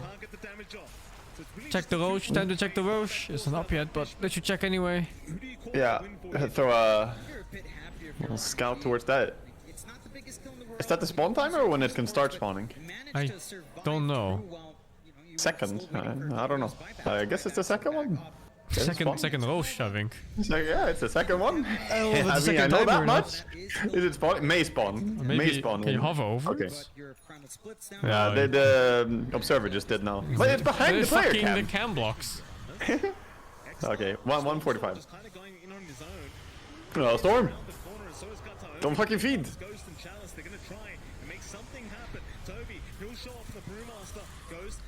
This is not the fight, boys. They will focus down the familiars and just the units in general. As much gold as you can out of this. Just doesn't feel like you ever really see a big 5v5 team fight between these two teams. Just all about these units being thrown out. Oh, that was actually the possible timer. Now it's the real timer. Yeah, exactly. It Looks was like the real timer is gold. May spawn in timer. So you just send out the units, send out the illusions. Are they just using the same UI for it though? It looks. I don't know. It's weird. May not know. Going for the full silver edge now. So more damage. Anyway, 1 minute. Trying to help them out and bursting someone down. Arcan rune. There. A Lincoln's coming out from He Samus to balled help for it. himself, especially from nullifiers. Gonna be really nice to have as well. It's a little bit more for that to be up though. Oh, that's what? Why is he there? Okay. Pushing wave on He's playing. Yeah. Pretty deep though. BKB used on Lesh early? Now they toss back TB? Oh, not toss back. It looked like a toss back because he turned on Tiny. Yeah. Oh, nice shit, thunder. the thunder combo with the stun. And the pull. But he just can't hit on And the chain TV. stun. There's no BKB on TV, right? He just can't hit. Yeah, yes, no. Oh, he has no. it. Toby will force stuff away. Where's the team fight? Entity, it seems like they're out once again. But that's TB meta used and not going straight towards Roche after. They need to take Roche or it's gonna go to Entity. This is good. This is good. India. Go India. Go India. Go India. Some of these softer targets. Yeah, you don't find the biggest kills. India Dota has never been stronger, dude. Wasting another BKB charge out. It's more than worthwhile. Entity are outplaying them a lot, by the way, so far. 45 They are. minutes. Like, with this draft, like I said, 80-20 draft for me, for RNG. But Entity are playing really good. Which is exciting to me. Hold 10k advantage now. What's the brand? What do you smoke? What's the brand, Waga? Must be Hopium. Pure fucking Hopium right now, dude. Hopium 9k is my gold favorite. on Stormer? Spend! Spend, Stormer! You have the entire gold advantage in your fucking bank account. You're 9,000 ahead and he has 9k in his inventory. You gotta get something, Stormer. The ratio says you can hear everything what Kansas say, every smoke, every move, and you can even hear DD runes being picked up. Huh. Yeah. He's bottling it, look at this! Bottled DD rune, RNG smoke! Let's RNG fucking smoke. go, dude! I repeat, RNG DD rune smoke! Megaphone. Oh, no matter more for like 40 seconds. But do you give away Roshan for that? It's an Aghanim, Roshan. It's Aghanim. Oh, Tiny creating some space. No one's with the going bullshit. in. Yeah, I think I get it. Oh, fucking just echo it. Alright, it's Oh, down. no. Aegis on Visage. Who gets Aghanims? They just couldn't find the angle in. You get the full salvo of items. Why- Aegis up, cheese up, Axe blessing held on. Why is this UI so shit? Why is it not showing who has Aghanims? Doesn't look like he's gonna be needing the wolf I don't know. in this game. You could probably Who got Aghanims? wolf bite on a Visage with I don't know. Grave sounds are like a really Astor's Observer. Who took it? So I would've I don't know. Oh, was it only the second one? I guess it was only the second one. Yeah, that was the second one that- actually. that It was an only Aghanim shard. on the But roof. who took the shard? Yeah. onto Kadomi. Wasn't that Scepter on the Roche? Or am I fucking tripping? Nah, it looked like it. He does a million damage. And he already has a Chrysalis, John, going into the Daedalus, so why the hell not? I don't know if I'm fucking tripping or not, but I'm pretty sure I saw Aghanim Scepter on the Roche. Very happy with that. So such a close game, but now with the Aegis It's 47 minutes. Did he not? Wasn't it the third? I thought that was the third Roche already. Yeah. I think it had Ags. It was the third. It was the third. They gave it to Tiny. So the UI is just pretending that the next one is the third, but that's the fourth. It was for sure Scepter. Does it show if they have Aghanim? Yeah. RNG got 2. No, it doesn't show, dude. Oh, it doesn't show. Yeah, it just shows what the Aghanim is. They gave it to Tiny, they said, so... Okay. Thank you, chat. Patiently, especially on Entity. They're not in a rushing mode. They know they've scaled... Tiny Aghanims, huh? RNG, it's kind Dude, he's scaling a bit then, because he's support Bro, Tiny. they're but- fucking tipping him for casting Metamorph with DD, man. Oh, blood. Oh, there we go. That's my toxic team. The UI doesn't count the first Roche. Okay, yeah, sure. Simplified process for the Good. Absolutely. You say simplified process, John, but there's no simple anything about this game. It just sounds like everything's complicated. It's fourth Roche, but it's the third respawn. Yeah, the third means it's the third time he respawns. Again, RNG still patiently waiting. Logical. Yeah, that's clear. Logical. Push the side lanes. Oh, no, they're using new UI for main stage. Don't worry about it. Yeah, this is the main event is gonna have the UI. Yeah. Chalice, Fish is there. Ice Blast will follow through. There's your tree volley, but it does get juked out, and Chalice will force Staff away. Yeah, I mean, it could last. My boys, they're doing it, man. Feels good. Yeah, I'm not saying number, just implying 10 minutes is needed for that number to come up. Right. Maybe. RNG are doing a good job of holding though. Like they are 16k behind. It's not the biggest deficit at this point. It is still a good amount of items coming out to the rest of your cores. If you look at Entity win this game, they're gonna win TI. That's how it's gonna go. It's one game. Decides everything. Oh, here. that's strong stuff. Everywhere you look at, Entity's got the advantage. High ground on one side. All they need is this game. So gonna hang around that mid-tier 2 tower. Ghost cannot afford to die here on the TB, though to be fair, he does have buyback, but you'd rather not have to commit it. I've said the Entity will win TI since like 2 months back, so... 2 top tower, just gonna slowly be focused down. It was forced out, but it doesn't seem like it's gonna do too much in the end. Well, Fisher, it's gonna land onto Toby. Now Radiance Brewmaster. The problem is, it just feels like you can't really make the jump. So if you have the Aghanims on Brew, you can make the Earth Panda and it carries the Radiance too?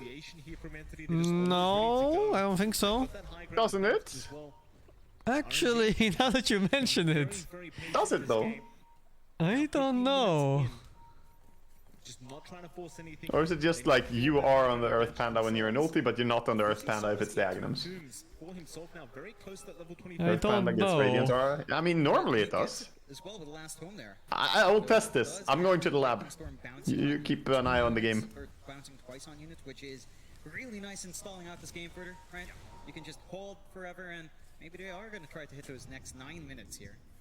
This game is rather even. The side of Entity would feel a lot better into that point of the game, though. They control majority. Might be a fight coming soon, Maga. Very soon. See, I started Dota and it's lagging my fucking PC. Oh, nice. Well, it's a Leshrac, it's an Underlord. Your wave clear is really good. So even if you start to Yeah, the stream is unwatchable when I start Dota. The fuck? Entity don't mind playing that game. I have to shut it down again. Pushing with the familiars.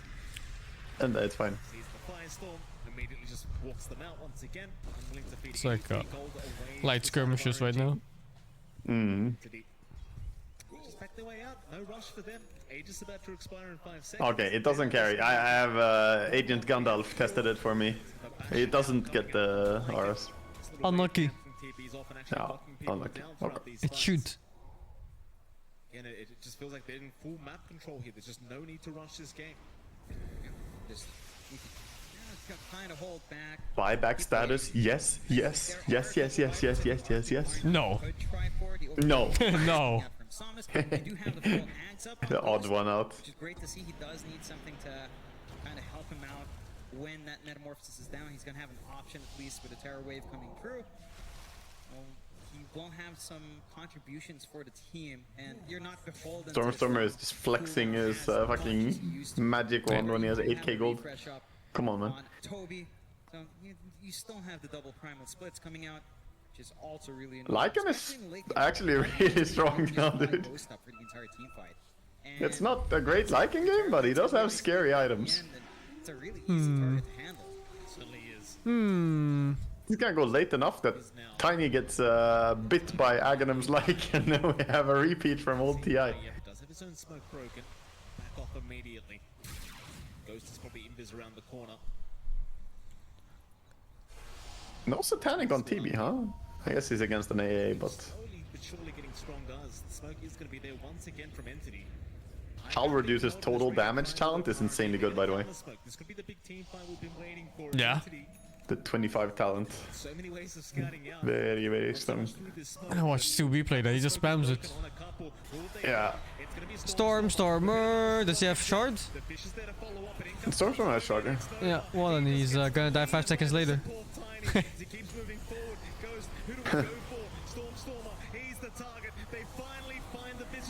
Hey, hold up. Oh, the uphill misses. Waga, I have bad news. No. Waga, I have really bad news. They're entering late game. And in late game, TB is king of the world.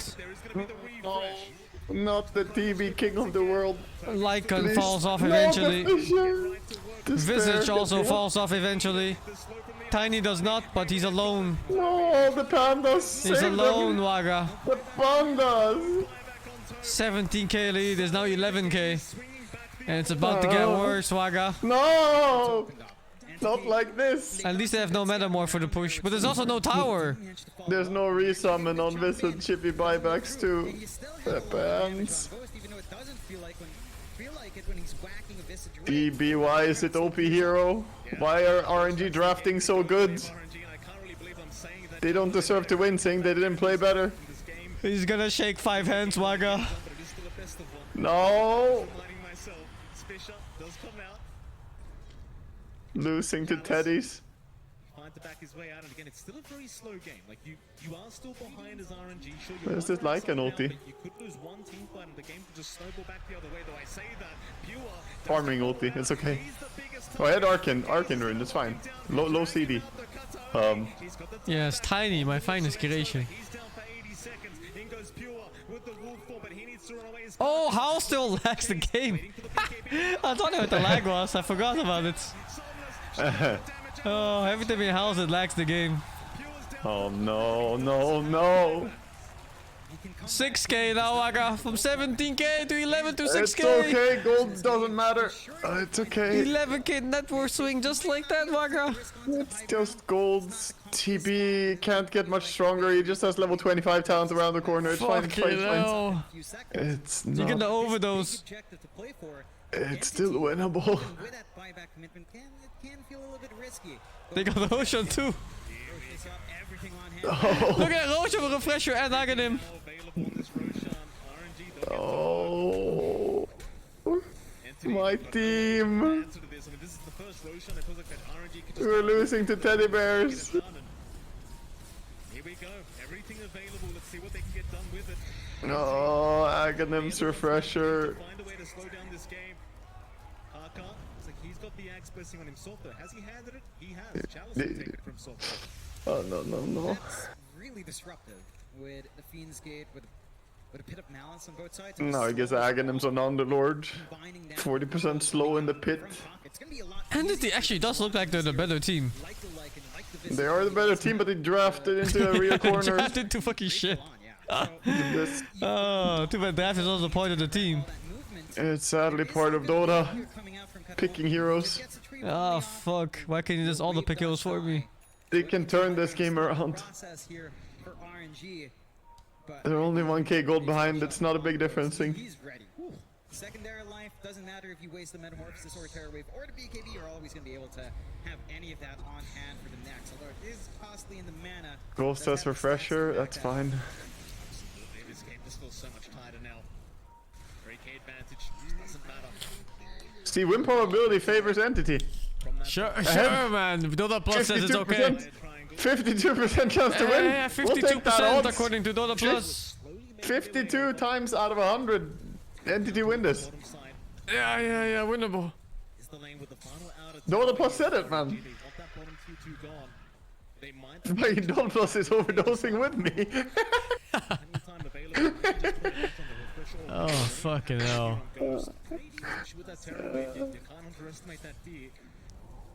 The game is also an entity fan. Question is, do they want the high ground? Oh boy. There's not too much of a risk Oh boy. 21k gold lead turn, man. They're gonna win this. It's gonna be an epic win. They're gonna somehow do it. They have Wind Waker. Not even Wind Waker, that was Lift. Thought it was a Wind Waker because they hexed him. Come on guys, focus. Don't worry about all the split earths that are happening in this fucking pit of malice. The general aids of going into that area, it's fine. 1.5 minutes, they're gonna get big items here on Entity. The neutral items are gonna carry it.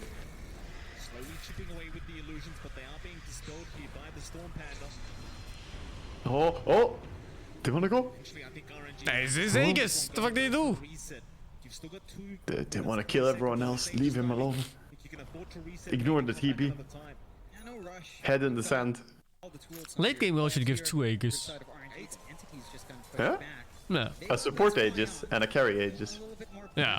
Like a super Aegis and a small one. Yeah, the support one only gives you half HP when you respawn. A scuffed one. The super one spawns you with BKB on. RNG should not kill those neutrals right now. They should leave those ancients. And stack it. He didn't bother it. Yeah, GG, dude. GG. Actually, he's just gonna push. He's just gonna push, right? Probably just gonna push, you know. I think it's going straight. But then again, there's the Storm Panda all the time anyway. I think he just dispels it. You can still time it. Hold it in your bottle, kill the panda and then use it. True. You have to have bottle in your inventory when the fight starts. Hard. Difficult. Uh-oh. One lane gone. Fine, we don't need this lane. Well, they're gonna pop the Aegis now. Okay, they took Actually, him in. he has a refresher. Can he press a refresher BKB fast enough? I don't know if he can. He can't! Stuns? He can't! They got him! But wait! Go! Entity! Go! Chase him! Okay, wow, okay, neutral items. They got out with 4 heroes, man. Neutral items and push. Force buyback. Go, Bliat. 52%. What's the win probability now, TB dead? 53. It's 53 now. 53? I'm sure of it. Pretty damn useful up against something like Leshrac on hand. Does give the Giants ring. We know that what everyone wants to see. Yeah, I want to see a gigantic flying visage around. See that last fight? Great time. That was actually really clean how they killed the TB though. Yeah, they still lost Rex though. Who cares, Rex? It's fine. They can have Lycan Shard, that's an extra creep. It's like your own mega creeps. Ex Machina as well, and the Sea Stone. Just so many items being dropped. Just taking those items. Oh, Mirror Shield? Okay. What was that, Mirror Shield for TB? I don't want to see Mirror Shield TB. Was it Mirror Shield? No, no. Pirate hat on Lycan. Mirror Shield TV. Oh no, why does he have a Mirror Shield? Fucking, we're gonna lose to RNG? Against RNG? Winnable. Everything else gone. You've got the Arcanus armor here on the Visage. Makes it seem an even harder target to try and burst down than the rest of his teammates. Glyph forced? Big, big. Fishman, he has to suffer. He gets the boring item. He has the Dagon. Fishman is preparing for the late game. Late game Dagon's here. Like that EG game at TI many years ago. Dagon everybody. Dig! Dig Lycan! 144 gold just like that. For the whole family too. For everybody. That's when you need Arc Warden. More digging. Can't have Apex on Tiny. Strong. Oh. Primal split. More guys. Hey, on this kiss there. Keep fine. Visage TP in. Oh, Katomi. Oh my god. Giga Chad, Katomi. His deck is so huge. Shake him back, shake him back. He's back into the fight. He's a refresher short. Oh, be careful of committing on his TV. Divide him. The refresher, second BKB. Second BKB used, okay. Okay. Meta too. Or is it? Yeah. Yeah, was it second? But oh, he used second one. I think so. Yeah, he did. Why would he use second meta? I don't know. Didn't he already use it? That doesn't make sense. Panic. They're scared. RNG are scared. Oh, it's COVID kicking in, man. It's a corona, yeah. It's corona. You can't think straight. Refresh pop from our Terrorblade Ghost, and he has that refresh orb in the backpack. So it's also just not gonna refresh anything for the next long time. We'll have to bring that active. Dude, Kataomi there with the initiation on Tiny actually just went in like a fucking Giga Chad. Good job, That didn't too. look like a support Tiny. Insta killed the Oh, I forgot it was support Tiny. Yeah, support. He's turned into a core, dude. Fucking hell, dude. Look at his items. He's Stygian Desolator. Yes, Super dude. Desolator. Super Deso MKB and Daedalus and consumed Aghanim's. He's actually huge. I completely And forgot he he has was support. Apex. He has Apex as well. Apex? Or no, he didn't have they passed the Apex. Who got Apex? Oh, Brewmaster. Brewmaster. Last I saw. Winnable. Almost as good as one already, my friend. Sure. You just gotta find a way to finish, but it's the hard part is done. Does the same thing for your team. Yeah. And they go again. Oh. They're gonna find some familiars and some units. They're pure. He's gonna pop the Pure, get out of here. Or fight. You fucking psychopath. Maybe get out of there. Looking for the fight, but Pure is out of there. They know where RNG are. Entity, we don't want to fight without the wolf form, but they might just think about it. Mid lane Chalice will get hexed up here by Stormstormer. It's a fair bit of damage with that Bloodthorn. They're still going for it with the Hex? Familiars, but with that Crimson Guard, he's taking a fair bit of it as Chalice. Nullifier? He's gonna walk his way out. Kinda awkward though. Kinda awkward. Maybe reset. Stormer! Oh boy. I won't die. Dude, this game. What is this game? Oh! You blasting? Oh, you did. Really good angle to just get 2 tree volleys off. No one dies in the end.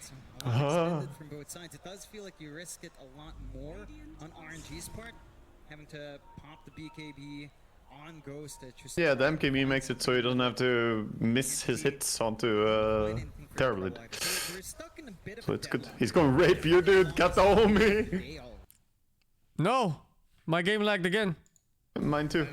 Oh, Tiny's in. What is he doing? He killed X-Nova. He killed the spy, the informant. Oh, they're too stacked up. Oh, Underlord. No, not like this. Maybe? Maybe? Turn around?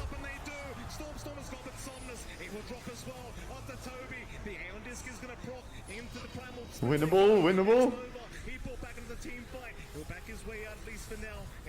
What the fuck is this team fight? It's just back to the start. Buybacks expended by both sides. You find a bit of a bigger kill. Monka fucking W every fucking fight. Take out Suns. He did get a little bit more in exchange. Oh, Storm can still scale even more. He can get Aghanims consumed still and get stronger. Yes. We can get bigger. Everything's on the line. You're playing as hard as you can. No one wants to leave TI. You sure? Nah, fuck it, dude. Who wants to win $60 million? I don't know. Their heart doesn't really seem in it, these teams, right? They don't seem like they care. Yeah. I wonder what if you get the gold as Kataomi, do you just buy Oh, don't raise your gold advantage more.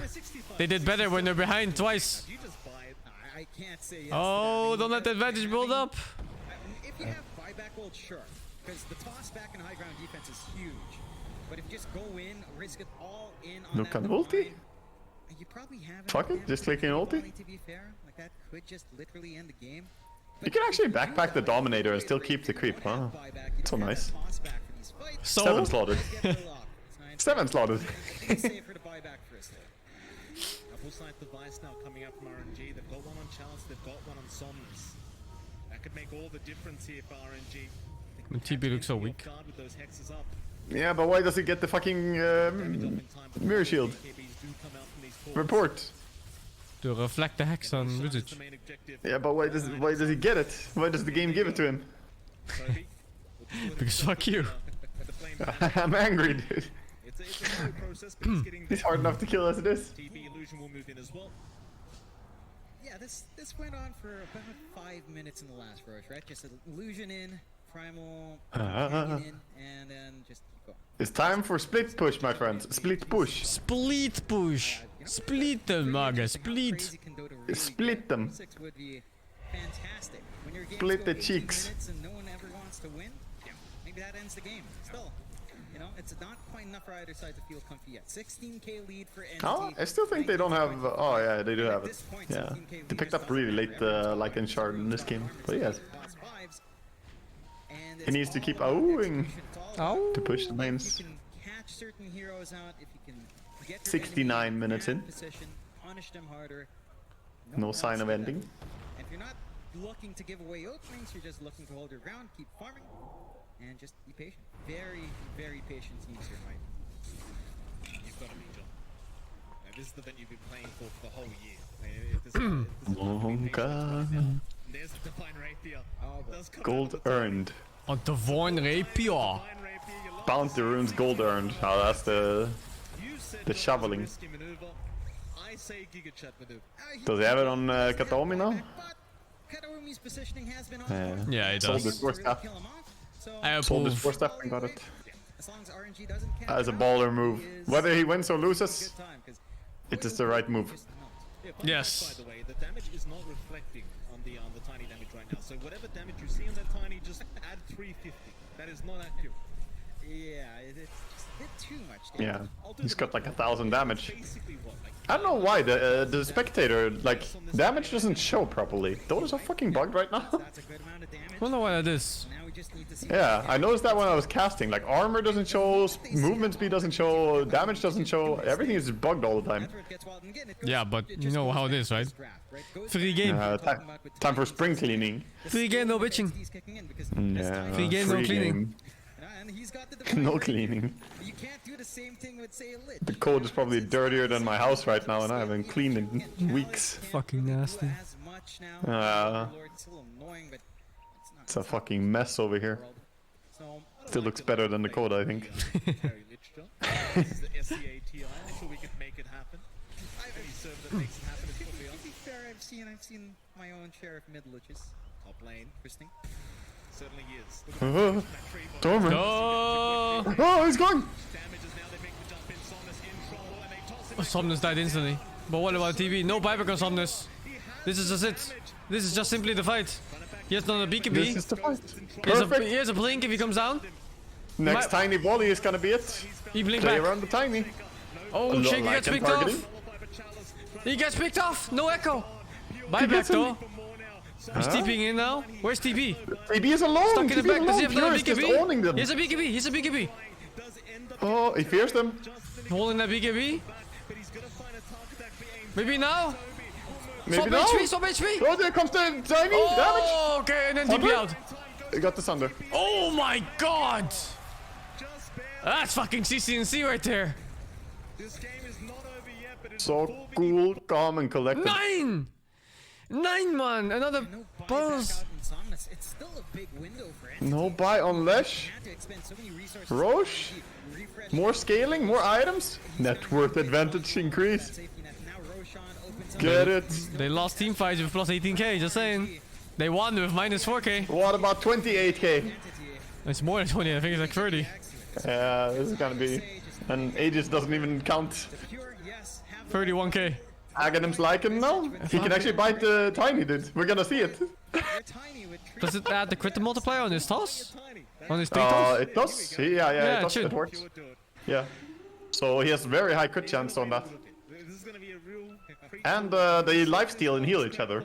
So if Tiny uses one fucking volley, then Viking has full HP. I don't care where he is. As long as they're close enough to each other, he's gonna have full HP. RNG, and this is a toughie for them. They still have their racks intact too. That's the crazy part. Their high ground still Have to owe me. Most Chad support I've ever seen. 36k. Must support. 35k net worth lead, yeah. Yeah, buy a refresher too, why not? Second set of talents up for Thomas. He's eating all the books once more. Get everything. You get the refresher shard. 20 strength. And that's gonna help a little bit in durability, but we're talking about Shaker used buyback in that fight too, so they have something to play around. The same way they went on Leshrac there, they can kill Shaker early in the fight. If they see him. 3 heroes have no buyback in fact. On, right now, IG. but I don't know if they're gonna go right now. They're gonna choke it out. This is gonna be time for a nice choke. Choke it out for more than 37k. Choke it, man! Choke it! And then they have Aegis. Choke it! How long do you want to choke? About 1.5 minutes of choke right now. With 1 minute 30, they're gonna push on the Aegis remaining. 37k is like an extra hero. we've seen that. I don't care. I want 5 extra heroes, man. Play safe. What if you could, like, say 75 minutes in, they just give you 2 extra slots? That's really Lycan, 13,000 net worth. Or in his fucking bank. 13,000 gold. Haram. Nice moon shards. I'm sure hoarding money is haram. Moon shard your fucking AA for night vision. I guess it could work. And then play around nighttime with superior night vision goggles. Going in with spec. Oh, they're going for it. They bit the Tiny? He's a wolf. Look at Visage angle. Yeah, Look at it. sneaky breaky. Sneaky big. Oh, Katomi in! But, not the play. Oh, Lagan? Yes, Aegis. Lagan. Still though, he's in a really bad spot here. Needs help. Hit him. Slap. Oh, Aghanim's Tiny. Doesn't do any damage. Oh, Big what? walk out. Hey, Aegis force-staffed himself in? Did someone else force-staff him? He's paid! How much? How much? It was his own force staff. His own fucking force staff? How much? His own force staff, dude. Oh no, fish man. Oh, the fucking fish man. It's okay. Someone paid Fishman, but it's okay. We can still do it. 4v1. 4v1 is still good. 4v2. You think there's match fixing in all beats? Like, do it now. Bzz, bzz, bzz. It's like if you get a good offer, you know, it's conveyed to you by the buzzing. Ah, shit. People are live betting on it, you know, right now. So much control in a choke point like that Sam just really At 75 minutes, you will force staff. You think it was mirror was shields? Was it? Yeah, maybe it was mirror shield actually. I don't know. Was it actually that? It's so hard to see without being in game. Yeah, it's very difficult to see it from the broadcast. But if it's mirror shield, that's fucking hilarious. Oh my god. Yeah. OP item. Any metric, but as long as the high ground looks better for RNG, the game looks better for RNG. Oh. Oh, Monkabe. Don't. Mid is hard to fight. There are not many trees. You need to fight close to the trees for Tiny. No trees or you can't own. There's trees on the side, just don't get caught. Yeah, but like if they get into the base, if RNG go into the base. Holy fuck, the tiny damage on a 45 armor target. Yeah, actually half HP. That's insane damage right there. That's going to be enough for the side of RNG. This is it. This is the latest game possible. If this game keeps the pattern up, yeah. We're gonna be waiting for that next rush. Yeah. So Keep it going. Never stop. RNG's got so much more to play with. Like just having this Ags up as well on Somnus. If RNG are mispositioned once and get tree tossed by Tiny, they all die. Like Shaker dies, Leshrac dies, Lich dies. Only Underlord and TB can really tank it. Now Leshrac can kinda tank it. It does play a big part there. As it just feels like that Nihilism's also going to be a problem up front. Yeah, Lesh can tank it. He's got 63 armor. What the fuck? Ex Machina. And next Roche, still 2 minutes 40. He's even tankier than the TB. Timer come back up. Fuck it, next Roche. They've got travels, 200 More. Need more. They've really just got 4 cores. At this point, you know what? Get the Ags up on Fishman. Just go for it. But we're going into that point of go to where everyone's going to be a core. I don't care about the core AA. I want you to tell me how we can get a core lit. That's what I really want. How do we Smoke! RNG! Smoke! Relax. Could be in a danger. RNG trying to move into that mid lane. There's 2 big targets. Devin said it! Casters! With the sight device to get started. Hit a malice goes. Oh, Jesus! The damage! Yeah, that But he's fucking getting damage. No Thunder now at least though, 40 seconds. He doesn't have Refresher as well. Oh? Underlord? Underlord bought back already. Yeah. Kaka dieback. But Kaka dead. No buyback, dude. Oh, 45 seconds he has it. Day rune. Day rune? Yes. You saw RNG try to be the Roche number aggressor, 6? They just don't have enough to eat through. Maybe? The Brewmaster with his own save. And even then we saw Ghost focusing in on Stormer. He doesn't have enough damage to eat through. Just how thick a visage is at this point. So Entity find the fight outside. But RNG, again, just look at these waves. Side lanes are shoved out top and bot. Mid RNG, stop trying so hard, man. Just let Entity win. So you can just hold it back. What the fuck is wrong with them, man? Why are they holding on so hard? Holding your ground, farming up more. This might be an opportunity to hunt. Like RNG could hunt right now. They're forcing heroes back. Yeah. Oh my god. Yeah, last hit from Tiny there. 2k damage. Yeah. I think he's putting for over 2k each time. Oh, yeah. It's a scary affair if he gets a few crits in a row, that's for sure. Still, no high ground attempt coming up from Entity quite yet. I mean, Especially if they do the bite on him first with Lycans, you kind of guarantee that you're gonna have many the lower crits. crits. Yeah, mini crits, and then Many they just big crits. crits. Level 30. This is just good for him too, right? It's just gonna go in and hit. Maybe my count's off. It probably is off around that point. RNG, again, their line is so good at just holding though. And there's been no procs. You know what?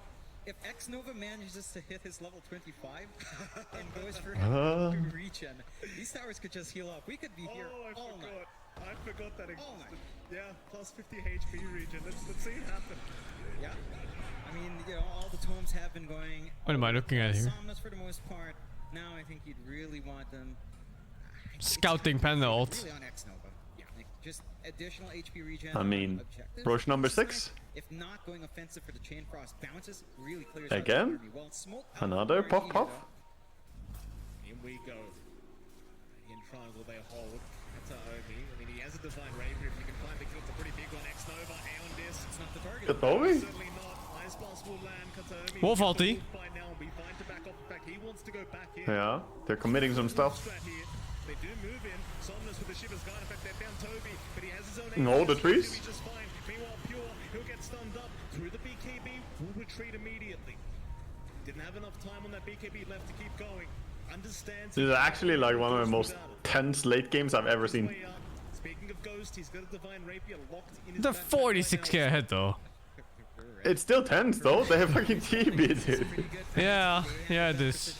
And he has a locked rapier ready. TB also has 13k in the bank, not doing anything.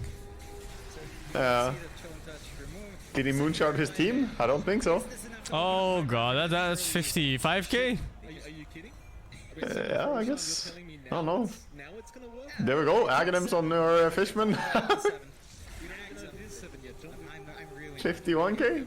53k? I'm just not capable. Now, but yeah, we were at the point where you do have the Axe and Fishman, so he can. I mean, there's so much gold in this game though. What's the total gold I want to see? You can see it when you're in game. Because it's a 50,000 gold difference, but how much fucking net worth do you have total on the teams? RNG for their part. More than 55k. Yeah, I'm pretty sure the players have like 65 or 70,000 net worth at this point. Has to kind of take initiative here. They've got to So shove out the wings their way. it's a big gold advantage, but Percentage-wise, it's not so significant. yeah, exactly. Yeah. And a lot of the gold is just held as extra gold, fucking investing Buybacks it. and stuff, yeah. Yeah. Not even buyback, it's like padded. The extra gold on top of the buyback for a lot of these players. It's whether they have the 7th item or not, so... And Divine Rapier was combined here by Ghost. Now a Refresh Orb available on the Tiny as well. So you've got double tree bomb. Maybe that's the... More trees are the answer, John. It could be. It could be. And that might Imagine if we had couriers that could buy items still. The warfare that would be going on right now.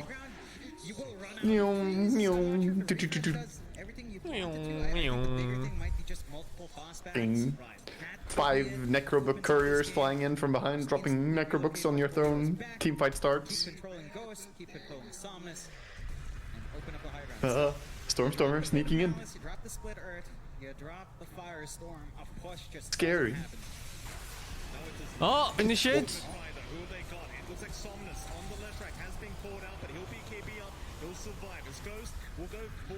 Okay, stuff used. A lot of stuff used. There's a lot of stuff used.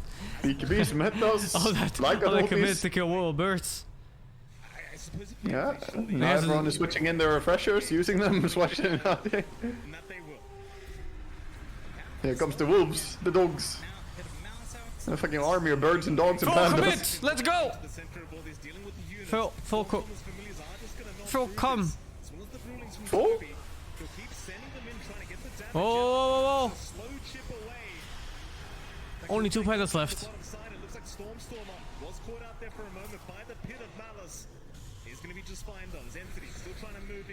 Another set of birds. 1 more left. Yeah. If he has a refresher up.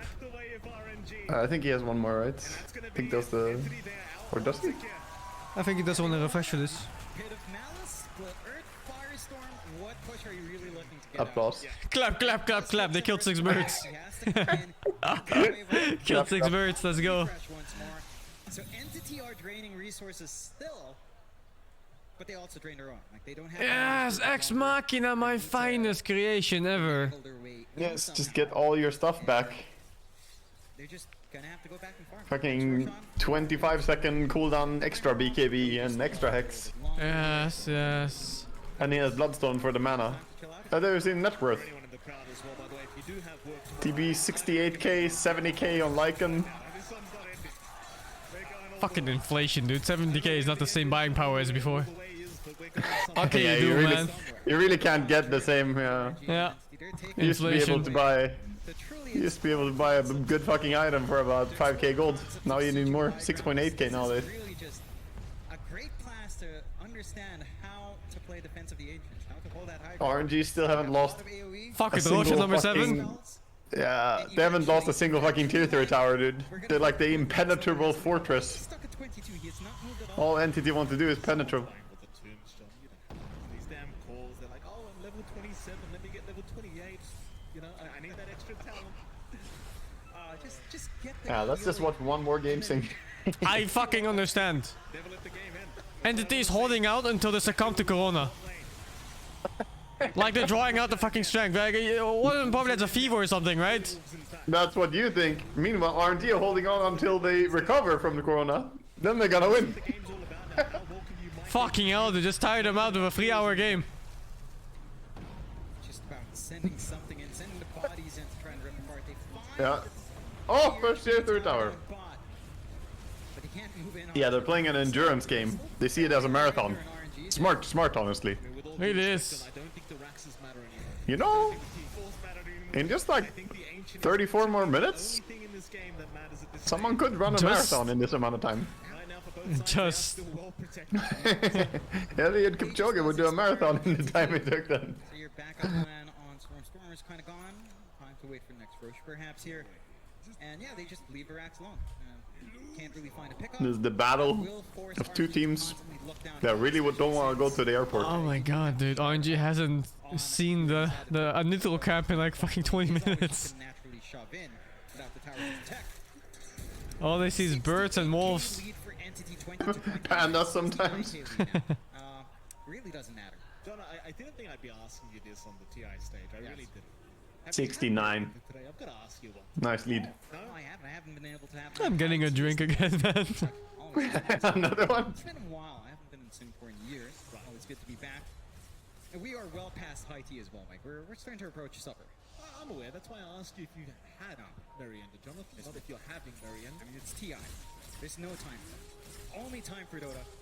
And RNG and Entity really maximizing that time here in Dota. Next Roche, minute 15. Yeah, gotta get the most possible screen time here. That's what they're playing for. Another one and another one and another one. A little bit more damage mitigation. It's TJ Khalid. hard for RNG to pierce through. Like, they just don't have enough damage. Even with that Divine Up and Ghost, it's not Roshan number 7. tiny with the crits, 3 volleys. It's just not the same. Gentlemen's agreement. Everyone deletes their items. 6 Divine Ray using. That's what I'm thinking. Roll plane. Stormer. Oh, in goes Ghost. He does pop the Terror Wave. Gets the familiars. That's about it. We'll just respawn. They killed a few birds. I Biggest action. reset 2 minutes. Yeah, reset. Oh god, why is the FPS dropping so much? I don't think Megas are going to matter. If you get Megas up, literally nobody cares on RNG or Entity. They'll just keep defending. Yeah, sponsors are getting good value for this game. India really representing for a long time here. Next birds, 2 minutes again. Wait, no, hold up! Hold up! Hold up! In goes the tree volley, but it's off the mark. Kataomi not able to find the targets he wanted. Holding. Hold? RNG still doing a fantastic job of defending. Nothing. Yes. Roshan number 7 soon. Yes.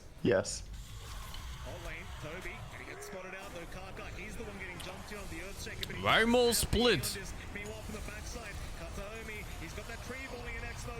Oh, they got one Lich. X-Nova fed. Oh, Lycan is on the way. Lycan ult is out. Lycan did not fight into that. TV! Oh, they got him! It's Rapier on the ground. He has buyback. Free Rapier. They've still got the options here on RNG. Not getting Reset. Wow, 100k net worth advantage. Why did they even notice it? Fucking A.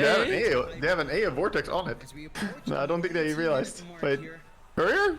Oh, you can't even take it with Courier. Oh, they have no nose. They forgot about it. Kataomi, take the Rapier number 2. Fuck the They don't big want it? Rapier What do you number mean 2. they don't want it? You think it's Jon Snow? Of course they want a Rapier. They're gonna deny it at least, you know, just to keep it on themselves. Take it on AA. He has Aghanims. Look at him hit. He gets that long range.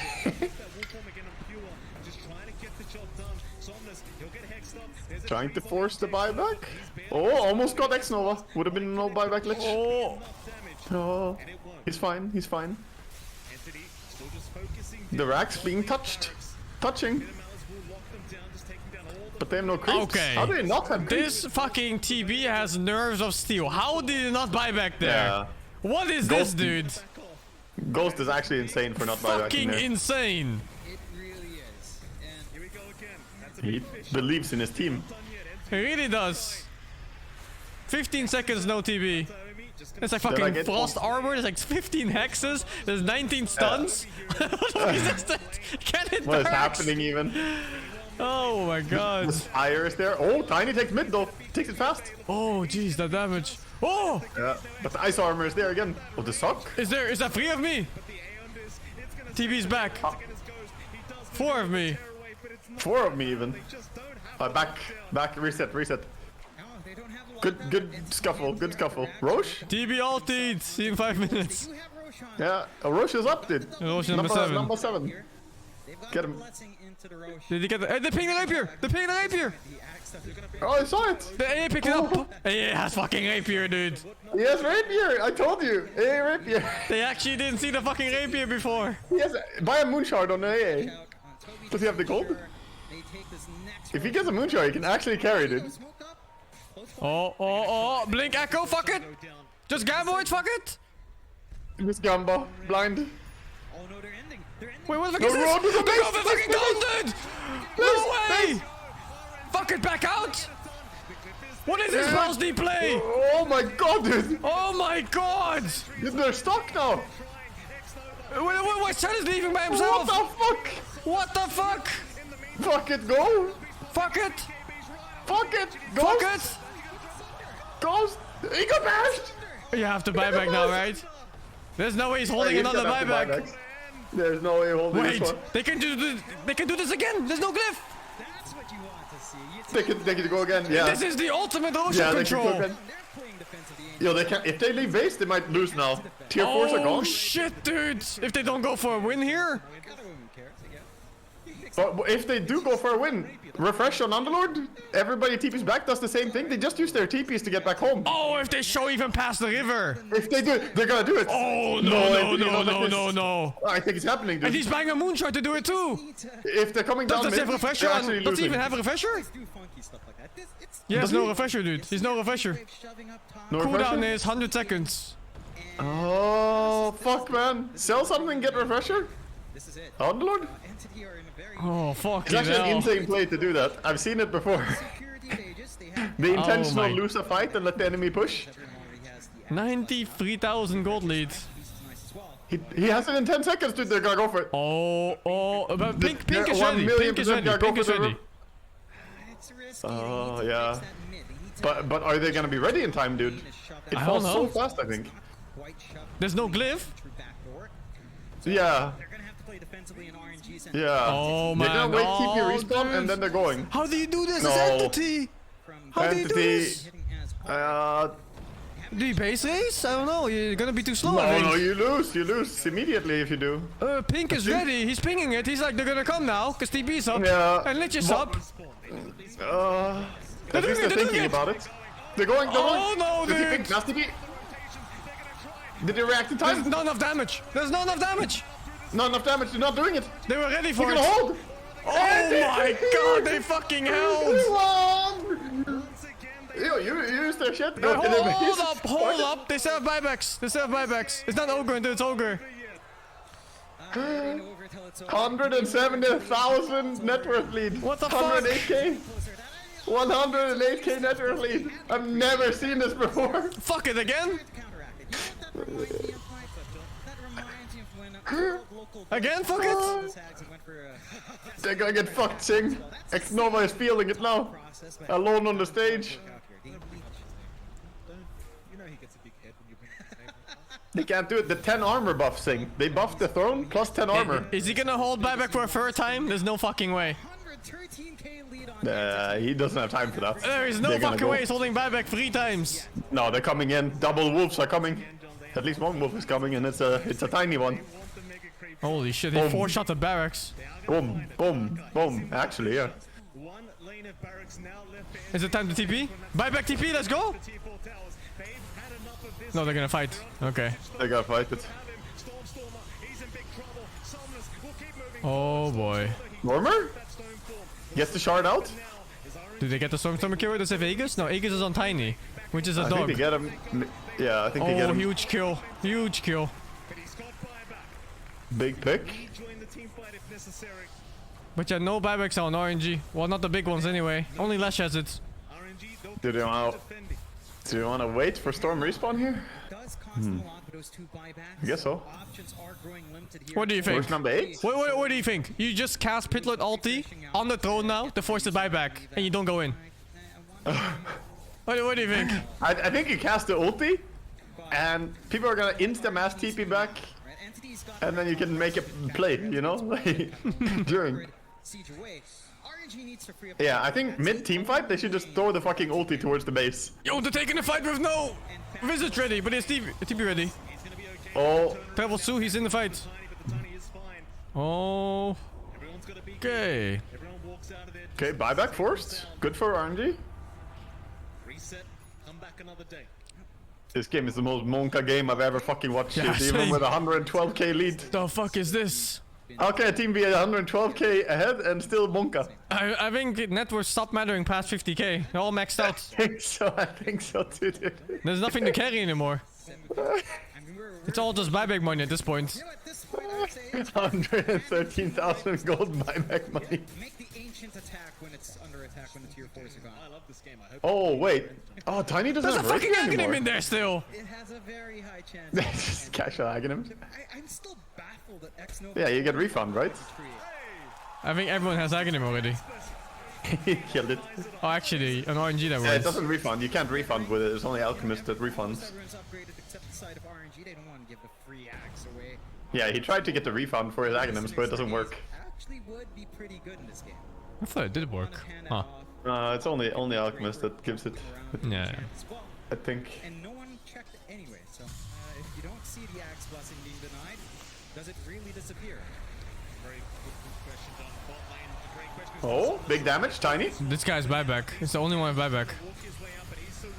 Still though, big kill. Yeah. And possibly more. X-Nova, not safe yet. Not safe yet. Okay, he's safe. I think. Huge chain force. Huh. Huge.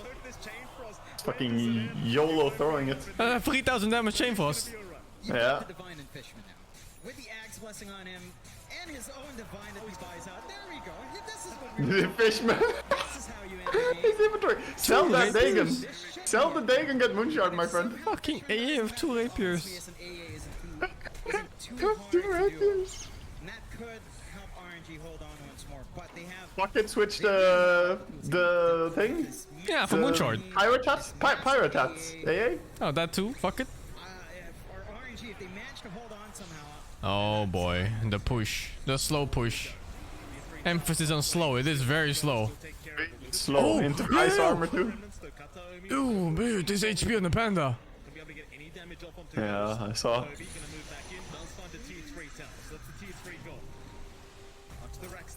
Alright, tier 3 gone. Do Base Megas is opening matter? up. Yeah, Megas matter. Not They matter that because of much. the passive lane equilibrium. Yeah, exactly. But still, it's not a guaranteed win. No. No, you're not winning this until you win the team fights big. I'm worried because RNG still have that relocate play, you know?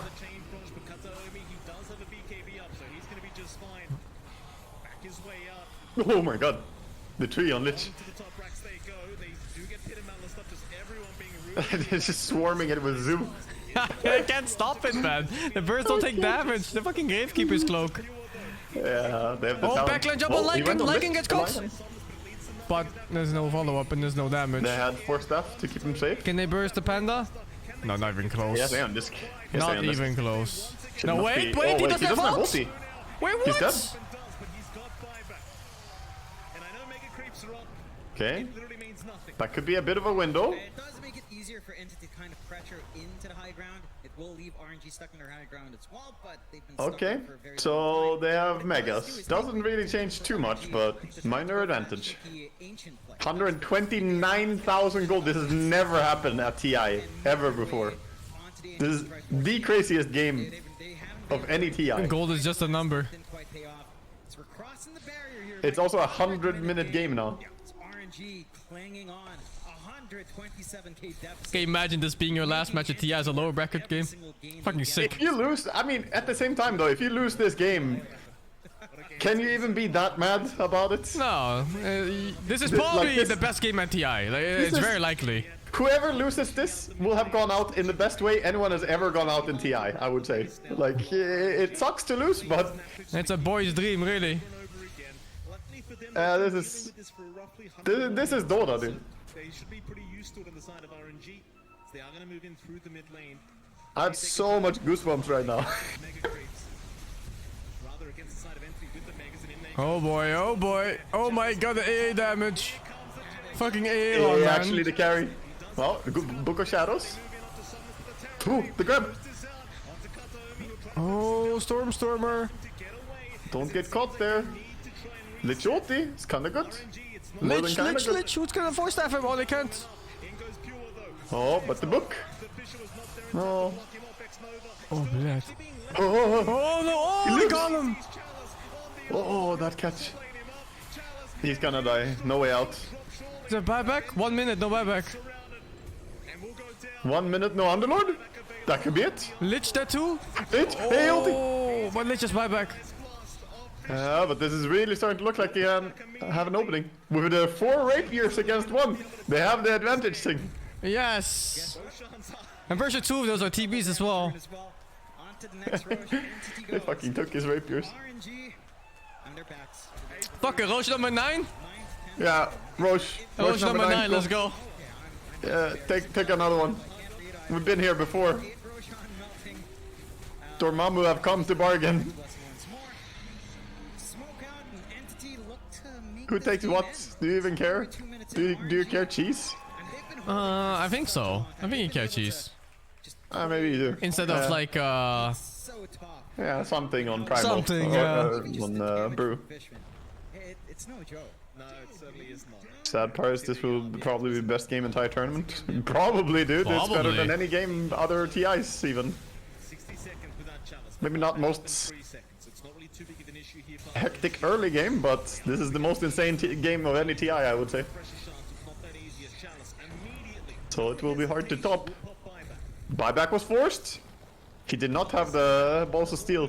Yeah, they have to go for the play, right? But they kind of how need can they him. leave their base? If they leave their base, Tiny just explodes it. Yeah, they have to hold 7 minutes for the buyback time. Oh, like an ulti somewhere, or bite. I hear. Where's the bite? Katomi, toss back.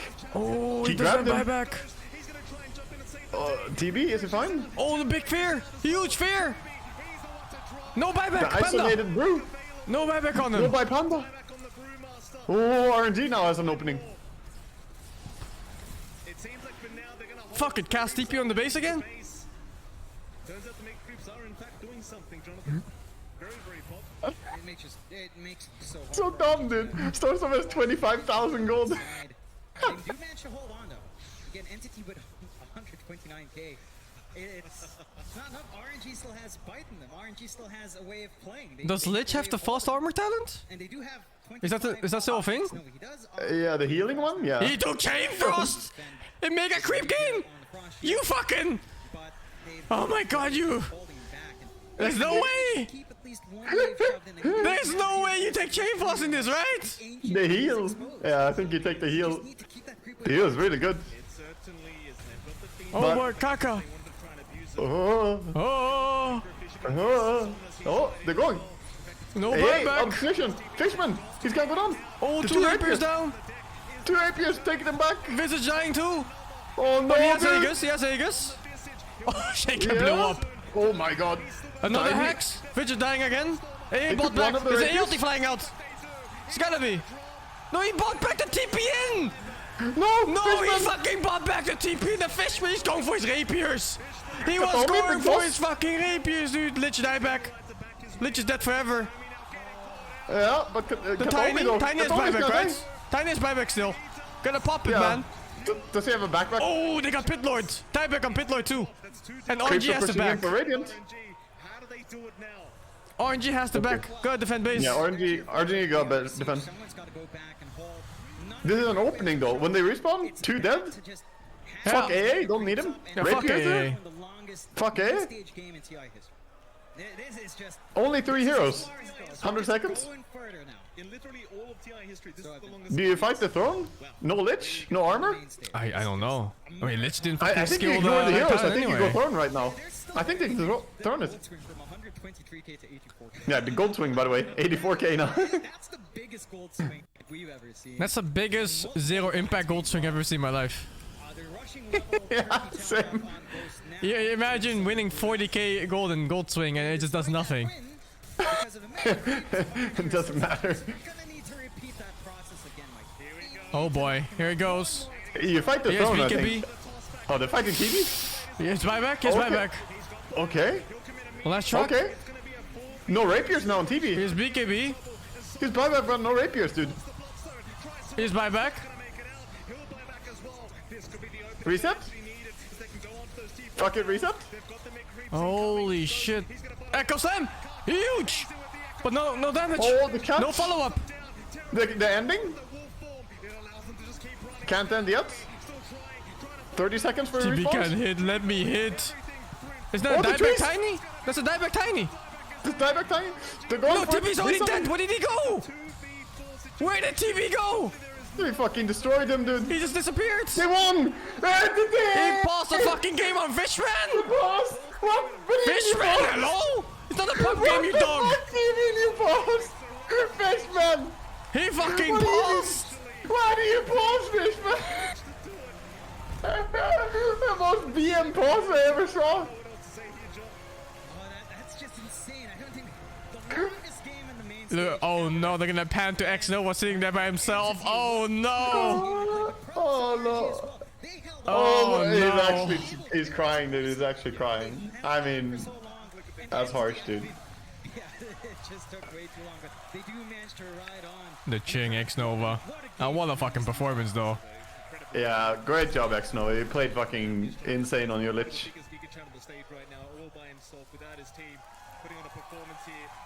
Kataomi one-shot TB on the throne. That's what happened. He hit the building. Oh, that fucking cleave bug is still there. The cleave is based on the damage on the building, dude. So he did bonus damage off it. Oh no. Yeah. I wonder where that TB went. Oh. You know, staying safe right now, separated up. They put up a hell Oh my god. X-Nova. This team has gone so far. They managed to fight against those odds really well. The handshake coming out. Insane game though. Well played, RNG. They did not look like a team that has had to go through hospitalizations and not being able to play. They fought really hard. Yeah, they're chanting X-Nova for him. Getting through those best of threes. Fuck, man. It's very hard for me because I'm a big fan of X-Nova as well, but I'm so happy for Entity. I feel bad for X-Nova though. Thank you, MLP and John X-Nova. Yeah, we're going to break it down. What a fucking game, dude. Yeah. The longest main stage game in the history of TI. Entity take the win over Royal Never Give Up. You know, Actually, longest game in the history of TI as well. Yeah, insane. I love that they tried that teleport, man. That fucking teleport was so ballsy. The fact they did it twice, fuck, dude. I love When they it. did it was such a YOLO moment too. They just fucking went in there. Some of the best they've played the entire year. Like Entity, they're a push strat. They didn't even take a Rax or a tier 3 until 90, 100 plus they lost minutes. the lanes Exactly. So, yeah. They're behind on the lanes. I would say that's the best game. No, maybe not like the best back and forth game I've ever seen, but that is certainly up there for best games ever in Dota. Again, it's hard to go Yeah. back, but minute 40, 50, 60, all this. Just What an insane fucking game. It could have looked like you know, nerves and non-commitment, but they were like, no, we can't go further than this. You know, we know that yes, we've pressed used spells and abilities, but we can't go deeper. So they kept Oh my god, dude. and kept pulling back out until there was these, you know, sliver What of moments a fucking game. and chinks in the armor. That pulse, that must have been a misclick. I think it was misclick. Spamming his There's keyboard no or way. whatever. Fishman is not even the toxic one of the... Like, I think that was a misclick. It has to be a misclick. There's no way you pause something like that. No, that wasn't BM. After a game like that, you have huge respect for your opponent and... Look at this you shit! know. Yeah, that play was so ballsy going right there. Ah, there were creeps at top lane. That's how they got the damage out. Yeah, they had creeps close enough there. Bro, we were begging for this play with the underlevel. Absolutely insane. I thought after they took both the tier 4s here, that they would maybe be able to do it again. If they got the creeps far enough, just go in and like end it, you know? Yeah, but the backdoor armor was too much. Yeah, it's I didn't also... know backdoor armor was that much. The armor increase is also big recently. It's 23 armor on throne instead of 13. They buffed it in like a few months ago. RNG nerf, they would have won 3 months back. It's just the Wild West. Like at any minute, RNG can make this clutch play. There's Rapiers on AA. We got Dagon 5. What the fuck is this sped up? This is what like everyone wants their clutch to be. Some messy tier 5 items, 80-minute games where you have to completely forget you need to cook dinner and stuff. You're just committed to the moment. I know, and it's like, Holy you feel fuck, so dude. bad as you get further in the game. And Oh you my have god, these and that amazing worse. scaling supports on entity side, and RNG just have a lich. He's just the saddest little lich you've ever seen in your life who can't scale into a core. He's not even hitting his level 25 to get that like frost shield. If Lich had the armor, they could have played so chill at the throne. They could have just sat back and heal up and let them hit it. Yeah, I think not having that armor just made them go forward a lot. Who stood out for you from Entity? You know, because when it gets into these weird situations and you start shifting into this game, it felt like a... It needs to be said, Kataon, Yeah, right? okay. Okay. On the tiny, come on, he brought the game back in, or at least he gave them that glimmer of hope, right? Because you're playing a Lycan lineup. It isn't really a lineup that can scale that very well. However, at a given point, you get that rapier on tiny, suddenly you're a threat in every single team fight. Yeah, the first time they showed that in a really big way, they deleted Somnus on his the Shrek. It's not about the Raxus, it's about the last tier 4 towers and the throne too. Underlord, they were able to kind of walk back their, carry into the base, but it was like, okay, this is a real threat now. And then, of course, Ancient Apparition can do the same thing to some degree.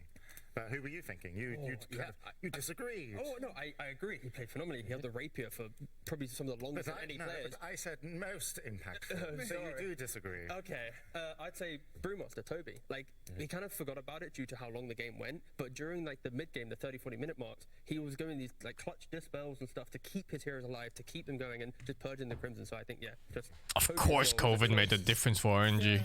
Of course, man. Last few days they haven't been able to play even. They lost every single game since they got it, you know, like. And it hasn't been much time from the group stage as well.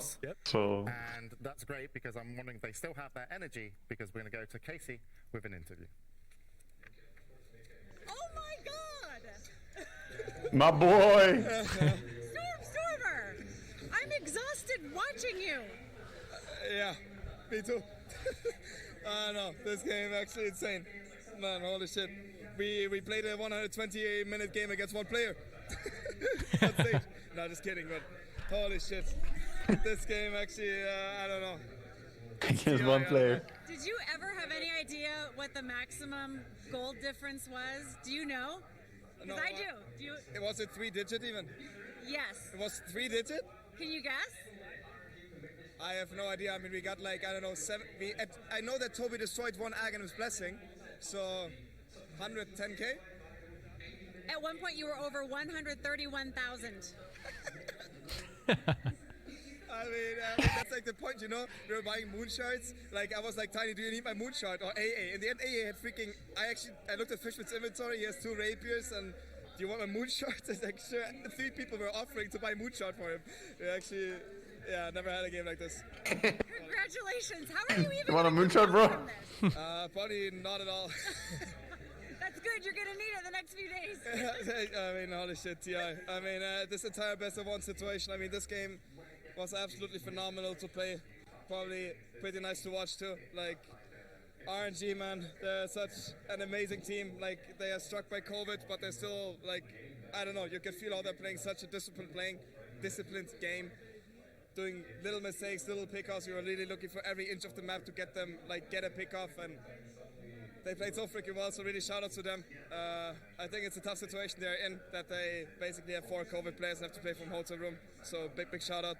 It was really an amazing series. They definitely made you earn it. Congratulations. Stormer, most wholesome guy. Soon. Thank you. Thank you so much. Back to you.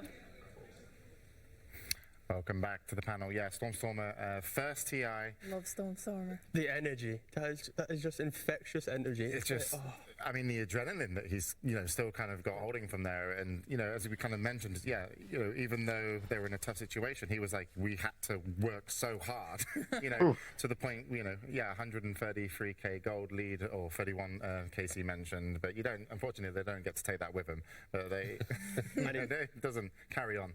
I need a true sight of that team comms offering the moonshards. I just want to hear them go, I can do it, and then battling about in a 100-minute game, the core's going, who needs to take the moonshard for him? Oh, imagine the moment in which you click your position 5 AA and he has 2 rapiers. It's like, with one more than you. You're like, wait a minute, who's the carry here? So much in general, like just that mid-game time. It's not even late game yet, and Stormstormer's just at like 10,000 gold on his visage, just waiting. Oh. Well, it's been an incredible day. It's kind of the monster day of the first day of the TI main stage. We've had everything. Let's take a look at the brackets and kind of break down what happened. It's very far away. And in the upper bracket, we did have Thunder Awaken beat Evil Geniuses 2-0, moving on. And then Team Spirit taking out PSG LGD. Tomorrow we'll be seeing some more upper bracket games. They're still in it.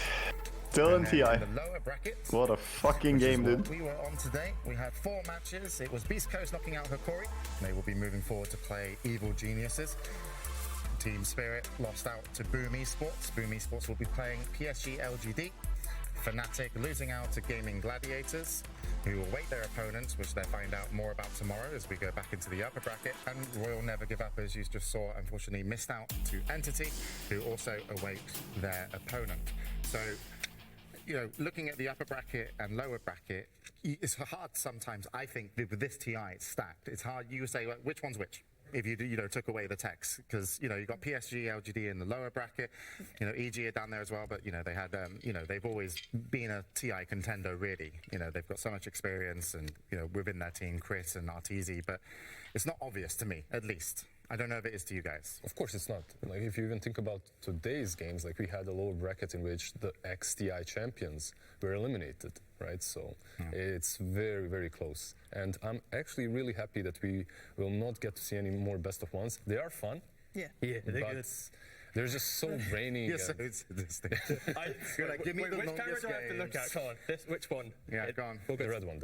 You got this red one there. Okay. You look at all the cameras. The best ones are the best thing in TI. We have so much dirt in the group stage. Like, come on, we can have one round of best of one. Oh, I love best of Long ones. game. Relax, T. Yeah, Entity tweeted out, by the way. In charge of anything. Was it accident? It's like one of the storylines. Yeah, it was accident. He hit the table too hard and didn't mean to disrespect RNG. You guys Of course he did. Fucking hell. The defending champions to go out on day 1 of main stage. If anything, we have full respect for RNG for playing despite being COVID positive. You played like warriors. The group stage, right? The biggest Yeah. story through. I mean, there's no way that people was an just taking games intentional off pause. everyone. Anyone feels like that being anyone. It's like the closest group stage we ever had. It's also close with these tiebreakers. It just looked hilarious though in the moment. These knockout spirit potentially. Yeah, Dota plus win probability 52%, dude. We've either got a soundbite from Mira or potentially even an interview. I'm not sure which one is coming up, but Mira was, did have a chat with Casey, so we'll see if anything comes up if I magically try and conjure it. Celebrate after enemy called GG, not before. What do you mean? They won literally half a second after that.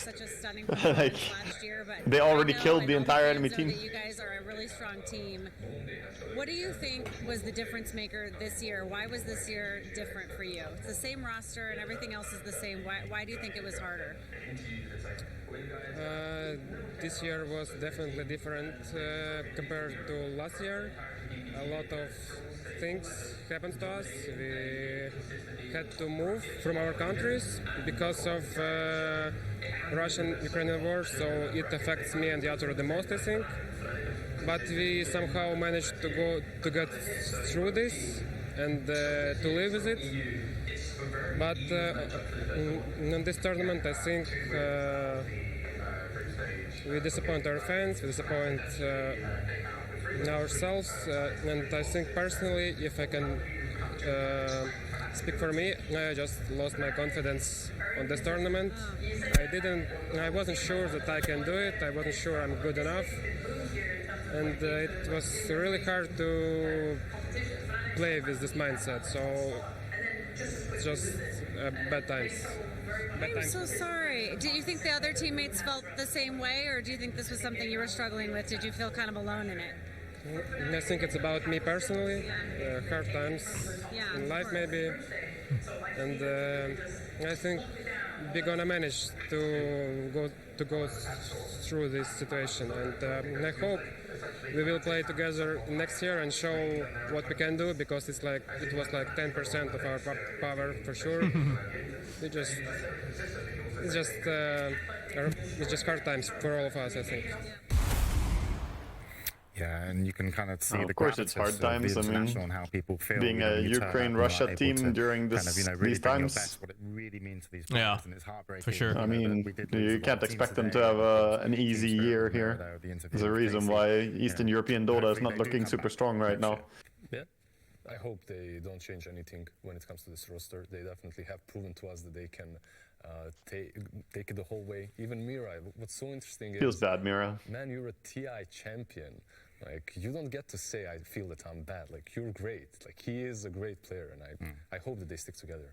All right. Well, that's been a lot for today, but let's think about tomorrow, because we've got even more coming up, and we haven't seen some of the teams compete yet on the main stage. We've got Tundra Esports going up versus OG. After that, we will have Asta versus Team. Oh my god, am I just waking up early for this, man? I want to watch Tundra. My boy Neta is playing in there, man. Fucking 4 a.m. It's 3 a.m. for me, I think. Is it? Yeah, you're 1 hour behind, I guess.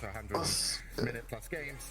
You lose all will to be able to use your words, but this that's my boy Neta, man. And it's really some of the storylines here and show us who's looking to go further, I think. Yeah, key storyline for me is simply EG obviously lost to South America today in upper bracket. Now they go against South America again in the lower bracket. Potentially South America could just remove the last NA team from TI, so that's a pretty cool little storyline in that. I think it was a third game. So yeah. Potentially they were brought to TI as well by a South American team, yeah, right? From the DPC points and then taken from other teams. So yeah, a lot of interesting lines. Oh, it's 4 a.m. for me too. Interesting things, they moved it an hour apparently. I'd like you to meet two of them. It's Flax and Casey. No problem. Oh! That's us. Oh, hello. Yes, we're here with the survivors of one of the most incredible days we've ever seen at the International. Hello, everybody. Still the arena. Still there, guys. Woo! Favorite moment of the day. What was it? Hey, buying 2 rapiers. Ah, yeah. He wasn't buying, did he? He stole them. Didn't he loot them? I thought he looted too. Yeah, he looted them. Did you want them to win? Yes. Oh, okay. Well, oh, you bought one. I see. That's funny. I was surprised they didn't buy a Moonshard instead. Moment of the day. The cute teddy bears. Like carry one. Teddy bears. Aww. I like those too. What about you? About Secret. The Knicks of Zach. Oh, okay. Yes. Another worthy contender. Did everybody feel like, even though we didn't get the game 3 that we were all asking for, we kind of did with the way that last game felt? There was enough games for a lifetime. Yeah, like game 5. Good lord. That felt like a BO3, man. All 3 games played out. Yeah, all 3 in one game. Fucking hell. Exciting to watch it that Full way, best of 3. and to hear all the players give shout-outs to the opposing teams and the fans, and this is why we're here. Give me a sec. Oh, I'm sorry. To the people still in 75 or 80 minutes or 90 minutes, does it even matter if you can hear the casters? Yeah, it matters. Thank you for that. But yeah, It always matters. Incredible first day, Casey. I can't wait to see more, and yeah, it's good to have you back too. You hit me again, I'm gonna hit you back. All right, let's plan on it. Back to you. That's what I like. Back to you, Silver Fox. I love you, James. I love you, James. There's one advantage to being in Norway here at this international, but we'll find out. Wait, this is Norway? Welcome back. Yeah, they're in Norway. These 4 guys. These 4 guys are in Norway. Oh no! Yeah, they're not even there. Interview. I don't know why I thought this was in Singapore. Yeah, no, these guys are in Norway. When Boom won their game, I went wild for them, dude. I was so happy. You were, you channeled your inner entity. Yeah, pretty much. I mean, to cover them all year, first TI, let's go, Boom. Short trip for James. Go from Sweden to Norway. The fans, as you heard from Flax and Casey, it's about like, you know, my team turned up, my team won, my team showed amazing games. So it's, huge support from the Dota community, and thank you so much for, supporting these teams. Of course, what they do is really because of the community. It's called the International. With a lot of the prize money. Yeah. So, Casting it from NA, from SA, from Norway, Sweden, the International. That was a good one. Next time they're gonna split out the players too. When he's ready, because he's a bit of a diva. Play from South Africa. With my friend Piri and Flax. But thank you very much for tuning into day 1, and we hope to see you for day 2 here at the International. Oh, okay. Well, I am done, dude. I didn't think it was gonna take this long. But thank you for being here, Waga. I'm gonna watch tomorrow again. I'm gonna try to start early. I don't know what time you're gonna be on, but I'm gonna try to catch the 4 a.m. run. Well, we'll see. I'll probably not be there for first series, perhaps, but I'll try and wake up early enough to watch some. I'll come back. Yeah. Dendy also said that he might want to watch together with me. Oh, fuck it, dude. So maybe we can get him to come on. Let's get Dendy and Black and just fucking go, dude. Fuck it. Yeah, make a nice watch party, because Dendy was asking me yesterday. Yeah, I'm done, man. I gotta go now. Thanks for joining me. I'll see you tomorrow. But thanks for company, man. Yep. Okay, I think I'm skipping the rat game for today. I didn't think it was gonna take so long. And I'm gonna, I suppose, get ready for tomorrow if I'm gonna wake up early. I didn't think the games were gonna be this good. Oh, I'm gonna go through subs and stuff and then call it a day. Gravy Gamer, thank you for the 21. Jordine, thank you for the 15. Who's my favorite team? Favorite team? I don't really have one right now. Not based on playstyle, I haven't seen enough games. But I will probably follow Secret the most because they have you know, not to be biased, but I have someone from my country in there. So I hope they go far and do well. Bro Works, thank you for the 35. Typho Hero, thank you for the 7. Wito, thank you for the bits. Do I like emotes? Waku Waku? I haven't even seen it, man. Ina PB, thank you for the 8. And Wito, thank you for another 250. You see the pun? If Lich skills Frost Armor, they can chill. Flatty Stark, thank you for the 14. What a game. Yeah, what a game, dude. What a fucking game. No, that last game was just completely insane. I want to see the stats of it. Wait, give me a sec. Let me try to pull up that game. Oh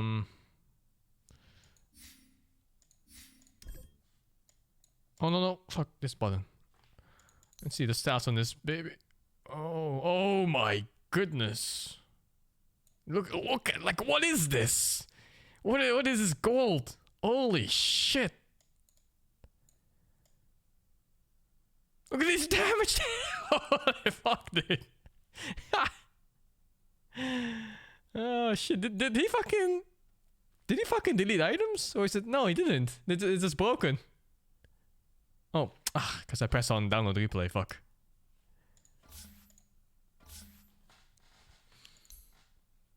Oh my god, what is this? Yeah, these graphs are just completely insane. Look at this!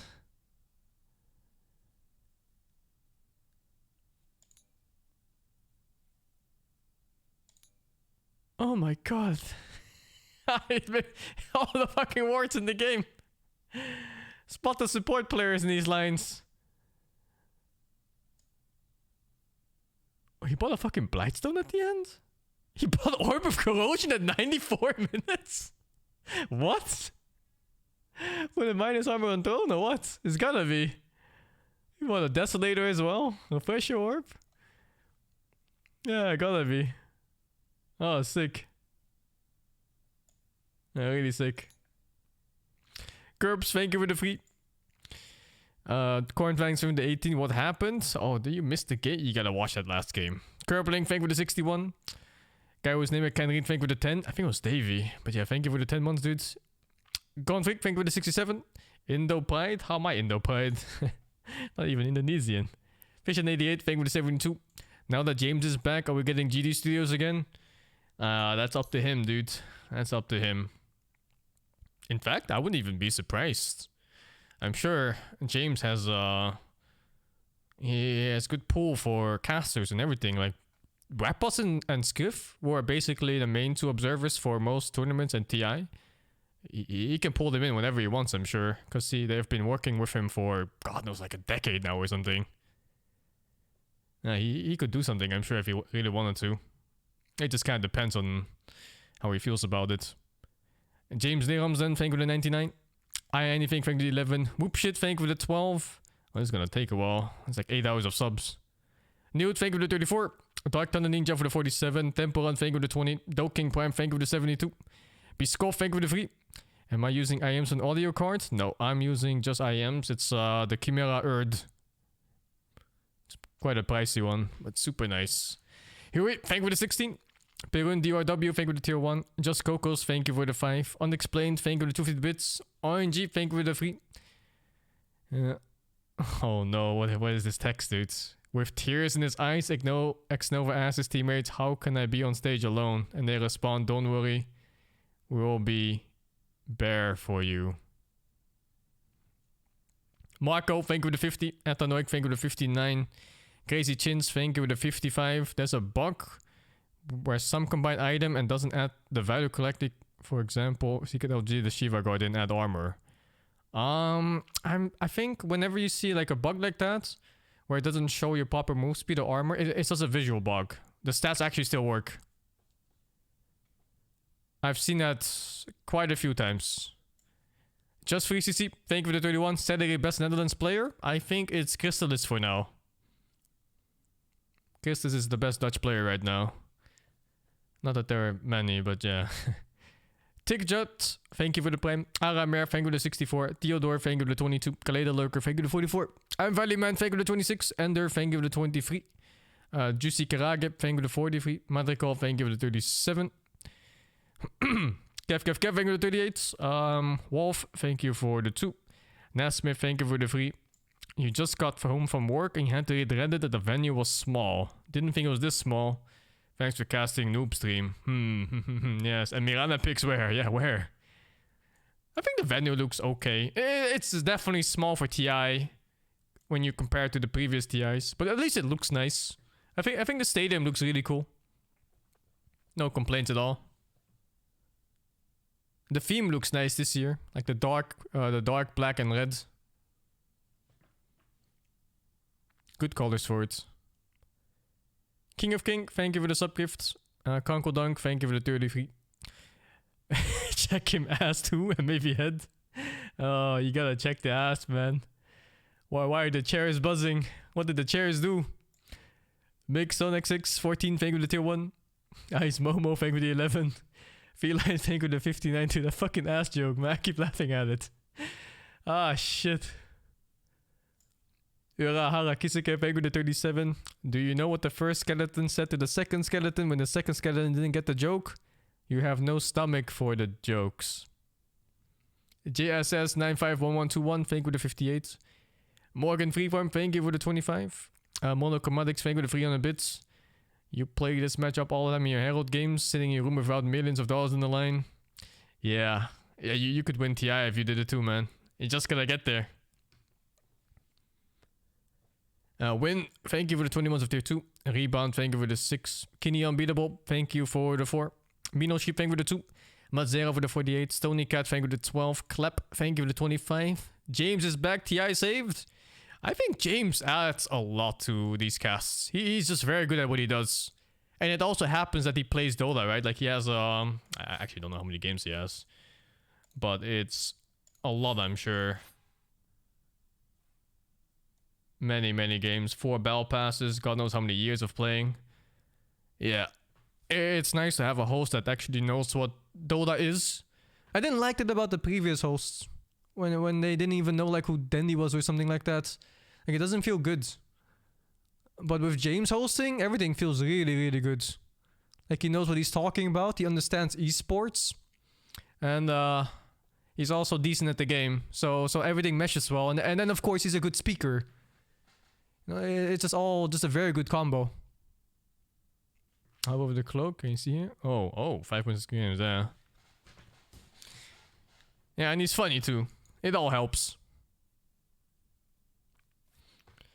Alternator, thank you for the 74.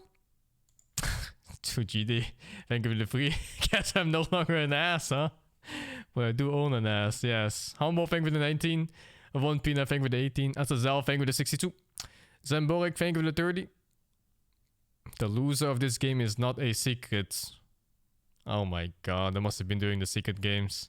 Artistic Python, thank you for the 52. You thought LGD should have upper hand doing 5 vs 5 the draft? I don't know what game you referred to, but if that was the one where they didn't have team fight, then no. That was one game. It was the first game, if I recall. Let me see if I can find it. This game, when that Dazzle support, yeah, there's no way they had early game team fight here. It's not even close. Like this Team Secret draft is 100,000 times better in team fight past like 10 minutes until like maybe BKBs come out and damage items for the right clickers. Then it evens out again.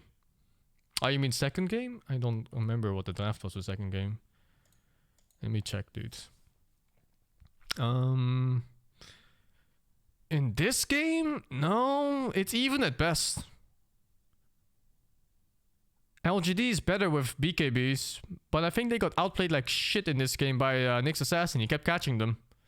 And nothing to say got picked off 100 million times. Oh my god, he just kept getting picked off. Over and over and over again. I'm sure LGD should have won this game. Like, if they played it out 100 times, they probably would have won like 65 times. It was just one of those unlucky ones. Thank you, Blocks, for the 56. Goo, thank you for the 8. Smiley Face, thank you for the 4. The Greatness, thank you for the 5. Luffy, thank you for the 11. Your Mama's So Fat, thank you for the 27. EJZT, thank you for the 3. Dr. Foss on Twitch, thank you for the 250. Buying ticket was hard with all the scalpers. Oh yeah, well, you know, I was gonna buy anyway. Shinideki, thank you for the 1,000 bits. Ozzy Paul, thank you for the 54. Live Action with The Rock and Kevin Hart. Oh yeah, another one, of course. Fluffy Pancakes, thank you for the 7. Ashio Gers, thank you for the 14. I have no favorite to win in TI. I don't know how good teams are, because I barely watch any of the games. I've only started watching since, well, this basically, today, this morning. Small Chinchilla Boy, thank you for the 8. Any thoughts about the event? It looks good so far. There's some audio issues. Nothing too serious. Nothing that I really mind. Some parts are annoying, like having audio on in your right ear for like 4 hours is pretty annoying. But, you know, it's like whatever. The games are good, so fuck it. Who cares? Could be better, but the games are good, so nothing else matters. My left ear is very lonely. Alter, thank you for the 5. Dark One, thank you for the 24. Ebon on Fire, thank you for the 19. Papega Engineer, thank you for the 41. Why did LGD pick Lone Druid and why did Secret draft this way? I think Lone Druid is a comfort pick for LGD. It's also a very good hero this patch in general. Yeah, I think Lone Druid was not the problem in that game. It was the other heroes that were with a lack of team fights. Soulfowl, thank you for the 7. Yuzu Sencha, thank you for the 72. Deflex, thank you for the 57. Pits, thank you for the 44. Any of the boys join today? No, I think it's too early for the rest of the guys. But tomorrow, maybe we're gonna have Black, Waga, and Dandy if they wanna join. So we'll see. Should be fun. Hope it's not too many voices. I guess I'll turn down like the in-game volume from the castles and stuff, but yeah, it should be fun anyway. I always like listening to Dandy. He's such a cheerful guy. Good energy. Yeah, like boy, thank you for the 16. Cheesy, thank you for the 8. Hoodian, thank you for the 100 bits. Skinny Ghost, thank you for the 43. Geneva, thank you for the 6. Meow Meow for the 53. Ran Gyaku, thank you for the 4. Hoodian, thank you for the subgift 2. Crimson Joker, thank you for the 13. Patrick, thank you for the 54. Eyelashes are supposed to prevent things from getting in your eyes, but when I do have something in my eye, it's always an eyelash. Ironic. Pickle, thank you for the 10. Wood 5, thank you for the 70. Loops, 322, thank you for the Prime 2. Absorbo, thank you for the 1500 bits. Why not coasting with Black? Black had something to do today. But yeah, otherwise he will join us.